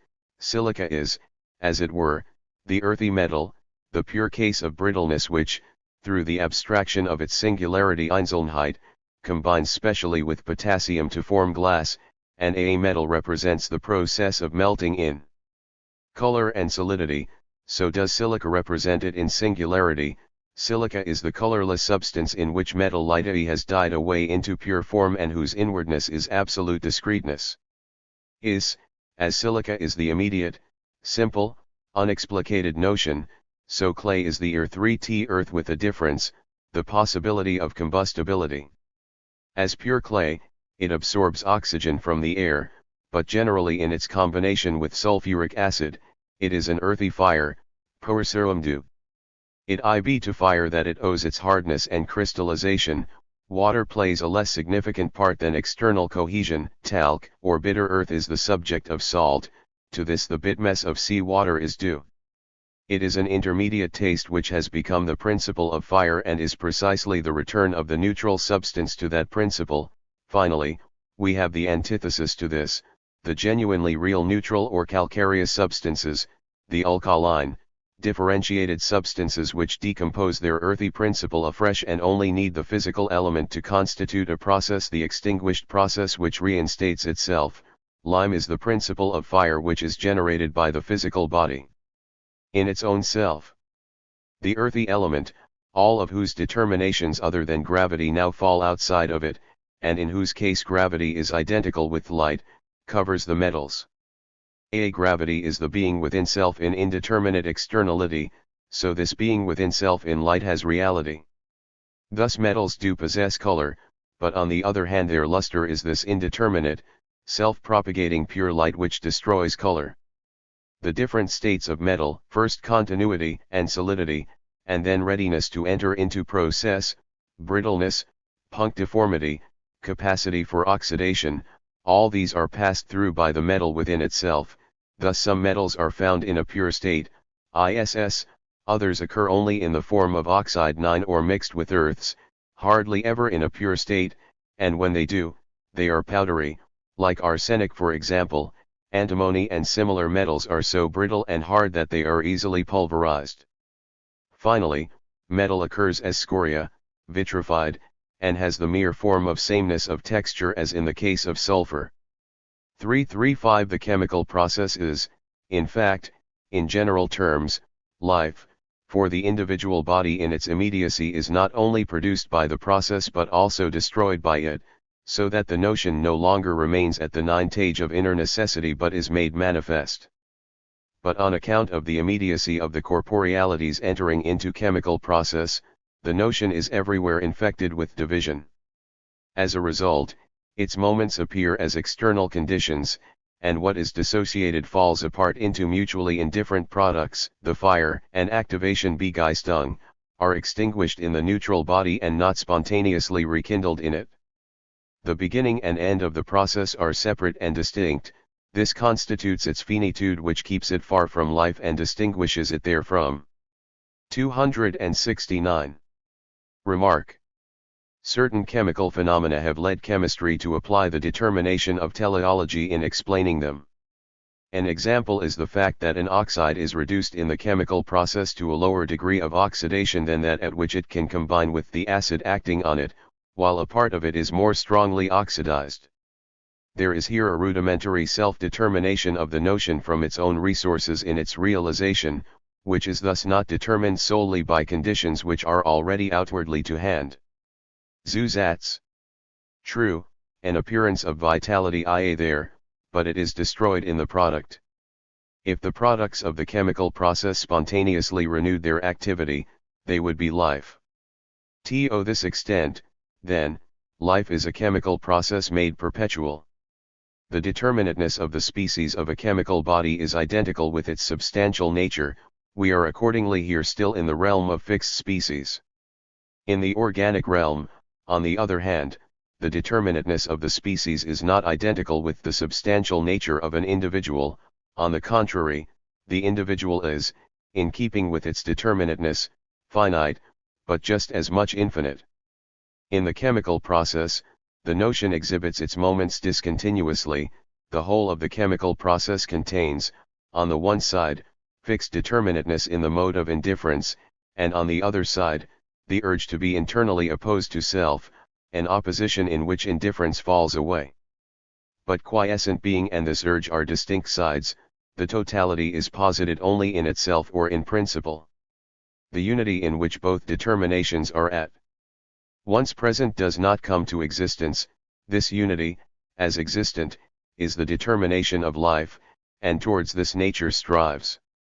Life is present in principle in the chemical process, but inner necessity is not yet existent unity. The nature of the chemical process is, however, to posit as negated these immediate presuppositions, the basis of its externality and finitude, to alter at a later stage of the process the properties of bodies which appeared as results of an earlier stage, and to reduce those conditions to the rank of products. What is thus posited in general in the chemical process is the relativity of the immediate substances and properties. Body as an indifferent existence is thereby posited as a mere moment of the individuality, and the notion is posited in the reality which corresponds to it, this concrete unity with self, self produced into unity from the particularizing of the different corporealities, a unity which is the activity of negating this its one-sided form of reference to self, of sundering and particularizing itself into the moments of the notion and equally of bringing them back into that unity, is the organism. The infinite process which spontaneously kindles and sustains itself. Zusatz. We have now to make the transition from inorganic to organic nature, from the prose to the poetry of nature. In the chemical process, bodies alter not merely superficially but on all sides. 9. Every property is effaced: cohesion, color, luster, opacity, resonance, transparency. Even specific gravity, which seems the deepest and simplest determination, does not survive. It is precisely in the chemical process that the relativity of the apparently indifferent determinations of the individuality which the essence in this flux of accidents comes to light. Body reveals the transiency of its existence, and its relativity is its being. If we are to describe what a body is, the whole cycle of its alterations must be stated, for the true individuality of body does not exist in a single state but is exhausted and displayed only in this cycle of states. The totality of shape does not survive, just because it is only a particular totality. The individual body thus receives its due, i.e., because it 19 finite, it does not endure. Thus there are metals which, as oxides or neutralized by acids, run through the whole gamut of colors. They can also form transparent, neutral salts, salts generally being the death of color. Brittleness, solidity, smell, and taste equally disappear. It is this ideality of the particular that is here displayed. Bodies pass through the whole cycle of such possible determinations. Copper, example in its pure form as a metal, is red in color, but copper sulfate gives a blue crystal. Copper hydrate as a precipitate is ultramarine, and a muriate of copper is white. Other oxides of copper are green, dark gray, reddish brown, etc. Azurite has still another color, and so on. The reaction varies according to the agent, and the chemical body is only the sum of its reactions. That is to say, the totality of the reactions exists only as a sum, not as an infinite redumentu self. In all reactions in which the body combines with others, in synsomates, in oxidation, and in neutrality, it preserves its specific nature, but only implicitly, not existently. Iron always remains in itself iron, but only in itself, not in the manner of its existence. But it is in the preservation of existence, not of being in itself, that we are interested, more precisely, that what is in itself should exist or that what exists should be in itself. The cycle of particular reactions constitutes the universal particularity of a body, but this exists only implicitly or in itself, and is not a universal existence. Only in the process of fire is activity imminent an instant of spontaneous life, whose activity, however, hastens to its death. But because the immediate shape in which particular determinations are present here is destroyed, we here have a transition in which the implicit universal of the determinateness also comes into existence, and this is the self-preservation of the organism. It acts, and reacts against, the most diverse powers. In each reaction it is differently determined, but equally also remains a single unity with itself. This implicit determinateness of a kind now also exists, it enters into relationship with an other, but also breaks off this involvement, and is not neutralized in it, it preserves itself, on the contrary, in the process which, nonetheless, is determined by it and its other. The infinite form as the sole seal of individuality is still materialized in shape, and so reduced to a unity which is not an infinitely free form within itself, but is in its existence a quiescently enduring being. This quiescence, however, is contrary to the infinite form, for this is unrest, movement, activity, only as such does it manifest what it is in and for itself. The persistence of the moments of the infinite form in shape, each of which moments can have an independent material existence, is of course also the entering into existence of the infinite form, but here the unity of the form does not yet have the truth which it is. But now, since the chemical process precisely represents the dialectic through which all the particular properties of bodies are brought to destruction, what alone endures is the self-subsistent infinite form, the pure immaterial individuality which is for itself, and for which material existence is alterable through and through. The chemical process 19, the highest to which inorganic nature can reach, in it she destroys herself and demonstrates her truth to be the infinite form alone. The chemical process is thus, through the dissolution of shape, the transition into the higher sphere of the organism where the infinite form makes itself, as infinite form, real, i.e. the infinite form is the notion which here attains 27 to its reality. This transition is the raising of existence to universality. Here, therefore, nature has risen to the existence of the notion is no longer merely immanent, is no longer submerged in nature's mutual externality of being. It is a free fire as purged of matter, and as materialized in existence. The moments of what exists are themselves raised to this ideality, have only this being of ideality, and do not fall back into the restricted forms of existence. We thus have objective time, an imperishable fire, the fire of Elepha. Heraclitus, 2, declared the soul to be fire, and the dry souls to be the best. 27 Section 3, Organics.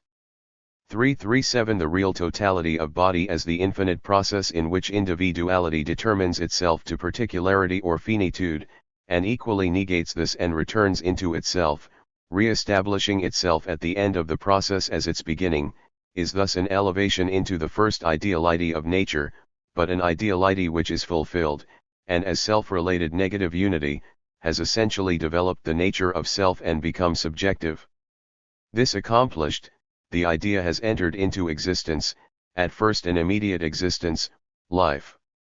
This is, firstly, as shape, the universal image of life, the geological organism; secondly, as particular, formal subjectivity, the vegetable organism; thirdly, as individual, concrete subjectivity, the animal organism.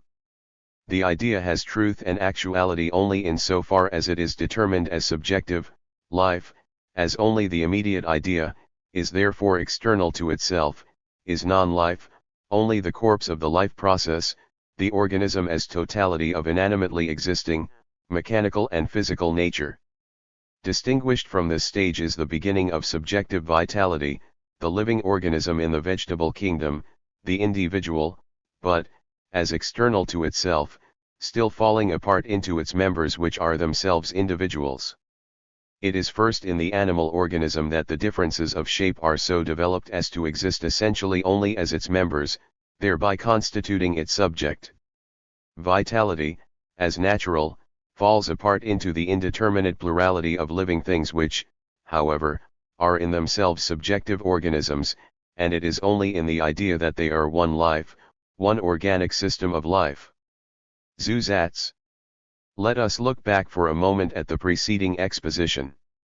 In the first section we saw matter, the abstract Sunday-mess, as space, matter, as the abstract being for self of a Sunday-mess and as offering.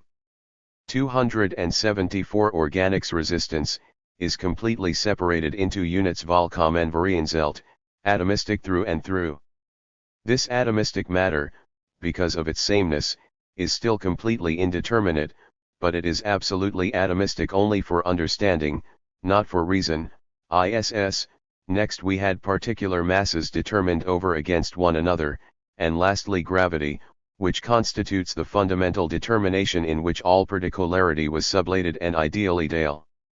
This ideality of gravity which, in the second section, was transformed into light and then into shape, is now restored. The matter there individualized contains, the free determinations as we saw them in the elements and their process. It then unfolds itself to become the realm of appearance Erscheinung, i.e. it develops into the opposition of self-subsistence and reflection into there, as specific gravity and cohesion, till in individual shape, it develops into totality. But since the particular body is just this, to sublate the different modes of its existence, this ideality is now a result in unclouded unity and self-sameness, like light, but at the same time as proceeding from the totality of particularizations which are compressed and taken back into the first indifference. Individuality is now within itself heavy and light like Litig, the triumphant individuality, the unity which, as process in all particularities, brings forth and preserves itself, and this is the subject matter of the third section. The living body is always on the point of passing over into the chemical process. Oxygen, hydrogen, salt, are always about to appear, but are always again sublated, and only at death or in disease is the chemical process able to prevail. The living creature is always exposed to danger, always bears within itself an other, but can endure this contradiction which the inorganic cannot. But life is also the resolving of this contradiction, and it is in this that the speculative consists. It is only for understanding that the contradiction is unresolved. Life, therefore, can be grasped only speculatively, for it is precisely in life that the speculative has an existence. The perpetual action of life is thus absolute idealism. It becomes an other which, however, is always sublated. If life were a realist, it would have respect for the outer world, but it always inhibits the reality of the other and transforms it into its own self. Thus it is in life that what is the true first exists, it is superior to the stars and the sun which last is, indeed, an individual but not a subject. As unity of the notion and outwardly turned existence in which the notion preserves itself, life is idea, and in this sense Spinoza, too, termed life the adequate notion, an expression which is of course still quite abstract. Life is the union of opposites generally, not merely of the opposition of notion and reality. Wherever inner and outer, cause and effect, and means, subjectivity and objectivity, etc., are one and the same, there is life. The true determination of life is that the reality in the unity of notion and reality, no longer exists in an immediate manner, no longer exists independently as a plurality of properties existing outside one another, but that the notion is absolute ideality of their indifferent subsistence. Since the ideality we encountered in the chemical process is here posited, individuality is thus posited in its freedom. The subjective, infinite form is now also in its objectivity. This was not yet so in shape, because in this, the determinations of the infinite form still have a fixed determinate being as matters. The abstract notion of the organism, on the contrary, is that the existence of the particularities conforms to the unity of the notion, since they are posited as transient moments of one subject, whereas in the system of the heavenly bodies, all the particular moments of the notion are freely existent, independent bodies, which have not yet returned into the unity of the notion. The solar system was the first organism, but it was only implicitly organic, not yet an organism existens. These giant members are independent shapes, and the ideality of their independence is merely their motion, they form only a mechanical organism. But the living creature possesses these giant members of nature in one body, in which everything particular is posited as appearance. Thus in life, light completely masters gravity. The living creature, therefore, is individuality which has subdued within itself the further particularizations of gravity, and is active within itself. It is only as self-sublating reality that the self-preservation of the notion is posited. The individuality of the chemical body can fall victim to an alien power, but life has its other within itself, is in its own self a single rounded totality, or it is its own end. The first part of the philosophy of nature was mechanics, the second part, in its conclusion, was the chemical process, and this third part is teleology. Life is means, but not for an other but for this notion, it perpetually brings forth its infinite form. Kant already had defined the living creature as an end for itself. Alteration occurs only for the purpose of the notion, is only an alteration of the otherness of the notion, and it is in this negation of the negative, in T9 absolute negativity alone, that the notion can remain at home with itself. The organism is already in itself what it is actually, it is the movement of its becoming. But that which is result is also that from which it has resulted. Beginning and end are the same. This, which was hitherto only our knowing, has now entered into existence.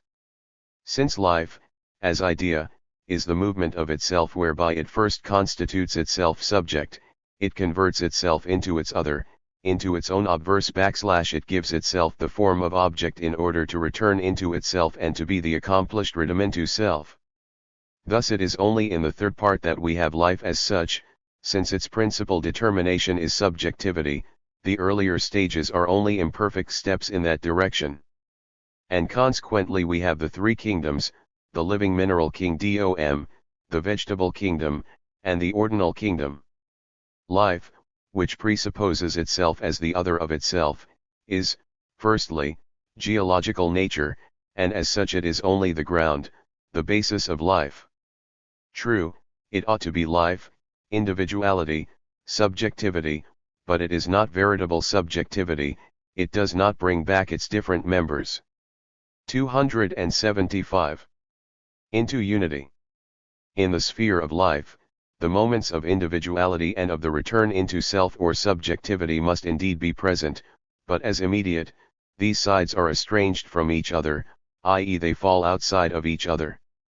On one side stands individuality, on the other, the process of it.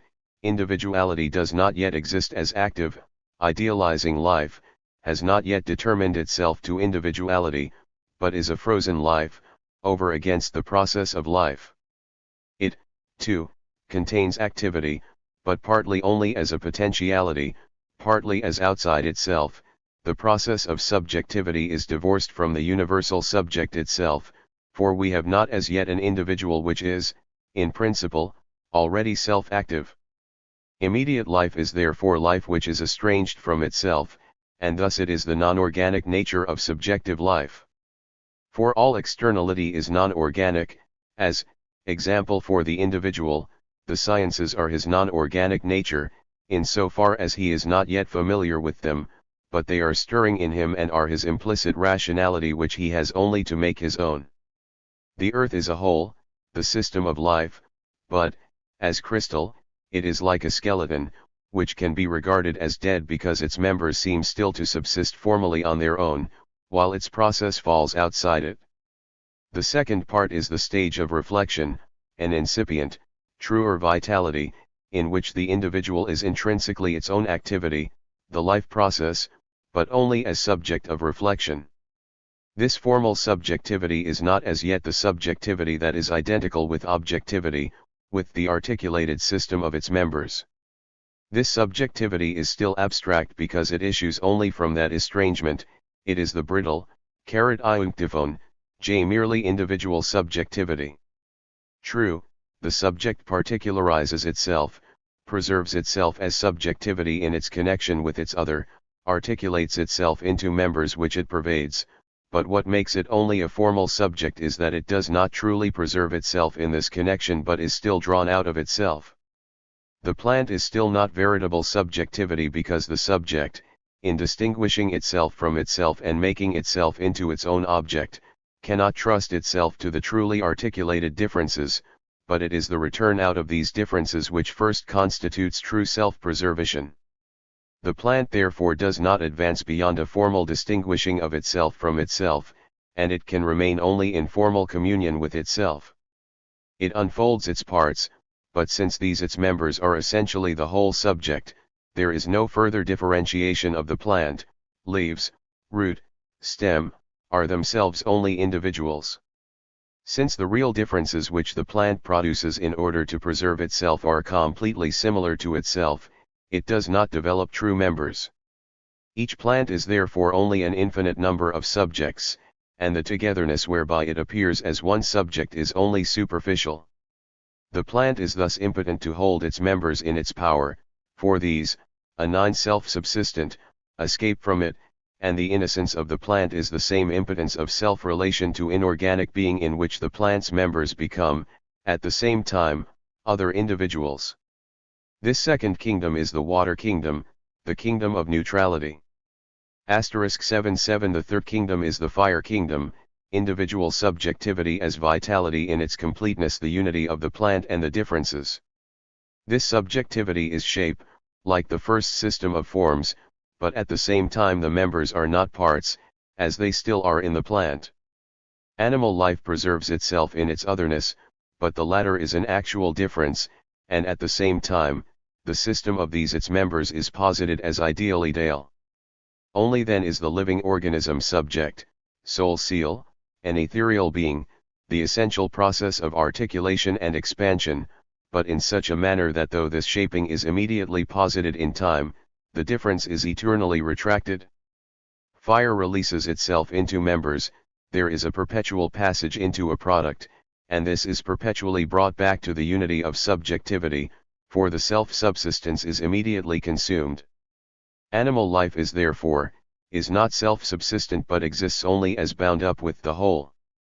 Feeling, the finding of self in self, is the highest achievement and occurs here for the first time, it I9 to remain one with self in determinateness to be freely at home with oneself.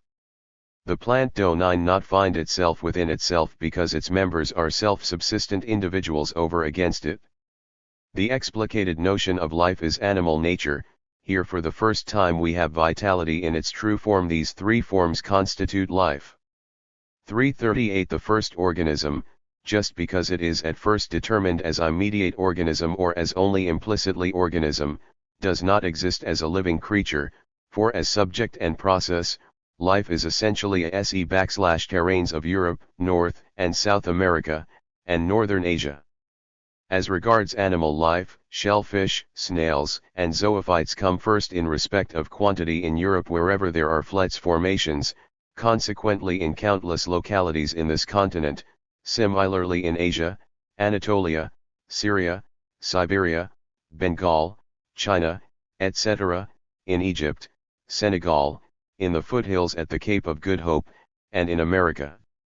They are found not only at great depths, in the first flats formations covering the primitive rocks, but also at the greatest heights, e.g. on Mount Perdu, the highest part of the Pyrenees, 10,968 feet high, on the Jungfrau, the highest peak of the Limestone Alps, 13,872 feet high, and on the Andes in South America, which are 12,000 to 13,242 feet above sea level. Such remains are not scattered throughout the whole mass of the mountain but occur only in individual strata, often in the greatest order, as if in families, and as well preserved as if they had peacefully settled there. In the very oldest stratified formations lying directly on the primitive rocks there are, on the whole, very few fossils of sea animals, and those only of certain species, but in the later deposits their number and variety increase, and sometimes, though very rarely, fossil fish, too, are found. Fossil plants, on the other hand, occur only in the more recent strata, and the bones of amphibians, mammals, and birds, only in the most recent strata. Most remarkable, in fact, are the bones of quadrupeds, elephants, tigers, lions, bears, in species now extinct. All these huge animals lie not far below the surface, under sand, marl, or loam, in Germany, Hungary, Poland, Russia, especially in Asiatic Russia, where there is a considerable trade in the tusks they dig up. Humboldt found mammoth bones in the Valley of Mexico and in the valleys of Quito and Peru, always at heights of 7,086 to 8,934 feet above sea level, and in the River Plate he found the skeleton of a huge animal 12 feet long and 6 feet high. But not only these remains of the organic world, but the geognostic structure of the earth, too, and generally the whole formation of the alluvial terrains, bear the stamp of violent upheaval and external formation. In mountain chains there are entire formations which themselves form solid mountains and mountain ranges, composed entirely of boulders and debris all stuck together in a conglomerate. The Nagelfluhe in Switzerland is a species of rock consisting of smooth pebbles cemented together again by sandstone and limestone. The stratifications of the Nagelfluhe deposit are very regular. One layer, example, consists of big stones almost all of which are 6 inches thick, the next layer of smaller stones, and the third layer of still smaller ones.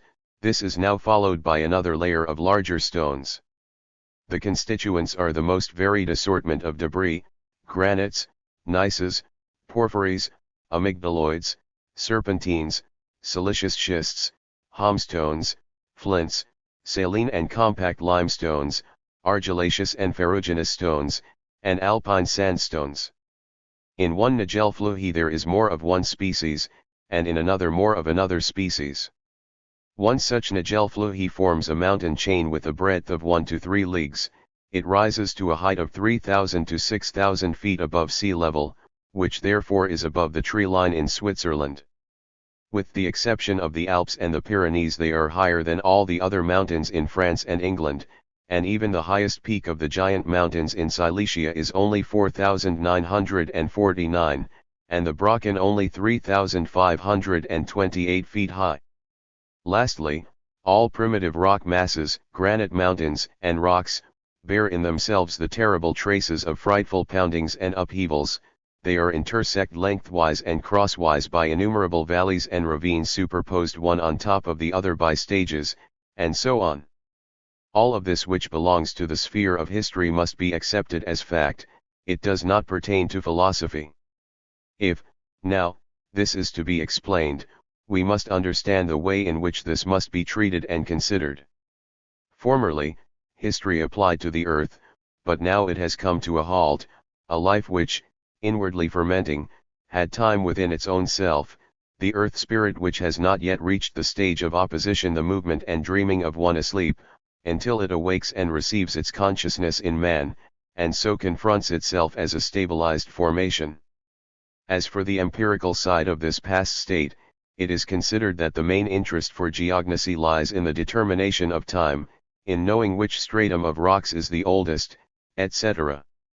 To explain the geological organism usually means to make the order in which these different formations succeeded one another the chief business, but this kind of explanation is only external.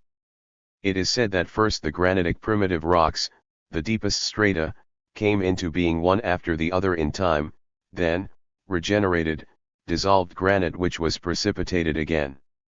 The upper strata, e.g. the Fletz formations, are supposed to have been deposited later in time, and the solution is supposed to have run into the fissures, and so on.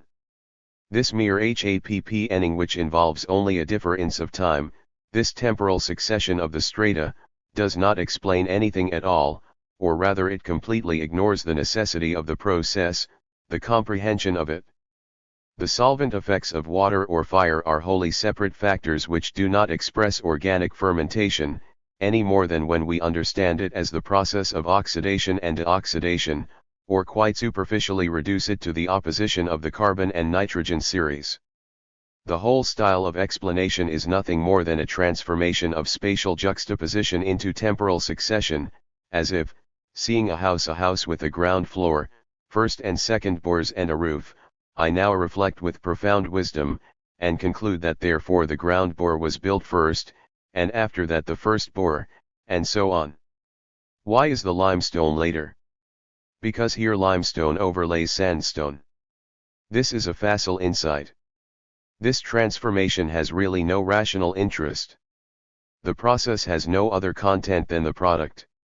It is an indifferent curiosity which wants to see also in the form of succession what exists as a juxtaposition. One can have interesting thoughts about the long intervals between such revolutions, about the profounder revolutions caused by alterations of the Earth's axis, and also those caused by the sea. They are, however, hypotheses in the historical field, and this point of view of a mere succession in time has no philosophical significance whatever. But in this sequence there does lie a deeper meaning. The meaning and spirit of the process is the inner coherence, the necessary connection of these formations, and nothing is added to this by disuccession in time. The general law of the sequence of formations can be recognized without any reference to the historical aspect. That is the essential point. This is the rational element which alone has interest for the notion, to recognize in the sequence the characteristics of the notion. It is Werner's great merit to have drawn attention to the sequence and to have looked at it, on the whole, from the correct point of view. The inner coherence exists in the present as a juxtaposition, and it must depend on the constitution, on the content, of these formations themselves. On one side, therefore, the history of the earth is an empirical matter, and on the other, a reasoning from empirical data. The point of interest is not to determine how things were millions of years ago, the interest is confined to what 19 there before us, to the system of distinct formations. It is a very complex empirical science. Everything in this corpse cannot be explained, for contingency plays its part in it, any more than it is the concern of philosophy to acquaint itself with the rational system of legislation in its obscure rudimentary state, or to get to know in what chronological order and in what external circumstances such a system has come into existence. The production of the living thing is represented in general as an evolution out of chaos, where plant and animal life, organic and inorganic, were in a single unity. Or it was imagined that there was a general form of life and that this split up into the many species of plants and animals, into the races of mankind. But we must not assume a sensuous process of differentiation appearing in time, nor the existence in time of a universal man. To postulate such a monster is to give rein to empty imagination. The natural, living thing is not mingled, is not a medley of all different forms as in arabesques. There is essentially understanding in nature. Nature's formations are determinate, bounded, and enter as such into existence. So that even if the earth was once in a state where it had no living things but only the chemical process, and so on, yet the moment the lightning of life strikes into matter, at once there is present a determinate, complete creature, as Minerva fully armed springs forth from the head of Jupiter. The Mosaic story of creation is still the best in its quite naive statement that on this day plants came into being, on another day the animals, and on another day man. Man has not developed himself out of the animal, nor the animal out of the plant, each is at a single stroke what it is. In this individual, evolutionary changes do occur. At birth it is not yet complete, but is already the real possibility of all it is to become. The living thing is the point, this particular soul, subjectivity, infinite form, and thus immediately determined in and for itself. Already in the crystal, as a point, the entire shape is at once present, the totality of the form, the crystal's capacity for growth is only a quantitative alteration. Still more is this the case in the living thing. 3. The particular formations of the earth are the subject matter of physical geography. The self of the earth, as diversity of formation, is a quiescent exposition and self-subsistence of all its parts. It is the solid structure of the earth which does not yet possess its life as soul, but as universal life. It is the inorganic earth which, in inanimate shape, sets forth its members like a rigid body. Its separation into water and land, into continents and islands, and the shaping and crystallization of these into valleys and mountains, all this belongs to its purely mechanical formation. With regard to this, one may well say that in one place the earth is more contracted, and in another more spread out, but this does not tell us anything. The concentration in the north results in the products, plants, and animals, sharing a common nature. At the extremities, animal life is particularized and individualized into various genera and species which are peculiar to each continent. This appears at first to be accidental, but the activity of the notion is to grasp as necessarily determined what to sense consciousness appears as contingent. Contingency certainly has its place, too, but only in unessentials. The northwest to southeast direction of countries and mountain ranges can also be traced back to magnetic axes, but magnetism is, in general, as a linear direction, a wholly formal moment, the force of which is already suppressed even in the globe and still more in the subject. A rational comprehension of the configuration as a whole, would have to consider the fixed land formations in comparison with the ocean currents rather than with the oceans, i.e. with the expression of the free movement of the earth in its own self. In general, the effort to develop a shape definitely opposed to the sphere tends to produce a pyramidal form, constructing a base in the former, a breadth which tapers off to a point on the other side. This is why the land falls away to the south.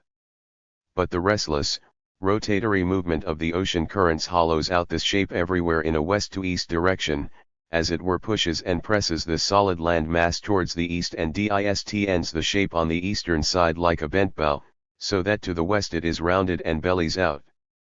But in general the land is split into two parts, the old and the new worlds. The former is shaped like a horseshoe, the latter elongated from north to south, and this is new, not merely through the accident of being discovered later, i.e. of a later entry into the general system of peoples, but everything in it is new. Humanity there lacks those great weapons of civilizations against one another, the horse and iron. No part of the old world has been conquered by the new, but the new is only a booty for Europe. Its fauna is feebler, but its flora is on a vast scale.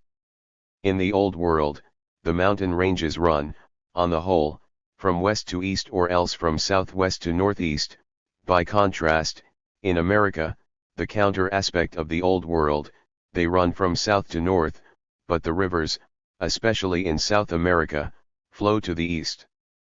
Altogether the New World presents an undeveloped duality, a northern and a southern part, like the poles of the magnet, but the Old World exhibits the perfect diremption into three parts, one of which, Africa, the compact metal, the lunar principle, is rigid through heat, a land where man's inner life is dull and torpid, the inarticulate spirit which has not awakened into consciousness. The second part is Asia, characterized by bacchanalian extravagance and cometary eccentricity, the center of unrestrained spontaneous production, formlessly generative and unable to become master of its center. But the third part, Europe, forms the consciousness, the rational part, of the earth, the balance of rivers and valleys and mountains whose center is Germany. The division of the world into continents is therefore not contingent, not a convenience, on the contrary, the differences are essential. The physical organization of the earth, as immediate, does not begin with the simple, enveloped form of the germ, but with a beginning which has fallen apart into a duality, into the concrete granitic principle and the calcareous principle.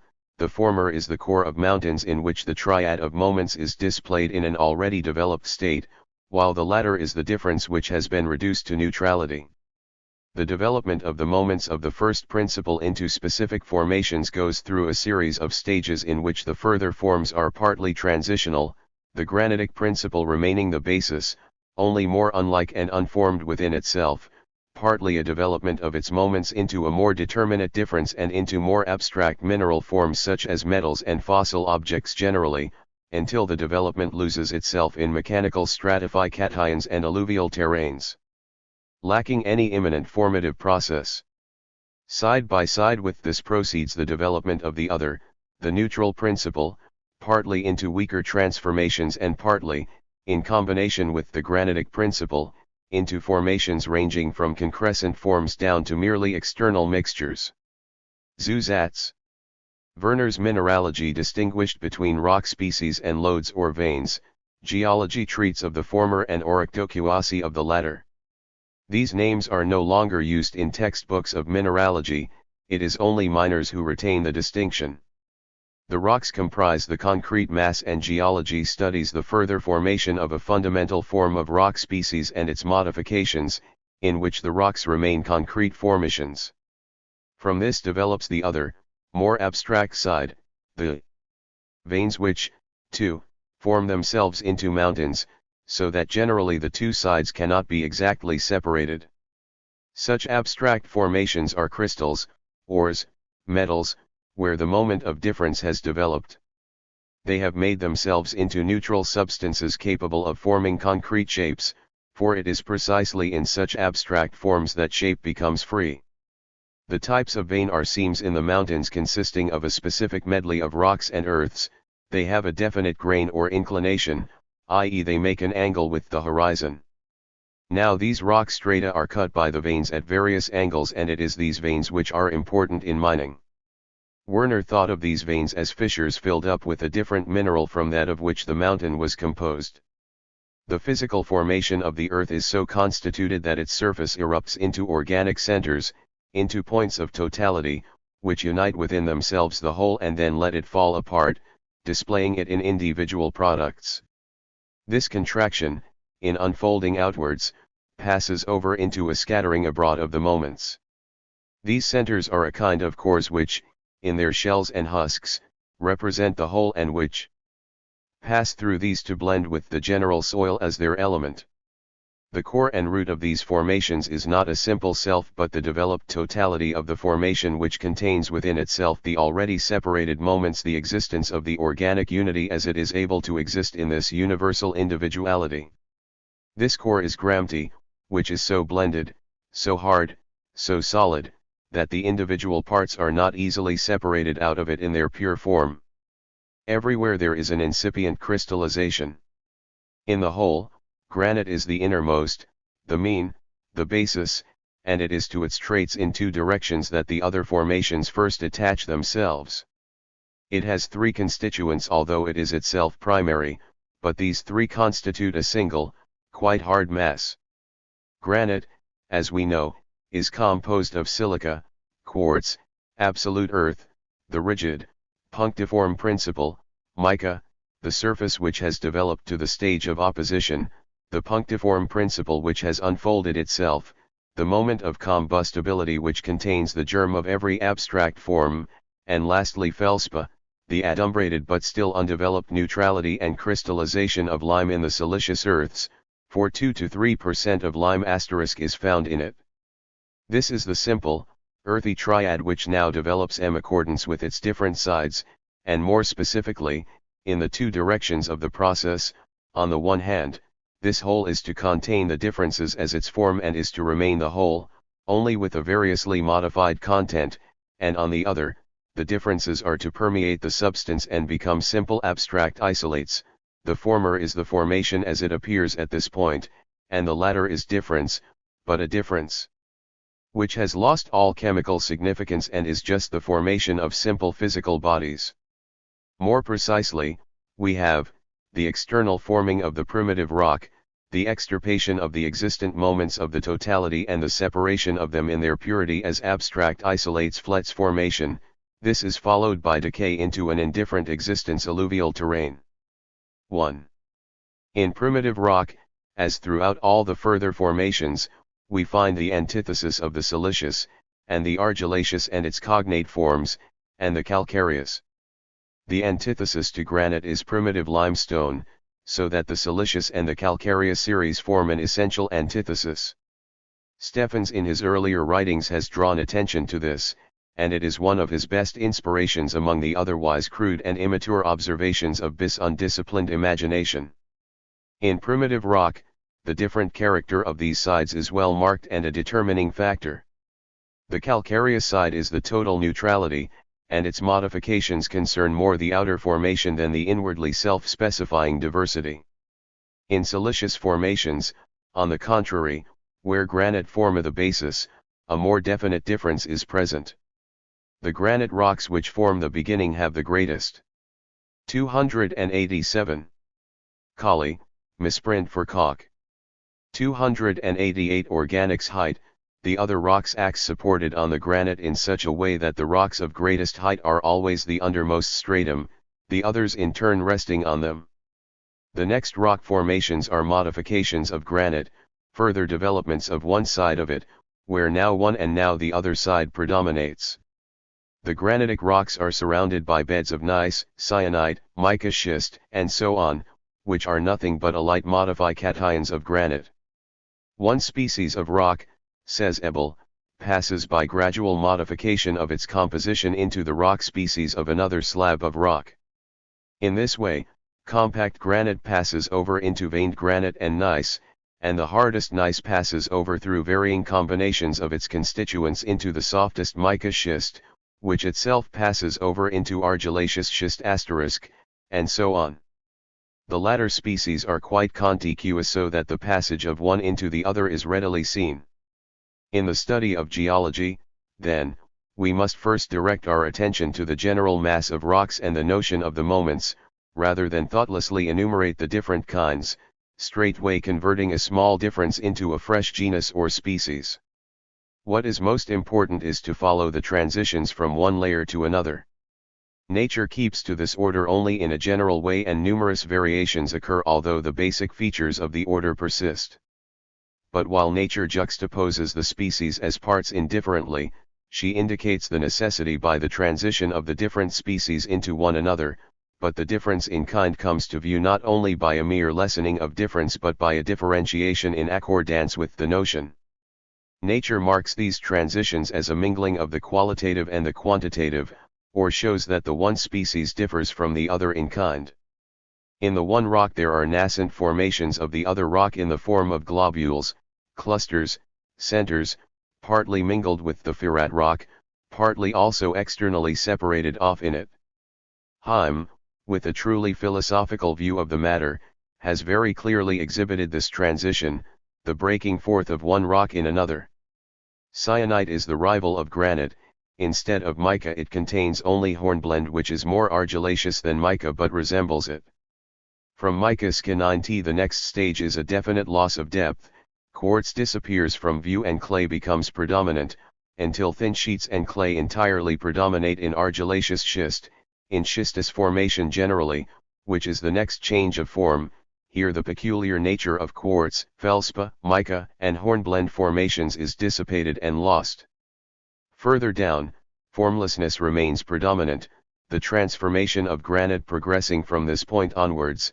There are a number of other formations still belonging to this stage, but they are degenerate forms of granite. Mica schist is transformed into porphyry, which consists mainly of clay and also of another mineral, throughout which grains of feldspa and quartz are dispersed. Old porphyry still belongs to the primitive rocks.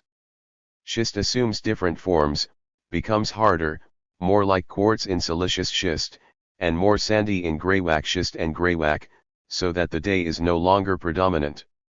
Greywacke, e.g. in the Harz Mountains, is an inferior reproduction of granite, looks like sandstone, and is a mixture of quartz, argillaceous schist, and feldspar.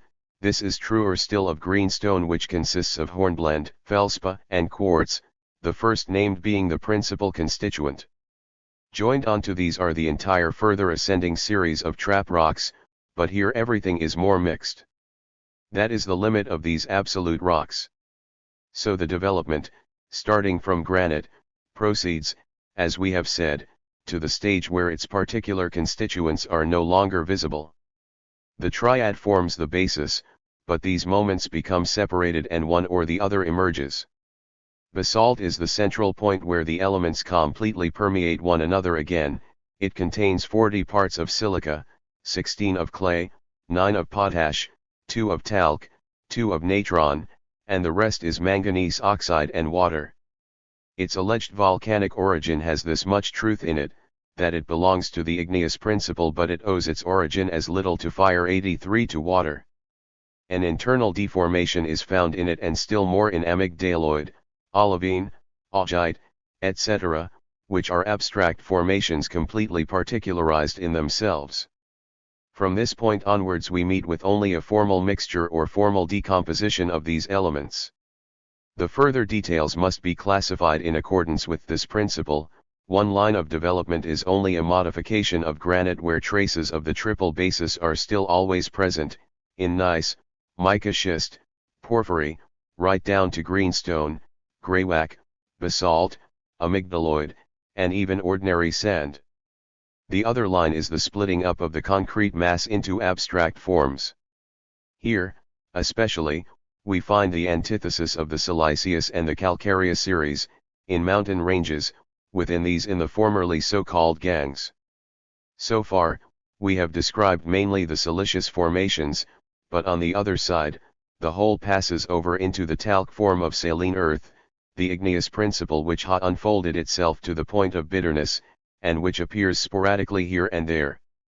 Over against this igneous form, then, is the calcareous as such, the neutral substance which, however, permeated by metallicity, contains qualitative unity and consequently is wholly permeated by organic development. The primitive limestone is already associated with granite and is just as compact as granitic rock. Thus the primitive rocks are surrounded by limestone formations. This primitive limestone is fine-grained, crystalline. Primitive limestone, the opposite of granite, meets up with a more unfolded limestone in transitional limestone. Formations also occur where granite and limestone are piled in a confused mass, thus primitive limestone, example permeates mica. Von Raumer in his geognostic essays says, primitive limestone accompanies schistous rocks with which it mixes, alternating with them in thin layers, in beds, in huge deposits, and sometimes forming chunks of rock in which the schist is almost completely suppressed. These principal formations pass over into so-called flats formation and alluvial rock, where these moments, separated out almost as pure earths, represent the completely resolved totality, layers of sandstone, beds of clay and loam, coal seams, peat beds, bituminous schists, beds of rock salt, finally, limestone strata mixed in with the last named, gypsum and marl. As the granitic principle becomes more of an indeterminate mixture, the separate parts of what is differentiated now appear in greater abstract isolation, and this is an obliteration of differences as in trap and greywacke which belong to the transitional and bet species. But in the process in which granite and its cognate forms gathers itself up into abstract isolation, the more it loses its compactness, its firmly knit totality, and battens out, the more, on the other hand, do the self-separating ores and their accompanying crystals unfold themselves, and these are found disseminated throughout entire rock masses and strata and especially in seams and beds formations. The interior is opened up and reveals abstractly distinct formations. These seams are the outward formations of particular elements from the rock species which are more concrete, and in attaining to a freer outward formation they yield these manifold crystalline products and pure forms. In granite they do not occur at all or only rarely, only tin occurs. It is only when the primary rock has unfolded further to the stage of secondary limestone that metal appears. These abstract isolations can appear only in rocks which are themselves more abstract or are mixed. Cavities open up where rock crystal formations have reached their characteristic shape and have detached themselves from their inner connection with the rock. The lodes are regarded as nests and containers of these minerals. In a purely mechanical manner these lodes traverse the rock mass. Drying out is supposed to have caused a fissure, a crevice in the rock into which the metallic solution bowed. This is the theory specially favored by the Neptunians, and it provides a very plausible explanation of the subsequent closing up of such rock wounds. But it is a thoughtless conjecture. The relationship is not mechanical but is, in truth, physical, one in which the parts of the totality simplify themselves and sublate their developed determinate being, and for this very reason now expel it in abstracted form. The lodes mostly run counter to the direction of the rock they form, as it were, fault planes, not merely in spatial form but in a physical sense. According to Treber's observations, the lodes follow the gentler slopes. These lodes must not be regarded as contingently connected with the rock species, for though contingency necessarily also plays a great part here, yet we must not fail to recognize the essential connection between them. Miners have varied experiences in this regard. One of the most important aspects of this connection concerns the range of metals and other minerals found in association. Gold, example, is always found with quartz, either alone or with copper and lead, with silver and zinc, and so on, not with mercury, tin, cobalt, molybdenum, wolfram. Silver is freer in its associations. Gazelle-Eiger is found much oftener with other metals, most commonly with galena and accompanied by zinc ore. Mercury is found with quartz, calcareous spar, iron, and therefore with sparate iron ore, too. Copper is rarely found with mercury. The various kinds of mercury are usually found together and all of them mainly in clayey soils. Copper with its various ores is accompanied by few minerals. Tin is not found with silver, lead, cobalt, calcareous spar, gypsum, etc. There are metals which occur in all rock formations, such as iron, for example, others such as molybdenum, titanium, tantalum, wolfram, uranium, tin, are more confined to the primitive rocks. Molybdenum and wolfram, for instance, disappear with the primitive formations. Gold occurs most frequently near the equator. Other noteworthy relationships which hint at a higher connection are the lodes which contain sometimes precious and sometimes base metals. The cobalt formations at Riegelsdorf and Saalfeld in the Thuringian forest only become rich in this mineral when the lodes are set in the primordial 1 sandstone formations. At Andreaberg in the Harz the rock is schist and greywacke, and the lodes contain base metal when set in beds of silicious schist.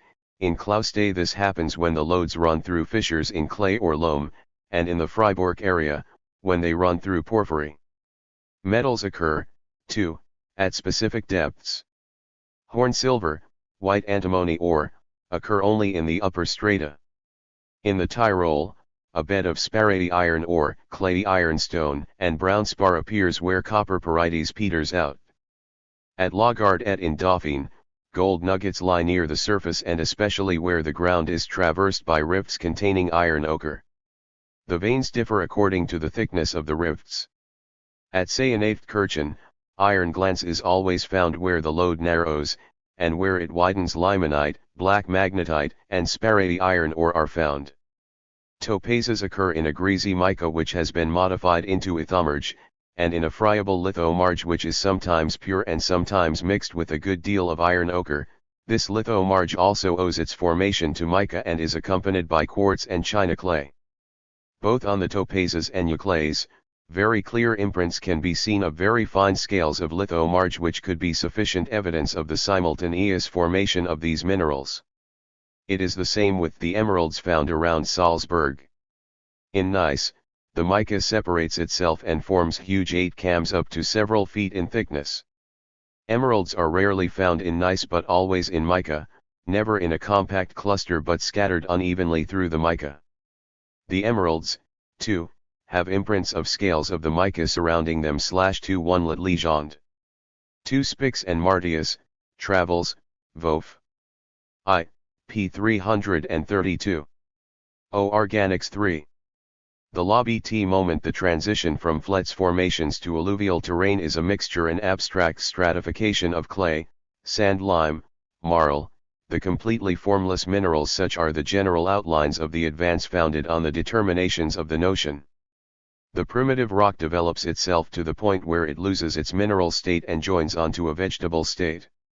Argillaceous earth and coal formations become transformed unmistakably into peat, where mineral and vegetable are no longer distinguishable, for peat has a vegetable origin and yet all the same still belongs to the mineral kingdom. On the other side, it is the limestone formations which, in their ultimate formations, tend towards the osseous nature of the animal. The limestone is in the first instance granular, marble, mineral through and through, but in its further forms it belongs partly to flats formation and partly to alluvial terrain, and passes over into forms of which it cannot be said whether they are mineral or animal. They are not yet shells which could be regarded as the remains of an extinct animal world, although, of course, that is one explanation of the petrified animal forms which are found in abundance in limestone pits. But, on the other hand, there are limestone formations which are not the remains, but only the beginnings, of animal form in which the limestone terminates. This is, therefore, an intermediate stage between limestone and petrifaction proper, but a stage which must be regarded only as a further development of the nature of mollusca, of what is purely mineral, for such forms have not yet attained to the fullness of animal life. The opposition of the siliceous and calcareous series hints, in this way, at a superior organic difference, since their boundaries are linked on the one hand with the vegetable kingdom, and on the other, with the animal kingdom. This side, too, has been clearly brought out by Stephens, but he has gone too far in treating these formations as originating from a vegetable and animal process of the earth, and as if the former were the carbon series and the latter the nitrogen series. As regards the rudimentary organic forms in the geological organism, these belong principally to clay schists and limestone stratifications, partly as scattered animal and plant forms, but mainly in entire huge masses organically shaped through and through. They are also found in coal measures in which the tree form is very often distinctly recognizable, so that if the breccias are included in the reckoning, there is present as much organically shaped matter as pure mineral. It is easy enough to postulate here the earlier existence of an organic world which was submerged by water. But then where did this world come from?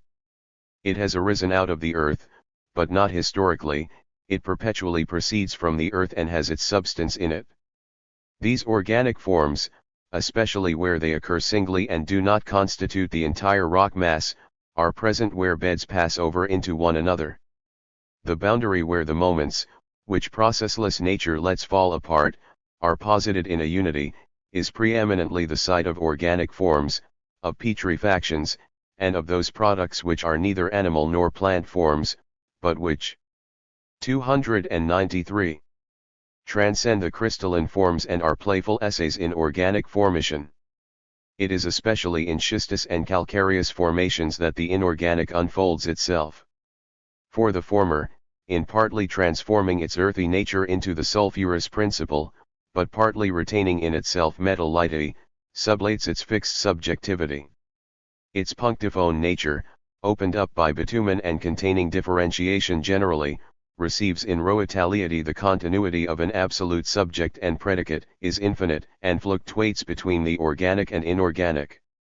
Similarly, the calcareous formation as the neutral substance, has in its sides the moment of reality they persist, and simple metallity, through the simplicity of its continuity, manifests itself as the qualitative unity which cancels the indifference of the sides, a unity which contains the sides of the neutral substance, and a neutral substance which has unity. The calcareous formation thus represents the transition to organic being, on the one side, arresting the leap into dead neutrality, and on the other side, into lifeless and unitary abstraction. These organic forms are not to be thought of as having once actually lived and then died, on the contrary, they are stillborn. To suppose otherwise is like supposing that bone fibers were once veins or nerves, and subsequently hardened. It is organoplastic nature which generates the organic in the element of immediate being and therefore as a dead shape, crystallized through and through, like the artist who represents human and other forms in stone or on a flat canvas. He does not kill people, dry them out and pour stony material into them, or press them into stone. What he does is to produce in accordance with his idea and by means of tools, forms which represent life but are not themselves living. Nature, however, does this directly, without needing such mediation. That is, the notion is not present as something conceived or imagined, while the thing stands over against the thinker and is fashioned by him. The notion has not the form of consciousness but is immediately in the element of being, not detached from it. The notion has the material for its work, where the moments of the organic are present in their totality, the question is not of a universal life of nature being everywhere alive, but of the essence of life. This essence is to be comprehended, to be exhibited in the moments of its actuality or totality, and these moments are to be demonstrated.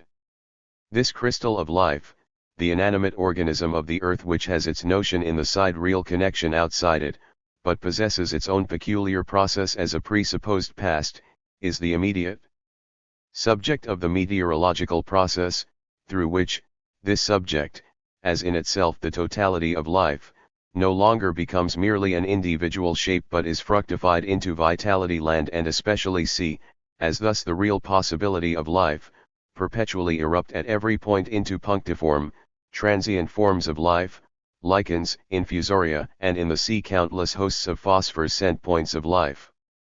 But it is just because gene ratio equivoia has the subjective organism outside it that it is restricted to this punctiform organituation, does not develop internally into a specifically articulated organism, or reproduce itself ex ovo. Zusatz.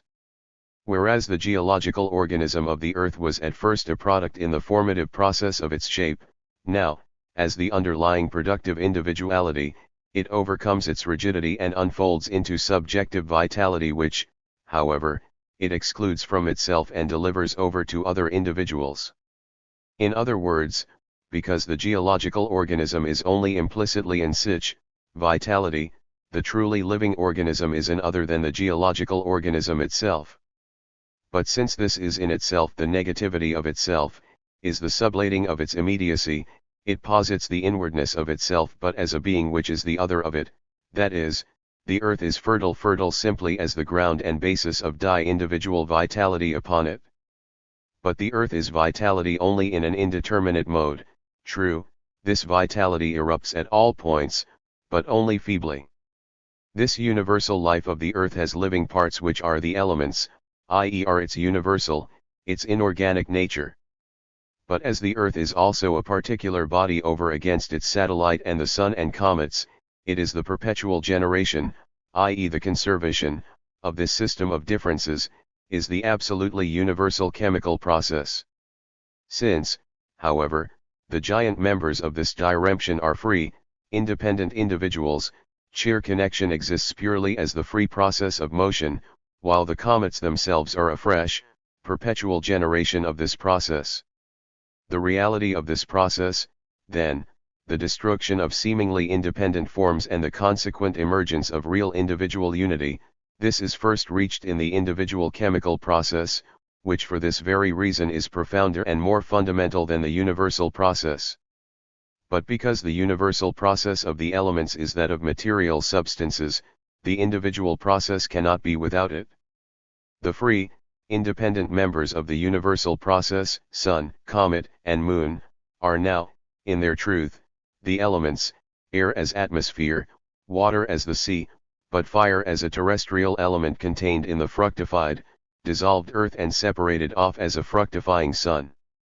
The life of the earth is the process of atmosphere and sea in which it generates these elements, each of which is an independent life for itself while all of them constitute only this process. Here the chemical process has lost its absolute meaning and is present only as moment, it is reflected into self-subsistence, subdued by the subject in which it is held fast and powerless. Each element, through eta substance, is itself related as a free subject to the other, and the formation of the organic earth contains the modes of existence of its organic life. 1. Its first determinate life is now the atmosphere. But the meteorological process is not the life process of the earth, although the earth is vivified by it, for this vivification is only the real possibility of subjectivity emerging on the earth as a living being. As pure motion, as ideal substance, the atmosphere does contain the life of the celestial motion, but at the same time, it materializes this motion in its element. The atmosphere is the earth in its state of dissolution, of pure tension, the relation of gravity and heat. It runs through the period of the year as well as of the month odd day, and expresses it as variations of heat and gravity.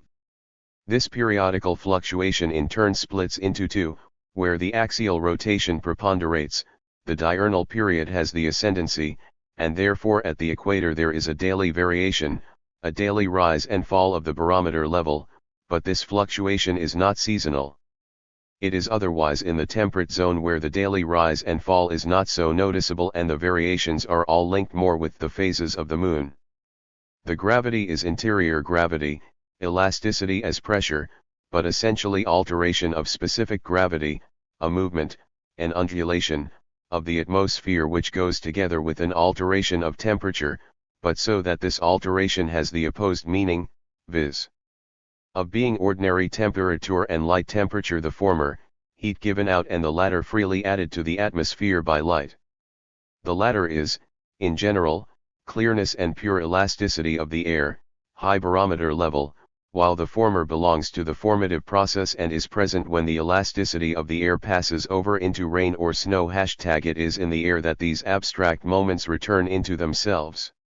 Just as the celestial morion materializes itself in the air, so on the other side sea and earth invade the air and volatilize themselves into it, a processless, immediate transition. The air individualizes both within itself, partly into the universal atmospheric process in which it displays its greatest independence, resolving water and earth into odors and also discharging itself and passing over into water, partly in transforming itself into meteors as transitory comets into earths which it generates, i.e. aerolites, partly into noxious airs, miasmas, harmful to animal life, and partly into honeydews and mildews, animal and vegetable airs. 2. But the neutral earth, the sea, is equally the movement of ebb and flow, a composite movement resulting from the changing positions of sun and moon and from the shape of the earth. Just as the air, as universal element, takes its tension from the earth, so, too, it is from the earth that the sea takes its neutrality. The earth, relatively to the air, evaporates as sea, but relatively to the sea, the earth is the crystal which discharges its superfluous water into springs which collect to form rivers. But this is, as fresh water, only abstract neutrality, whereas the sea is the physical neutrality into which the crystal of the earth goes over. We must not, therefore, explain the origin of inexhaustible springs by mechanically and quite superficially attributing them to percolation, any more than we must use a similar kind of explanation, on the other side, to account for volcanoes and hot springs. On the contrary, just as springs are the lungs and secretory glands for the earth's process of evaporation, so are volcanoes the earth's liver, in that they represent the earth's spontaneous generation of heat within itself. Everywhere we see tracks, especially sandstone beds, which are always giving off moisture. I regard mountains, therefore, not as gatherers of rainwater which penetrates into them, on the contrary, the genuine springs which generate rivers like the Ganges, Rhone, and Rhine have an interior life, a striving and a stirring, like naiads. The earth discharges its abstractly fresh water which, in these outpourings, hastens to its concrete life, to the sea. The sea itself is this higher vitality than the air, it is the subject of bitmess and neutrality and dissolution, a living process which is always on the point of breaking forth into life but again perpetually falls back into water, because this contains all the moments of that process, the point of the subject, neutrality, and the dissolution of the subject into neutrality. Fruitful as is the solid earth, the sea is no less so, and in a still higher degree. The general mode of vivification displayed by land and sea is gene ratio equivoca, whereas in the sphere of vitality proper, the existence of an individual presupposes another of the same kind. It was assumed that omne vivum ex ovo, and then when the origin of certain animalcules could not be accounted for, recourse was had to invention. But there are organisms which originate immediately and do not procreate further, infusoria agglomerate, and give rise to another shape, so that they serve only as a transitional stage. This universal vitality is an organic life which inwardly stimulates itself, acts as a stimulus on its own self. The sea, which is something other than fresh and salt water, which contains not merely common salt but also sulfate of magnesia, is concrete salinity as an organic being which reveals itself at all points as procreative, Just as water generally always has the tendency to pass away and to transform itself, for it is only the pressure of the atmosphere which preserves it in the form of water. The sea has this characteristically putrid smell, a life which, as it were, is always putrefying. Sailors speak of the blossoming of the sea in summer. In July, August, and September, the sea becomes polluted, turbid, slimy, and to the west in the Atlantic, this occurs a month earlier than in the Baltic. The sea is filled with vegetable life in the form of innumerable points, threads and surfaces. There is a tendency to break forth into vegetable life. When this 296 tendency is intensified, vast tracts of sea break out into phosphorescent light, a superficial life which gathers itself into a simple unity, but equally into a unity which is also completely reflected into self. For this luminosity is often present in fish and other creatures which already belong to the sphere of living subjectivity. But the whole surface of the sea, too, is partly an infinite shining, partly an immeasurable, immense sea of light which consists purely of points of life lacking any further organization. If such water is taken from the sea, the vitality dies away immediately and there remains a gelatinous slime, the beginning of vegetable life, with which the sea is filled from its surface to its depths. Already in every fermentation, animal culls reveal their presence. Lastly, the sea develops further to determinate shapes, to infusoria and mollusca which are transparent and have a longer life but which are still quite rudimentary organisms. For instance, de Chamisso made the fine discovery of a salpa which was so fertile that its numerous progeny, like the free petals of a plant clustered round its stem, were arranged in tiers one on top of the other, forming a garland or circle where many have a single life, like the polyps, and then come together again in a single individual. Since this inferior animal world, which includes a host of luminous species, only gets as far as a momentarily existing slime, the subjectivity of animal life can make that life here merely a luminosity, the external show of self-identity. This animal world cannot hold its light within it as an inner self, but the light breaks forth only as a transient physical light, and the millions of rudimentary lives rapidly drift away to be dissolved again in the watery element. In this way, the sea reveals a host of stars, densely crowded together in Milky Ways which are as good as the stars in the sky, for these are only abstract points of light, but the former come from organic forms. In the sky, light is in its first, undeveloped crudity, but here it bursts forth from animal life as an animal product, like the phosphorescence of decaying wood, a flicker of life and an emergence of soul. It has been rumored round the town that I have compared the stars to a rash on an organism where the skin erupts into a countless mass of red spots, or to an ant heap in which, too, there is understanding and necessity. In fact, I do rate what is concrete higher than what is abstract, and an animality that develops into no more than a slime, higher than the starry host. And even without counting fish, the marine world contains polyps, corals, lithophytes, zoophytes, etc. Each drop of water is a living globe of infusoria, etc. The sea contains within it the principle of life in a more imminent manner than does the land, in so far as its fluid nature does not allow the punctualization of this principle into a living being which could break free from the sea and inwardly maintain itself over against it. The neutrality of the sea wrests this incipient subjectivity back into its indifferent womb, and thus makes the vital force which the subjectivity has taken for itself melt away again into the universal. The most ancient teaching, it is true, made all living creatures come forth from the sea, but this very coming forth from the sea is a breaking away from it, and the living being exists only as tearing itself away from the sea and maintaining its own independence in face of the neutrality. The sea, therefore, in its fluidity remains at the stage of elemental life, and when subjective life is cast back, drawn back, into the sea again, it feels, even with a more developed organization, the presence of this undeveloped torpidity. 3. The land, as the giant corpse of the life which was formerly immanent in it but which has now fled, is this individual concretion which has wrested itself free from neutrality, the solid crystal of the lunar element, while the sea is the cometary element. Since, however, in the subjective living being these two moments interpenetrate, the slime becomes the casing of light which remains interior. Earth, like water, displays infinite, universal fecundity, but whereas the sea brings forth mainly animal life, the earth tends rather to bring forth vegetable life. The sea is more animal because neutrality is anantiere or propagation, earth is primarily vegetative as holding to apunctifero development. Everywhere the earth covers itself with green vegetation indeterminate formations which can equally be classed with animal life. Individual vegetation must, of course, be generated from seeds of the same species, but universal vegetation is not so individual. Such are lichen, moss, into which every stone breaks forth. Wherever earth, air, and moisture are present, there we find plant life.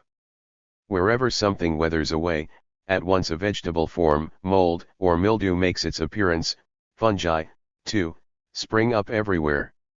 This vegetation, as not yet shaped by individuality, consists of inorganic organic forms like lichens and fungi which one does not rightly know how to classify, peculiar, tough substances coming near to animal life. Rudolphi says, in lichens we can find nothing which we might assume characteristic of plant structure, they definitely do not possess true parenchyma, tubes, or vascularity, and all writers are agreed on this. I have nowhere found any proof that the so-called reproductive organs are really such, and it is perhaps more likely that they are germination buds by which the lichens propagate themselves in a way similar to that of a number of true plants, so that this proves nothing. In a number of them their pigments, their gummy and resinous constituents, the sugary mucilage and tannin, point to a vegetable nature. Fungi are entirely different in structure from plants. I have examined a good many and find that their substance is of a kind that could rightly be called animal. In the softer fungi there is a fibrous, mucous tissue which closely resembles that of animals but which is completely different from the rigid cellular structure of plants. In Boleta pseudotapcorus there is a lanuginous tissue which is definitely not vegetable in nature but which forms a clear transition from the soft to the ligneous fungi, and which might be compared to the stem of the gorgonias. If one considers the animal composition of fungi and 299. Its behavior in galvanization, says von Humboldt, pages 171-80, we shall more readily discard the opinion that fungi belong to the vegetable world and are true plants. Above all, their mode of origin is confirmation of this, for when animal or vegetable matter putrefies or decomposes, this very putrefaction gives rise to fresh forms. Clavaria amylians, for example, originates only on dead maggots. This infinite host of shapes does not get to the point of a germ or a seed, which exists only where subjectivity is attained. Fungi do not, so to speak, grow but suddenly shoot forth as crystals do. We must not think of such vegetation as coming from seeds, any more than we must think of seeds or spores as the origin of the host of imperfect animal forms, infusoria, intestinal worms, swine gargets, etc. This universal vitality is found not only in sea and on land, but also in independent, living subjectivity. The definition of what a plant or an animal is, I9 based on statements about cell tissue, seeds, eggs, growth, and so on. But an exact definition cannot be established and there is none, for fungi, lichens, and the like belong, in general, to the vegetable kingdom, although the specific determinateness is lacking, because nature in its manifestations does not hold fast to the notion. Its wealth of forms is an absence of definiteness and the play of contingency. The notion is not to be based on them, rather it is they which are to be measured by the notion. Such indefinite intermediate beings, which are neither fish nor flesh, are moments of a total form, but isolated moments. This division between the universal, self-external organism and the merely punctiform, transient subjectivity just dealt with, is in virtue of the implicit identity of their notion, overcome in the existence of this identity. In the vivified organism, this is the subjectivity which differentiates itself into members and which excludes from itself, an objectivity confronting it, the merely implicit organism, physical nature in its universal and individual forms. But at the same time, it has in these natural powers the condition of its existence, the stimulus, and also the material of its process. Zusatz. What is lacking in this display of organic being, or immediate organic being as such, is that the notion here I9 still immediate, is only as internal end in the element of indifference, but that its moments are physical realities which are not reflected into themselves, do not form a one confronting that indifference. But the universal, the end, expands into these moments and returns into itself. Their indifference is the one-sided moment which gathers itself together into negativity and is an individual. The substance divides itself not only into different sides but into absolute opposites, such that each of them is the totality, is a being reflected into itself, indifferent to the other, a one by its very nature and not only by its own nature, since the division is into sides whose very reality is this oneness, this negativity, i.e. whose existence is the process contained in it. Life, therefore, is essentially this perfectly fluid pervasion of all its parts, i.e. of parts indifferent to the whole. They are not chemical abstractions but have a substantial, whole life of their own, a life of the parts which, inwardly restless, resolves itself and brings forth only the whole. The whole is the universal substance, the ground as well as the resultant totality, and it is this totality as an actuality. It is the one which contains bound within itself the parts in their freedom, it sunders itself into them, endows them with its universal life and as their negative, holds them within itself as the power over them. This is posited in the form of an independent circulation in and through the parts, but this movement is at the same time the sublation of their particularity and the becoming of the universal. This is the universal circle of movement in the individual actual, a circle which, more accurately, is the totality of three circles, the unity of universality and actuality, the two circles of their opposition and the circle of their reflection into self. First, the organic being is the actual which sustains itself and in its own self runs through its process, it is its own universal, and this sunders itself into its parts which sublate themselves in their production of the whole. The genus here stands on the side of the organic being. The conclusion is that the genus is directly united with its non-organic nature, the organic being sunders itself therefore into two universal extremes, the non-organic nature and the genus, of which it is the middle term, and with each of which it is still immediately one, being itself genus and non-organic nature. Thus the individual still has its non-organic nature within it, and feeds on itself in that it consumes itself as its own inorganicity. But in so doing, it develops members within itself, i.e. it sunders its universality into its differences, the course of the process within the individual itself as a diremption which does not exclude the differences, and as a relation of the organic being to itself. The universal has to actualize itself in its own self, and it is precisely through this movement in which it becomes for itself that it gives itself its self-feeling. The organic being is turned against itself as this immediate universal, as this organic genus. This is its process of individualization, it opposes itself to itself internally, as later it will oppose the external world, but as yet, the other is still held in check by the notion. However, in so far as the individual is already presupposed, it unites here the genus which is its universality with the particularized universal. This latter is one of the extremes, that which, taken up into the absolute genus becomes absolute particularity and singularity. This is the particular delivering, the becoming, of the moment of individuality. 301. Which enters the process as already in being. Nothing comes out of the process but what is already there. It is the process of the digestion of itself and the development of the moments as members, the shaping of them, the members are no less generated than consumed, and in this general unrest, what abides as simple is the soul. In this process, the individual succeeds through the genus in breaking loose from the latter, it is the process in the genus which makes the genus into a one which is charged with negativity, and so is opposed to the genus as to the universal.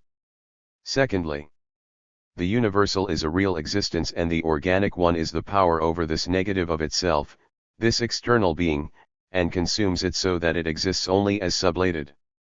The organic being is immediately unity of individuality and universality, organic genus. It is an exclusive one and excludes the universal from itself, the genus as abandoned by the power of negativity, by life. In other words, the organic posits for itself its non-organic nature. The genus is the absolute universal which posits the abstract universal as its opposite, but in doing both, it has also liberated the moment of singularity which is the negative relationship to this non-organic nature. Whereas previously the individual was the middle term and the sides the universal extremes, now it is the genus which is the middle term. Here, therefore, it is through the genus that the organic being is mediated with its non-organic nature. The former is the power over the latter, because it is the absolute universal. This is the process of nutrition.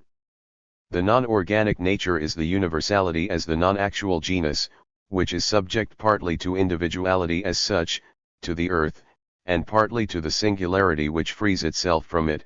This universality is mere passivity.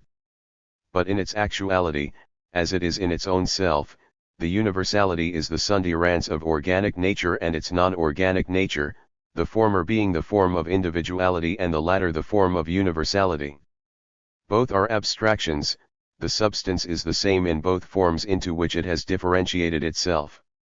The determinate 9s remains a universality, is one with the element and principle, for the organic being. There is nothing which it is not itself. The reflection into self of the organic being means that its non-organic world is no longer in itself. This exists only as sublated and the organism is the positing and sustaining of it. But to take this activity alone, would be equally one-sided. The truth is rather that the earth makes the sun and its elements, as it make 9 everything organic, because it is this universal organic being, but it is equally in itself both of these sides. This positedness of the non-organic is its sublatedness, it is not in itself. The organic being is self-subsistent, but the non-organic as an in itself for the organic being is, in the first instance, the indifferent existence of both, but it then passes over into an existence which is attention, into the form of being for self appropriate to the organic being. ISS, that immediate being of the organism as genus is equally the outcome of sheer mediation through the non-organic world. It exists only through this otherness, this antithesis to itself as abstract universality. It is the genus which has been released from the individuality. But because that abstract universality is in its own self also life, it makes the transition through its own self to organic being in the duratio e curvica.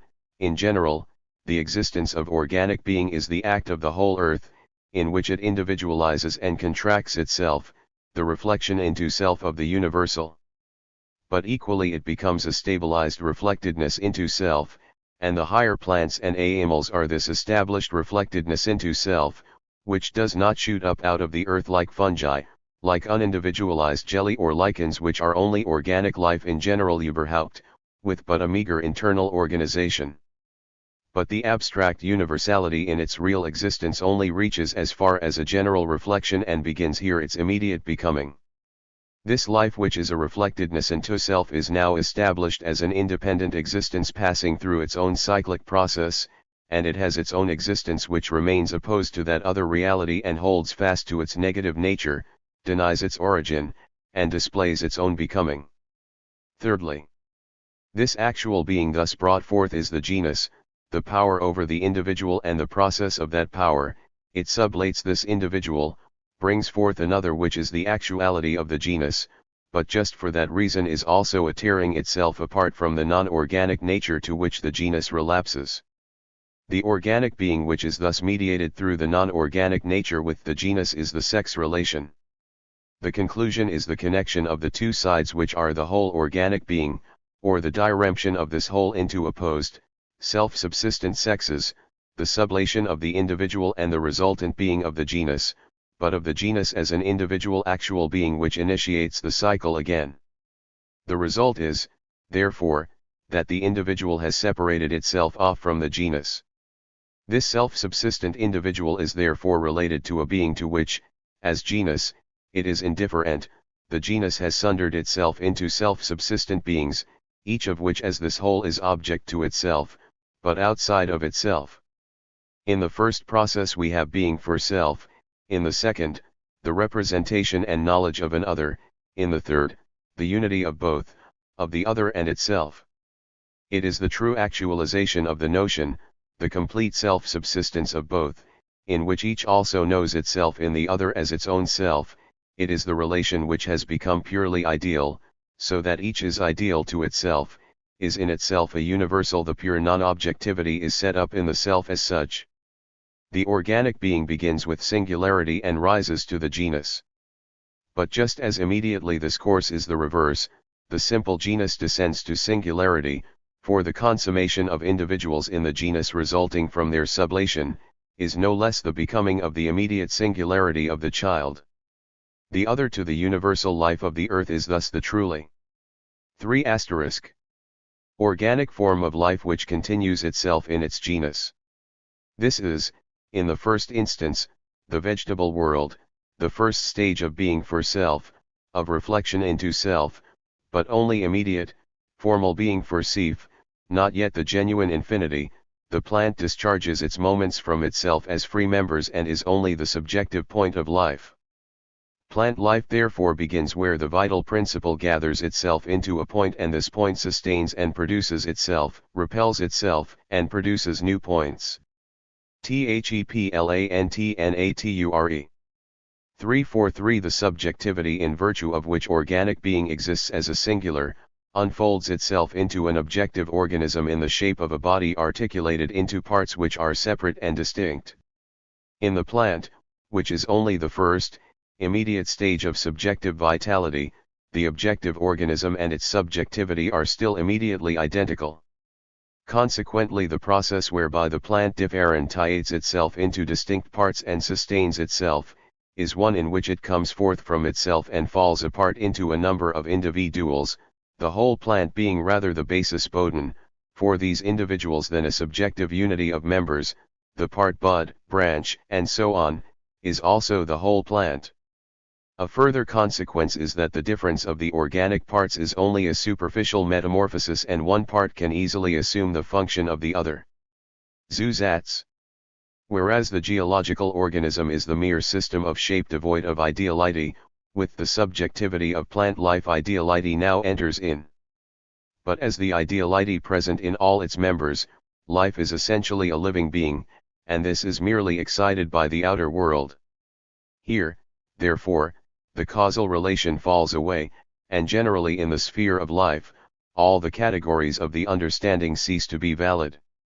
If, however, these categories are still to be employed, then their nature must be transformed, and then it can be said that life is its own cause. The proposition can be advanced that everything lives in nature. This is sublime and is supposed to be speculative.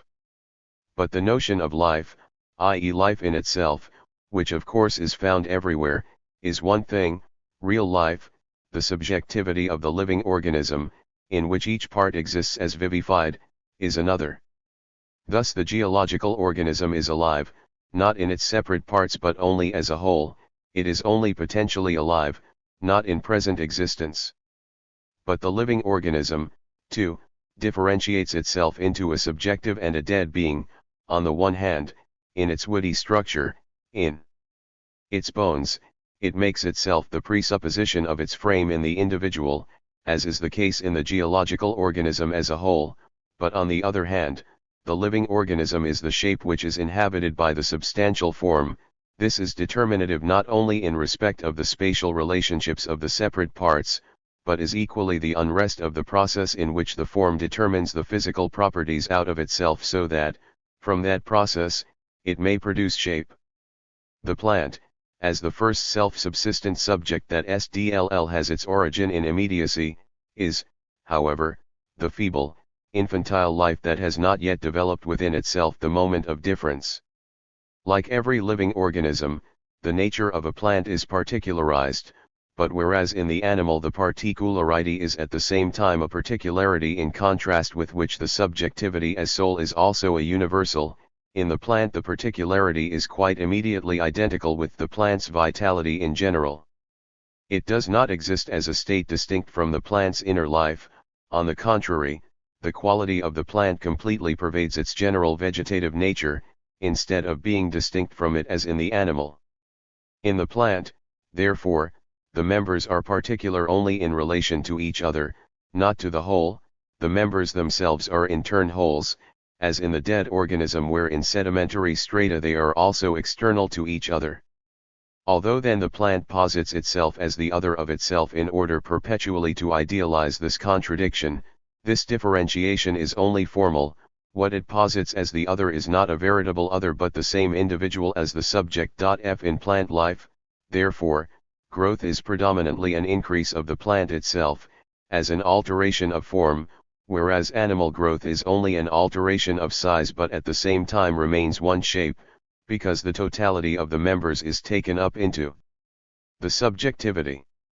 The growth of the plant is an assimilation into itself of the other, but as a self-multiplication, this assimilation is also a going forth from itself.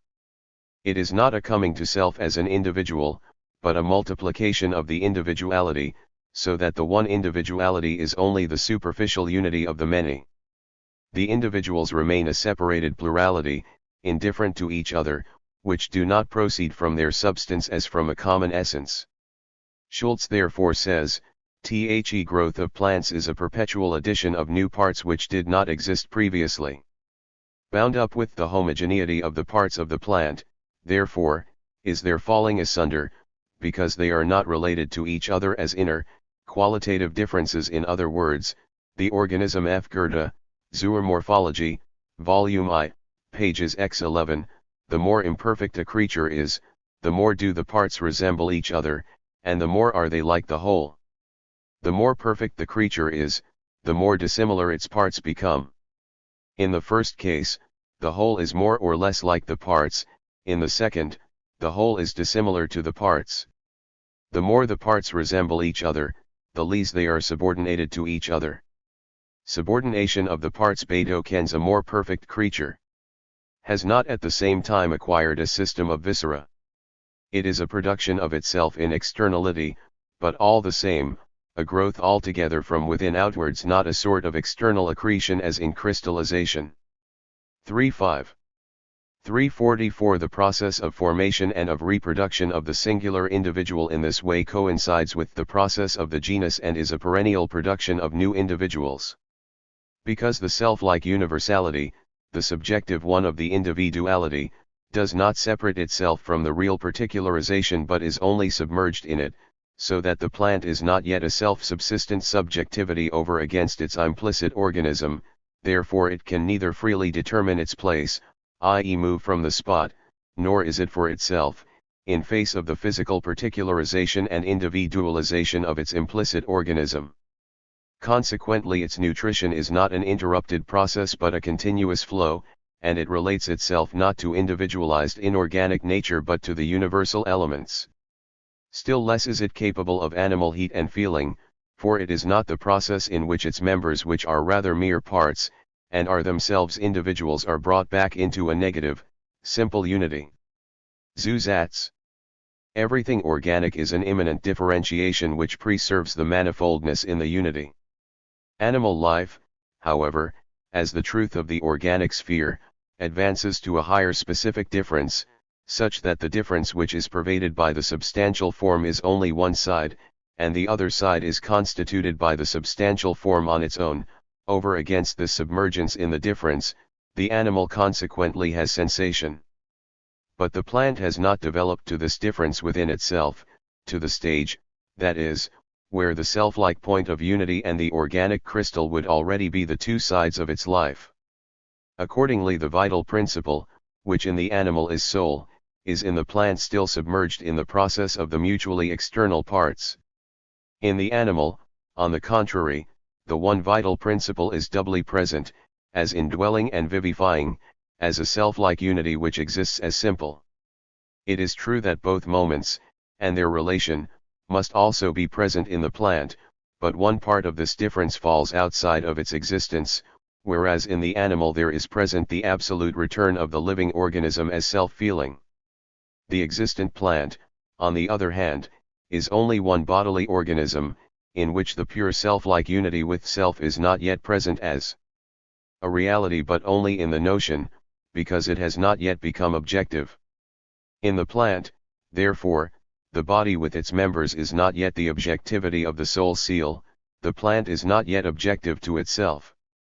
Therefore for the plant, the unity is something external, just as the process of the organism of tile earth falls outside of it, and this outer, physical self of the plant is light towards which it strives, in the same way that man seeks man. The plant has an essential, infinite relationship with light, but at first it is a quest for this itself, like heavy matter. This simple principle of selfhood einfach selbstsüchtig, which is outside of the plant is the supreme power over it. Schelling therefore says that, if the plant had consciousness, it would worship light as its god. The process of self-preservation is to attain the self, to satisfy oneself, to come to self-feeling, but because the self is outside of the plant, the latter's striving after the self is rather a being drawn out of itself, so that its return into itself is a perpetual forthgoing, and conversely. Thus the plant preserves itself by multiplying itself.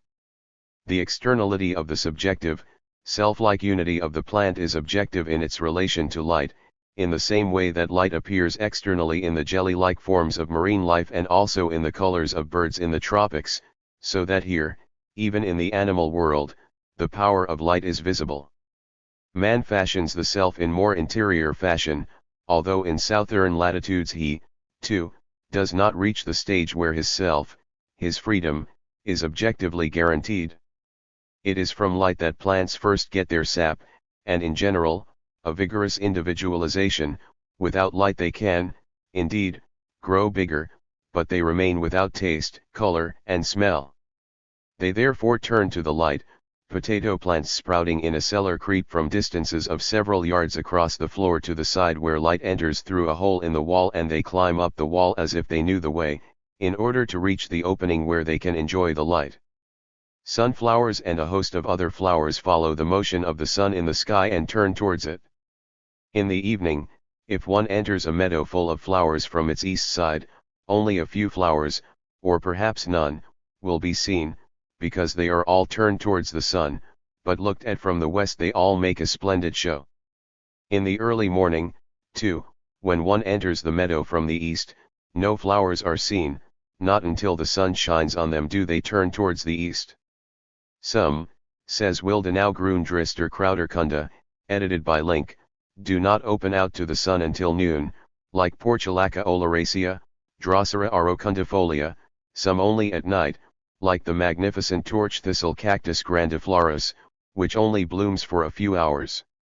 Now because, as we have said, the subjective one of the plant is fused with its very quality and particularization, and consequently the negative selfhood of the plant is not yet self-related, therefore this self, too, does not yet exist as a purely non-sensual being, the name of which is simply soul seal, but is still sensuous, no longer, it is true, as a materia plurality, yet still as a sensuous unity of material.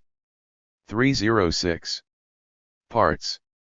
Now the sensuous element which remains for the unity is space. Since the plant thus cannot entirely destroy the element of sense, it is not yet pure techne within itself. For this reason, the plant is in a specific place which it cannot get rid of, although it unfolds itself within it. The animal, however, as process, opposes itself to its place, gets rid of it, even though it does posit it afresh. Similarly, the ego wills to move itself, the point, that is to say, it wills to change its place, i.e. its sensuous, immediate existence as point, or the ego wills to distinguish itself as ideality of the one, from itself as a sensuous one. In the heavenly motions, the bodies of the one system have indeed a free motion, but it is not a contingent motion, their place is not determined by them as particulars, but by the time of the system which is rooted by law in the sun. Similarly, in magnetism, the opposed qualities are the determining factors. But in the subjectively living being which is its own time, there is negation of place, a negation posited in an absolutely indifferent manner, or as an inner indifference. The plant, however, is not yet this mastery over the indifferent, mutually external existence of parts in space, and its space is consequently still an abstract space. The movement of pistils and anthers towards each other, the oscillatory movements of conferva, etc., these are to be understood only as a simple growth without any contingent determination of place. The movement of plants is determined by light, heat, and air. Treviranus J** points this out. Example in Hedysarum gyrats, at the end of each stem of this plant there is a larger leaf, elliptical and lanceolate in shape, and on each side of this and attached to the same main stem are two smaller petiolate stipules. The movements of the main stems and leaves are different from those of the stipules. The movement of the main stems and larger leaves consists in an erection in the light and in a drooping down in the dark. It occurs in the joints which join the leaf with the stem and the latter with the branch. Even the reflection of sunlight from a wall 20 yards away produced a distinct erection of the leaves, and also the screening of sunlight by an opaque body or by a passing cloud resulted in their drooping again. At high noon, and by focusing sunlight through a burning glass 8, Hufeland observed a trembling movement of the main leaves and of the whole plant. Moonlight and artificial light had no influence on this movement. The second movement, which is made only by the small folioles, consists in the alternate erection and drooping of each pair of these leaves which face each other on the same branch.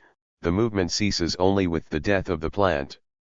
There are no external causes immediately producing this effect, but it is most marked at the time of fertilization. Treviranus, however, attributes to the zoospores of the conferva an arbitrary movement even after they have become detached from these plants. Some of the movements. 307. T. Biologie oder Philosophie der Lebenden Natur, Vol. V, pages 202-3.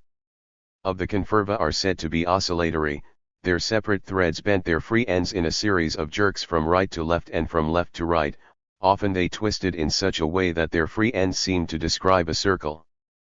But movement of this kind is still not a voluntary movement.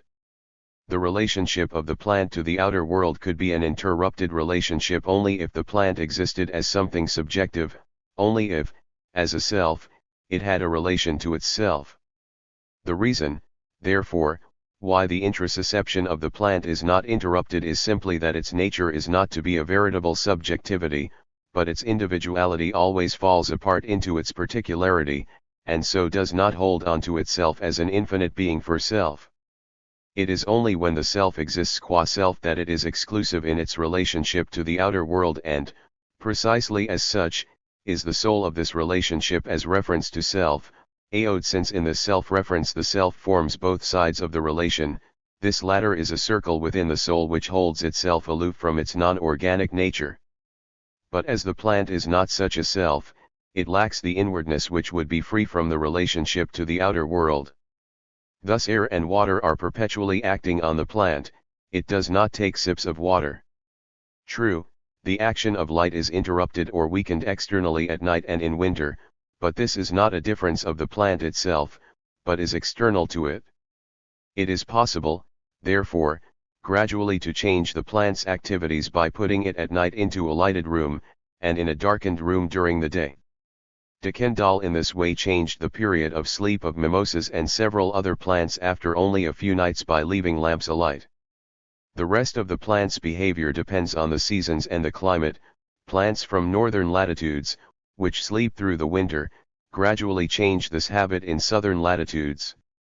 Similarly, the plant does not yet enter into relationship with what is individual, also because its relationship is not that of self to self, its other, therefore, is not individual, but what is elementally inorganic.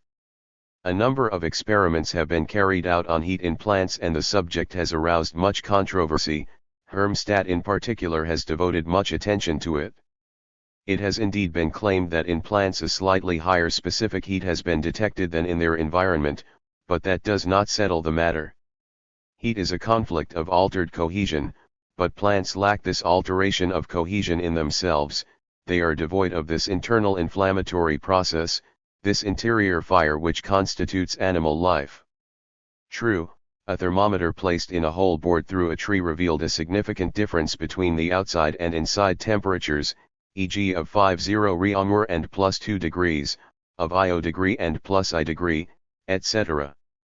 This, however, is because wood is a bad conductor of heat, and also the trunk gets its heat from the earth.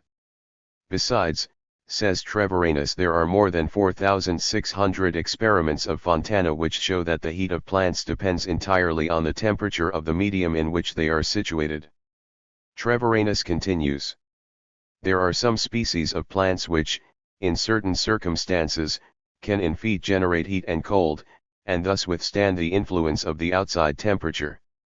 Several investigators have observed on the surface of the spadix of Arum maculatum and other varieties, at the time when it begins to break out of its spathe, a heat which increased over a period of 4 to 5 hours, and which diminished over a similar period. The maximum temperature exceeded that of the air outside, in the case of Arum maculatum by 150160 F and of Arum cordifolium by 60°-70° F. The ice plant develops cold, undoubtedly from its saltpetre content. But in the former instance, the heat probably no more serves to protect the plant from cold at the time of fertilization, than in the second instance, the cold serves to protect the plant from heat. The plant is therefore none the less devoid of this internal process, for in its movement outwards it only gets benumbed and rigid. The animal, on the other hand, is this fluid magnet whose differentiated parts pass over into one another and so develop heat, the principle of which resides precisely only in the blood. That the plant has no feeling is again a consequence of the fusion of the subjective one with the quality, the plant's own particularization. The being within self is not yet self-subsistent in face of the outer world as a nervous system, as it is in the animal. Only that which possesses sensation can tolerate itself as other, can, with the hardiness of individuality, assimilate it and venture into conflict with other individualities. The plant is the immediate, organic individuality in which the genus has the preponderance, and the reflection is not individual. The individual does not as such return into itself but is an other and therefore has no self-feeling. The sensitivity of certain plants does not come under this head, and is only a mechanical elasticity, like the action of light in connection with the sleep of plants. On this point Treviranus says, there has been a tendency to regard the sensitivity to external, purely local stimuli and the movements of reaction to them, as sensation, and, of course, the resemblance of this to the contraction of animal muscle fibers is unmistakable, but this can also take place without sensation. Pollination mechanisms in particular display ouch sensitivity. The pollen is scattered from the anthers when the stamens are touched, the pistils and stamens move in response to mechanical stimuli, and the filaments, especially, move towards the pistils when they are touched. But the externality of the cause of this sensitivity is demonstrated particularly by the observations of Medicus cited by Treviranus, that a number of plants in colder latitudes. F. Link, Grundlagen der Anatomie und Physiologie der Pflanzen p. 229, remarks on this that the flower has a very offensive smell. In my opinion, the sole cause of the generation of beet is the release and decomposition in the air of the oil or carbonate hydrogen which produces the stench. Show no sensitivity in the afternoon when the weather is hot and dry, but in the morning after a heavy dew, and during the whole of the day with a gentle rain, they are very sensitive. Plants in warmer climates display their sensitivity only when the sky is bright.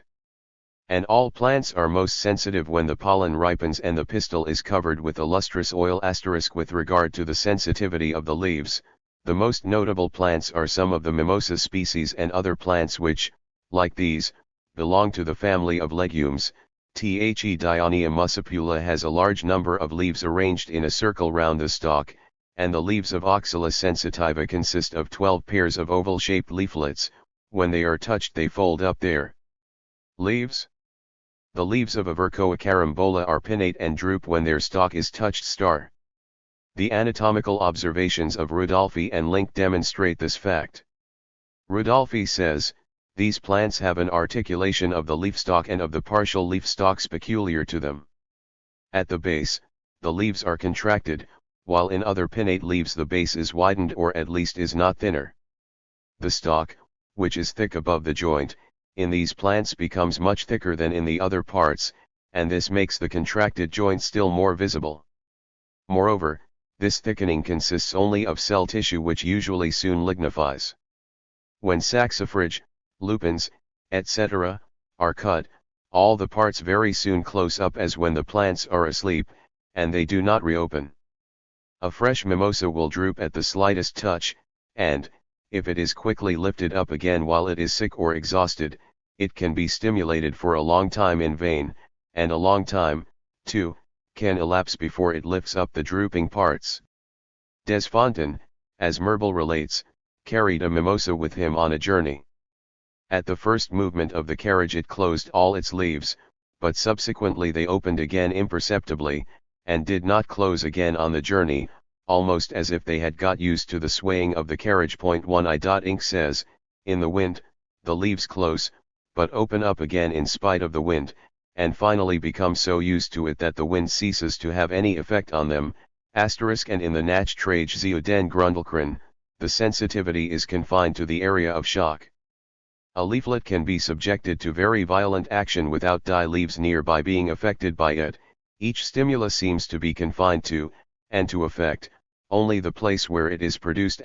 Here, then, we have nothing more than the simple phenomenon of contraction and expansion which occurs more rapidly and suddenly than in the change in plant activity mentioned above, where the action was slower. 310. 345 But the plant, a non-organic, also essentially articulates itself glided into a variety of structures, 9 orn abstract cells, fibers, and 3*1 the like, and some more concrete, which, however, remain in their original homogeneity. The shape of the plant, as not liberated out of individuality into subjectivity, is still closely related to geometrical forms and crystalline regularity, and the products of its process are even more closely related to chemical products. Remark. Goethe's Metamorphose der Pflanzen marks the beginning of a rational conception of the nature of plant life, in that it has forced attention away from a concern with mere details to a recognition of the unity of life. The identity of the organs is predominant in the category of metamorphosis, but the other and necessary side to this substantial unity is the specific difference and characteristic function of the members through which the life process is posited. The physiology of the plant necessarily appears more obscure than that of the animal body because it is simpler. Assimilation passes through fewer intermediary processes, and alteration occurs as immediate infection. As in every natural and spiritual life process, the main point in both assimilation and secretion is the substantial alteration, i.e. the immediate transformation of an external or particular material as such into another. The attempt to follow up the mediation as a series either of chemical or mechanical gradations meets a point where it breaks down and becomes impossible. This point is everywhere present in the process and pervades it, and it is the ignorance of, or rather the failure to recognize, this simple identification as well as the simple diremption, which makes a physiology of the organism impossible. Interesting information on the physiology of the plant is given in the work of my colleague Professor C. H. Schultz, a work which I am the more bound to mention here, as some of the special features of the life process of the plant referred to in the following paragraphs have been taken from it. Zusatz. The objectification of the plant is wholly formal, is not a veritable objectivity. Not only does the plant outwardize itself simply as such, but itself is preserved as an individual only by a perennial positing of a fresh individual. The type of the whole plant is simply this: there is a point. A germ, a grain, a node, or whatever you may call it. This point puts out threads, develops into a line, and this linear movement outward stops again, develops a fresh grain, a fresh node. By this process of self-repulsion these nodes continue to be formed, for inside a thread the plant splits up into a number of germs which, in turn, are whole plants. Thus members are produced, each of which is the whole. It is at first a matter of indifference whether these nodulations keep within a single individual or whether they split up into several individuals. This reproduction is thus not mediated by opposition, is not a coming together resulting from it, although the plant can also rise to this. The veritable separation of the sides of the opposition in the sex relation belongs, however, to the sphere of animal force, and it is only a superficial form of this which is found in the plant, about which we shall speak later. The simplest and quite immediate example of this plant type is found in the conferva, which are nothing else but green threads devoid of any further developed structure, the first rudiments of aquatic vegetation. Treviranus thus describes them: the conferva in fountains and spring water propagate themselves by an oval bud into which the tip of the delicate thread of which this plant consists, swells up. After a while, this bud separates from the thread, establishes itself in the nearest spot, and soon puts out a tip which prolongs itself into a complete thread. The propagation of all the species classed by Roth under the genus Aramium takes place in a similar simple manner. On the surface of their stem or their branches there are formed at certain periods, but mostly in the spring, back-form bodies which usually contain one or two smaller grains. When these bodies are fully ripe they either fall off or open and release their seed. In the conferva proper, in Hydrodictyon R.T. in Rivularia and many Tremella, the reproductive organs are found in the substance of the plant, and they are of two kinds. They consist either of small grains arranged regularly side by side in rows, which are already present in the plant from its first formation, or of larger, ovular bodies of the same diameter as the inner tube of the conferva, which appear only at a certain period in the life of these phytozoa. In some conferva, the former are arranged in a zigzag or in a spiral, in others, in star-shaped figures, right-angled parallelograms, etc., or they are ranged side by side in TB shape of branches which form a whorl round a common stem. They flow away and are the beginnings of fresh conferva. Very different from these smaller grains is a larger variety of round bodies which are formed in some articulated conferva, and propagate only at a certain period in their life. At this time, the smaller, original grains leave Michelet's ? 3 their normal position and unite to form larger oval or spherical bodies. With the formation of these, the conferva loses its green color, and all that is left is a transparent, colorless skin which contains in each of its articulations a brownish fruit. When at last this membrane has disintegrated, these fruits fall to the ground, where they rest until the following spring, when a conferva of the same species develops from each of them in a manner which aims to bear more resemblance to an animal coming out of its shell than to the germination of a grain of seed *I. In the same work Treviranus credits the conferva with copulative procreation. In the higher plants, especially in shrubs, the immediate growth occurs as a simultaneous division into twigs and branches. In the plant we distinguish roots, stem, branches, and leaves. But there is no more familiar fact than that each branch and twig is a complete plant which has its root in the plant as in the soil. If it is broken off from the plant and put as a slip into the ground, it puts out roots and is a complete plant. This also happens when branches are accidentally severed from the plant. Treviranus says, the propagation of plants by division never occurs spontaneously but always artificially or by chance. The ability to propagate itself in this way is possessed to a remarkable degree by Tillandsia usneoides, a parasitic plant of the Bromeliaceae. If any part of this plant is torn off by the wind and caught up in the branches of a tree, it at once takes root and grows just as well as if it had sprung from seed. Strawberries and a number of other plants, as we know, put out runners, i.e. creeping stalks which grow out of the root. These filaments or leaf stalks form nodes. If these points touch the earth they, in turn, put out roots and produce new, complete plants. Wildenau states, the mangrove tree bends down its branches perpendicularly to the ground and turns them into trunks, so that in tropical latitudes in Asia, Africa, and America a single tree will cover the moist banks of rivers or lakes for a mile or more with a forest consisting of numerous trunks which meet at the top like close-clipped foliage.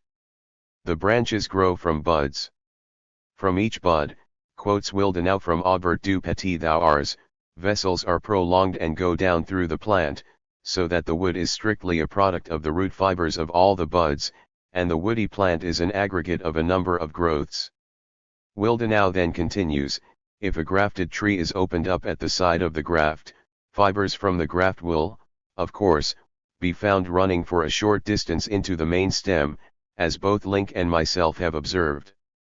He speaks at length about this process of grafting. We know that a bud from a shrub or a tree when grafted onto another trunk develops on it and is to be regarded as a separate plant. Its nature does not change at all, but it continues to grow as if it were in the earth. Agricola and Baim 9 were even more fortunate in T9 kind of propagation. They set the buds straight in the earth and 3*4 organics raised perfect plants from them. A noteworthy feature of T9 kind of artificial propagation is that where the branches or I9 are made into fresh plants by layering, grafting, inoculation, or any other way, the plant from which they were taken propagates itself not only and 9 a species but also as a variety. The seed only propagates the species, which can bring forth by various methods from the same 9 EED, a variety. Consequently the Borstorf apple must always remain the same when grafted and inoculated, but from the 9 EED quite different varieties will be obtained. Such buds retain their individuality to 9 Euc degree when they form a branch of another tree that from a single tree one can grow, example a dozen varieties of pears. Bulbs, too, are such seed buds and semi-larvae divide themselves. Treviranus says, bulbs are peculiar to the monocotyledons. They grow sometimes on the upper part of the root and sometimes in the angle between the stem and the leaf stalk as in Lilium bulbiferum and Fritillaria regia, and sometimes in the flowers, as in several species of Allium. Those plants whose roots bear bulbs usually produce infertile seeds, but these become fertile if the young bulbs are destroyed as they appear. In Fritillaria regia each leaf, even when detached from the stem, is capable of producing bulbs. A leaf of this plant cut off close to the bulb in autumn, lightly pressed in blotting paper and kept in a warm place, puts out fresh bulbs at the lowest extremity where it was joined onto the root, and the development of these bulbs proceeds pari passu with the gradual dying off of the leaf. In some plants whose bulbs are produced in the axils of the leaves or on the stems, the bulb 9 spontaneously detach themselves from the parent stem and, separated from it, put out roots and leaves. Such plants especially deserve to be called viviparous. In Lilium bulbiferum, Poa bulbosa and several species of album, this phenomenon occurs without artificial aid. In Titapa gemeriana, Euchrodes punctata and a number of other succulent monocotyledons, it can be produced artificially if the flowers are removed from these plants before fertilization occurs and the stalk with the leaves on it is put in a shady place. W. Ildenau actually remarks, Pathos entomyra can even be propagated from leaves, to which Link adds, this property is particularly remarkable in Bryopkilton calicinum *. A leaf placed horizontally on the ground puts out threads and rootlets all round its edge. Link says, thus we have examples of rooting buds which grew from the leaf stalk, Mundirola wa9 the first to propagate trees artificially from leaves. It is possible for a bud to grow from any part which contains only spiral vessels and cellular tissue.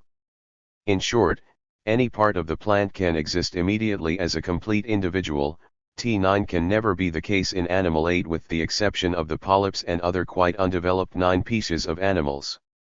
Strictly speaking, then, a plant is an aggregate of a group of individuals which form a single individual, but one whose parts are completely self-subsistent. This self-subsistence of the parts is the impotence of the plant. The animal, on the contrary, has viscera, members which are not self-subsistent, which can exist only and solely in unity with the whole. If the viscera are injured, then the life of the individual is destroyed. Of course, the animal organism, too, can be deprived of organs, but organs of this kind are the only ones possessed by the plant. Accordingly, Goethe with his great insight into nature has defined the growth of plants as a metamorphosis of one and the same formation.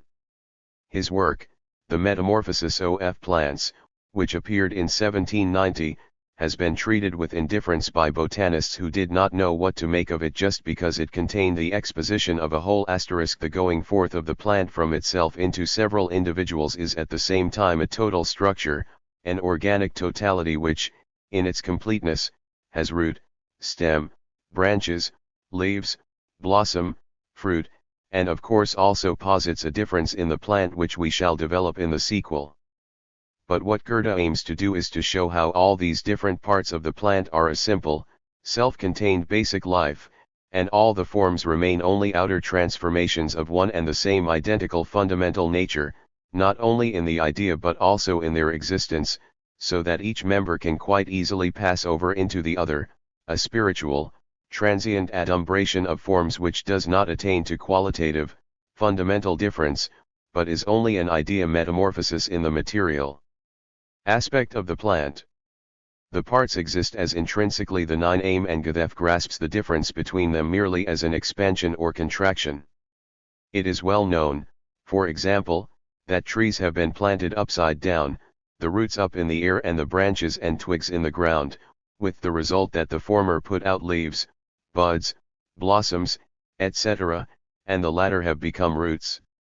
Double flowers, e.g. in roses, are nothing else but flowers in which extra nourishment has changed the stamens, anthers, and in the wild rose the pistil too, into petals, either entirely or still leaving traces of their original form. Many of these petals retain the nature of the stamen, so that on one side they are petal and on the other side stamen, for the stamens are simply nothing else but contracted leaves. Tulips which are called monstrosities have petals which hover between petals and sepals. The petals themselves are nothing but leaves of the plant, only refined. The pistil, too, is only a contracted leaf, also the pollen which in the R09E bush is a yellow powder, has the leaf nature. The same is true of the capsule and the fruit, and sometimes on the back of the fruit leaves can still be seen. The leaf nature can also be recognized in the stone of the fruit. The thorn of wild plants becomes a leaf in the cultivated PLDHT, in poor soils apple, pear, and lemon trees have thorns, but cultivation turns these into leaves asterisk. In this way, the whole growth of the plant shows the same uniformity and simple development, and this unity of form is the leaf. One form can thus readily pass over into the other. Even the seed bears within itself the characteristic of the leaf, with its cotyledons or seed leaves, which are just leaves composed of cruder material and not elaborate. The next stage in the development is the stalk, which puts out leaves which are often pinnate and so approximate to flowers. When this prolongation goes on for some time, the stalk leaves develop nodes, and from the nodes grow leaves which, lower down on the stalk, are simple, and then notched, separating and dividing themselves. In the former, those lower on the stalk, the periphery, the edge, is not yet developed. 2 Goethe, in this picture which he gives of an annual plant, continues therefore, however, the further development of the plant stretches continuously from node to node through the leaf. From this point onwards, the leaves appear indented, deeply notched, or composed of several leaflets. In the latter instance, we are presented with complete little branches. The date palm provides a striking example of such an excessive and extreme diversification of the simplest leaf shape. In a sequence of several leaves, the midrib is carried forward, the fan-like simple leaf is tom and divided, and there is developed an extremely complex leaf vying with a branch. The leaves are now more finely elaborated than the cotyledons, for they draw their sap from the stem which already possesses an organization. In this connection, I make the following observation which has an important bearing on the difference of species, namely that this course of leaf development, which can be seen in one species, is also the principal determinant in the different species themselves, so that the leaves of all the species together exhibit the complete development of a leaf, as can be seen, for example, in a series of pelargoniums in which the leaves, in the first instance very diverse, pass one into the other through a series of transitions. It is well known that botanists find the specific difference of plants mostly in the formation of the leaves. Consider the leaves of Sorbus hybrida. Some of these leaves are still almost completely anastomosed, and it is only the somewhat deeper notches of the indented edge between the lateral veins which hint that nature here is striving towards a more marked separation. In other leaves these indentations, mainly at the base and the lower half of the leaf, become deeper, and it is unmistakably evident that each lateral vein is meant to become the midrib of a separate leaflet. In other leaves the lowest lateral veins are already clearly detached to form separate leaflets. In the following lateral veins the deepest indentations have already achieved this, and we recognize that here, too, a freer impulse towards ramification would have overcome anastomosis. Now this is achieved in other leaves where, from below asterisk upwards, 2, 3, or 4 pairs of lateral veins are detached, and the original midrib by a speedier growth pushes the leaflets apart. Thus the leaf is now half pinnate and half still anastomosed. According to whether the tree is younger or older, and to its condition, and even according to the kind of year, we see a predominance sometimes of the process of ramification and sometimes of anastomosis, and I possess leaves which are almost entirely pinnate. Now if we turn to Sorbus aucuparia, it becomes evident that this species is only a continuation of the evolutionary history of Sorbus hybrida, and that these two species are distinguished only by the fact that Sorbus hybrida strives to develop a more compact tissue, and Sorbus aucuparia strives to achieve more freedom to germinate. Pages 38 to 40, Goethe then passes from the leaves to the calyx. The transition to the flowering phase occurs sometimes more rapidly, sometimes more slowly. In the latter case, we usually observe that the stalk leaves begin to draw in again from their periphery and in particular to lose their various peripheral divisions, while on the other hand, a varying measure of expansion is shown in the lower parts of these leaves where they are joined to the stalk. At the same time, we see that even where the interval from node to node is not markedly increased, nevertheless the stalk assumes a much finer and slenderer shape than it had before. It has therefore been remarked that excess of nourishment hinders inflorescence of the plant. Often we see this transformation occur rapidly, and in this case the stem, above the bud of the last formed leaf, suddenly shoots upwards, becoming longer and slenderer and gathering at its apex a number of leaves round a center, the calyx. Its leaves are the same organs as the stalk leaves, but now gathered round a common center. Further, in many flowers we see unaltered stalk leaves directly beneath the corolla drawn together in a kind of calyx. Since they still completely retain their leaf form, we need only appeal here to ocular evidence and to botanical terminology which designates them floral leaves. Where the stalk leaves gradually draw close together, they become transformed, and gently insinuate themselves, as it were, into the calyx. These leaves become still less recognizable when, as often happens, they are united and their sides have grown together.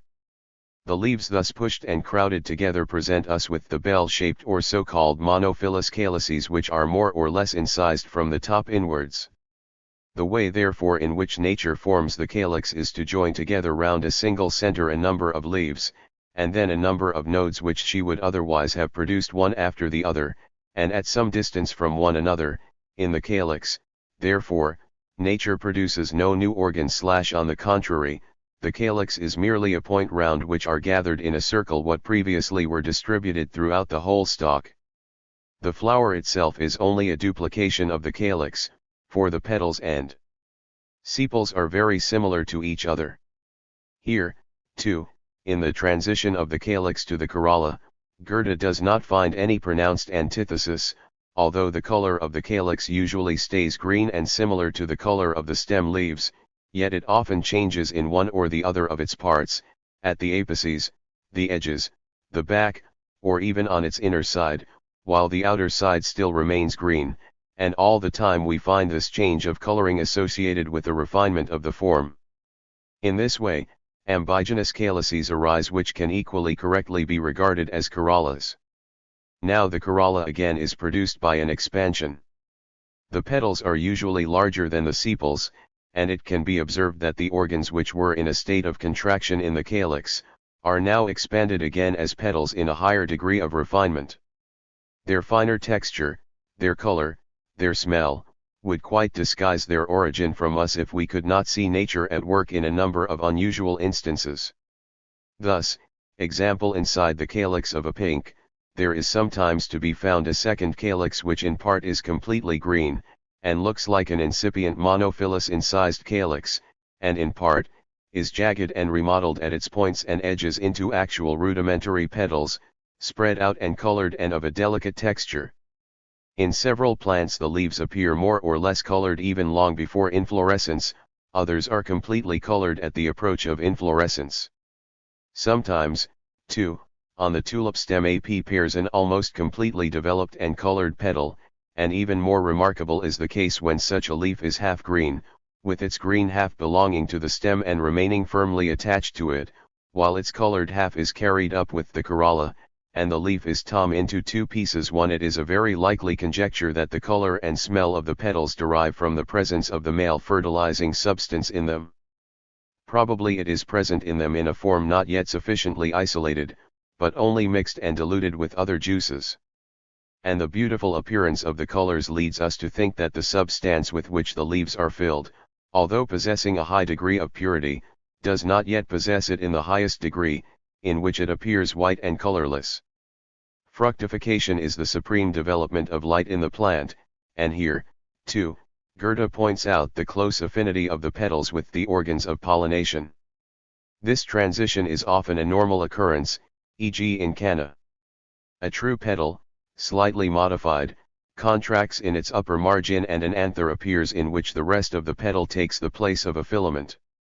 In flowers which are often double, we can observe this transition in all its stages. There are several varieties of roses in which, inside the perfectly formed and colored petals, other petals can be seen which are contracted, sometimes in the center and sometimes at the aid. This contraction is caused by a small callosity which appears as a more or less complete anther. In some double poppies, fully formed anthers. Which is just what happens in the monstnages referred to on p. 315. 3 greater than 9 are born on slightly modified petals of strongly double corollas. The organs designated nectaries * are gradual transitions between the petals and the stamens. Some of the petals carry little grooves or glands which secrete a honey-like sap which has not yet been perfected into a fertilizing fluid. At this point there is a complete absence of all the factors which caused expansion of the stem leaves, sepals, and petals, and a feeble, extremely simple filament develops. Those very vessels which would otherwise have grown longer and broader, and again sought each other out, are now present in an extremely contracted condition. Thus the pollen acts all the more powerfully outwards, on the pistil, which Goethe also traces back to the same type. In many cases the pistil almost resembles a stamen without anthers. In the light of the close affinity of the female part with the male, which this examination has made clearly evident, we see no objection to calling fertilization an immaterial Geistige, anastomosis, and we believe that we have, for a moment at least, brought closer together the concepts of growth and generation. We often find that the pistil has grown together out of several separate pistils. The pistil of the iris with its stigma, presents to our eyes the complete form of a petal. The umbelliform stigma of Saracema does not, indeed, reveal itself so strikingly as compounded of several leaves, but its green color does not belie the idea. A physiologist says of the anthers, in the formation of the anthers, the edges of the sepals curled inwards, so that at first a hollow cylinder was formed, at the top of which there was a tuft of fine hairs. These dropped off later as the anthers became more perfect and fuller. A similar transformation appeared in the style where one sepal, often several, curled inwards at the edge to form an arcuarentur. From this there developed first a simple cavity and later the ovary. The tuft of hairs seated at the top of the cavity did not wither as did those on the anthers but, on the contrary, grew into a perfect stigma. The fruit and the capsule can similarly be shown to be transformations of the leaf. We are speaking specifically of those seed vessels which nature forms to enclose the so-called covered seeds. In pinks the seed capsules are often changed back into calyx-like leaves. Indeed, there are pinks in which the seed vessel has changed into a genuine and perfected calyx. In these instances, the apical notches of the calyx bear delicate remains of the styles and stigmas, and, in place of seeds, a more or less perfect corolla is developed from the interior of this second calyx. Furthermore, in regular and constantly recurrent forms, nature herself has revealed to us, in very diverse ways, the fertility that is latent in a leaf. Thus a leaf of a lime tree modified, but still completely recognizable, will produce from its midrib a little stalk, and on it a perfect flower and fruit. The direct fertility of leaves is presented to us even more forcefully and, as it were, monstrously, in ferns, which develop and scatter. Thf. Autenrieth, De Durum Sexuali etc., pages 29 to 30. 320 Organics. Countless seeds capable of growth. In the seed vessels, we cannot fail to recognize the leaf shape. Thus the legume, for example, is a simple, folded leaf. The siliquas consist of several leaves superposed and fused. Nature obscures the similarity to the leaf most effectually when she forms soft and sappy or woody and tough seed containers. The relationship of the seed capsules to the preceding parts shows itself also in the stigma, which, in many instances, is sessile and inseparably bound up with the seed vessel. We have already indicated the relationship of the stigma to the leaf form. It can be observed in various instances that the seed transforms leaves into its immediate integuments. In many winged seeds, of the maple, for example, we can detect traces of leaf forms which are imperfectly fitted to the seed. To avoid losing hold of the thread which we have once grasped, we have throughout considered the plant only as an annual. We have observed only the transformation of the leaves associated with the nodes and have derived all forms from them.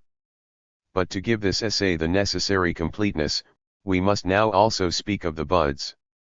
The bud needs no cotyledons, etc. Later, we shall come to speak of the impulses and processes of perennial plants. These are the main concepts of the Goethean metamorphosis of plants. Goethe has ingeniously represented the unity of the plant as a spiritual conductor Geistheitsleiter. But metamorphosis is only one side which does not exhaust the whole. We must also pay attention to the difference of the organs, with which difference the vital process proper first makes its appearance. We must therefore distinguish two things in the plant: this unity of its entire nature, the indifference to a change of form of its members and organs, the diversity of its development, the course of the vital process itself, an organization which is an elaboration up to the stage of sexual differentiation, even though this is only an indifferent and superfluous affair. The vital process of the plant is an independent process of the plant in each part, branches, twigs, leaf. Each possesses an entire independent process, because each is also the whole individual. The plant's vital process is thus complete in each part, because the plant is particularized through and through without the process having already differentiated itself into a number of different processes. Consequently, the process of the plant as an immanent differentiation, appears both in its beginning and in its end product only as a development of shape. In this respect the plant stands midway between the crystal of the mineral sphere and the free, animal shape, for the animal organism has the oval, elliptical form, and the crystal the straight line form of the understanding. The shape of the plant is simple. The understanding is still dominant in the straight line of the stem, and altogether in the plant the straight line is still very preponderant. In the interior of the plant are cells, in part like those in a honeycomb, and in part elongated, and then fibers which, it is true, do intertwine in spirals but then spontaneously resume their linear form without developing inwardly into a rounded shape. In the leaf, surface predominates. The various forms of leaves, both of the plant and of the flower, are still very regular, and a mechanical uniformity is noticeable in their definite indentations and taperings.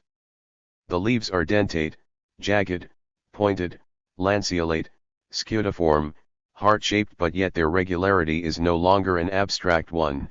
One side of the leaf is not the same as the other, one half is more contracted, the other more expanded and rounded. Finally, in the fruit the spherical shape is dominant, but the roundness is commensurable, not yet the higher form of the roundness of the animal structure. Numerical determinations, also characteristic of the understanding, still play a dominant part in plants, e.g. the number 3 or 6, in bulbs it is the latter. In the calyx of flowers the numbers 6, 3, and 4 are dominant, although the number 5 also occurs, in such a way, too, that if the flower has 5 filaments and anthers, there are also 5 or 10 petals, and the calyx then also has 5 or 10 sepals. Link says, strictly, only 5 leaves seem to constitute the complete whorl. If there are 6 or more, 2 or more whorls will certainly be noticed, one inside the other. 4 leaves in a whorl leave a gap for a fifth, 3 indicate a less perfect form, and 2 or even only 1, likewise leave gaps for 2 or a third. Like its shape, the plant's juices, too, stand midway between chemical and animal matter.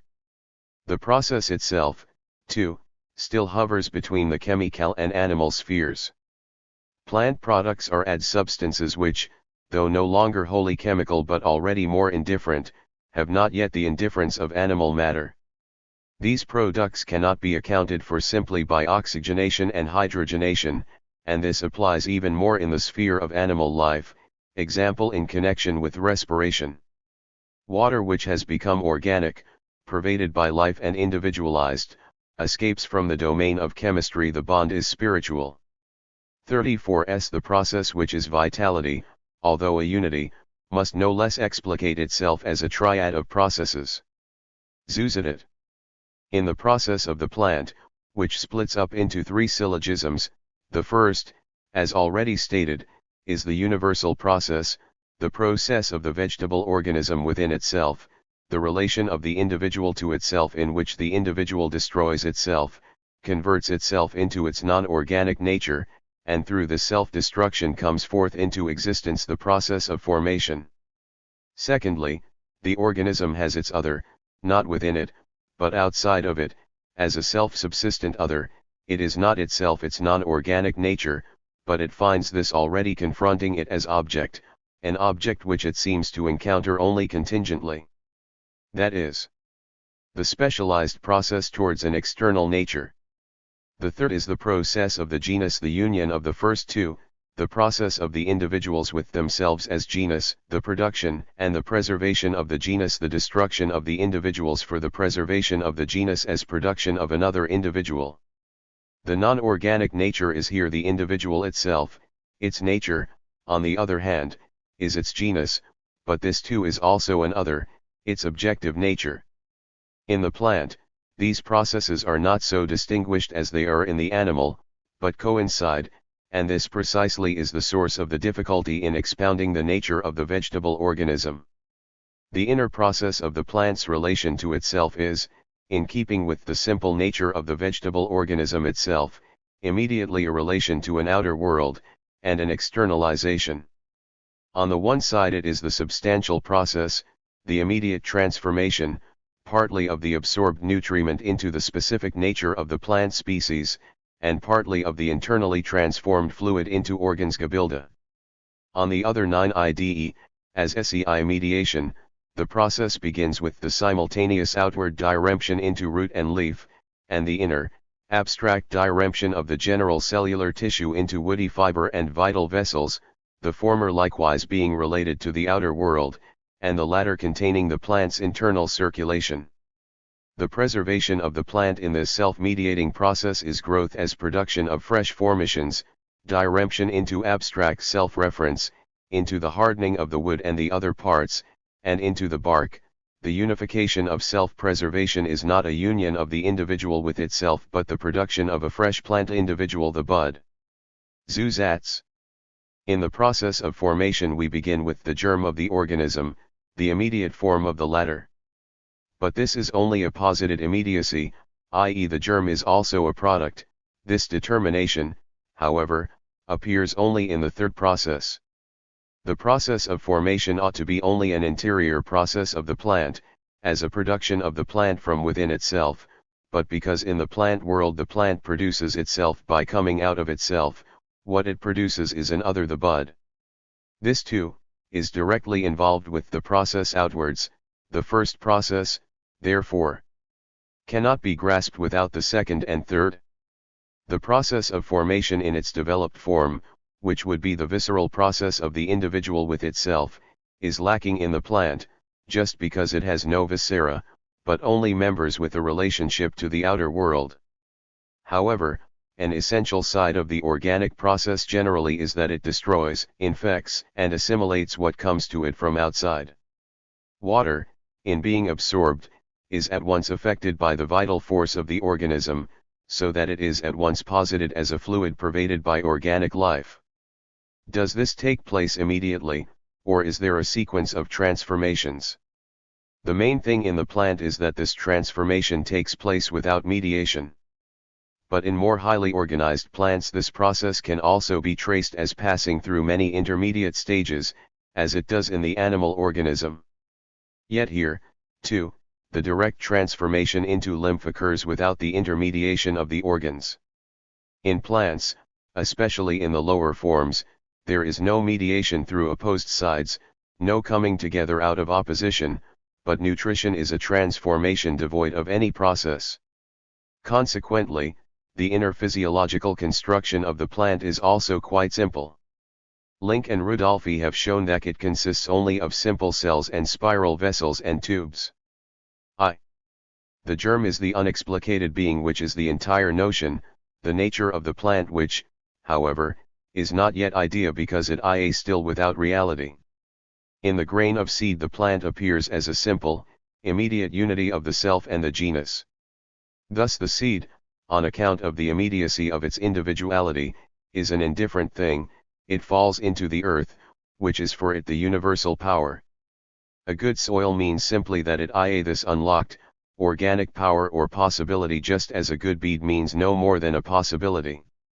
The seed, as essentially power, through its being in the earth surmounts its existence as earth and actualizes itself. But this is not the opposition of an indifferent outer existence, like the opposition to its non-organic nature. On the contrary, putting the seed in the earth means that the seed is power.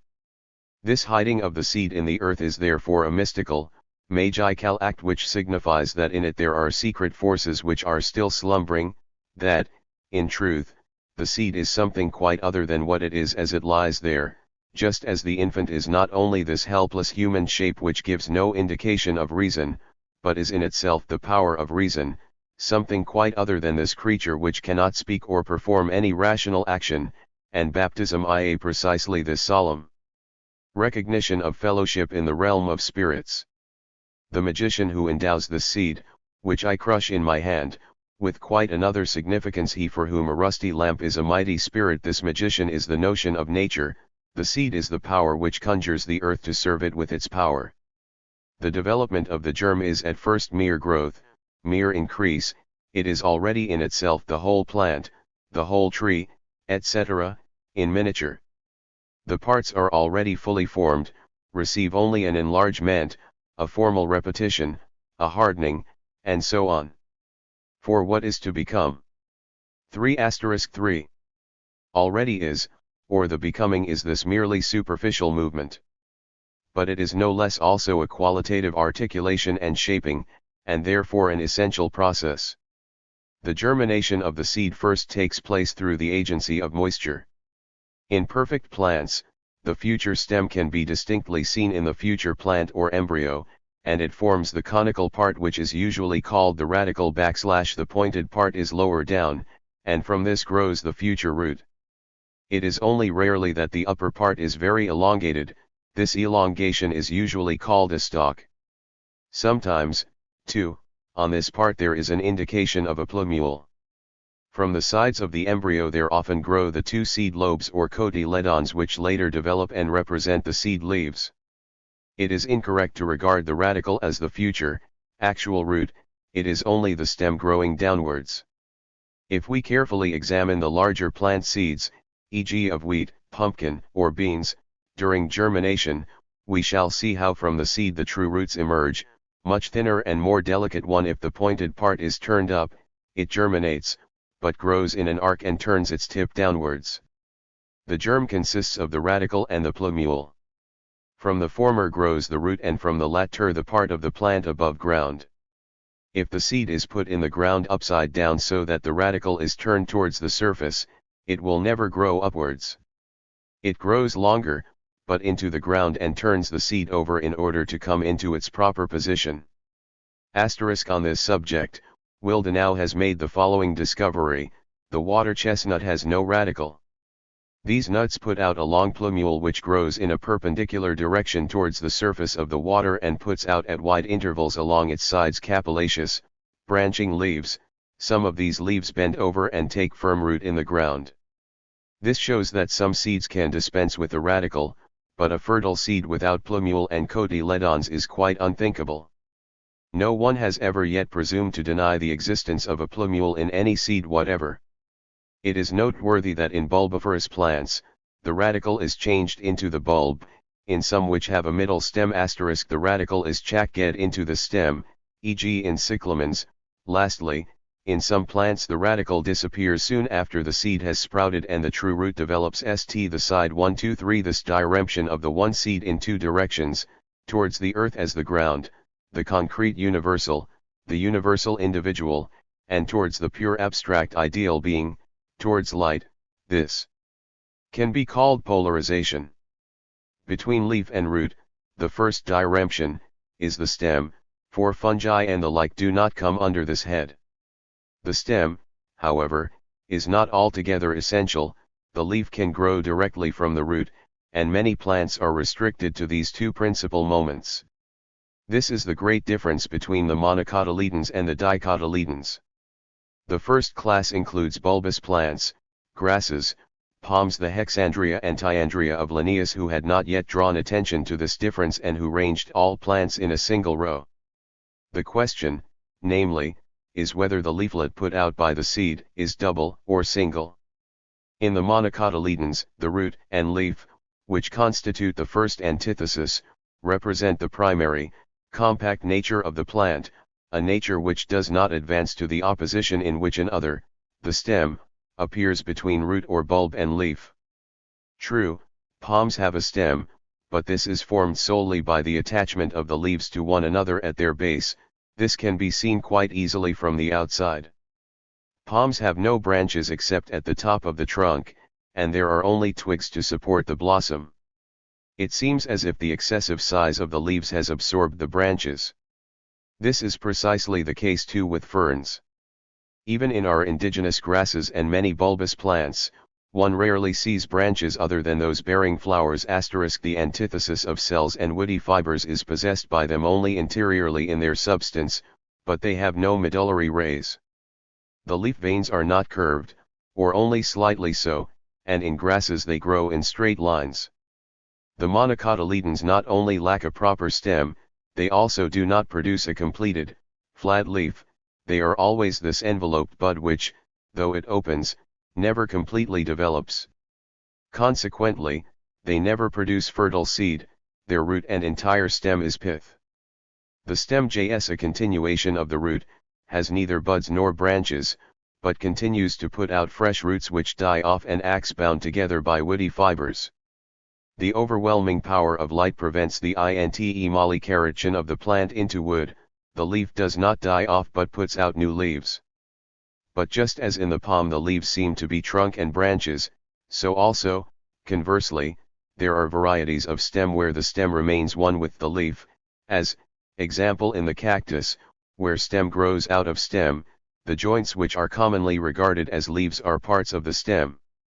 The leaves of this plant are subulate, fleshy tips which are often surrounded at their base with small prickles.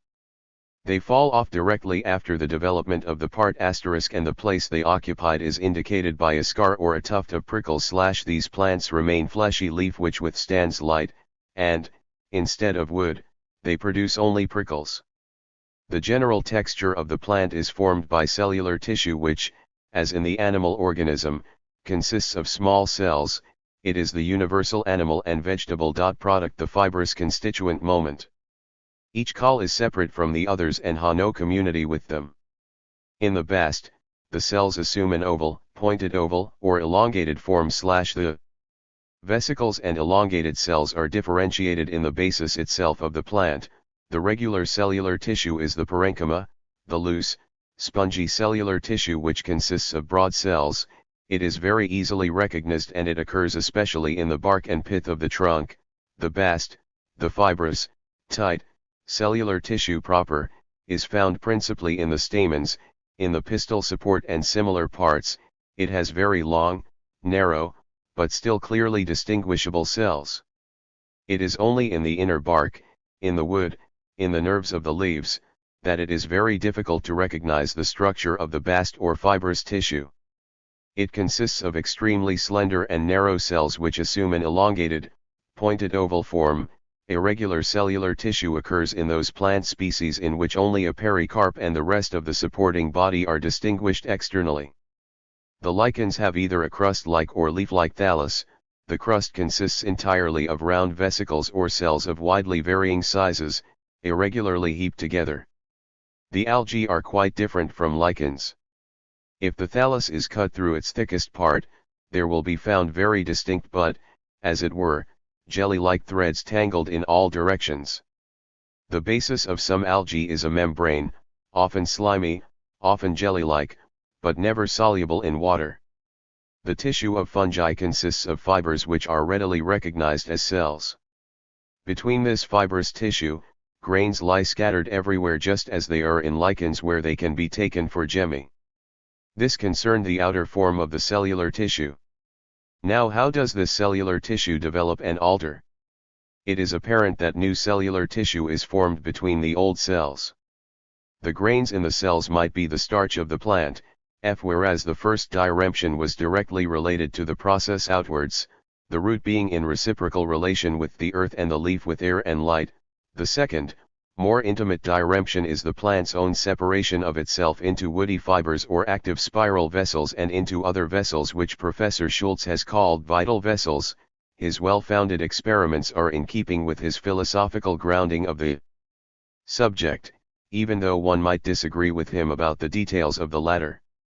This separation of the plant in its inner structure, the production of spiral vessels, etc., this, too, is an immediate production, generally a mere multiplication.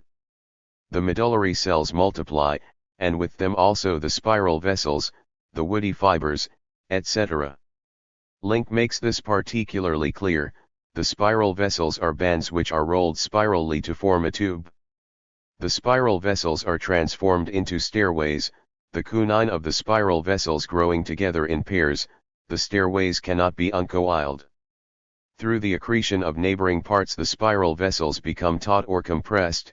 This produces the wavy curves of the crossbands and the apparent splitting of the cross lines when two coils have been pushed one over the other. Perhaps, too, there are actual split B. The vessels which have such bands or points are the stippled vessels which I hold to be similar in kind to the stairways. At Hist, there remain only the cross lines, and coils of the spiral vessels which have grown quite close to each other exhibit only dots instead of line 9, indentations and cross lines. The ring vessels arise from the rapid growth of the adjacent parts, the coils of the spiral vessels being torn apart and left standing singly. It is no wonder that in the rapidly growing roots and other parts where such spiral vessels in quantity must fulfill their functions, there are also to be found more old, modified vessels than in those parts where growth proceeds at a gentler pace. The spiral vessels are disseminated in almost every part of the plant and form its skeleton. The reticulated bunches of spiral vessels present in the leaves, after they have been freed from all the intervening cellular tissue, are actually called the leaf skeleton. It is only in the anthers and the pollen that one have never found spiral vessels. They are everywhere accompanied by bast, and the bundles of vessels mixed up with bast we call wood. The cellular tissue which surrounds the wood is called bark, and that which is completely surrounded by wood, pith. In many plants all these vessels are missing. They have never been found in plants with anomalous cellular tissue, in lichens, algae, and fungi. The genuine plants with regular cellular tissue either possess spiral vessels or do not. To the latter belong mosses and liverworts and a few aquatic plants like O'Hara. How the spiral vessels originate I do not know. Spreng says that since they are present in the form of cellular tissue, they must surely have developed from it. This does not seem to me to follow. My belief I9 that they are developed between the cells of the bast from the sap discharged there. Anyhow, the spiral vessels do grow, and new ones grow between them. Apart from these vessels which can be given the general name of spiral vessels, I have not observed any vessels in plants. but where are the vital vessels to be found? From what Link says in the Nachtrage, it could be inferred that the spiral vessels develop from the linear-shaped woody fibers. Find Ray 9 Elf compelled to accept again an old opinion, namely that in plants there exist simple, long fibers / whether they are solid or hollow cannot easily be seen. The simple fiber without a trace of branches, by no means extends throughout the whole plant. Where branches enter the stem, it can be seen distinctly that their fibers adhere to those of the stem and form, as it were, a wedge in the stem. Even in the same stem and branches they do not seem to advance uninterruptedly. The fiber vessels always lie in bundles which are heaped together in the oldest stems together with the bast in the form of rings. Usually they surround a bundle of spiral vessels, although in some plants there are. F. Link, Grundlehren, pages 46-9, 51-8, 64-5. 1 Ibid, pages 65-8. Also simple fiber vessels without any trace of spiral vessels. These vessels lie in straight lines and are almost parallel in these bundles. In tree trunks and in roots they tend to diverge and are, as it were, interlaced. They are found in most plants and are general in the phanerogams. In many lichens and algae there can be seen only threads coiled together, and in fungi these can often be clearly seen. Yet there are fungi, lichens, and algae in which not a trace of them can be found but only vesicles and cells. Thus we see the original antithesis of grain or node and simple length in the antithesis of utricle and fiber, while the spiral vessels strive to attain to roundness. Oken expounds this transition of cellular tissue into spiral vessels on the lines of the principles outlined above, but he decks it out with the formalism of the philosophy of nature of his time as follows: the spiral vessels are the light system in the plant. I am well aware how much this doctrine conflicts with what has been accepted up till now, but I have collected all the facts, weighed opinions, and experiments, and can confidently state that they all corroborate this result of construction by philosophy of nature. This construction, however, is merely an assertion. If they are the light system, then their function in the plant is spiritual or the function of simple polarization. The empirical arises from the opposition between light and the cellular tissue, or from the opposition of the sun to the planet. A light ray travels through the utricle or the germ. The utricles or cells or the points of slime gradually arrange themselves side by side along this polar line. In the conflict between the sphere and the line introduced into it by light, the globules of slime, although placing themselves side by side in a line, get continually dragged down into the circle of chemism by the planetary process of the cellular tissue, and it is from this conflict that the spiral form arises. The part played by the sun's revolution, whereby at any moment another part of the plant is lit up and another is left in shadow, so that the parts become in turn stem and root, this is a topic I do not pretend to have done more than briefly touch on. The other side to this is finally the process itself, the activity in the first determination, universal life. This is the formal process of merely immediate transformation, this infection as the infinite power of life. The living creature is a being, stable and determined in and for itself. Anything from outside acting chemically on it is immediately transformed by this contact. The living creature, therefore, directly overcomes the presumptuous chemical action and in being brought into contact with an other, preserves itself. It poisons, converts this other in an immediate manner, just as spirit, in envisaging something, transforms it and makes it into its own, for it is its picture. In the plant, this process is again to be grasped in its two aspects, as the action of the woody fibers, which is Oken, Lehrbuch der Naturphilosophie. Absorption, and ISS, as the action whereby the sap in the vital vessels acquires the vegetable nature. Absorption and the circulation of the sap with its vegetable organic nature are the essential moments of the notion, even though there might be variations in particular instances. Now the leaf is the principal seat of the action of the vital sap, but it absorbs, just as well as the root and the bark, since it already stands in a reciprocal relation with the air, for in the plant, each member does not have such a special function as is the case in the animal. One of the most important functions of leaves, as Link says, is to prepare the sap for other parts. The foliage is the pure process, and so, according to Linnaeus, the leaves can be called the lungs of the plant. About the functions of the vessels and the cellular tissue generally, Link remarks, uninjured roots do not absorb colored liquids, nor can these penetrate the colored cuticle oberot. The nutritive sap therefore at first passes through imperceptible openings in the cuticle and fills the cells at the tip of the roots before it is absorbed by the vessels. The saps pass through the various vessels, especially through the ducts in the cellular tissue which are not enclosed by any special skin, exude through the spiral vessels, etc. There is air in the spiral vessels and all the associated vessels, the sap which is in the fiber vessels exudes from them into the cells, spreads in all directions. The fiber vessels everywhere accompany the air vessels Lichtgefäß.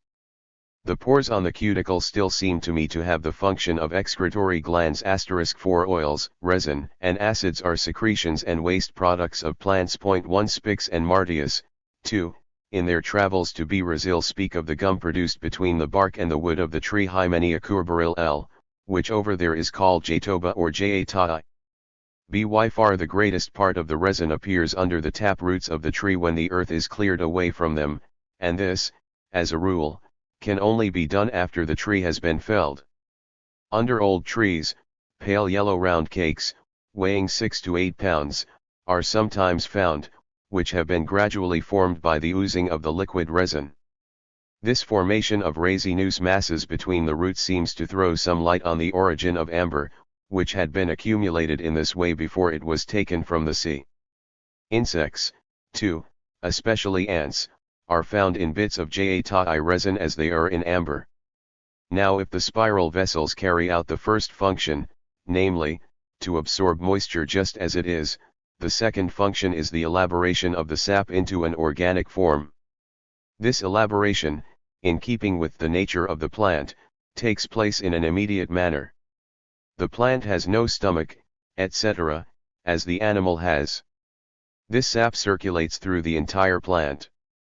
This quivering of vitality within itself belongs to the plant because it is alive restless time. That is the blood circulation in plants. As early as 1774, the Abbé Cordon had observed a kind of circulation of the sap in the Conferva Amici 1 observed it afresh in I8R8 and with the aid of the microscope made the following discoveries: in every part of this plant, not only in the finest green threads of the stem and branches, but equally in the most delicate root fibers, there can be seen a regular circulation of the sap. There is an uninterrupted circulation of white, transparent globules varying in size, in a constant, regular flow, the velocity gradually increasing from the center to the lateral partitions.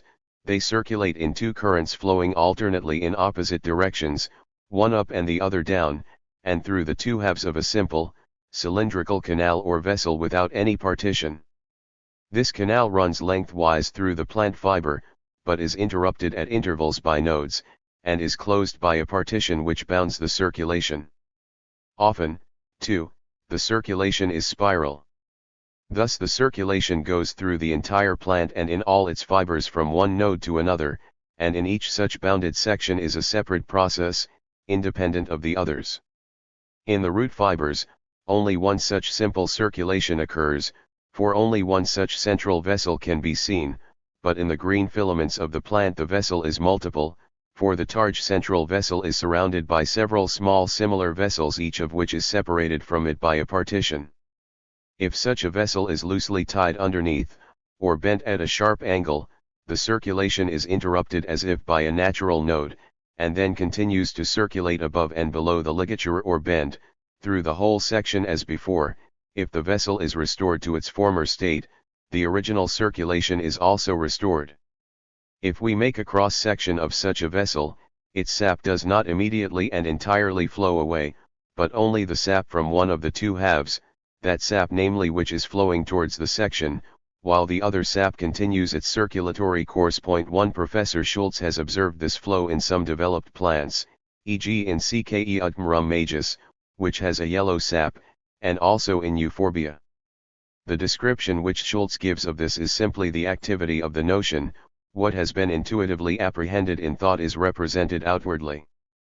The flow is a movement from the center to the partitions, and from the partitions to the center again, and, together with this horizontal flow, there is the flow upwards and downwards. The process in relation to the partitions is such that these, too, are not fixed, but everything is produced from them. The flow is perceptible through the tendency to form a globule which is always dissolved again. If the plant is cut in two, and the sap is allowed to run into water, then globules are like blood corpuscles of animals. This flow is so slight that it cannot be perceived in every species. In the plants investigated by Professor Schultz, the flow was not through a single tube as in the chara, but there are two vessels for the ascending and descending movements. Research would be necessary to find out whether the circulation is interrupted or not in trees which have been grafted. Now it is through the circulation which traverses the entire plant that the many individuals which form a plant are combined into a single individual. Schultz now describes this double process as follows. First, the wood sap is the still imperfectly assimilated food of the plant which will not be more highly organized and carried over into the circulatory system until later. The wood is the system for assimilating air and water. This assimilation is a vital activity. The wood, which consists of cellular tissues and spiral vessels, absorbs water through the woody fibers of the roots, and above ground absorbs air. The papillae, clearly visible at the tips of many roots, have the function of absorbing the nutritive sap, and then the spiral vessels receive it from them in order to carry it further. Capillaries and their law of capillary action are not adequate explanations in connection with plants. The plant wants water, is thirsty and so absorbs it. The other point is the quite original and very important discovery by Schultz, the movement of a sap which is now assimilated, although it cannot be demonstrated in every plant because the movement is difficult to observe. The wood sap still has only a slight taste, is only slightly sweet, and is not yet elaborated into the peculiar character of the plant which has a particular smell, taste, etc. Schultz now says of this vital sap, the circulation in plants which goes on during the whole of winter is the movement of a fully organized sap, a movement which takes place in a closed system in every external part of the plant, in the root, stem, flowers, leaves and fruits. Similarly, all these parts have their assimilative function which, however, is always in polar opposition to the circulation, and in which the movement of the wood sap is quite different from the movement in the circulatory system. Also, the passage of wood sap into vital sap takes place only in the extremities of the external parts of the plant, and particularly in those parts where leaves are present, in the leaves themselves and also in the flowers and the parts of the fruit. On the other hand, wood sap does not pass directly from any bundle of wood fibers into the vital vessels. The passage of wood sap into the bark is by way of the leaves. That is why the bark, which has no direct connection with buds or leaves, does. On this subject, Link cites the following experiment. Meyer isolated portions of bark by cutting. Link, Grunge-Urin, p. 76. 33 *. Away strips of bark round them, and he noticed that those portions on which there were a bud, etc., survived, but those which had none soon withered. I have repeated these experiments on apricot trees and confirmed them. A piece of bark without buds and leaves, isolated in this way, soon withered and dried up, nor did it exude any gum. Another piece, isolated, with 3 tom-off buds and leaves, dried up more slowly, and also exuded no gum. A third piece, with 3 undamaged buds and leaves, did not dry up, remained green all over, and from its lower portion exuded gum. On a piece of detached bark, a layer of parenchyma is first formed, a fresh pith, as it were. This was followed by a layer of bast with individual spiral vessels and stairways, and all was covered by the new bark from the parenchyma, which therefore is produced first and also forms the basis of the young stem and the embryo. There was formed in some measure a new pith, new wood, and new bark. Thirdly, the plant's vital sap becomes a product. With the breaking out of the leaf, the bark is easily separated from the wood in every part of the plant, and this is a result of a delicate, soft substance found between them, i.e. cambium, which only comes into being with the leaf. The vital sap, on the other hand, is not between the bark and wood but in the bark. This third sap is the neutral substance, the cambium does not move and has a periodic existence in the plant. Cambium is the residuum of the entire individual life. It is not a fluid like the other plant juices, but the delicate embryonic shape of the whole, already formed plant totality, the unexplicate totality, like a woodless plant. Now the cambium is formed from Tb vital sap of the bark by the circulation, and from this also comes the wood and the layer of bark. The cellular tissue, too, is developed from the undifferentiated cambium. As, therefore, in the vascular system of the circulation, we have the antithesis of vital vessels and vital sap, in the assimilative system the antithesis of spiral vessels and wood sap, so in the cellular tissue there appears the antithesis of the cell and its fluid content. With the lengthening of the roots and branches, the new embryonic formations are deposited on their tips, those which come from the homogeneous substance going upwards, and those from the cambium going to the side, although there is no essential difference between them. In ferns, grasses, and palms one node form on top of another, in bulbous plants the nodes are formed side by side, and from one side of them grow the roots, and on the other side the buds.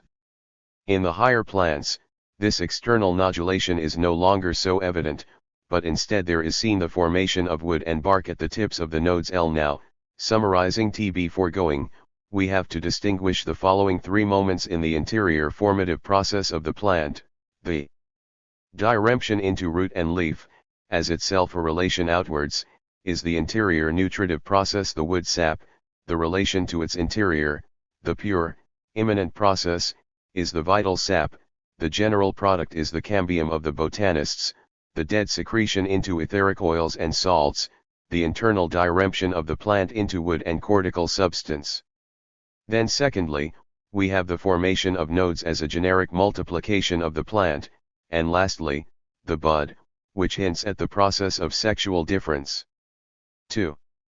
The sap, which has been endowed with a vegetable nature, and its product, the division of what was previously undifferentiated into bark and wood, can be compared to the diremption of the individual which takes place in the universal life process of the earth, namely, into the vital activity as such, which lies in the past and outside it, and into the system of organic formations as the material substrate and residue of the process.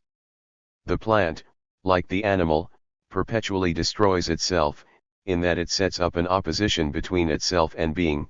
In the plant it is the formation of wood, and in the animal it is the skeletal system. The latter is the subporter of the animal organism, but, as abstract, immobile being, is the excrete, calcareous moment. The plant, too, posits within itself its inorganic basis, its skeleton.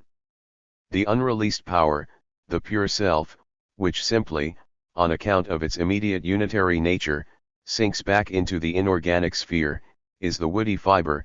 Looked at chemically it is carbon, the abstract subject which, in the root, remains in the earth as pure wood without bark and pith. Wood is combustibility as potentiality of fire without itself being heat, for this reason it often develops a sulfurous nature. In some roots fully formed sulfur is produced in the root, surface and line are so crumpled and effaced, so knotted, that the former dimension is suppressed, and is a solid continuity, which is on the point of being wholly inorganic and without any distinction of shape. Oken considers the woody fibers to be nerve threads. The spiral vessels are for the plant what nerves are for the animal, but the woody fibers are not nerves but bones. The plant only gets as far as the simplification as abstract reference to self. This reflection into self is a dead substance because it is only abstract universality. The process of wood formation in its further details is very simple. Link describes it in his Grundlehren as follows: T and the monocotyledons, the inner structure of the stem differs considerably from that in the dicotyledons. In the former, the woody rings which separate the pith from the bark are absent, the woody bundles are dispersed in the cellular tissue in larger quantities towards the bark, and in smaller quantities towards the center. In the dicotyledons, All the woody bundles are disposed in a circle, although, since nature nowhere draws precise boundaries, such scattered bundles are found in Cucurbitaceae and a few other plants. Usually bast accompanies the cellular tissue, but there are,